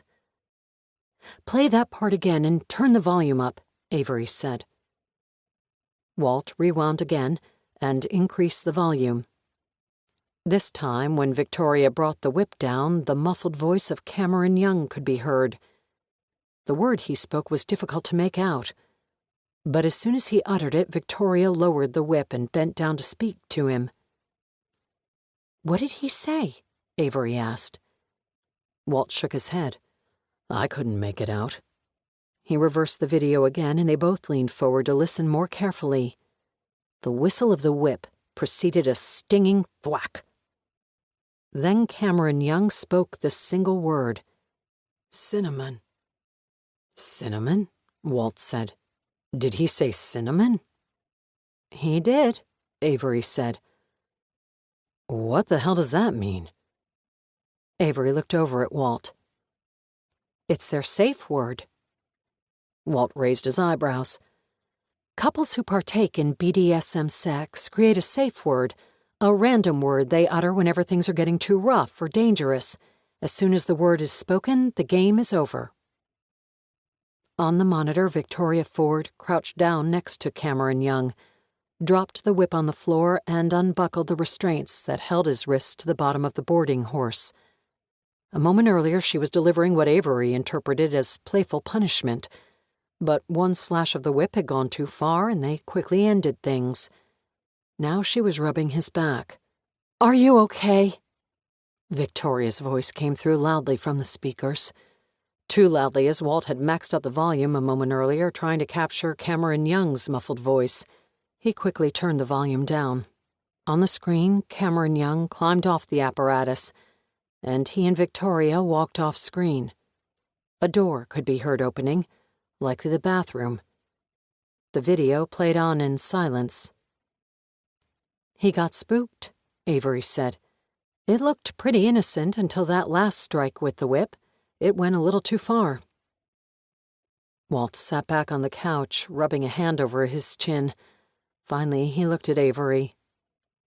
"So their role-playing had limits." "It appears that way. Which doesn't jive with the crime scene and the violent whip marks noted on Cameron Young's body." Avery and Walt continued to stare at the monitor. The spanking horse sat in the otherwise empty shot of the studio.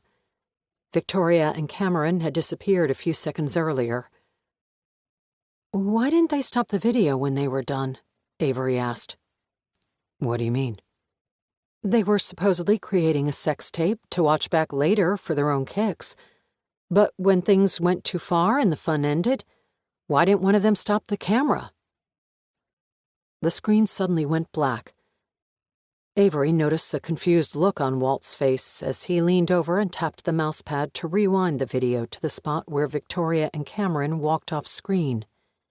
He pointed to the timer on the bottom of the screen, and then fast-forwarded the video until just before the screen went blank. 60 seconds, he said. Exactly 60 seconds. "What's that mean?" Avery asked. Motion-activated cameras are triggered when the sensor detects movement. They continue recording as long as motion is detected. When the movement stops triggering the sensor, the camera shuts off after 60 seconds. Avery looked over at him, and then it hit her. That's why the shot was off-centered. They didn't know they were being recorded. Chapter 48. Manhattan, New York, Sunday, July 4th, 2021. They both needed a break after watching the video of Victoria Ford and Cameron Young. Avery stepped into the bathroom to freshen up after Walt suggested they find a proper bar that served proper drinks. It wasn't the video that had him thirsting for alcohol, but the conclusions they had made during the viewing. Watching the video today, far removed from his role as lead detective on the case, and without the enormous pressure he felt at the time to find answers, it was easy to see that the video had been recorded in secret. It was easy to see that neither Victoria nor Cameron knew they were being recorded. Walt lifted the plastic evidence bag that had contained the thumb drive and read the writing scrawled across it, indicating the date and time the evidence had been logged. The label on the bag also included the location where the thumb drive had been found, in the desk drawer of Tessa Young's office at the Catskills mansion. Why, Walt wondered, would Cameron Young make a sex video of himself and his mistress, and then keep it in his wife's desk drawer? Combined with the other problems he and Avery had uncovered about the case, the revelations they made about the video were enough to make him believe he'd gotten his first homicide investigation terribly wrong. Was it worse that the accused was dead rather than in prison? If convicted and incarcerated, at the very least there was hope that some sliver of justice could still be served by bringing the new evidence forward and attempting to overturn the conviction. In this case, though, there was no way to provide Victoria Ford with justice. Posthumous exonerations were as valuable as winning a lottery ticket one day past its expiration date. Walt pulled the thumb drive out of the computer and dropped it back into the evidence bag. Then he suddenly realized that with Avery in the bathroom, 2 hours after he'd arrived at the Lowell, he was alone in her hotel room. He still sat on the small sofa with Avery's laptop open on the coffee table in front of him. He looked around the room. He examined the bed where the stacks of Avery's research rested in separate piles. He noticed a paperback novel on the top of each pile of paper. On the desk near the window was another heap of papers. Next to the laptop on the coffee table were pages containing the details of the Victoria Ford identification. Walt reached for his breast pocket. This time, he did not just feel for the small, thin box that was there. He removed it and held it in his hand.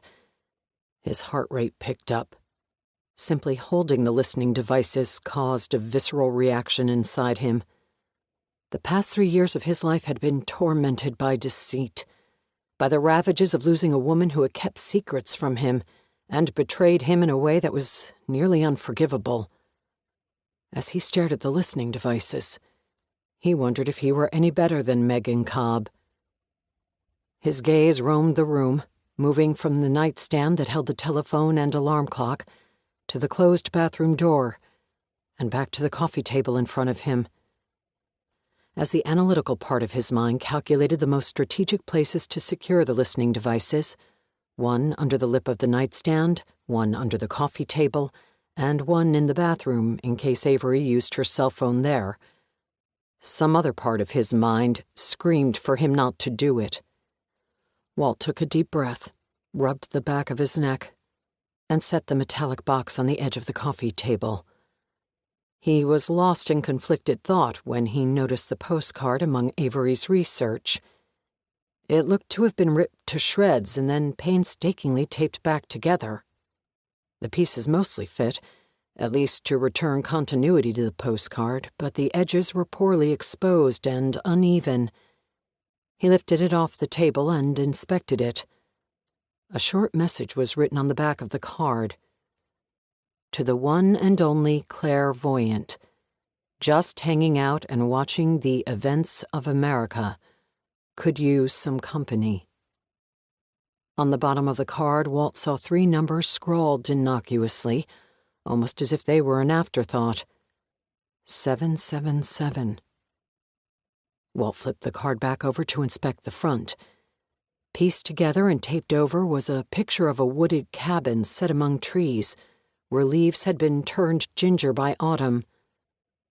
The handle of the bathroom door clicked. The noise startled him, and the postcard slipped from his grip and fell to the floor. Its momentum took it under the couch. Before he had a chance to retrieve it, Avery stepped in the vestibule outside the bathroom. "You ready?" she asked. Walt stood quickly. "Yeah." His heart pounded, and the perspiration returned to his forehead. As he walked across the hotel room and toward the door, he passed Avery and headed out into the hallway. She closed the door behind them and checked that it was locked. "You want to head back to the rum house?" she asked. Walt nodded. "Sure, sounds good." They stepped into the elevator and Avery pressed the button for the lobby. As the doors closed, Walt again saw his reflection in the clear metal. It was then that he realized he'd left the thin metal box and the listening devices it held on the edge of the coffee table. Chapter 49. Manhattan, New York, Sunday, July 4th, 2021. A 2-man band, pianist and violinist, played in the corner of the bar. After they ordered drinks, Avery headed over to put in a request. Walt sat alone at the bar, sipping a Worthy Park single estate reserve and contemplating the predicament he'd found himself in. It felt like weeks, not days, since he'd sat in this tavern and met Avery Mason for the first time. Back then, he was anxious to get back in the middle of an operation, get his mind off the wallowing thoughts of Megan Cobb's betrayal, and work his way out of the funk of self-pity and anger he was in.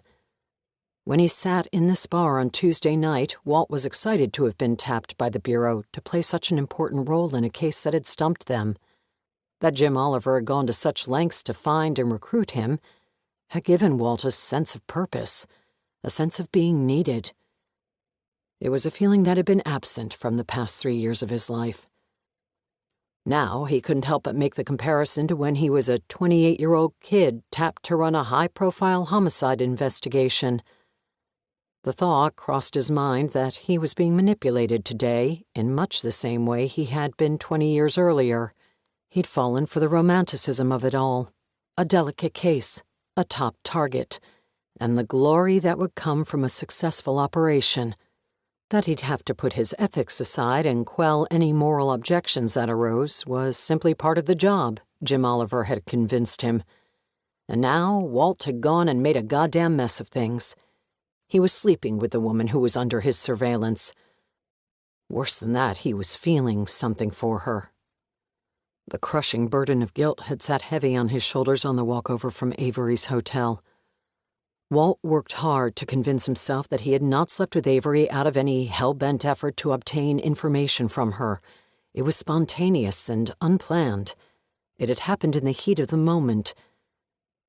But that was then, and this is now, he thought. The way the rest of tonight had to play out put him in knots. He'd left the listening devices on the coffee table in her hotel room and had no choice but to return there to retrieve them. Once there, the inevitable would likely follow. It would be then that Walt Jenkins, in his own mind, would have crossed the line. On top of his guilt was a combination of curiosity and confusion about how his relationship with Avery could end in anything other than disaster. He was on an operation sprung by the Federal Bureau of Investigation and choreographed to intentionally set his life on a collision course with Avery Mason, a.k.a. Claire Montgomery, the express purpose of which was to deceive her into believing he was interested in her story about Victoria Ford. All the while, his true goal would be to burrow his way far enough into her personal life so that he might find a scrap of evidence that would shed light on the whereabouts of her father. The entire scenario begged the question of whether Walt was any better than Megan Cobb. Now there's a man lost in his thoughts. Avery's voice snapped him back from his trance. Walt smiled at her. Just zoning out. Avery opened her eyes excitedly and placed a finger to her ear as the two-man band began to play The Wait by the band. I just requested this. Great song, Walt said, turning to look over his shoulder at the musicians. I've never heard it played with a violin. Sounds good. Avery took the stool next to him. What were you thinking about? A loaded question, Walt thought. He spun his glass a few more times before answering. The strange road of life, he finally said. I was thinking about how we each came to this place in our lives, sitting with each other here in this empty city. Avery took a sip of vodka. Strange is one word for that road. Really, screwed up would be a better descriptor, though. Your road is that bad? Not bad, just complicated, Avery said. I was supposed to be a lawyer from my father's firm. Being on television was never part of my 5-year plan. Really? How did the American events thing happen? By accident. Walt noticed her pause, as if she were about to say something before thinking better of it. He felt a sudden urge to tell Avery everything he knew about her, everything he had learned from the dossier Jim Oliver had delivered to him. He wanted to tell her that he knew all about the Montgomery family, that he knew her mother and brother were dead, and that her father had disappeared while under federal indictment, that he knew everything about her past, and that she didn't need to go through the painful process of sharing it with him or figuring out what not to tell him, that he wasn't the person she believed him to be, but something worse. Before any of his thoughts formed to words, Avery spoke again. Your story about Megan the other night got me thinking that you and I have a lot in common. How so? We both ran away. You just did a better job of hiding than I did. Walt said nothing, just waited for her to continue. You've been in New York for what, a week now? Have you called her? Does Megan know you're in town? This conversation had taken a sudden turn Walt hadn't expected. He shook his head. No. Why not? I'm not ready to call her. What are you running from? What are you running from? Being pressed on his relationship with Megan had brought an edge to his voice. He was about to apologize when Avery spoke. Ever heard of Garth Montgomery? Walt had never been a strong poker player, and bluffing was not his forte. He was sure the shocked look on his face when Avery mentioned her father's name had not gone unnoticed. Still, he did his best to recover. The Thief of Manhattan? Shit, she said with a laugh. I forgot about that nickname. But yeah, that's him. What about him? He's my father. Walt blinked a few times, but couldn't think of a reasonable question to ask. Claire Montgomery is my actual name. Claire Avery Montgomery. When I moved to L.A. to write for the Times, I used Avery Mason in my byline. It stuck. Walt shook his head. Start from the beginning. After my father was arrested and indicted, I had to get out of New York. On top of stealing billions of dollars from innocent people, my father also had a second life with another woman. I don't know what I hate him more for. To think the man who used to call me the clairvoyant one, the nickname he gave me for my supposed ability to see through his bullshit, had a secret life away from his wife and kids, was a betrayal worse than anything he could have stolen. Walt's mind flashed to the shredded postcard patched together with Scotch tape he found in Avery's room. The message on it had been addressed to the one and only clairvoyant. I knew my law degree was worthless. No reputable firm was going to hire Garth Montgomery's daughter, so I fell back on my journalism degree. I moved to California and took a job at the LA Times. I broke a big case about a missing kid in Florida, and it got a lot of attention. I was invited to appear on American Events to tell the story. Matt Carter and I hit it off. Soon I was guest hosting once a week, covering other missing persons stories and the like. As Avery Mason. She nodded. I found my niche with a strange combination of morbidly fascinating cases and the inspirational. Like the lady who crashed into the lake and managed to save her 4 kids. Avery smiled. You really are a fan of the show. Walt nodded. He waited for her to continue. Last summer, Matt Carter died while on assignment, and HAP News tapped me to take over. I agreed because there was no way I could turn the opportunity down. It's been a year now, and there have been lots of stories about my success after taking over for one of America's most beloved news magazine hosts. I found myself in this sort of whirlpool I couldn't get out of. No one's made the connection to my father yet, but sooner or later someone will. Avery lifted her vodka. So, that's what I'm running from. No one knows about your father? Walt asked. People know. I spent 29 years as Claire Montgomery, creating a life and laying down roots. I'm still very much Claire Montgomery. I've heard from plenty of friends and former classmates who watch the show. The network sends my checks to Claire Montgomery. It's a common enough name that no one important has made the connection yet. But it'll happen. At some point, it'll happen. The only reason it hasn't yet is because my popularity is too new and came too quickly. If you add up all the people who know me as Garth Montgomery's daughter, you might come to, what, a couple hundred? 1,000? Do we each personally know 1,000 people? The American Events audience who knows me as Avery Mason is 15 million strong. So what happens when it comes out? I don't know. Maybe nothing. Maybe I lose it all. I just finished my first full season as host of AE.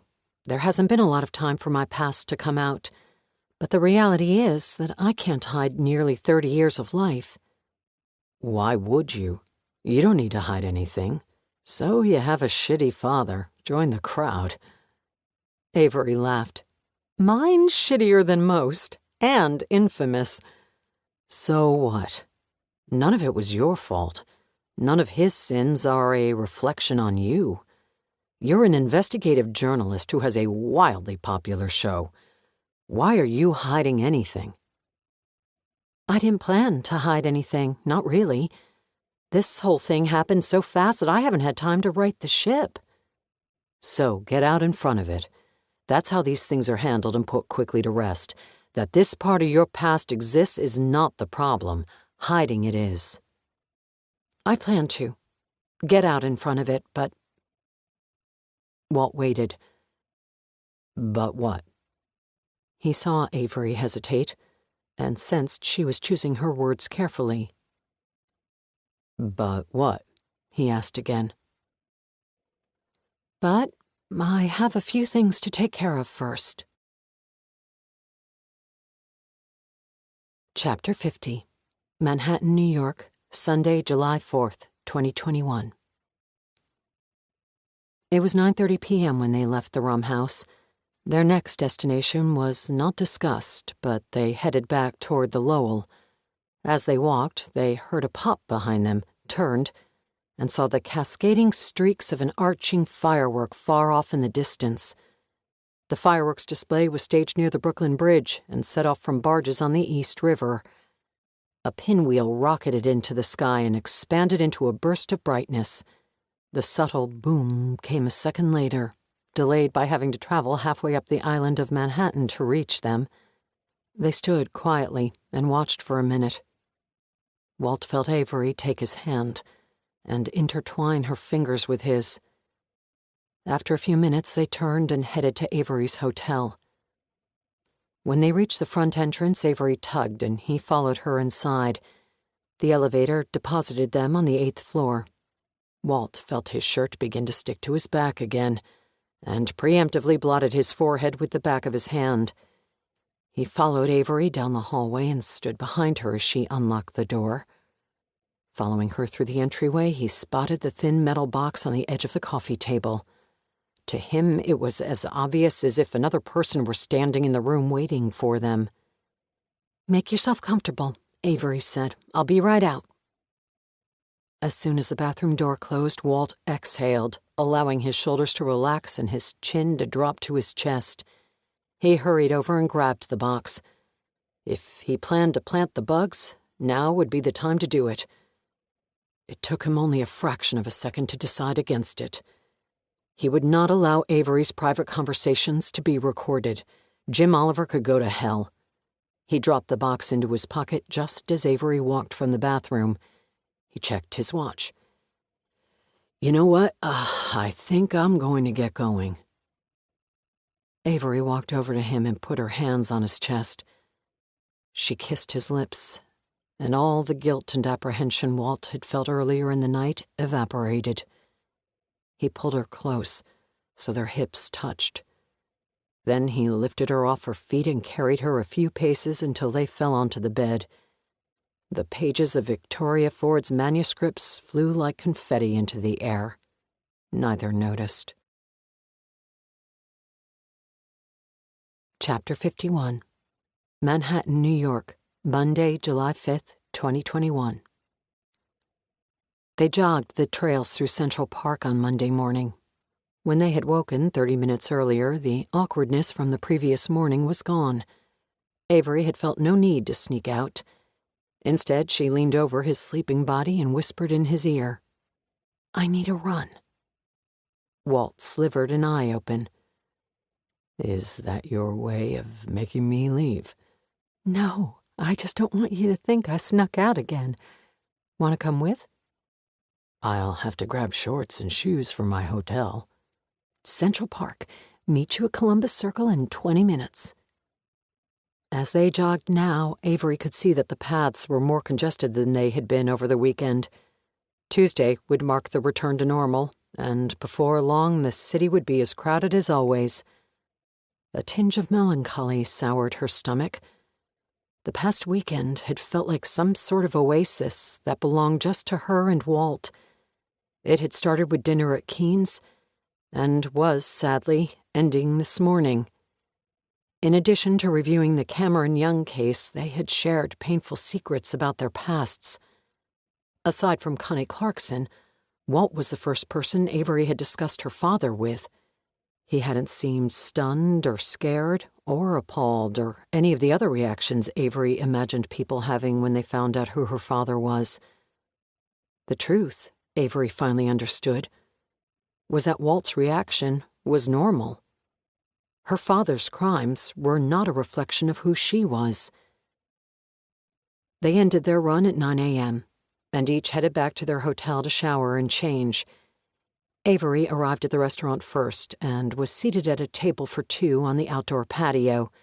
She sipped coffee and scrolled through her phone. Christine Swanson had gotten back to her on the research Avery had asked her to do on Natalie Ratcliffe.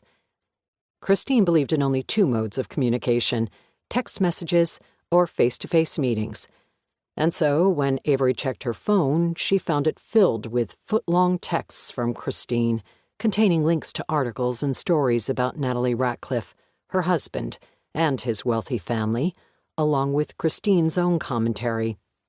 As Avery scrolled, she learned that Natalie Ratcliffe wrote books for the pure joy of storytelling, not due to any fiduciary obligation to support her family.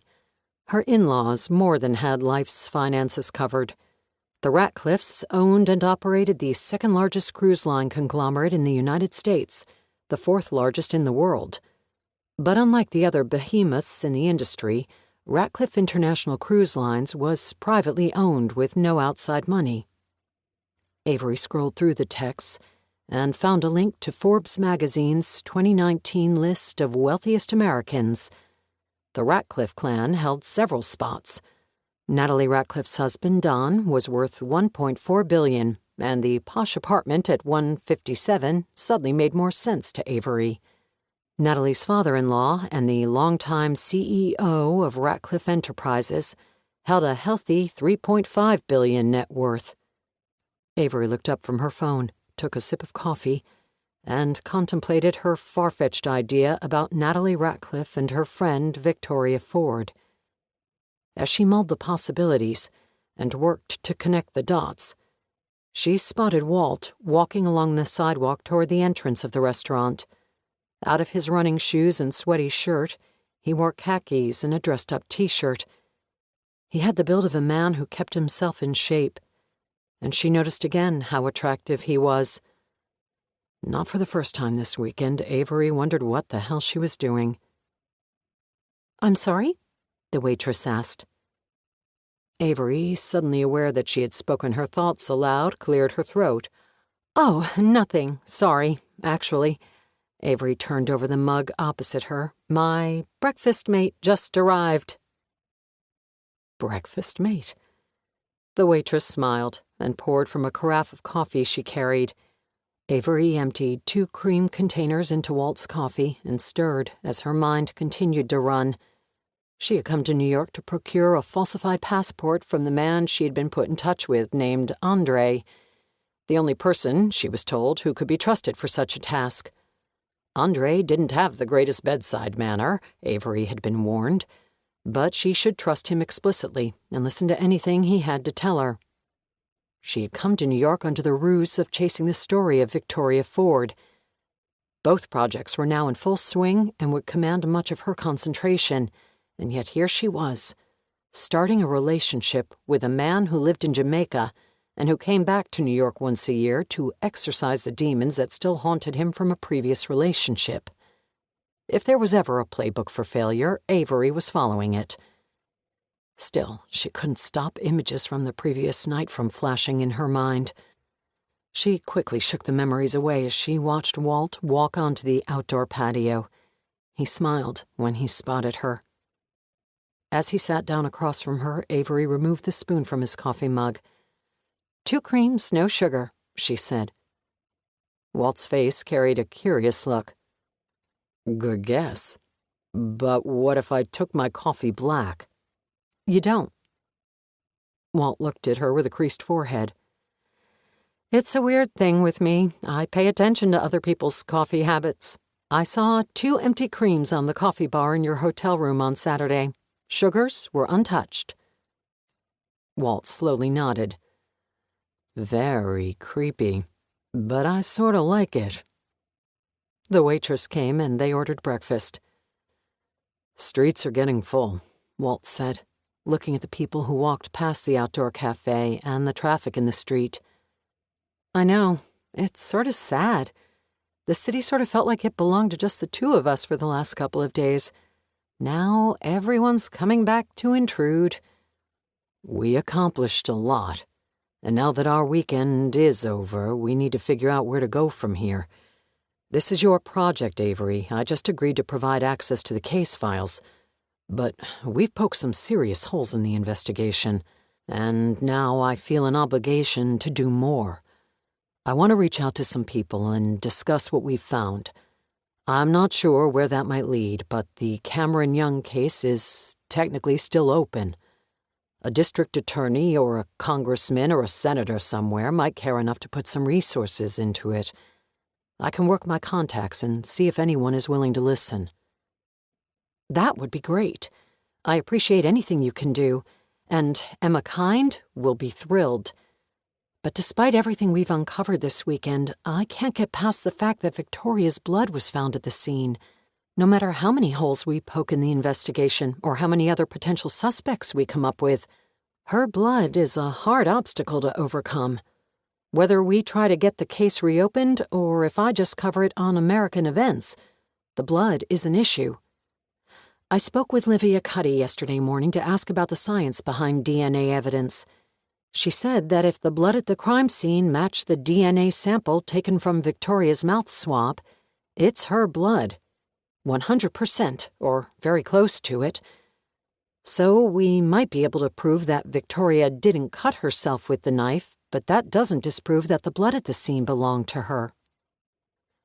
"You know," Walt said, "I was suspicious this weekend, but I'm convinced this morning. There's something we're missing, and I think I know someone who might be able to help us find it." "Who?" Let's call him an old friend. I tracked him down, and he's agreed to meet me. I'm heading there after breakfast." "About the blood?" "And a couple other things. Let's chase our leads for a couple of days and touch base later in the week. See what we each come up with." "Perfect," Avery said. She needed a little time and space over the next couple of days. In addition to her suspicions about Victoria Ford and what she had just read about Natalie Ratcliffe's family, she needed to head back to Brooklyn to see if Andre had come through on the passport. After breakfast, she allowed Walt to walk her back to her hotel. Although she couldn't identify what it was, something felt different. Maybe it was the slowly filling sidewalks and the sense that the mass of people coming back to the city were stealing the tranquility she had found over the last couple of days. Or maybe it was the uncertainty about how she and Walt would continue after they finished working together.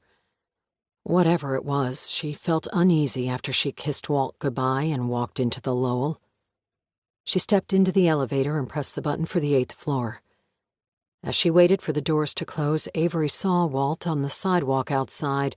He lifted a hand and waved to her, just as the elevator doors came together and reflected her image back at her. An eerie feeling rippled from the pit of her stomach, strange and foreign. She tried to chalk it up to the reality that their weekend was over. An hour later, though, she still couldn't suppress the feeling that something was wrong. Chapter 52. Manhattan, New York, Monday, July 5th, 2021. Walt drove through the Queens Midtown Tunnel and across the East River. Forest Hills was a small community in Queens where he had tracked down the man he was looking for. Walt was not only surprised that Dr. Jared Lockard, the pathologist who performed the autopsy on Cameron Young, remembered him, but that the doctor was eager to meet.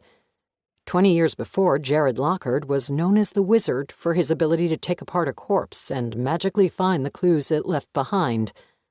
Walt imagined the doctor now, 2 decades later, as a stooped-over elderly man who lived alone, never able to marry because so many of his days had been spent so close to death that meaningful connections to the living were impossible. The pit of Walt's gut buzzed with nervous butterflies at the prospect of seeing the Wizard after so many years. but he could think of no one else who could better answer the question he had formed while reviewing the lost Cameron Young files. He drove along Austin Street and through the center of town, passing Tudor-styled buildings that lined the quaint shopping area. He turned down a quiet side street and found Dr. Lockard's home, a 2-story, half-timbered structure that looked well-maintained. He parked in the driveway and walked to the front door, where he rang the bell and wiped his sweaty palms on the sides of his khakis. When the door opened, Walt felt like he was in a time machine. Jared Lockard had not changed from Walt's memory of him. The man still sported a head of wild white hair that looked impossible to tame, even for the most experienced hairdresser. If this feature embarrassed the doctor, it didn't show. Somewhere in his 70s now, the man's face carried the same cavernous folds that curved like parentheses around his lips and accentuated jowls that drooped like melted frosting. Dr. Lockard, Walt Jenkins. Dr. Lockard's lips twisted subtly, the closest he ever came to smiling. Walt remembered how none of the detectives at the BCI had ever been able to read Jared Lockard's mood. His facial expression never veered far from stoic, and carried a perpetual look of attending his mother's funeral. "Detective, it's been a while." Dr. Lockard offered his hand. Walt took it nervously, remembering that shaking hands with Jared Lockard was like squeezing a wet sponge. 20 years, Walt said. "They look to have treated you well." "You too." Walt released his grip. "You honestly look the exact same." "So when we worked together 2 decades ago, I look like a 70-year-old man?" "No," Walt said, coughing and choking on an errant bolus of saliva. "I meant, you look—" Dr. Lockard stared at him without speaking. "Good, that's all," Walt said, looking for a way out of the awkward reunion. "You look good." "Was there something on your mind, Detective?" "Yes, an old case we worked on together." The doctor nodded. "Come in." Walt followed him into the house. "Have a seat," Dr. Lockard said when they entered the kitchen. The house felt quiet and empty and eerie. "Can I get you something to drink? I've got coffee, still warm." "That would be perfect," Walt said. Jared Lockard poured 2 cups of coffee and sat with Walt at the kitchen island. "What is it that you need my help with?" Walt took a sip of coffee and felt Dr. Lockard's stare on him. He tried hard to control the irrational nervousness that came from sitting in the man's kitchen. "Do you remember the Cameron Young case?" Dr. Lockard shrugged. "Cameron Young, my favorite dead author. I remember some of it, but that was a long time ago, and I've been retired for a decade now. I have trouble remembering where I left my slippers." About to refresh the doctor's memory, Walt startled when a black Burmese cat hopped onto the kitchen island, appearing suddenly as if it had been conjured from thin air. It slunk along the far edge of the counter, its back arched and its tail straight up like a snake about to strike. Jade-green eyes glowed from the depths of the cat's jet-black face, with vertical slits for pupils staring at Walt as if he was trespassing. "Walt," Dr. Lockard said, reaching for the cat, "where are your manners?" Walt looked slack-jawed from the cat to Dr. Lockard. "You have a cat named Walt?" Dr. Lockard ran his hat over the cat's back as it purred softly. "Purely coincidence, Detective. I've never married, so in lieu of companionship, I have a house full of cats. There are only so many names." Walt shifted his gaze around the kitchen, imagining other feline eyes staring at him from the shadows. Dr. Lockard looked blankly at Walt as he continued to pet the cat. The edges of his lips eventually curled again into the subtlest of smiles. "I'm fucking with you, Detective." Walt stayed still for a moment, confused. "Your cat's not named after me." "No, this is Mortimer. He's the only cat in the house, and I can't stand the goddamn thing." Dr. Lockard lifted the cat off his lap and dropped it onto the ground, where it hissed before scurrying off. My wife and I are watching it for our daughter, who's away for the 4th of July holiday. But she's picking the furry thing up this morning, any minute, in fact, so stop sitting there like a prom queen who shit her dress and spit out what it is you need, detective, before my grandchildren swarm this house, because I won't be able to talk about dead authors from 20 years ago after they arrive. Walt finally smiled. I'm not as scary as you think, detective, but my wife hates when I talk about old cases, so let's get this show on the road. Got it, Walt said, reaching into the breast pocket of his sport coat and pulling out a piece of paper. I'm reviewing the Cameron Young case.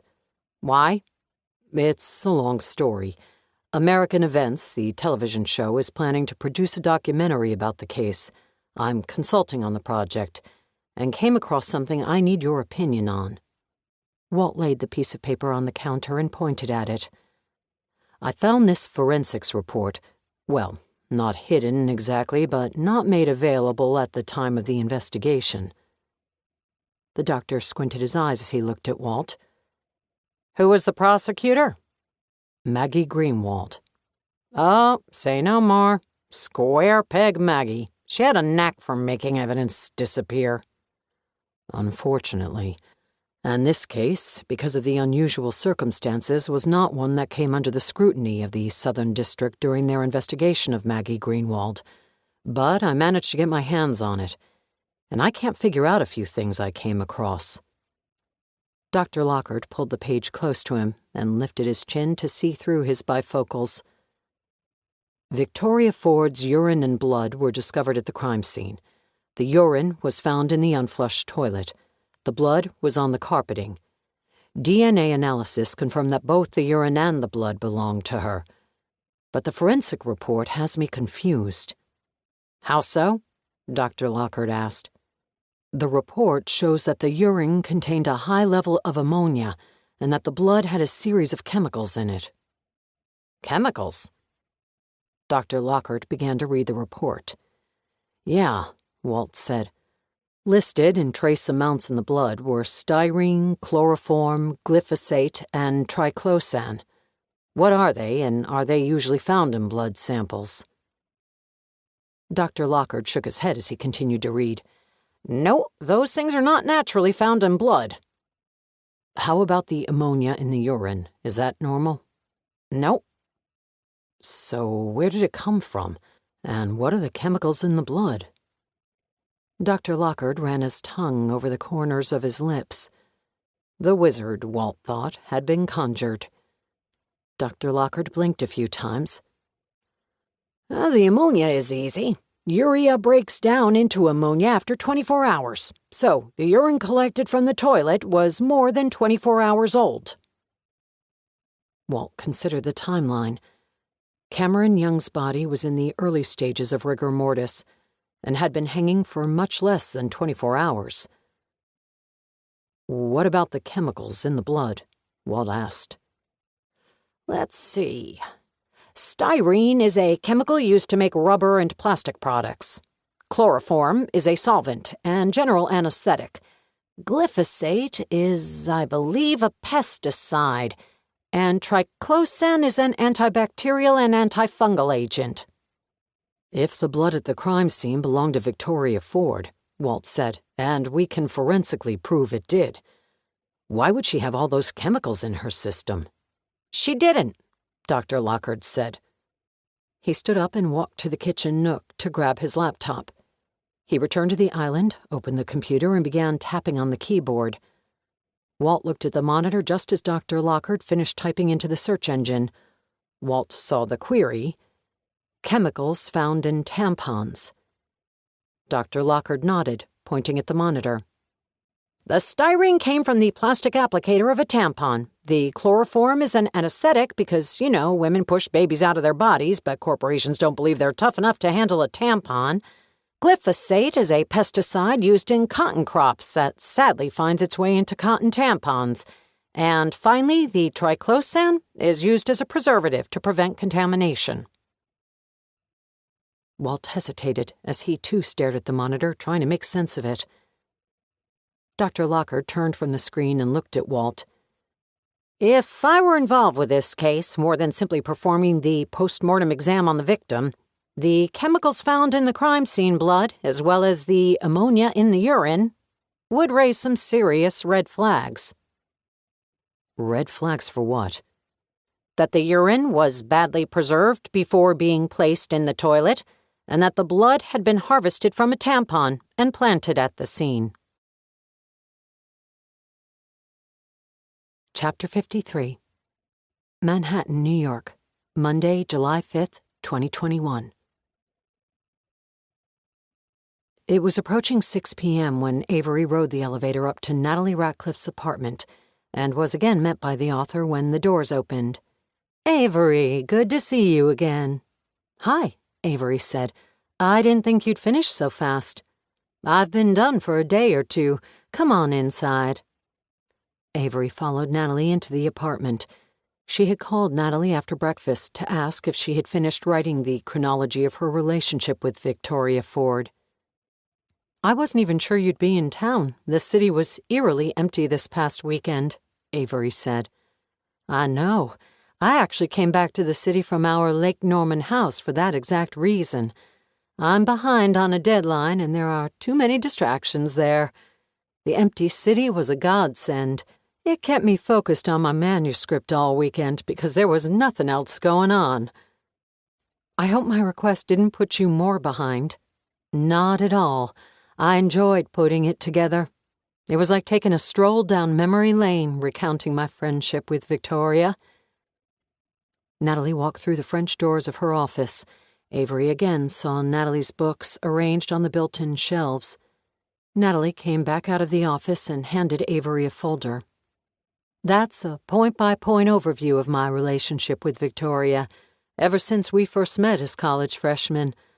I hope it answers all your questions and provides some insight into who she was and what a dear friend she always was to me. Avery took the folder and opened it. Inside were several typed pages. Thank you for doing this. It will certainly go a long way to showing my audience who Victoria was. Together with everything Emma has provided, I should be able to paint a complete picture of her. In the fall, are you willing to give a full interview? My team would be with me then, and we'd be recording and producing it for American events. Natalie nodded. For sure. Excellent. I don't want to take too much of your time, Avery said, so thank you again. Of course. As they walked toward the door, Avery spoke. I read that when you get to the end of each manuscript, you head to Greece for a month to finish it up. This bit of information had been provided by Christine in one of her many text messages. The sudden change in subject matter appeared to catch Natalie off guard, which was Avery's point. Natalie slowly nodded. That's been my routine for many years, yes. How close are you now? To what? To finishing your latest manuscript. Natalie smiled and released what Avery interpreted to be a nervous laugh. Not close enough. But you'll be going soon, to Greece? I hope to, yes. To Santorini, actually, Avery said in a casual way, meant to let Natalie know Avery had been doing some digging. Actually, it was Christine who'd done the digging. You have a villa on the small island of Santorini, don't you? Natalie gave another nervous laugh. I try not to talk too much about my private life or about where I own homes. Some of my readers are, let's just say they're very interested in the specifics of my life, and I try to stay as private as possible. Avery nodded. Understood. I have viewers that are the same way. I'd never release any of that information about your home in Santorini. I was just curious, for my own reasons, about whether you'll be visiting there soon. Natalie smiled. Yes, I'll be going to Santorini to put the finishing touches on my latest manuscript. Why Santorini? Avery saw that Natalie became even more uncomfortable now. I mean, I'm sure it's beautiful, but so are Napa Valley and Lake Tahoe and 1,000 other places. You know, to get away and write a book. Didn't Stephen King finish The Shining at a hotel in Colorado? I'm not sure where Stephen King does his writing. I'm just wondering what's so special about Santorini. It sounds so far away and so remote. Natalie shrugged. It's just where I've always gone. I wish there were a better story behind it. Maybe your muse is there? Avery asked in an offhanded way. She looked back down to the folder and the history Natalie had created about her relationship with Victoria. Eventually, Avery looked up and made eye contact with Natalie. Did you know that the medical examiner identified Victoria from a single tooth? Avery watched the shock register on Natalie's face. Can you believe that? There was no answer. From the rubble of the Twin Towers, a single tooth was recovered. I didn't believe such a thing could be possible at first, until the methodology was explained to me. Avery paused a moment, but held Natalie's gaze without blinking. Nothing else, though. No other specimens were discovered that belonged to Victoria. No other bone fragments, no portions of her jaw, just that one tooth. Avery smiled and looked back down at the folder. Anyway, I just found it interesting. She held up the notes. Thanks for the history. I'll let you get back to your writing. Good luck finishing your manuscript. Thank you, Natalie said, her voice shaky and hesitant. Emma gave me some boxes that contained a bunch of Victoria's old keepsakes. I found a flash drive that had all of her manuscripts on it, lost manuscripts stored in an attic for 2 decades. Natalie cocked her head to the side and feigned a smile. Is that right? Emma told me that Victoria didn't share her manuscripts with anyone, not Emma, not even Jasper. No one, in fact, has ever read them before. So I was a little hesitant to read them myself. It felt like I was intruding on her privacy. Did you? Did I what? Read any of her manuscripts? Oh, all of them. They're really good. Avery turned and opened the door. They remind me a lot of your writing. Avery waited for a reply. When none came, she walked out into the hallway and headed for the elevator. Chapter 54. Manhattan, New York, Tuesday, July 6th, 2021. It was just past 8 a.m. on Tuesday morning when Avery took the elevator to the lobby, cut across the marble floor, and pushed through the front door. The valet had her Range Rover parked out front with the engine running. Avery climbed in and pulled away. The streets were crowded. Taxis beeped. Cyclists darted through traffic as they transported their packages, and a steady stream of pedestrians filled the sidewalks. The long weekend was over, and the city had taken back its role as the financial capital of the world. The relaxed and welcoming looks Avery had received on her run through Central Park Sunday morning were replaced by stoic expressions of those on the way to work. The sun was low and bright when she made it to the George Washington Bridge, and it filled her rearview mirror until she made it into New Jersey and headed north on Palisades Interstate Parkway. Smooth reggae drifted from the car's speakers and was Avery's attempt to calm her nerves. On her mind was the postcard she had ripped to shreds months earlier before painstakingly taping it back together. She had somehow managed to misplace it since she arrived in New York, and she took the card's absence as an omen that what she was planning was about to go wrong. She had told everyone, her agent, her friends at HAP News, Christine Swanson, Walt Jenkins, and even Livia Cuddy, that she had come all the way across the country to chase the story of Victoria Ford. But this morning's drive was the real reason. In addition to her rendezvous planned for tomorrow with the German man named Andre, whom she had paid thousands of dollars to create a false passport, this morning's trip to the mountains was the reason Avery had come so far. It was the reason she had driven her Range Rover rather than purchased an airline ticket. It was why she had paid in cash for everything she had done on this trip, avoiding her credit card at all costs. She was nearly certain about what she would find, but needed confirmation before she proceeded. The trip to Lake Placid took over 4 hours. Avery remembered the torturous journeys from her childhood. It seemed like days, not hours, to get from the city to the mountains. But she also remembered the joy of finally arriving at her aunt's cabin. The lineage of the property's owners had been immaterial when she was a kid visiting the cabin for the last weekend of summer, just before school was to resume, an annual excursion the Montgomery family took each year to celebrate Avery's and Christopher's safe return home from sailing camp. It was their salute to the end of summer. Back then, Avery was more interested in swimming in the lake and swinging on the long rope attached to the branch of a sycamore tree that hung over the water. 1,000 times over, that knotted rope had sent Avery and her brother off the edge of a rock and out into the lake, where they'd release their grip and splash into the water.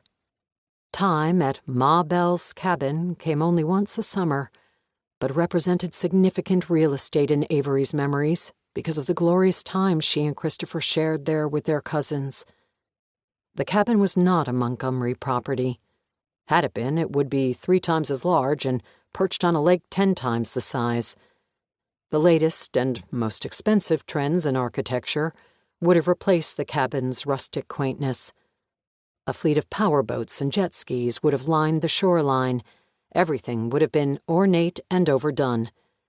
It also would have been repossessed by the United States government, like every other property Garth Montgomery had owned. But Ma Bell's cabin was none of those things. It was simple and charming, and far removed from anything Avery's family owned. It was an oasis from the glitz and wealth that followed the Montgomerys everywhere they went. The cabin held for Avery the same appeal as Connie Clarkson's sailing camp. Avery had never been happier than when she was tucked away for summer nights in cabin number 12 in Sister Bay, Wisconsin. She found the same joy each year when she visited Ma Bell's cabin in Lake Placid. As a child, Avery never knew how she was actually related to Ma Bell. The road to get there was too complicated for Avery and her brother to ever explore. Ma Bell was the second cousin of Avery's uncle, and just far enough removed from the Montgomery bloodline to stay off the Fed's radar. There was no direct link to the Montgomery family, and as soon as the postcard had arrived, Avery knew where her father had been hiding. The 3 sevens written at the bottom of the postcard represented the cabin's address, 777 Stony Brook Circle, Lake Placid, New York. "Welcome to the Sevens," Ma Bell used to say when they arrived each August. How long her father had been there, and in what kind of shape he was in, Avery had no idea. She only knew that she came this far for a reason, and she wasn't going to allow anything to derail her plans, not her doubts, not her fear, and certainly not her goddamn conscience. The mountain roads were as serpentine as she remembered when Avery meandered through the final leg of her journey. She slowed when she made the last turn. The road in front of her, which at its conclusion led to the cabin's driveway, was speckled with the morning sun and shadowed by the foliage of the forest around her. She drove to the end of the street and stopped. In front of her was the quaint A-frame cabin sided with cedar and perched at the precipice of a hill that dropped off to the lake behind it. The driveway was unpaved, and the gravel was packed down in 2 ruts with a shallow mound of rocks between them. She saw a car parked at the end of the drive. She didn't recognize it. The mailbox, however, held the numbers of the cabin's address. When she came here as a child, the 3 sevens were bright red and vibrant. Today, they were ruddy and weather-worn.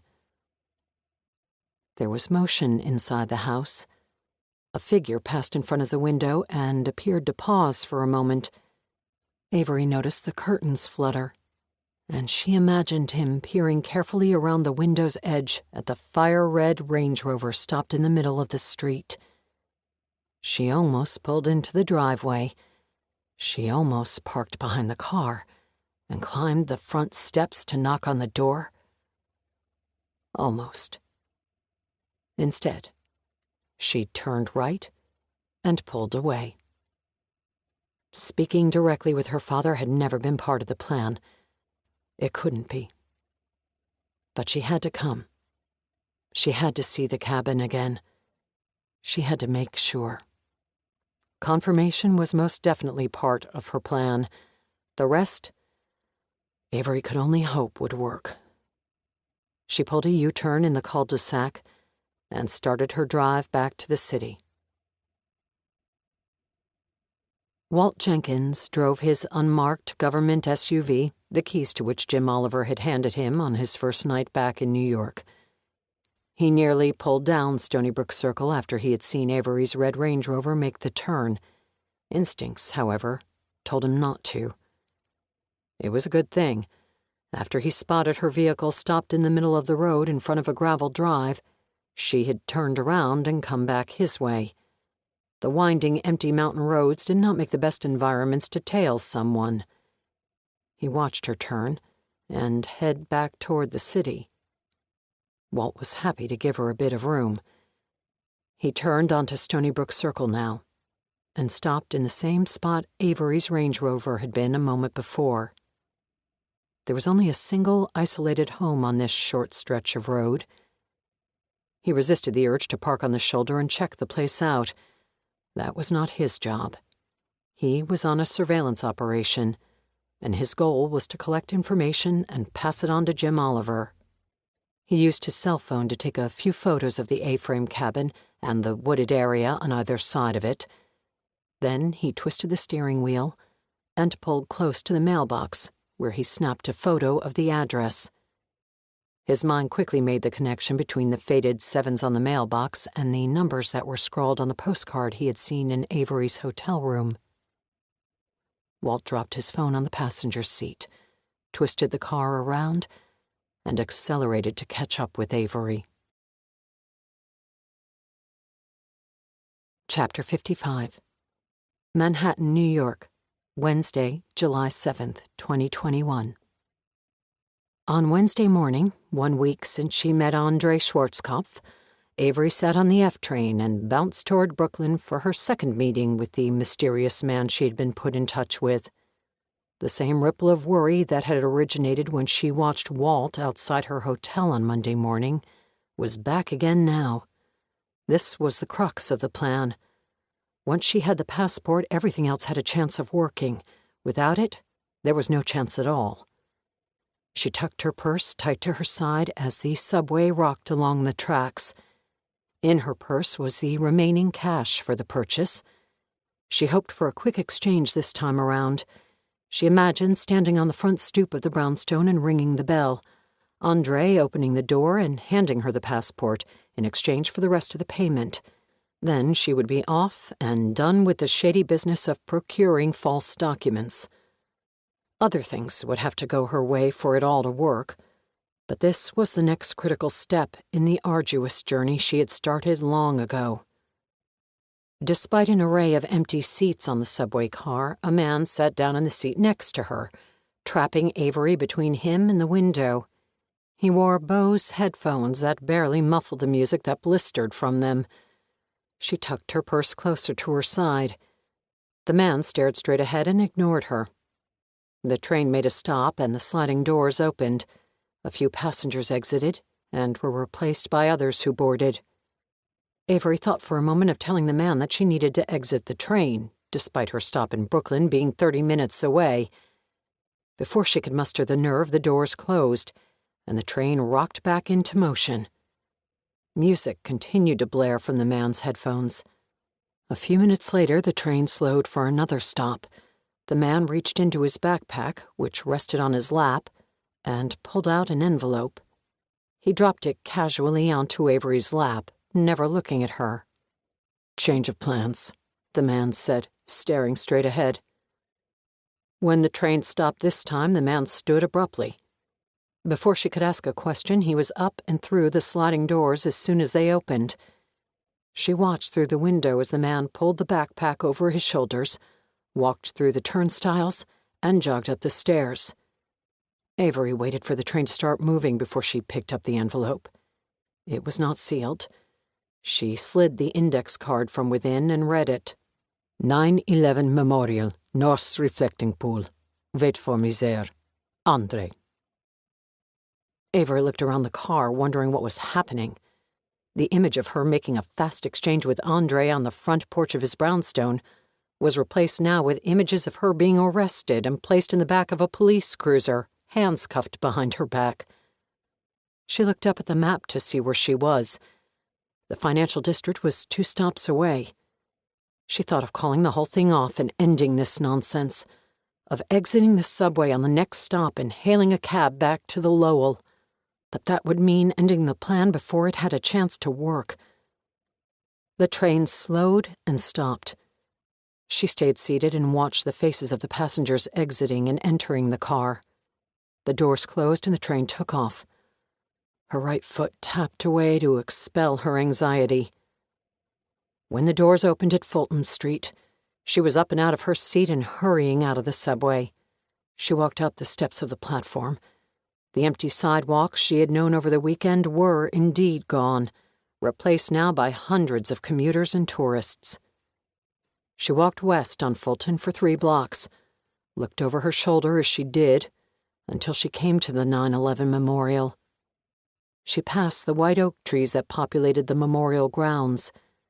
She stopped when she made it to the north reflecting pool, which occupied the footprint where the North Tower once stood. In its place was now a square hole in the ground lined by granite. Water cascaded elegantly down each side of the memorial, and Avery took a moment to listen to its soft murmur. It was easy to hear because, despite the size of the crowd around her, everyone was silent. The tourists were overcome by a natural tendency for calm and respect at this sacred place, where so many lives were lost. Avery ran her finger across the names engraved on bronze parapets that rimmed the top of the reflecting pools. She moved along the perimeter, following the list of names. They were not in alphabetical order, she knew, but instead grouped together to represent whom the victims might have been with when they died. It took a few minutes before she found Victoria Ford's name. Avery traced her finger across the engraving and thought of all she had learned about the woman in the last couple of weeks. Lost for a moment in her thoughts, Avery did not notice the man standing next to her until he spoke. "There's a food truck on Greenwich Street 1 block over," the man said. "Order a Reuben with extra slaw, exactly that way." The man wore sunglasses and a golf shirt tucked into jeans. He looked like any of the hundreds of other tourists taking in the sights. "What's going on? Where's Andre?" "Reuben with extra slaw. Got it?" Avery nodded, and the man was gone before she could speak another word. She wanted to follow after him, chase him down, figure out what was wrong. Was something wrong, or was this just how Andre did business? But instead she stayed where she was and continued to stare down into the reflecting pool. Her gaze moved back to Victoria's name etched in the bronze. She slowly counted to 60 before she moved. Why 60 and not 100? Why wait at all and not just run to the food truck? So far out of her element, she had no idea the answer to any of these questions, only an instinct that told her something was desperately wrong. After a minute, she casually walked to Greenwich Street and found the food truck. She was 4th in line. The service was painfully slow, and with each passing minute she felt her pulse rising. Her forehead and neck became beaded with perspiration. When she made it to the window, a man stood with a pencil at the ready, hovering it over a pad of paper. "Reuben, with extra slaw." The man in the truck didn't hesitate. He wore a white apron. Reading glasses hung on the end of his nose. "Fries?" No," Avery said. "Something to drink?" "Just a sandwich. Reuben, with extra slaw." She spoke the words slowly for the man to hear each syllable. $10.50, he said, never once peering over his cheaters. Avery hesitated before she paid the man, moved to the side, and waited for her order. A few minutes later, a plastic bag was dropped onto the shelf outside the second window of the food truck. "Reuben, extra slaw," a woman yelled. Avery walked over and retrieved her sandwich. She looked inside, just a quick glance. It was all that was needed. An envelope accompanied her Reuben. It took all her discipline to stop from reaching into the bag to grab it. Instead, she walked another block and sat on a bench before she opened the bag. She pulled out the envelope and opened it. Another index card. Old St. Pat's Church. Walk. No subway. No cab. Andre. Avery looked up from the note. Her gaze moved around the sidewalk and street. No one, it seemed, was paying her any attention. Despite this observation, she still felt terribly exposed, as if unseen eyes were watching her. With her heart rate spiking and the perspiration rolling down the small of her back, she stood from the bench and headed east on Fulton Street. When she reached Broadway, she turned left and started the 2-mile trek north to Old St. Pat's Cathedral. It took 30 minutes. The noon Mass was comfortably crowded and well in progress when Avery found a spot in the back pew. She sang with the parishioners. For 30 minutes she sat and stood and sat again, scanning the crowd for Andre. She stayed seated during communion. After the final blessing was offered, the church slowly emptied. She failed to recognize a suspicious face. If she were being followed, those who were on the prowl were invisible. She sat in the back pew of the cathedral, the long center aisle to her left. 10 minutes after the service ended, a few patrons still occupied the church.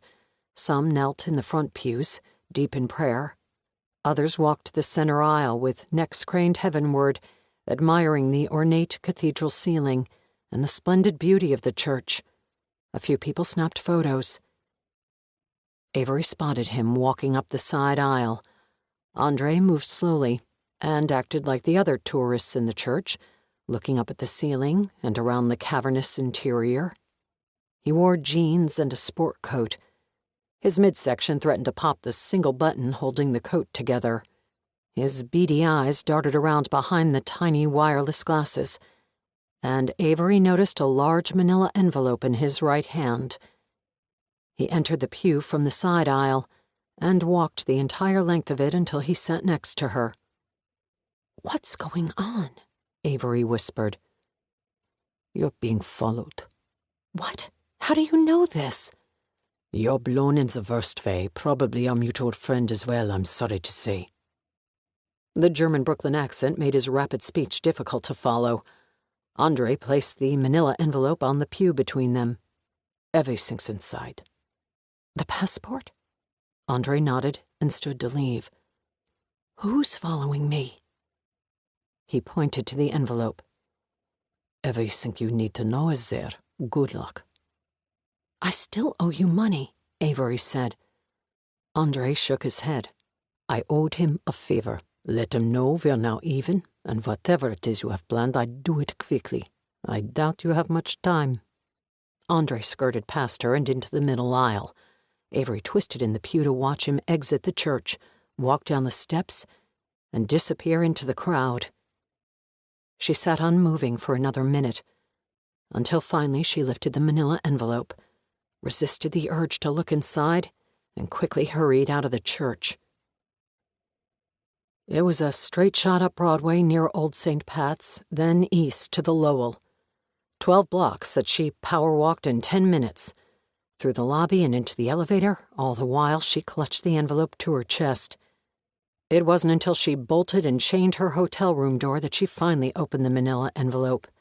Sitting on the edge of her bed, she fumbled with the envelope's button and string clasp. When she finally had the flap open, she poured the contents onto the bed. A blue passport tumbled onto the comforter. She examined it. It looked exactly like a U.S. passport, blue exterior with gold embossed letters, She opened the front cover and saw the picture she had given Andre last week. She read the name aloud. Aaron Holland. It had a delightful ring to it. As much joy came from seeing the passport, something else sat in the pit of her stomach. She felt no relief having made it this far. She felt terror and dread, and couldn't stop the sensation that the manila envelope held her worst fears. She dropped the passport back on the bed and looked into the envelope. She caught the reflection of glossy photos and reached in to retrieve them. Several 8x10 photos emerged from the envelope. Avery saw that each was a still photo of Walt Jenkins. Chapter 56.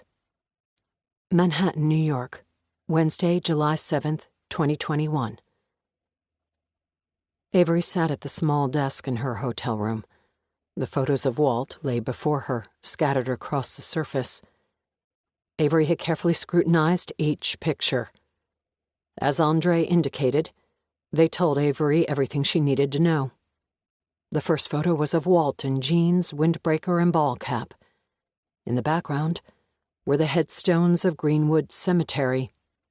He had followed her the day after their first meeting, when she'd gone to visit her mother's grave. A second photo was of Walt crouching next to Christopher's headstone while he held a cell phone to his ear.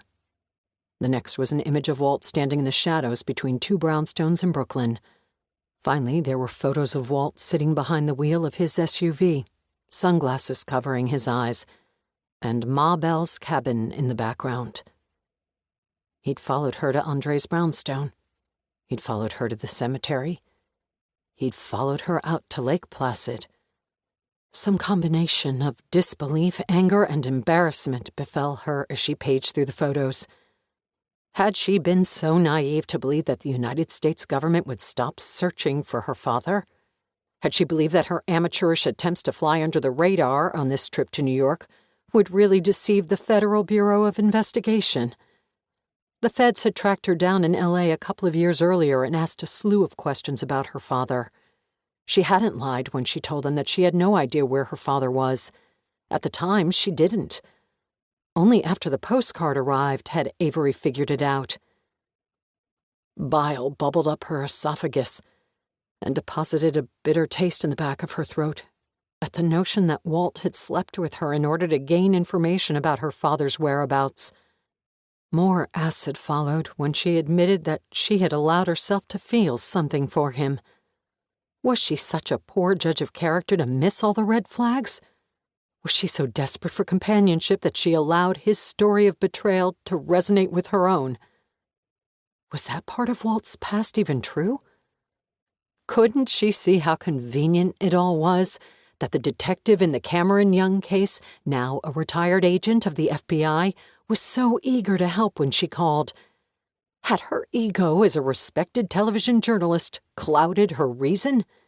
"Damn it!" she shouted as she swiped the photos to the floor. Just then there was a knock on the door. She looked up from the desk and froze. After a moment, another knock came. 3 hurried taps. Avery quickly gathered the photos from the floor. Noticing that one had slid under the couch, she stuffed them back into the envelope and then reached beneath the couch to retrieve the last photo. Coincidentally, or perhaps an omen of the situation she had found herself in, when she reached under the couch to retrieve the photo, she also discovered her father's postcard. The photo that had skidded under the couch was of Walt in his SUV, studying the cabin when he followed Avery out to Lake Placid. She pushed away the worry about what it all might mean. That not only Walt Jenkins, but the United States government knew everything about what she had painstakingly planned for the last year. Another knock came from the door. She stuffed the photo and the postcard into the manila envelope and dropped it on the desk. She checked her reflection in the mirror, frustrated that her red-rimmed eyes and bloated face revealed her vulnerability and would allow him to see that his actions had hurt her. Avery hated the feeling of weakness, but there was no way to hide it, and she wasn't about to run from this confrontation. In fact, she longed for it. She walked over to the door and ripped it open. Natalie Ratcliffe stood in the hallway. "Hi," Natalie said. "Is this a bad time?" Avery blinked a few times. No."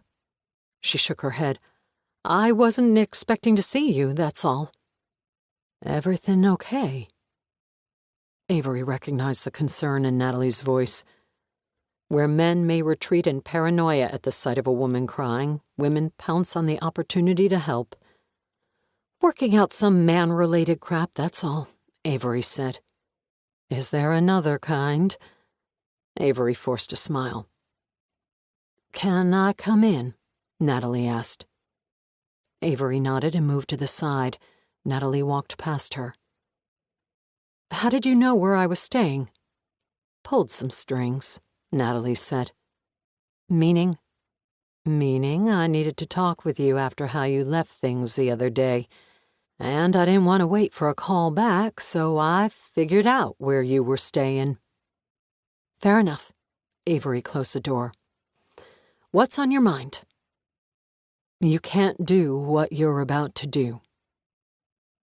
Avery opened the mini fridge and pulled out a bottle of water, took a sip. "What am I about to do?" Natalie took a deep breath and exhaled it audibly. "You think you know the whole story, but you don't." "Oh, I'm sure I don't know the half of it. But I'm pretty sure I figured out the most important part. Victoria is not dead, is she?" There was a stretch of silence that filled the hotel room, interrupted only by the occasional car horn that penetrated up from the street. Victoria was in an impossible position. She was no saint, and I'd never argue otherwise. She was having an affair with a married man, but she was looking at going to prison for a crime she didn't commit. Avery saw Natalie swallow hard, on the verge of crying. "She didn't kill Cameron Young," Natalie said. "I know. Or at least I think I know. I took a deep dive into the case and the evidence and some other things that were not made public about the investigation." "How?" "With the detective." Even peripherally saying Walt's name brought her to the edge of tears. "Who ran the investigation." "Can you prove it?" Natalie asked. "That Victoria is innocent? No, not this many years later. But I can certainly make a compelling argument that the crime scene was staged to make it look like she did it, and that's all I need to do for my show." There was a long pause as they stared at each other. "She did the only thing she could to survive," Natalie said. "She disappeared because there was no other way, not because she was guilty. She couldn't have done it alone. She didn't.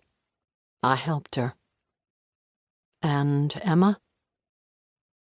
Natalie paused before answering.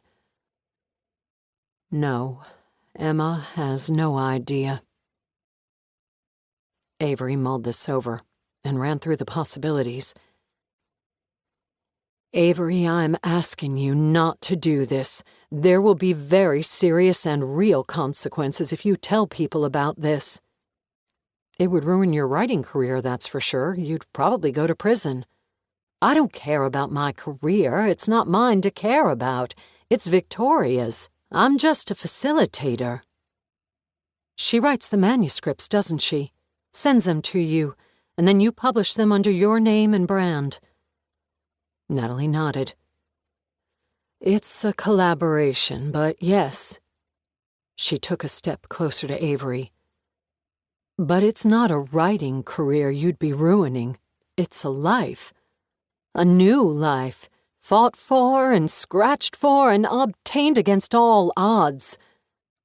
"She's in Greece, isn't she?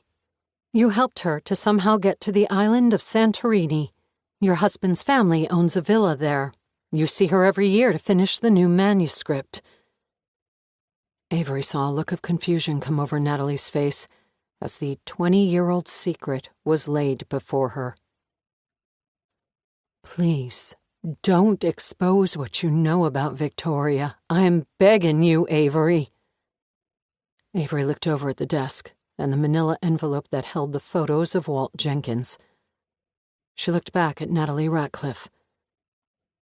Maybe there's a way we can help each other. How? Your husband's family owns a cruise line. It's a private company, no outside money, no outside influences. I think that's how you and Victoria pulled it off.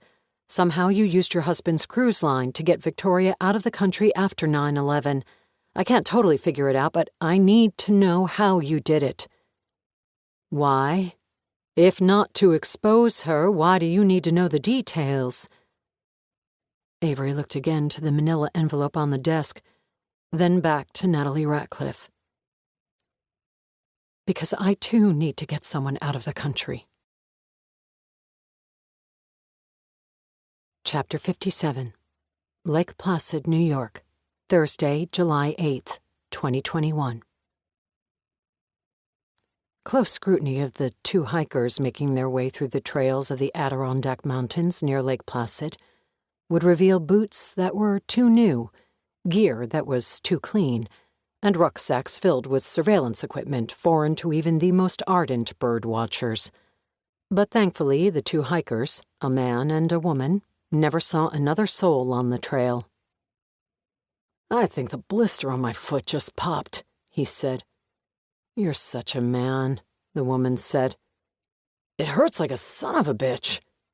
"Childbirth hurts. Blisters on your toe are an annoyance," she said, hiking up ahead and forcing him to hurry after her. They trekked 3 miles from the national park where they had parked their car. It took nearly an hour, mostly because of her partner's low pain tolerance, to make it to the precipice of the hill that offered a bird's-eye view of the valley below. A trail descended into the basin and wrapped around the lake at the bottom. The peaks of the Adirondacks rose before them and marked the northern border of Lake Placid. It would be, on another day, a time to pause and take in the beauty of the outdoors, the majesty of the morning, and the glory of midsummer Lake Placid. But today was not any morning. The two hikers had information to gather and a deadline to keep. The woman started down the trail. A few minutes later, her partner limped after her. When they made it down to the lake, they had a clear view of the homes perched on the foothills in front of them. The female agent slipped her rucksack off her shoulders and unzipped the top. She removed a long-range Nikon camera with a telescopic lens and had the focus adjusted perfectly by the time her partner joined her. "How are those new boots treating you?" she asked. "Like my ex-wife." She raised her right eyebrow and looked at him out of the corner of her eye. "Nasty and unforgiving," he said. "Get your gear out and start looking at birds," she said. The male agent unzipped his own rucksack and pulled out bird-watching binoculars that looked as innocuous as a child's telescope. The female agent stood behind him for cover and pulled out a much more powerful pair of binoculars. She held them to her eyes and focused the lenses on the A-frame cabin across the lake.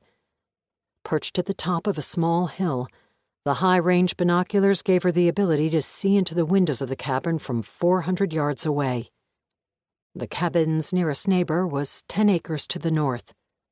The terrain on this side of the house consisted of a wooden deck and a long row of stairs that ran down to the water.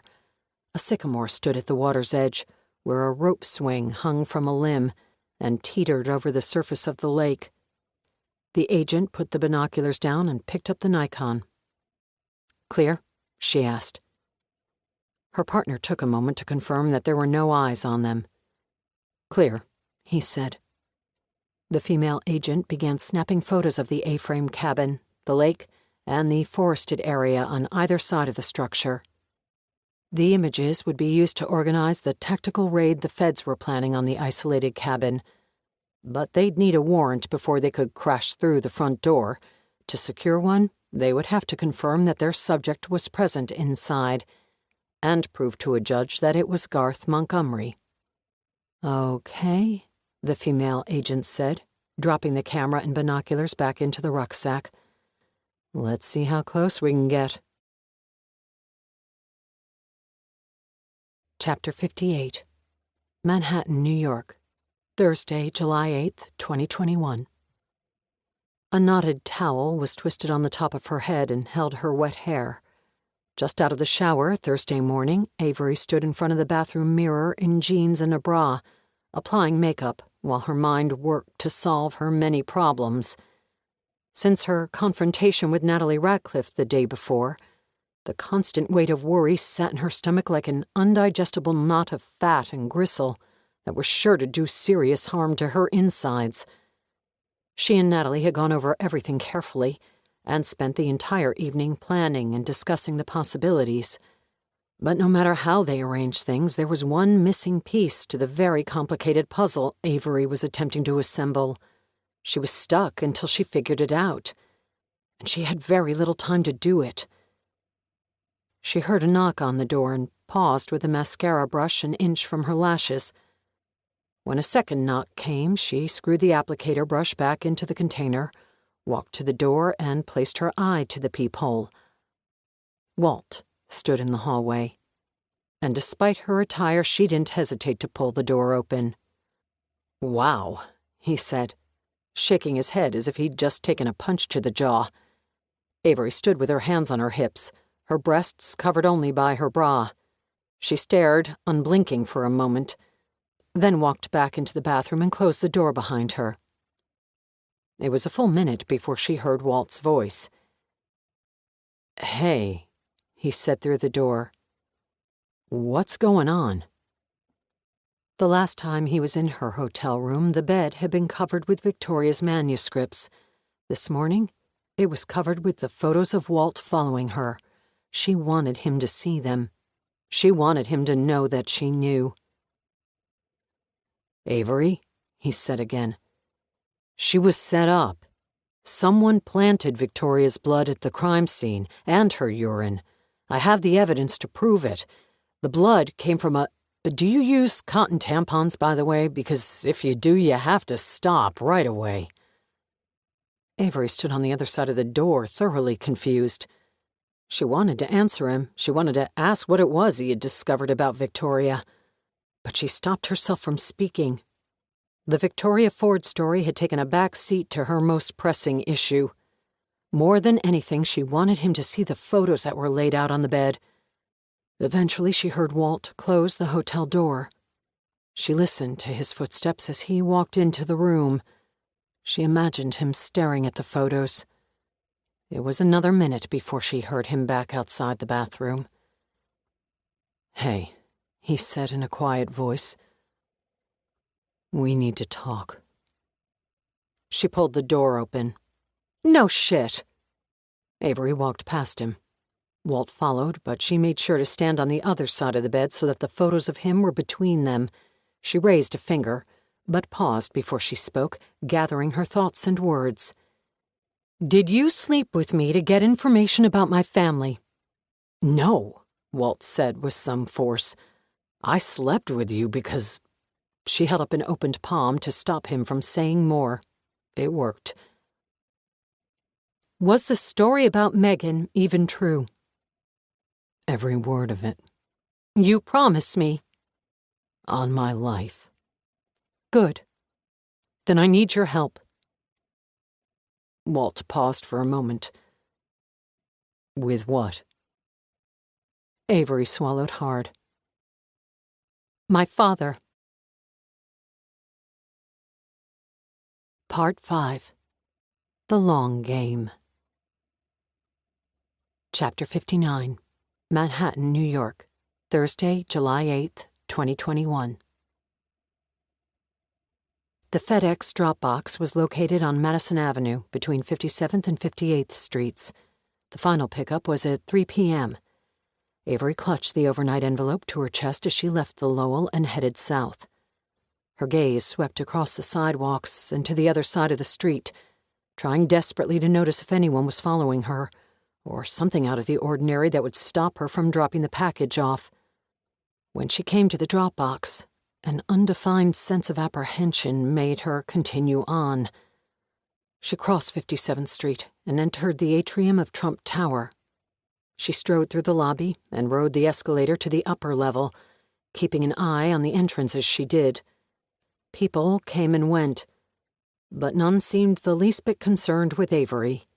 At the top of the escalator, she walked to the edge of the railing and watched the entrance for several minutes. When she was convinced that no one was following her, she stepped onto the descending escalator and rode to the lobby. She walked back outside, turned right, and crossed 57th Street again. This time, when she came to the drop box, she quickly pulled open the slot. Just before dropping the FedEx package into it, she checked the address label one last time. Connie Clarkson, 922 Highway 42, Sister Bay, Wisconsin, cabin number 12. She released her grip and the parcel fell into the darkness. Inside was the passport belonging to Aaron Holland, and detailed instructions to follow. Chapter 60. Manhattan, New York, Friday, July 9th, 2021. He made the call late Thursday night. He made it from Avery's hotel room after he and Avery had had a long, hard discussion. It covered not only what had transpired between them over the last week, the real feelings that had developed, and the sorrow Walt felt for the way he had betrayed her, but also what Avery was hoping to accomplish, and how it would all work, if it would all work. The plan now hinged on Walt, and how convincing he could be. The person he called sounded surprised to hear from him, and his request to meet for breakfast Friday morning was met with bewilderment. "I need to see you," was all Walt said. "Is something wrong?" she asked. "Yes." They settled on a breakfast place on the Upper East Side. Walt sat nervously in the booth and stirred 2 creams into his coffee, closing his eyes for a moment as he remembered Avery's strange talent of noticing his coffee predilections. There was something reassuring about Avery knowing his tendencies. No woman had held details about him, intimate or otherwise, for years. He caught sight of her outside, just a blur as she streaked past the window beside him.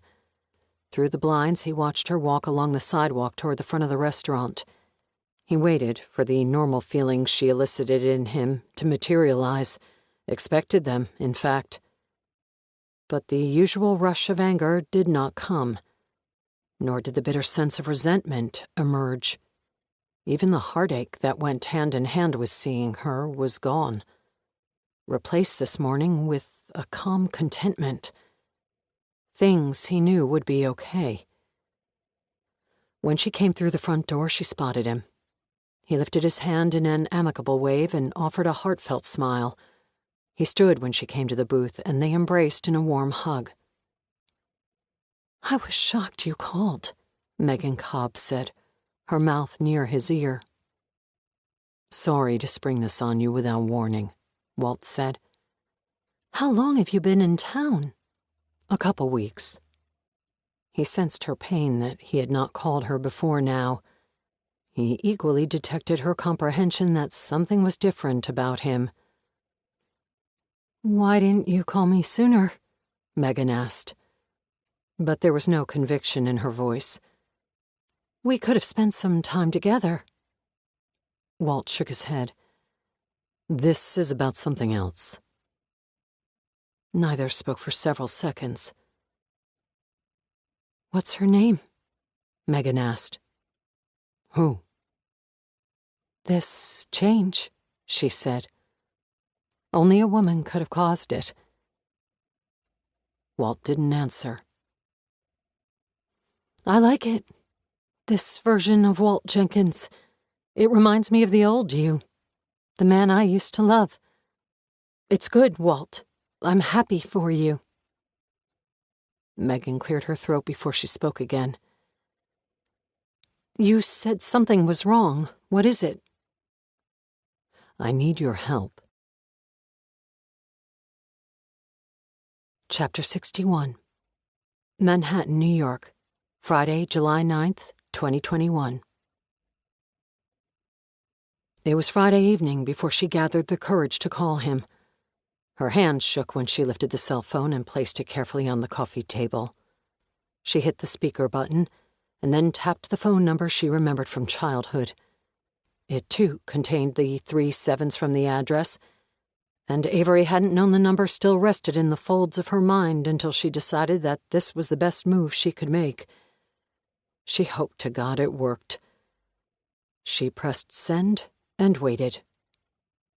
4 long rings chimed through her hotel room, each one causing her heart to pound harder in her chest. Then he answered. "Hello?" Avery tried to speak, but couldn't. The sound of his voice after so long caused her vocal cords to seize. "Hello," he said again. "Dad, it's me." Now her father paused, the sound of her own voice surely causing the same reaction for him. "Claire?" "Yes, it's me." "You got the card," he said. "I knew you'd know what to do." "I have to see you, Dad. I don't have a lot of time." "I'd love that. Where?" "I'll come to you, to the Lake Placid cabin. It's safest that way." "When?" "Sunday." "Okay." Neither spoke for a moment. "Claire, I wanted to tell you—" "Not over the phone, Dad. Get off the landline. I'll see you Sunday." "Okay." Avery ended the call, her hand shaking now more than it had been a moment earlier. "Do you think it will work?" she asked. On the coffee table next to Avery's phone was a thin metal box containing the listening devices Jim Oliver had given to Walt. Moments earlier, Walt had removed one of them, activated it, and placed it next to Avery's phone so the entire conversation could be recorded. "I'm not sure," Walt said. He was sitting on the couch next to her. "But it's your best shot if you want to keep the feds occupied and focused on the cabin." Walt lifted the device from the table, stood, and placed it in his pocket. "Now the hard part starts. Are you sure you're up for it?" Avery nodded. A few minutes later, they hailed a cab outside the Lowell. From the back seat, Walt told the driver where they were headed. "Javits Federal Building, 26 Federal Plaza." FBI headquarters. Chapter 62. New Orleans, Louisiana, Sunday, July 11th, 2021. When things happened, they happened quickly. Months of limbo had been suddenly replaced with action. Years of planning had been changed at the last minute. He had only a small window to pack his belongings and get moving. It all came down to this moment. There was no time to think it through, no time to plan it out. No time to use logic or critical thinking to make sure things would work. They either would, or they wouldn't. But staying put and hunkering down at the cabin was no longer an option. The feds were on the prowl, and closer than they'd ever been. It was now or never. Fueled by 6 energy drinks, he drove through the night. He wanted to speed and race and put miles behind him, but couldn't risk a ticket.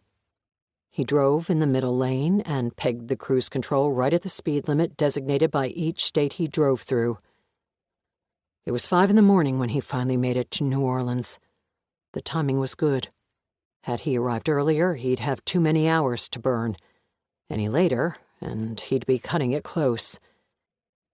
He ditched the car in a Target parking lot about a mile from the terminal. His legs were stiff from the drive, which was non-stop other than bathroom breaks. When he reached the Julia Street cruise terminal, he walked over to the railing and looked out at the Gulf of Mexico, just as the horizon was starting to burn with dawn. The brightening sky and the orange glow of the ocean filled him with hope that soon he would be free. That maybe, perhaps, this could work. God, he hoped Claire knew what she was doing. Chapter 63.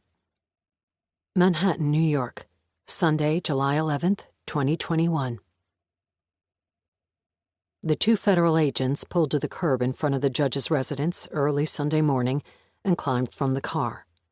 The female agent wore slacks and a blazer, and just like when the two hiked through the mountains of Lake Placid earlier in the week, she was in charge. Her partner, wearing a crisp gray suit, followed her to the front door. He limped slightly from his blisters. Sunday mornings, the agents knew, were a time for coffee and newspapers before the judge headed to church with his family.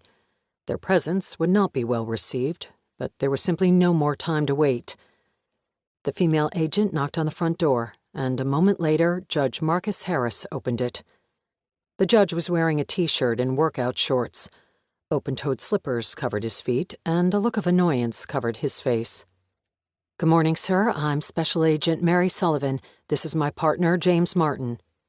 "Is this really necessary on a Sunday morning?" the judge asked. "I'm afraid it is, sir." The Federal Bureau of Investigation had a bead on one of its most wanted white-collar criminals, and years of searching had finally produced his whereabouts.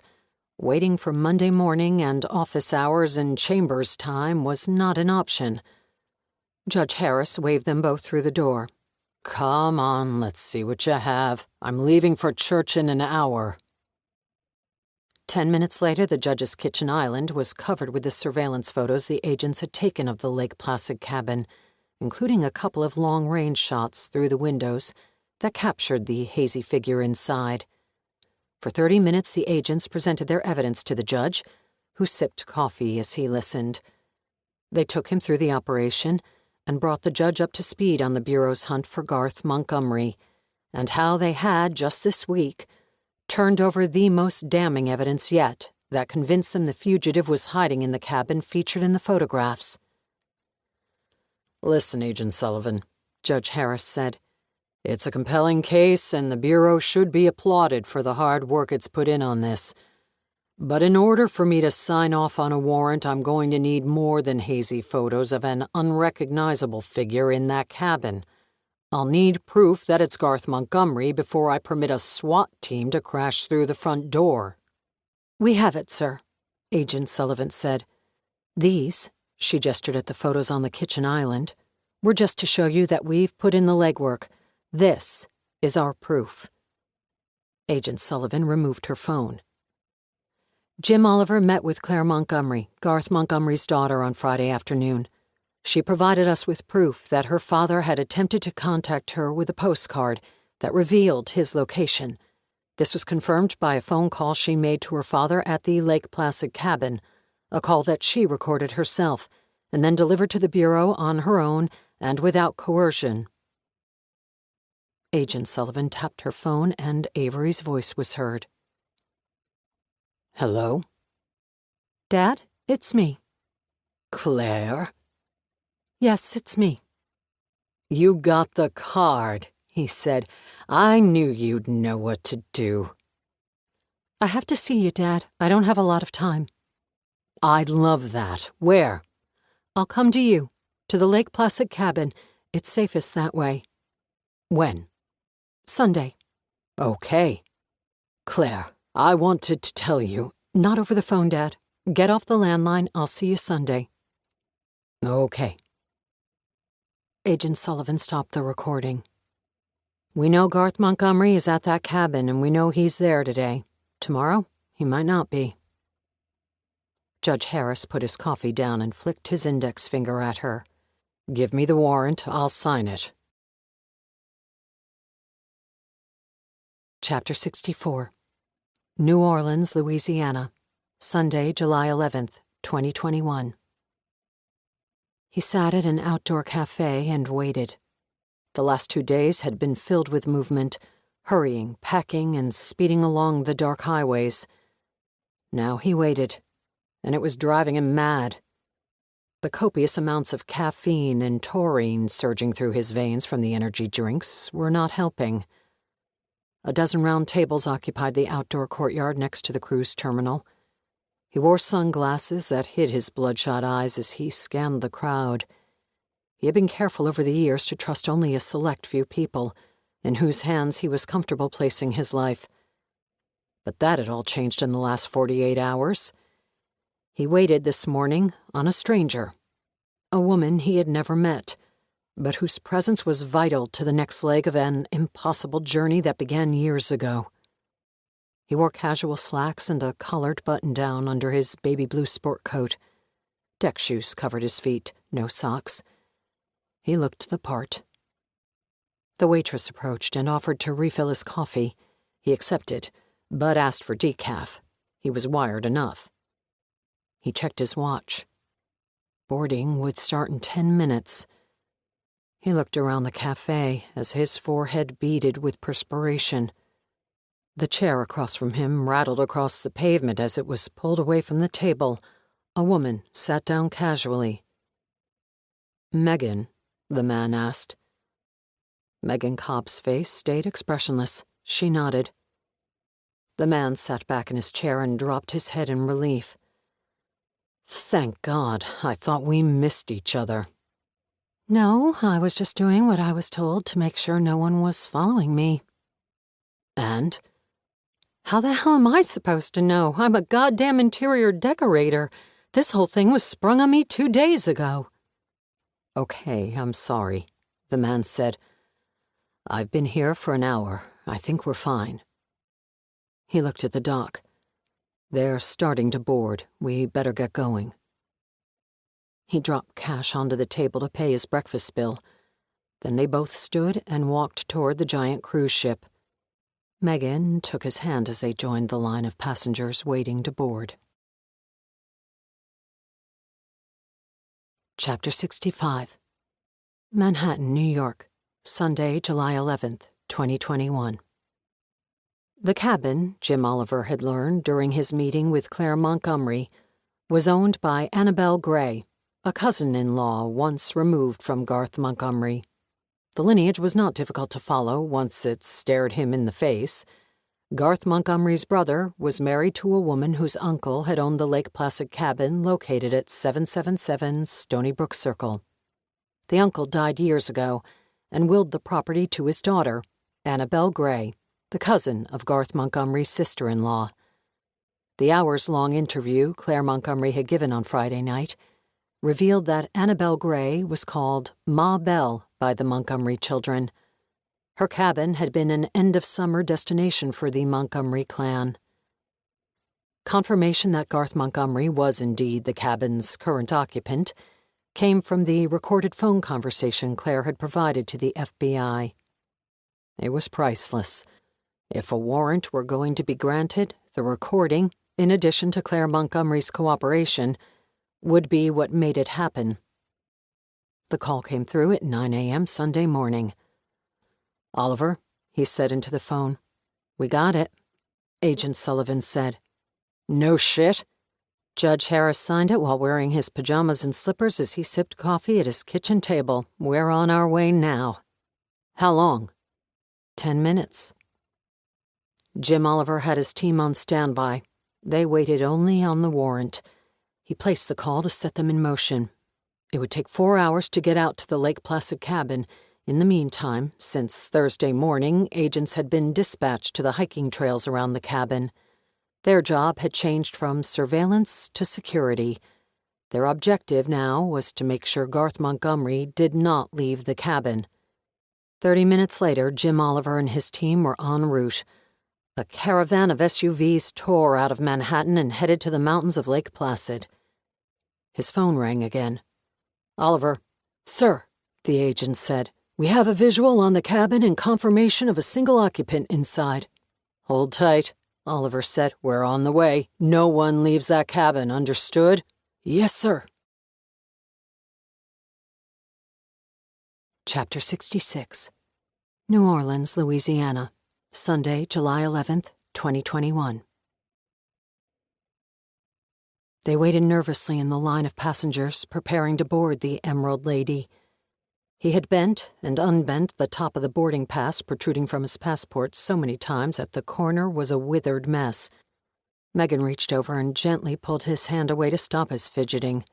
There were only a few things his level of anxiety could relay. He was nervous about climbing onto a cruise ship for fear of it sinking, or he was apprehensive about Tropical Storm Bartholomew, which was swirling in the eastern Caribbean, and which meteorologists were predicting would twist its way into the Gulf of Mexico. It was too early in the season for hurricane concerns, but the storm promised a deluge of rain and rough waters. Either supposition was better than the truth, that he was uneasy because he was fleeing the country under an alias, and if caught, was facing years in prison. He stemmed the fidgeting just in time to come face to face with the pretty young deckhand dressed in a crisp white uniform that sported gold stripes on the shoulders as if she carried some level of military rank. She smiled warmly at them, expecting the same in return. After all, every passenger she encountered this morning was about to embark on an epic vacation, cruising the open waters of the Caribbean and visiting its fabulous islands, which included Grand Cayman, Jamaica, Cozumel, Belize, and Roatan in Central America. What was there not to be happy and excited about? He and Megan smiled back at her. "Passport and boarding pass, please," the woman said. Megan took the lead, handing over her information. Her papers were real, and there was no worry as she confidently waited while the deckhand scanned the document. The woman smiled a moment later and handed the passport back to Megan. "Miss Cobb, welcome aboard the Emerald Lady." "Thank you," Megan said. With a subtle tremor to his grip, the man handed over his documents. If things were going to fall apart, the scanning of his doctored passport would be the start of it. But all that happened after the woman placed the document face down on the scanning machine was that a pleasant ring sounded and a green light brightened on the podium. "Mr. Holland, welcome aboard the Emerald Lady." "Thank you," Aaron Holland responded with a barely audible stutter in his throat. "You're in cabin 3318. How many bags will each of you be carrying?" "Just one for each of us," Megan said. "Very good," the woman said, looping an Emerald Lady tag around the handle of each suitcase. "You can leave your bags here." She pointed to the growing collection of luggage that was organized off to the side. "It will be delivered to your cabin shortly."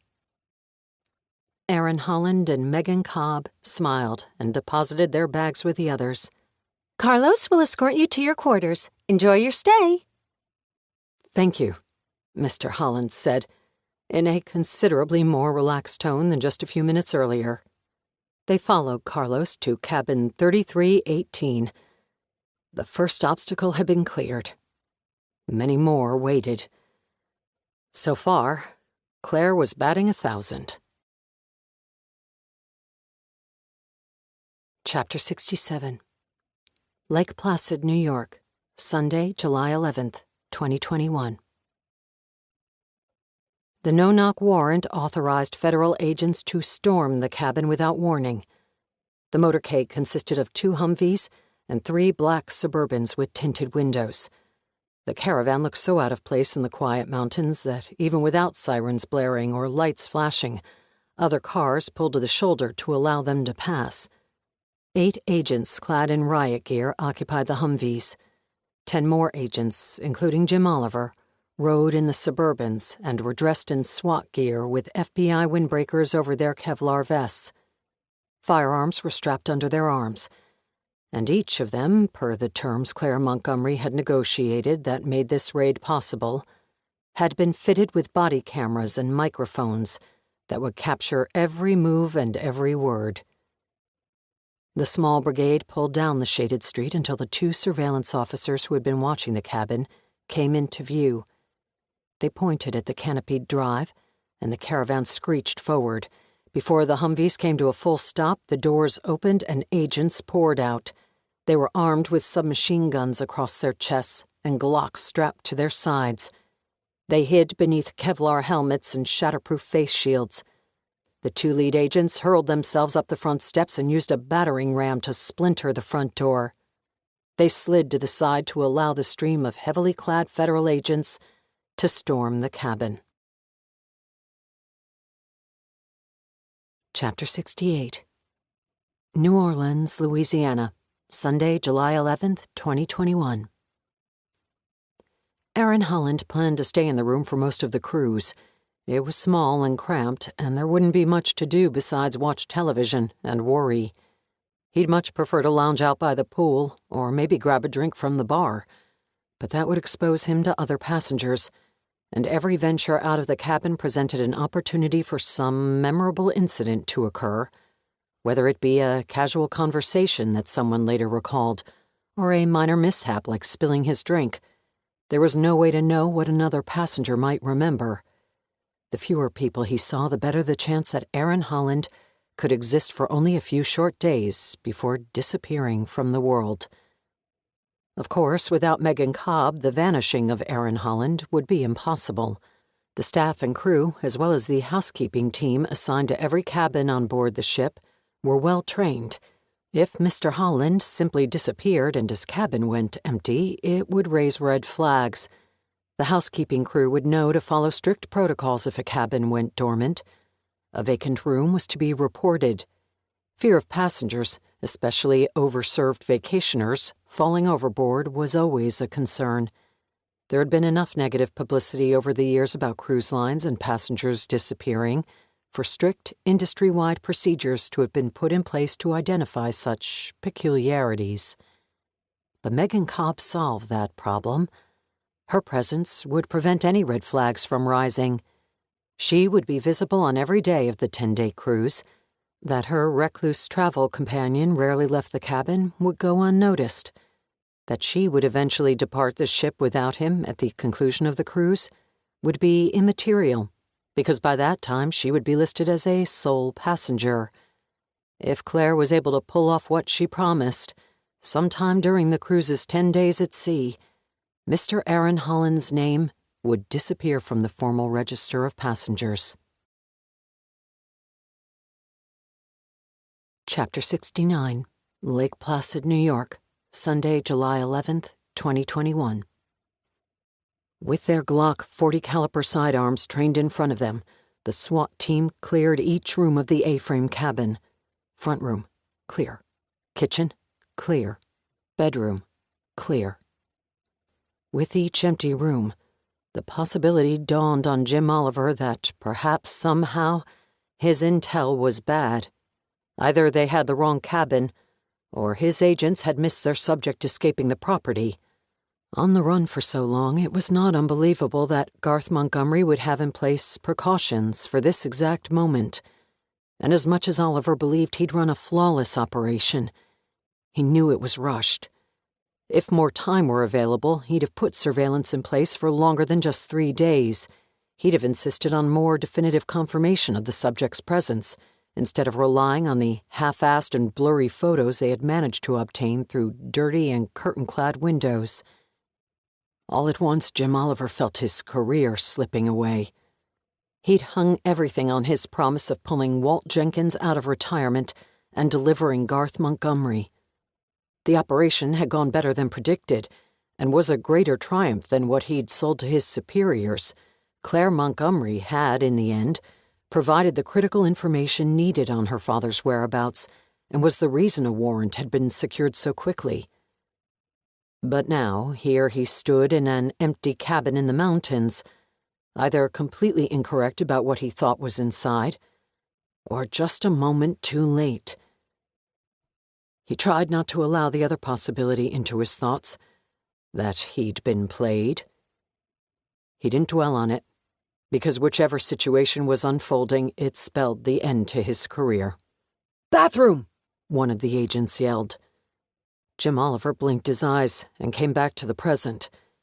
He raised his Glock and moved through the front room, past his agents who were poised and ready for action, muzzles pointed at the closed bathroom door. Audible now in the hushed interior of the cabin was the sound of pressurized water whining through the pipes. Jim Oliver took his position outside the bathroom, his back flat against the wall. He nodded, and the battering ram agents appeared. In the silence, just prior to the sound of splintering wood, a showerhead could be heard spitting water. Chapter 70, New Orleans, Louisiana, Sunday, July 11th, 2021. The majesty of one of the world's largest cruise ships was the draw, and the brochures laid out magnificent photos of the spacious deck, massive swimming pool, and grand ballrooms. The tiny living quarters where passengers slept after a full day out and about didn't get much attention in the Rickle brochure. Cabin 3318 was small and cramped. After an hour of bumping into each other, Meg and Cobb laid down some ground rules. A line of pillows separated the bed into two halves.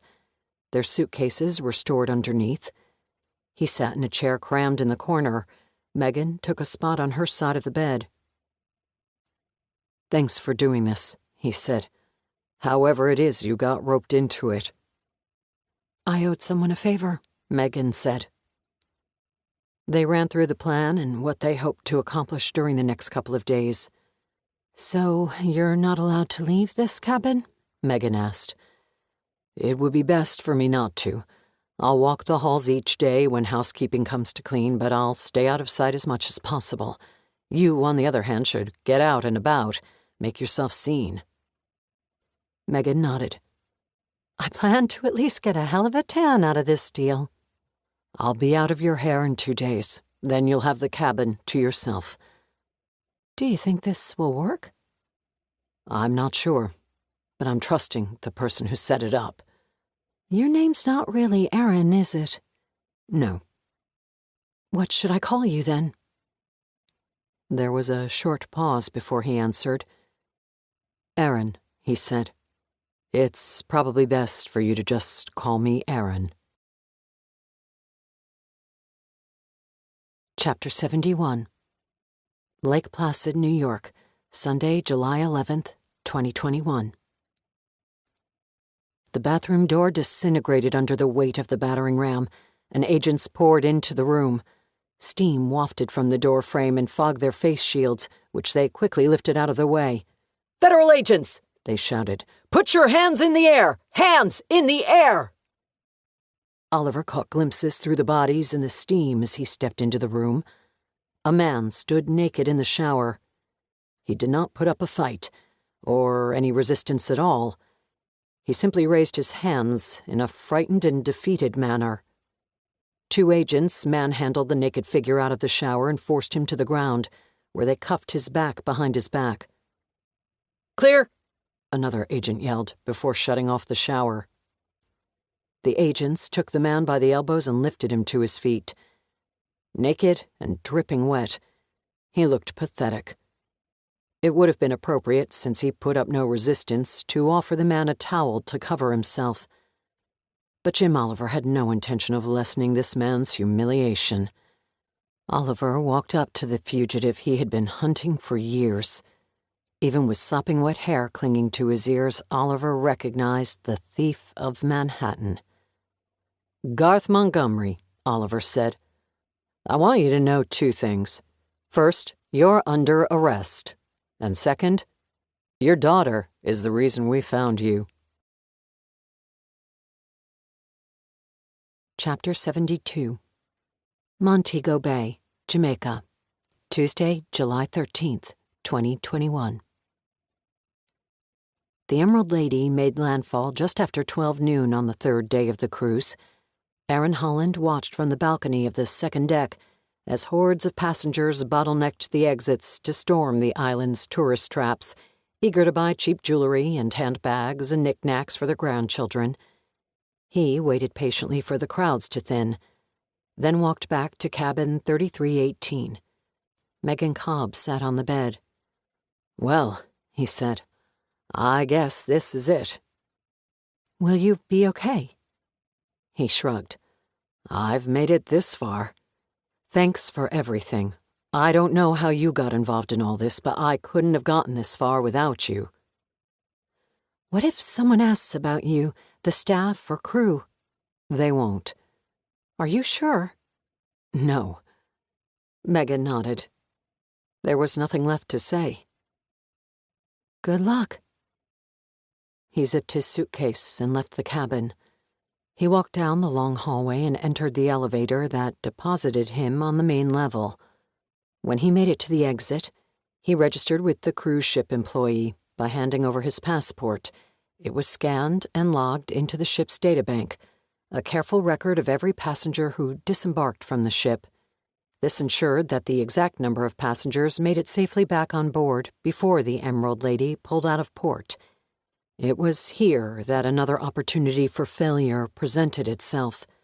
If Claire were not able to pull this off, then a hunt for Aaron Holland would ensue later today. Montego Bay would be put on alert.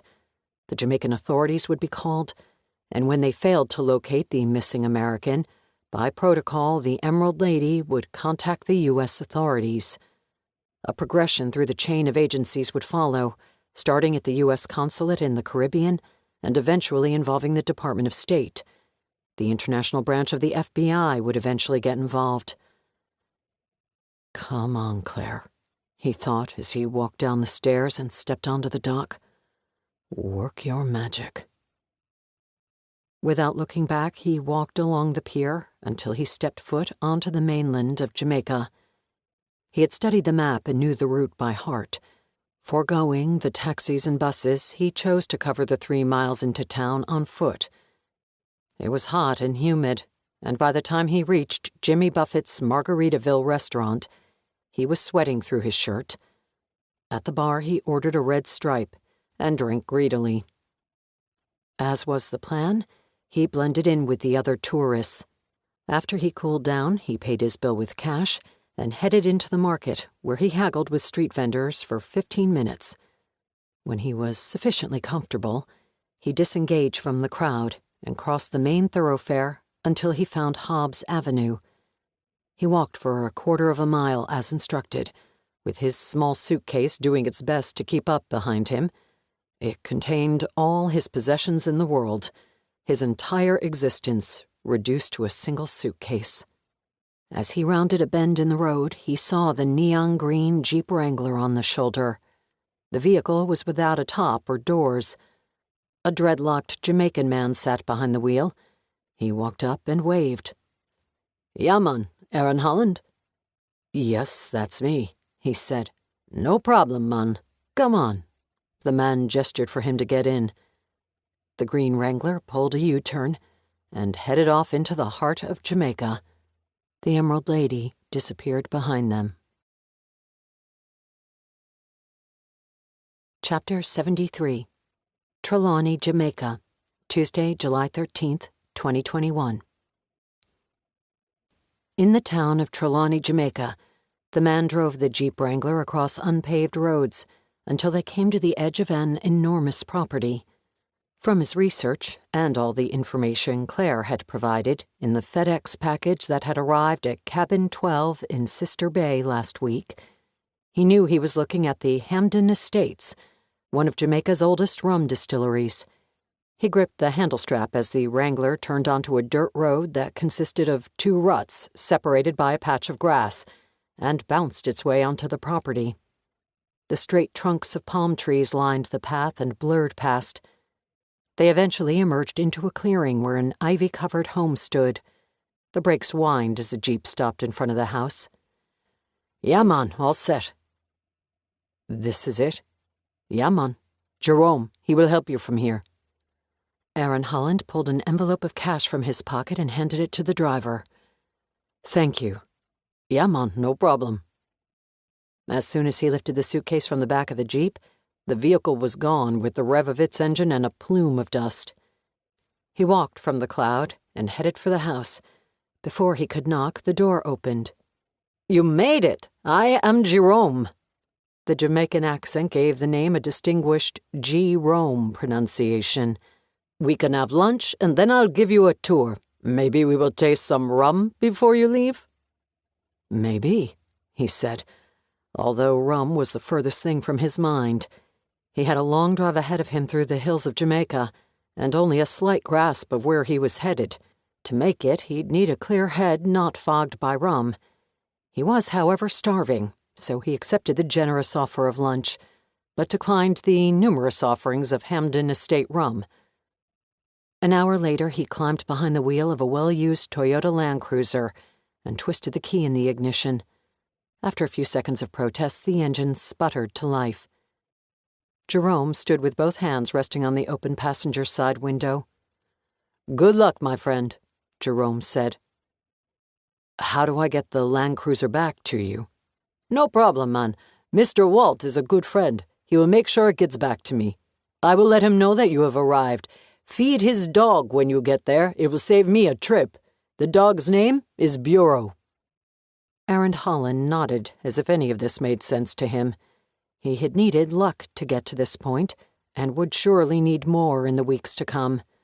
This first spell, he hoped, would continue long enough to get him through the interior of Jamaica and to the west end of the island, into the parish of Negril, and to the house that belonged to a man named Walt Jenkins.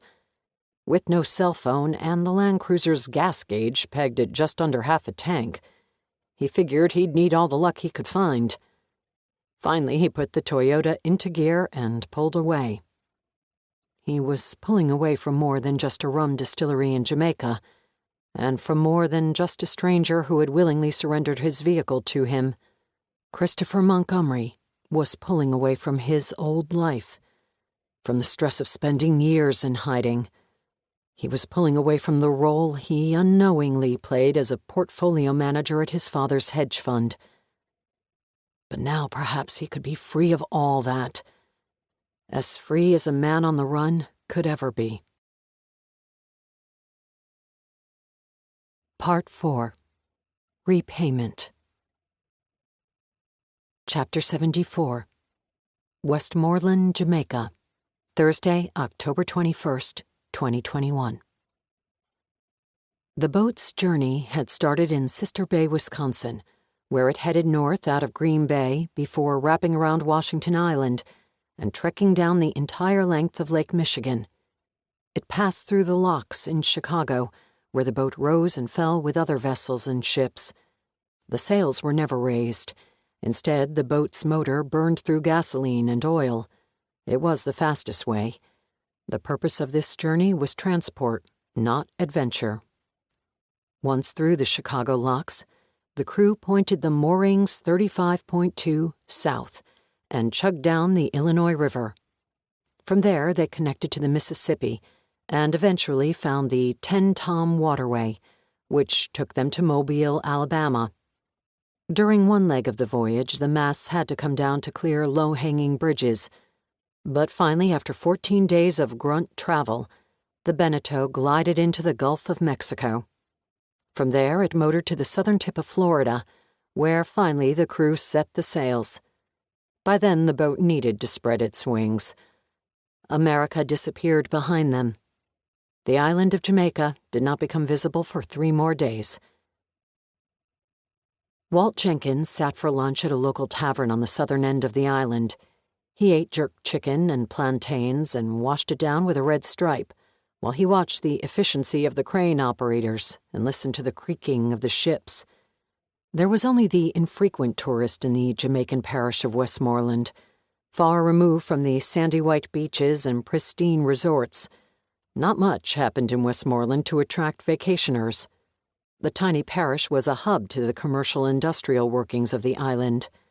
After tourism, Jamaica's economy was fueled by the export of bananas.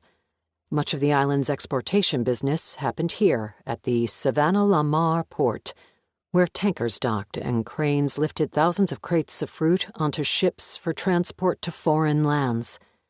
On the north side of the port was a small marina where recreational vessels were moored.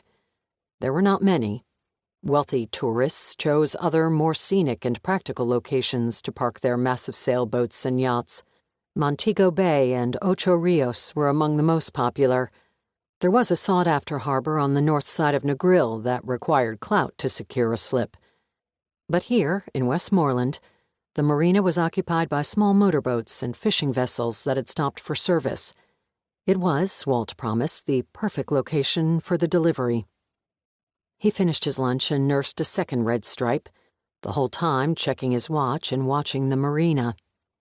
After 30 minutes, he saw the sailboat appear out of the west, its sails full and majestic. A sailing novice, to Walt the boat looked far too big for its purpose. He paid his bill and walked out to the dock, watching as the boat drew closer to land. The sails came down, and the boat took a more direct approach toward him. He stood at the end of the pier and waved as the crew of 4 expertly steered the boat into the slip, roping it off and securing it before Walt could think to offer a hand. He read the name of the boat, stenciled on the stern, and confirmed that this was indeed the boat he was waiting on. The crew looked haggard. All 4 men sported thick beards and shaggy hair that sprouted from beneath their hats. Their skin looked bronzed and windburned. "Gentlemen," Walt said, "looks like you've had a hell of a journey." The captain of the crew jumped onto the pier, removed his hat and sunglasses, and wiped his hand across his brow to clear the perspiration. "Let's just say the flight home is going to be a lot easier. You, Jenkins?"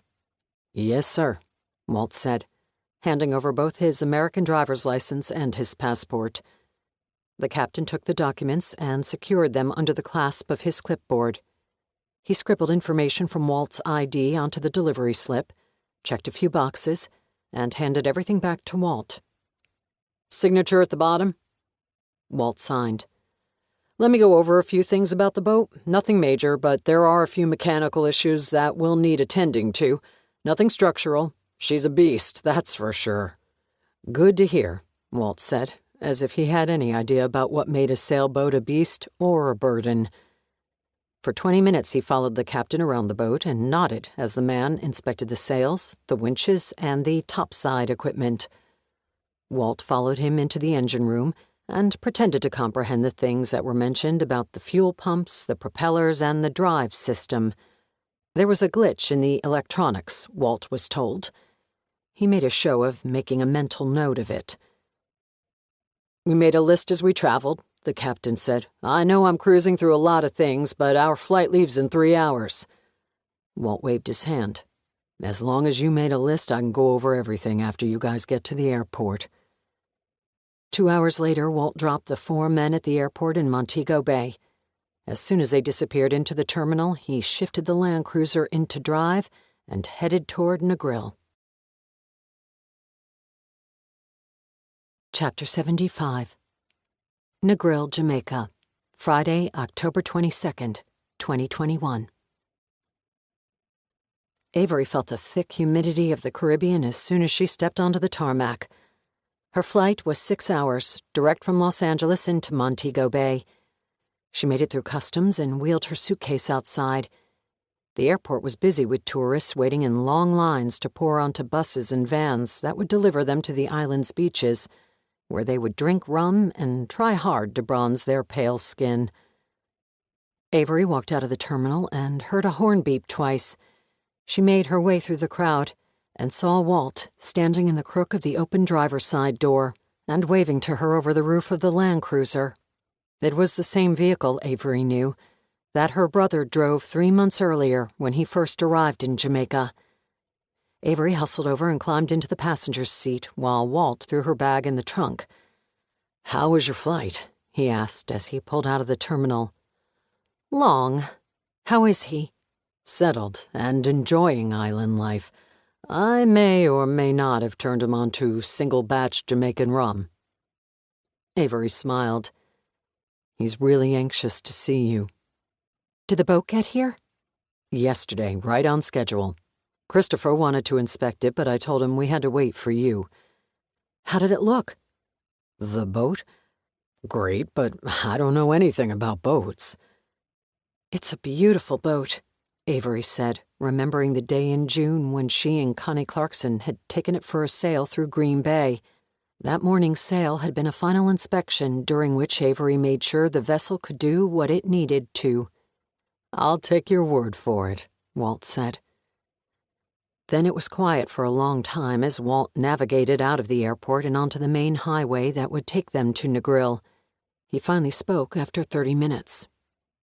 "I missed you," he said. Avery looked over at him. "I still think you're an asshole." "No argument from me on that. Just know that I'm working really hard on changing that." A minute of silence passed before Avery spoke. "I missed you, too." "I'll take that," Walt said, keeping his eyes on the road. "I'll take that any day of the week." Walt reached over and took her hand. She didn't resist. Most of the drive to Negril was on the main road, which was populated with tour buses, vans, and motorcycles that slithered in and out of traffic. The ocean was to Avery's right. The water was crystal clear nearer to shore, offering a glimpse of coral deep beneath its surface. Farther from land, the water turned a rich cobalt. Palm trees were everywhere. In the city of Negril, they exited the main road and headed toward the interior of the island, away from the tour buses and far from the ocean and beaches. The roads on this leg of the journey were narrow and shaded by heavy foliage. In some spots, the road was so slight that Walt had to pull to the side to allow oncoming traffic to pass. The further into the rainforest Walt drove, the more excited she became. She didn't speak for the last 30 minutes of the trip. All Avery wanted was to get there and see him. 5 more minutes, Walt said. Those minutes felt like hours until Walt finally slowed the car, made a right turn, and pulled up the driveway of a well-kept blue house, tucked into a nook of mangroves and palm trees. The closest neighbor was 2 acres away, and very much out of sight. This had been the perfect place for Christopher to stay while Avery finished the last of her plans. Walt had promised that it would be. "Thank you," she said. Walt nodded and then pointed at the house. "Get in there." Avery opened the door and stepped onto the pebbled driveway. A dog ran down the driveway to greet her. The front door of the house opened and Christopher walked onto the front patio. Avery ran for him. Chapter 76. Negril, Jamaica, Friday, October 29th, 2021. Christopher Montgomery was 3 years older than his little sister. Age, however, provided little leverage and no advantage. Avery was better than him at most things. She had been a better student and was a better sailor. She was more charismatic and outgoing.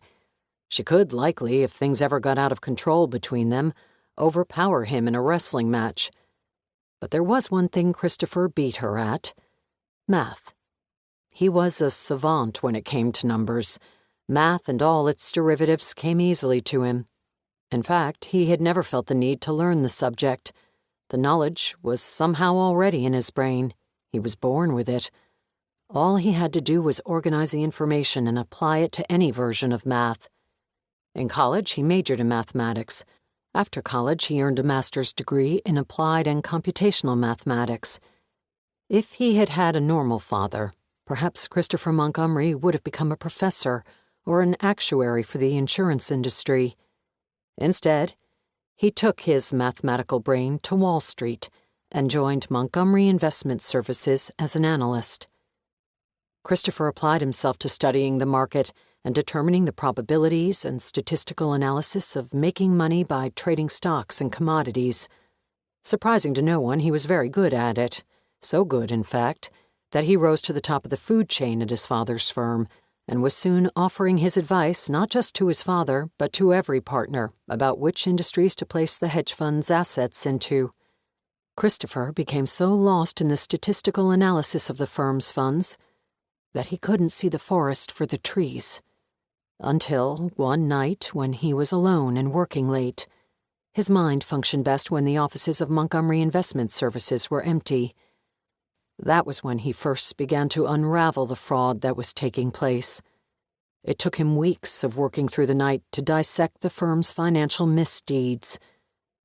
The offices of Montgomery Investment Services occupied the entire 40th floor of the Prudential Building in Lower Manhattan, and once Christopher smelled corruption, he didn't care how many chances he took. Late at night, after the cleaning crew was gone, he entered his father's office and searched through his computer. He did the same to each of the partners. What took the feds 2 years to uncover, Christopher had learned in 2 weeks. Montgomery Investment Services was dirty as sin, and Christopher's name and brainpower was behind nearly every deal that had been made. As quickly as he pieced together the fraud, Christopher also figured out that he would be considered as guilty as anyone else at the firm.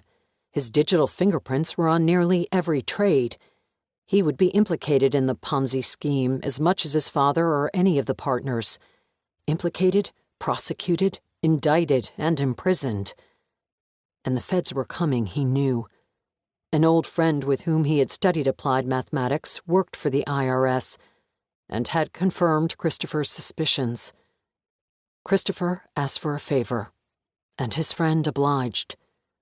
While Christopher spent 2 weeks unraveling the financial crimes at Montgomery Investment Services, his friend made a few calls and did some snooping of his own. The friend didn't know much, he told Christopher, but he had learned that there was an active investigation going on that involved the FBI's math geeks, the nickname used for the forensic accountants who worked for the government. His friend had even managed to get the name of the operation, House of Cards. There were many choices Christopher Montgomery could have made. He could have gone to the feds and cut a deal. He could provide all the access they needed. He could have been a siphon to it all. He could have confronted his father and demanded that things change. But he knew things were too far gone. He could have attempted to erase his fingerprints from the trades and plead ignorance, but each of those choices had flaws. Attached to all of them was the likelihood that he would go to prison. So instead, he had told Claire about their father's hedge fund and the fraud and the billions in assets that were nothing but a mirage. He told her how he was neck-deep in it all, even though until recently he knew nothing about any of it. Then he asked for her help. There was no perfect way to fake your own death, but he had been adamant that he needed to do it before the feds busted down the doors, because to fake your death after an indictment was too suspicious. To fake your death a year before anyone at Montgomery Investment Services came under federal indictment was possible, if they did it the right way. Sacrificing her oyster 625 took some convincing, but after Christopher explained that the boat and everything else in their lives had come from dirty money, Claire had agreed. Knowing that the marina had surveillance cameras, he and Claire had climbed aboard the Clairvoyance, prepared the boat for a sail, and pushed off. It was only after they were a mile offshore that Christopher boarded the dinghy and made it back to land, a different marina where surveillance was less severe. Then he prayed that Claire would survive. The storm was as brutal as forecasted, and Christopher did his best to keep track of the news as he drove. It was 16 hours from Manhattan to Sister Bay, Wisconsin, and Christopher stopped only for gas. When he did, he kept his sunglasses on his face and his ball cap pulled low over his eyes. By the time he reached Connie Clarkson's sailing camp, it was 6 a.m, and the sun was rising. When he opened the door to cabin 12, he was met with the smell of fresh brewed coffee and pancakes, and said a silent prayer of thanks that he had Connie in his life. He clicked on the news and ate like a wild animal. His biggest regret, even greater than asking Claire to sacrifice the oyster 625 and risk her life for him, was that the money Connie Clarkson had given his father for safekeeping was gone. Like many of his father's victims, Connie Clarkson was blind to the fraud until she learned the cold hard truth that any money given to Montgomery Investment Services had disappeared like smoke in the wind. It was noon before Christopher found the story on CNN's webpage. A sailboat had sunk off the coast of Manhattan during a violent storm. One passenger, a woman, had been rescued by the Coast Guard. A search and rescue operation had been launched for a second passenger. Up to that point, things had worked. He had planned to hide at Connie's for a couple of weeks. He never imagined it would take 3 years to leave Cabin 12 and the sailing camp. Chapter 77. Westmoreland, Jamaica, Friday, October 29th, 2021. The port of Savannah-la-Mar was a 30-minute drive from Negril. Avery sat in the front seat as Walt drove the Land Cruiser toward the ocean. A week earlier, Walt had accepted receipt of the sailboat at the small marina there. The slip had been rented for a month, paid in full and in advance. It only took 3 days to spin through the checklist of repairs the boat needed after making the long journey from Sister Bay. Over the last 3 days, they stocked the vessel with non-perishable food, water, and everything else someone might need to spend weeks on the water. Christopher's goal was to disappear for a year, to make sure no one was looking for him. By then, they would be certain that his escape had indeed been flawless. The only worry was that their father, facing the rest of his life in jail, might mention to the feds that he believed his son was still alive. Neither Christopher nor Avery believed that their father knew the truth. Still, it was safest for Christopher to take to the sea while their father was prosecuted. There was no telling the extremes he might go to lessen his sentence. That his own daughter had betrayed him and turned him over to the feds was surely a bitter pill Garth Montgomery would not swallow easily.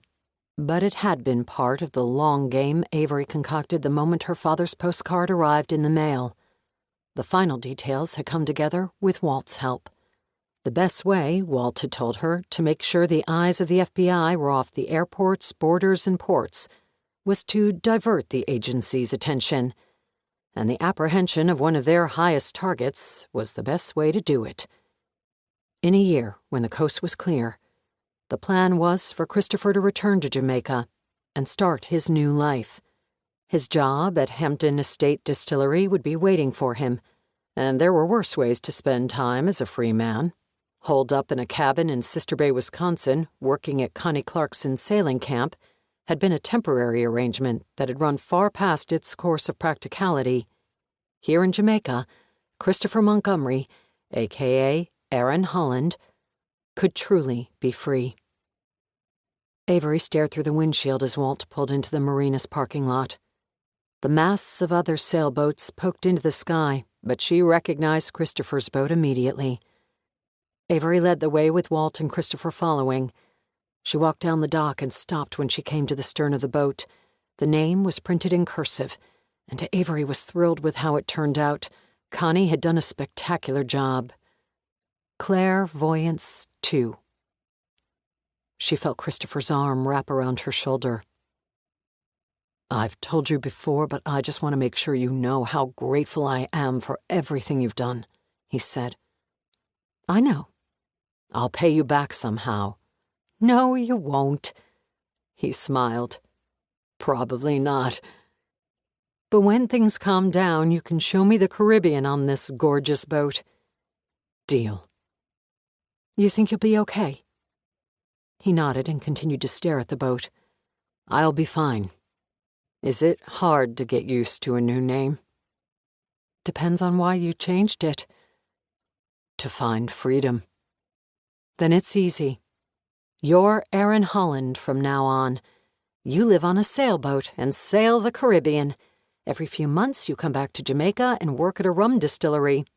There are worse things than that." "I'm worried about the money. I don't feel right taking it from you." "It's already done," Avery said. "Too late to worry now." Her contract from HAP News had been finalized earlier in the fall.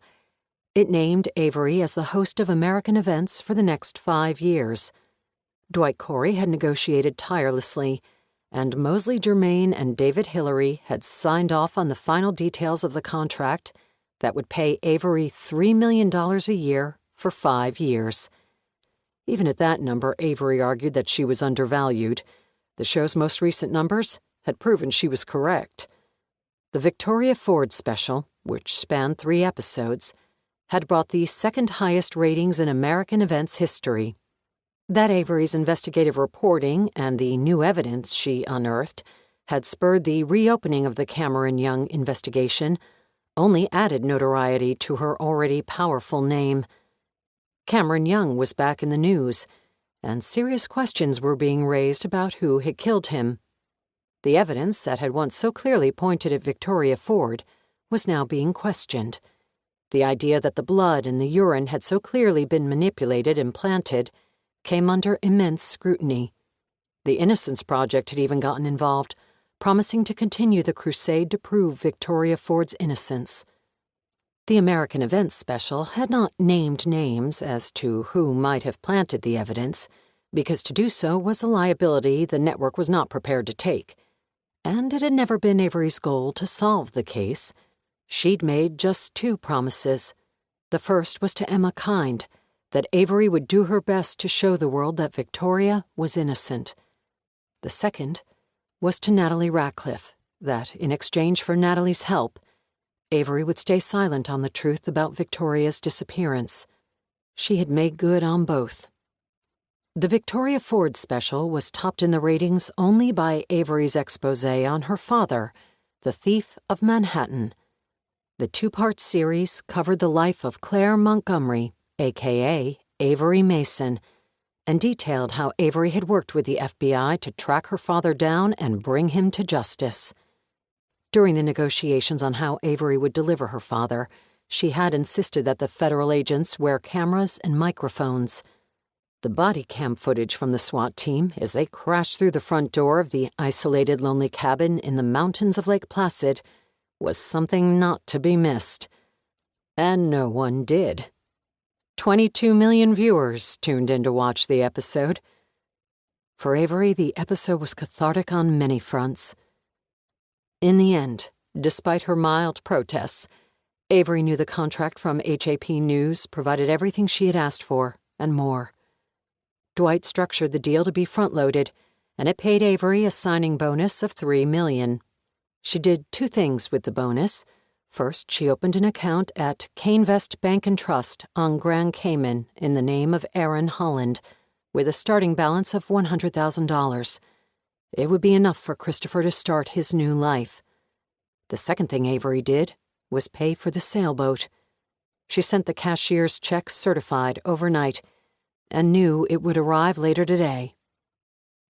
Avery looked around the marina. Better get going, big brother. There were no surveillance cameras here, and Avery knew no one in the government was interested in her whereabouts any longer. Walt had made sure of that before allowing her to come to Jamaica. Her fame, however, drew the odd paparazzi, and the last thing Avery needed were photos of her and her dead brother showing up in the tabloids. She wasn't too concerned. This port was off the beaten path and far from the touristy areas of the island. Still, even with no one paying attention to the 3 Americans standing on the dock, Avery knew if they waited much longer, one of them might back out of the plan. They had come too far to get cold feet now. Christopher nodded. He turned to Walt. Thanks for all your help. Sure thing, Walt said. You know where I live if you need anything. Christopher turned to Avery. She felt him kiss her forehead. He didn't say anything more. There was nothing left to say. Instead, he climbed onto his new vessel. Avery untied the lines as the engine rumbled to life.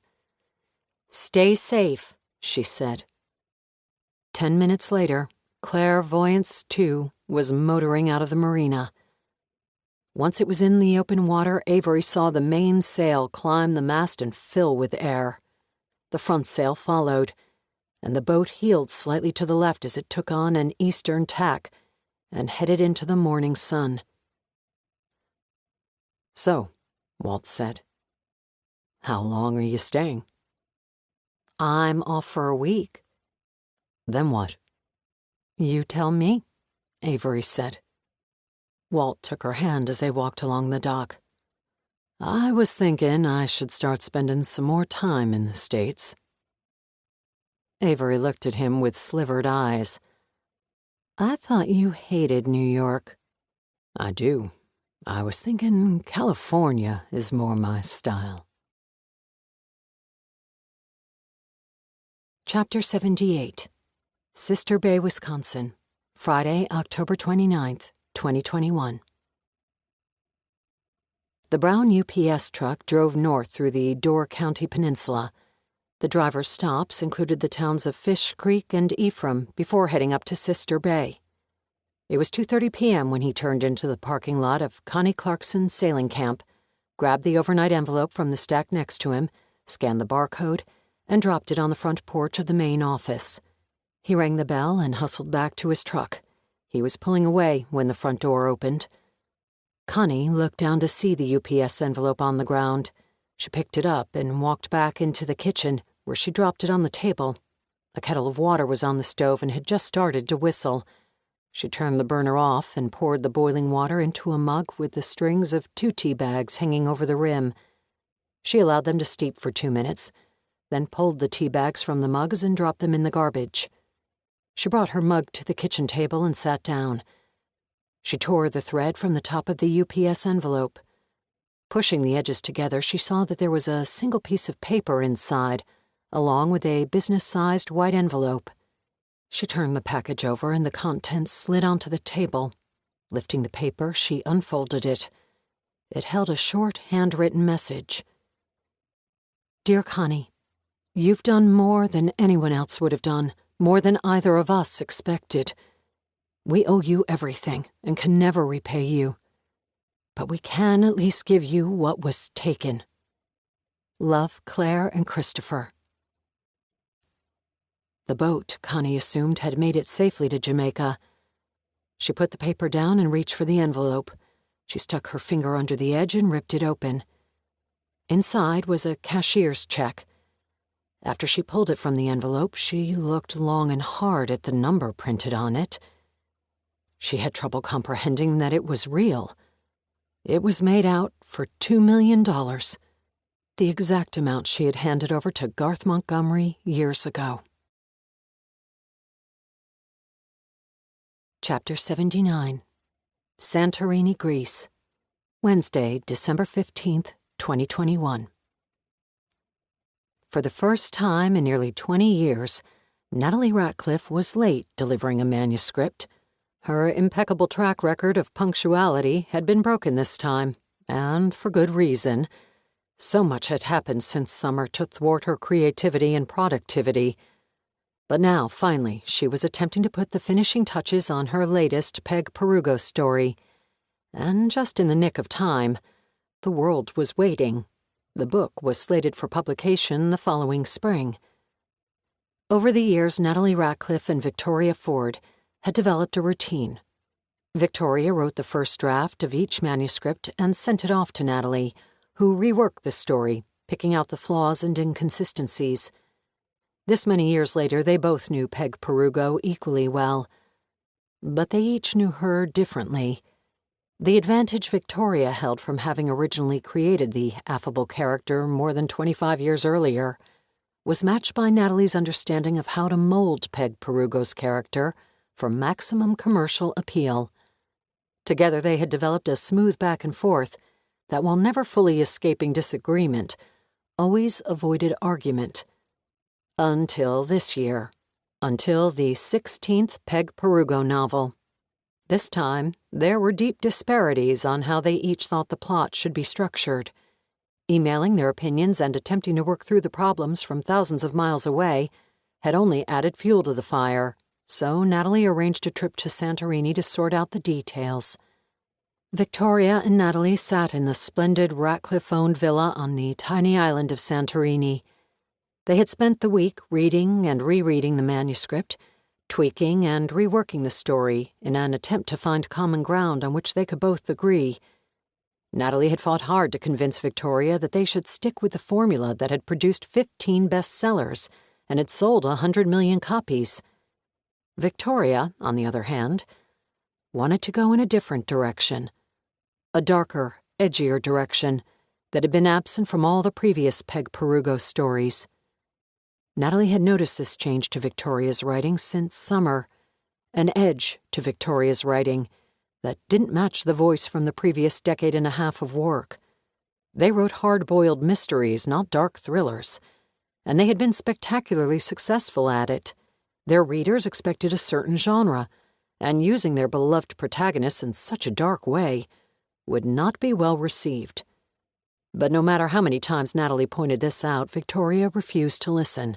She simply came back with darker ideas still. Natalie was sitting on the veranda of the villa and reading the latest version of the manuscript Victoria had produced. Victoria walked out and popped the cork to a bottle of Dom Perignon. The Aegean Sea was in front of them, and the air was chilly. It seemed to Natalie to fill Victoria with vigor. More than that, actually. Natalie sensed a defiance in the way Victoria carried the bottle of champagne and filled their glasses. "Well," Victoria asked, "what do you think? Is it our best yet?" Natalie felt a strange shiver climb up her spine. There was something in the way Victoria asked the question that made Natalie hesitate to voice her true opinion. Still, she tried one last time. "Vic, this is not what our readers want from us. It's not what they want from Peg Perugo." Victoria handed Natalie a champagne flute, filled to the brim. "Why do you say that? It's okay if Peg gets an investigation wrong. It will build her character in future books." "Sure," Natalie said. "It's just that... the way it happens, I'm not sure we should go in that direction." "Of course we should," Victoria retorted. "It's the only way Peg Perugo could be fooled. It goes hand in hand with the title I've come up with." Victoria reached over and touched her glass to Natalie's. "Besides, it's too late to change things now. I've already sent the manuscript to New York." Another chill ran through Natalie's body when Victoria smiled at her. It felt like Victoria was daring her to protest. Something told her not to, so she didn't. Instead, Natalie lifted the champagne and smiled back at her friend. Chapter 80. Santa Monica, California, Saturday, April 16th, 2022. Walt had not made the formal move from Jamaica to California, but it was inevitable. He visited more and more often, to the point that Avery had given him a key to her place. She was getting used to the Friday afternoons that she came home from the studio to find a rental car in the driveway, and Walt making dinner in her kitchen, a glass of wine waiting for her. After spending most of his life on the East Coast, Walt pledged never to spend another winter anywhere the temperature dipped below 50 degrees. He rather enjoyed, he told her over the last year, bouncing between the Caribbean and Southern California. He was staying for a week this visit, and they were taking advantage of rare downtime Avery had before she would be busy recording the last few episodes of her second full season as host of American Events. After this weekend, they wouldn't see each other again until Avery headed to Jamaica in July to spend a month during her summer break from AE. She hadn't seen Christopher since the previous October and was anxious to hear about his adventures at sea. Walt had provided updates over the months, reporting back to Avery every time Christopher returned to Jamaica to restock supplies. Clairvoyance, too, was proving to be as formidable a vessel as Avery had predicted, and Christopher was enjoying his new life as Aaron Holland.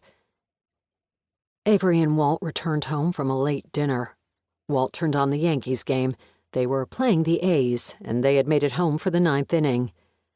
Avery poured them each a glass of wine, and while Walt became engrossed in the game, she returned to the book she was reading, the latest Peg Perugo novel, which was proving to be as unputdownable as all the others she had read over the last few months. This one, though, had her on edge in a way the other books in the series hadn't. It was darker than the previous ones, and more intense. She was lost in the pages. The Yankees game ended. Walt clicked off the television. "I'm heading to bed," he said. "I'll be up in a little while," Avery said. "I just have another couple of chapters." Walt kissed her and disappeared up the stairs. Avery reached for her glass of wine before returning to the pages. As her eyes skimmed through the final chapters, time seemed to stop, and the pages flew past with no effort at all. The ending materialized, and Avery anticipated the twist as she read. It would be the first time in Peg Perugo's storied career that she got a homicide investigation wrong. It would be the first time the lovable character got duped. The way it happened brought goosebumps to Avery's skin. It was so clever and cunning. And the only way for the endearing heroine to be fooled, not even Peg Perugo would suspect that the killer planted her own blood at the crime scene to lead detectives in the wrong direction. Avery's mind spun as she read the final page. Finally, she closed the book and looked up at the blank television where the Yankees game had been playing a few minutes earlier. Then she turned the book over and looked at the cover. The wineglass dropped from her hand and shattered on the floor when she reread the title with a new understanding of what it all meant. The Perfect Murder, a Peg Perugo novel. Epilogue. The night of Cameron Young's death, July 14th, 2001. Victoria Ford walked back into the bedroom wearing nothing but a silk robe that was unclasped and open in the front, covering her breasts, but revealing her cleavage, her smooth midsection, and the fact that she was wearing nothing else. She kept her right hand hidden behind her back. Cameron was lying on the bed with his hands tied to each bedpost. She had made sure to secure the knots tighter than normal. He was still breathing heavily from what she had done to him. The normal lightheartedness of their role-playing was gone tonight, and Victoria saw the deep purple welts wrapping around his thigh and shoulders as he lay on his back. She had been particularly violent with the whip, but he hadn't protested. She needed his body to look very different from the home video she had secretly taken of both of them. She walked over to the bed and climbed on top of him, straddling his waist. The silk robe slid off her shoulders and crumbled into a pile behind her. She leaned over and put her lips to his ear, whispered in the seductive way she knew would turn him on. "I want to make sure you know how I feel about you tonight." As she kissed his ear, she slowly dragged the length of rope she had hidden behind her back, along the side of his face, and over his head until it was around his neck.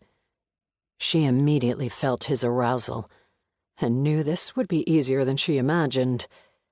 She pulled the rope upward, and the slipknot tightened down on his skin. His hips rose up into her. Victoria laid the end of the rope on the bed. It curled over the pillows like a serpent's tail. Then she kissed him again, this time on the mouth. It was a deep, forceful kiss, almost violent.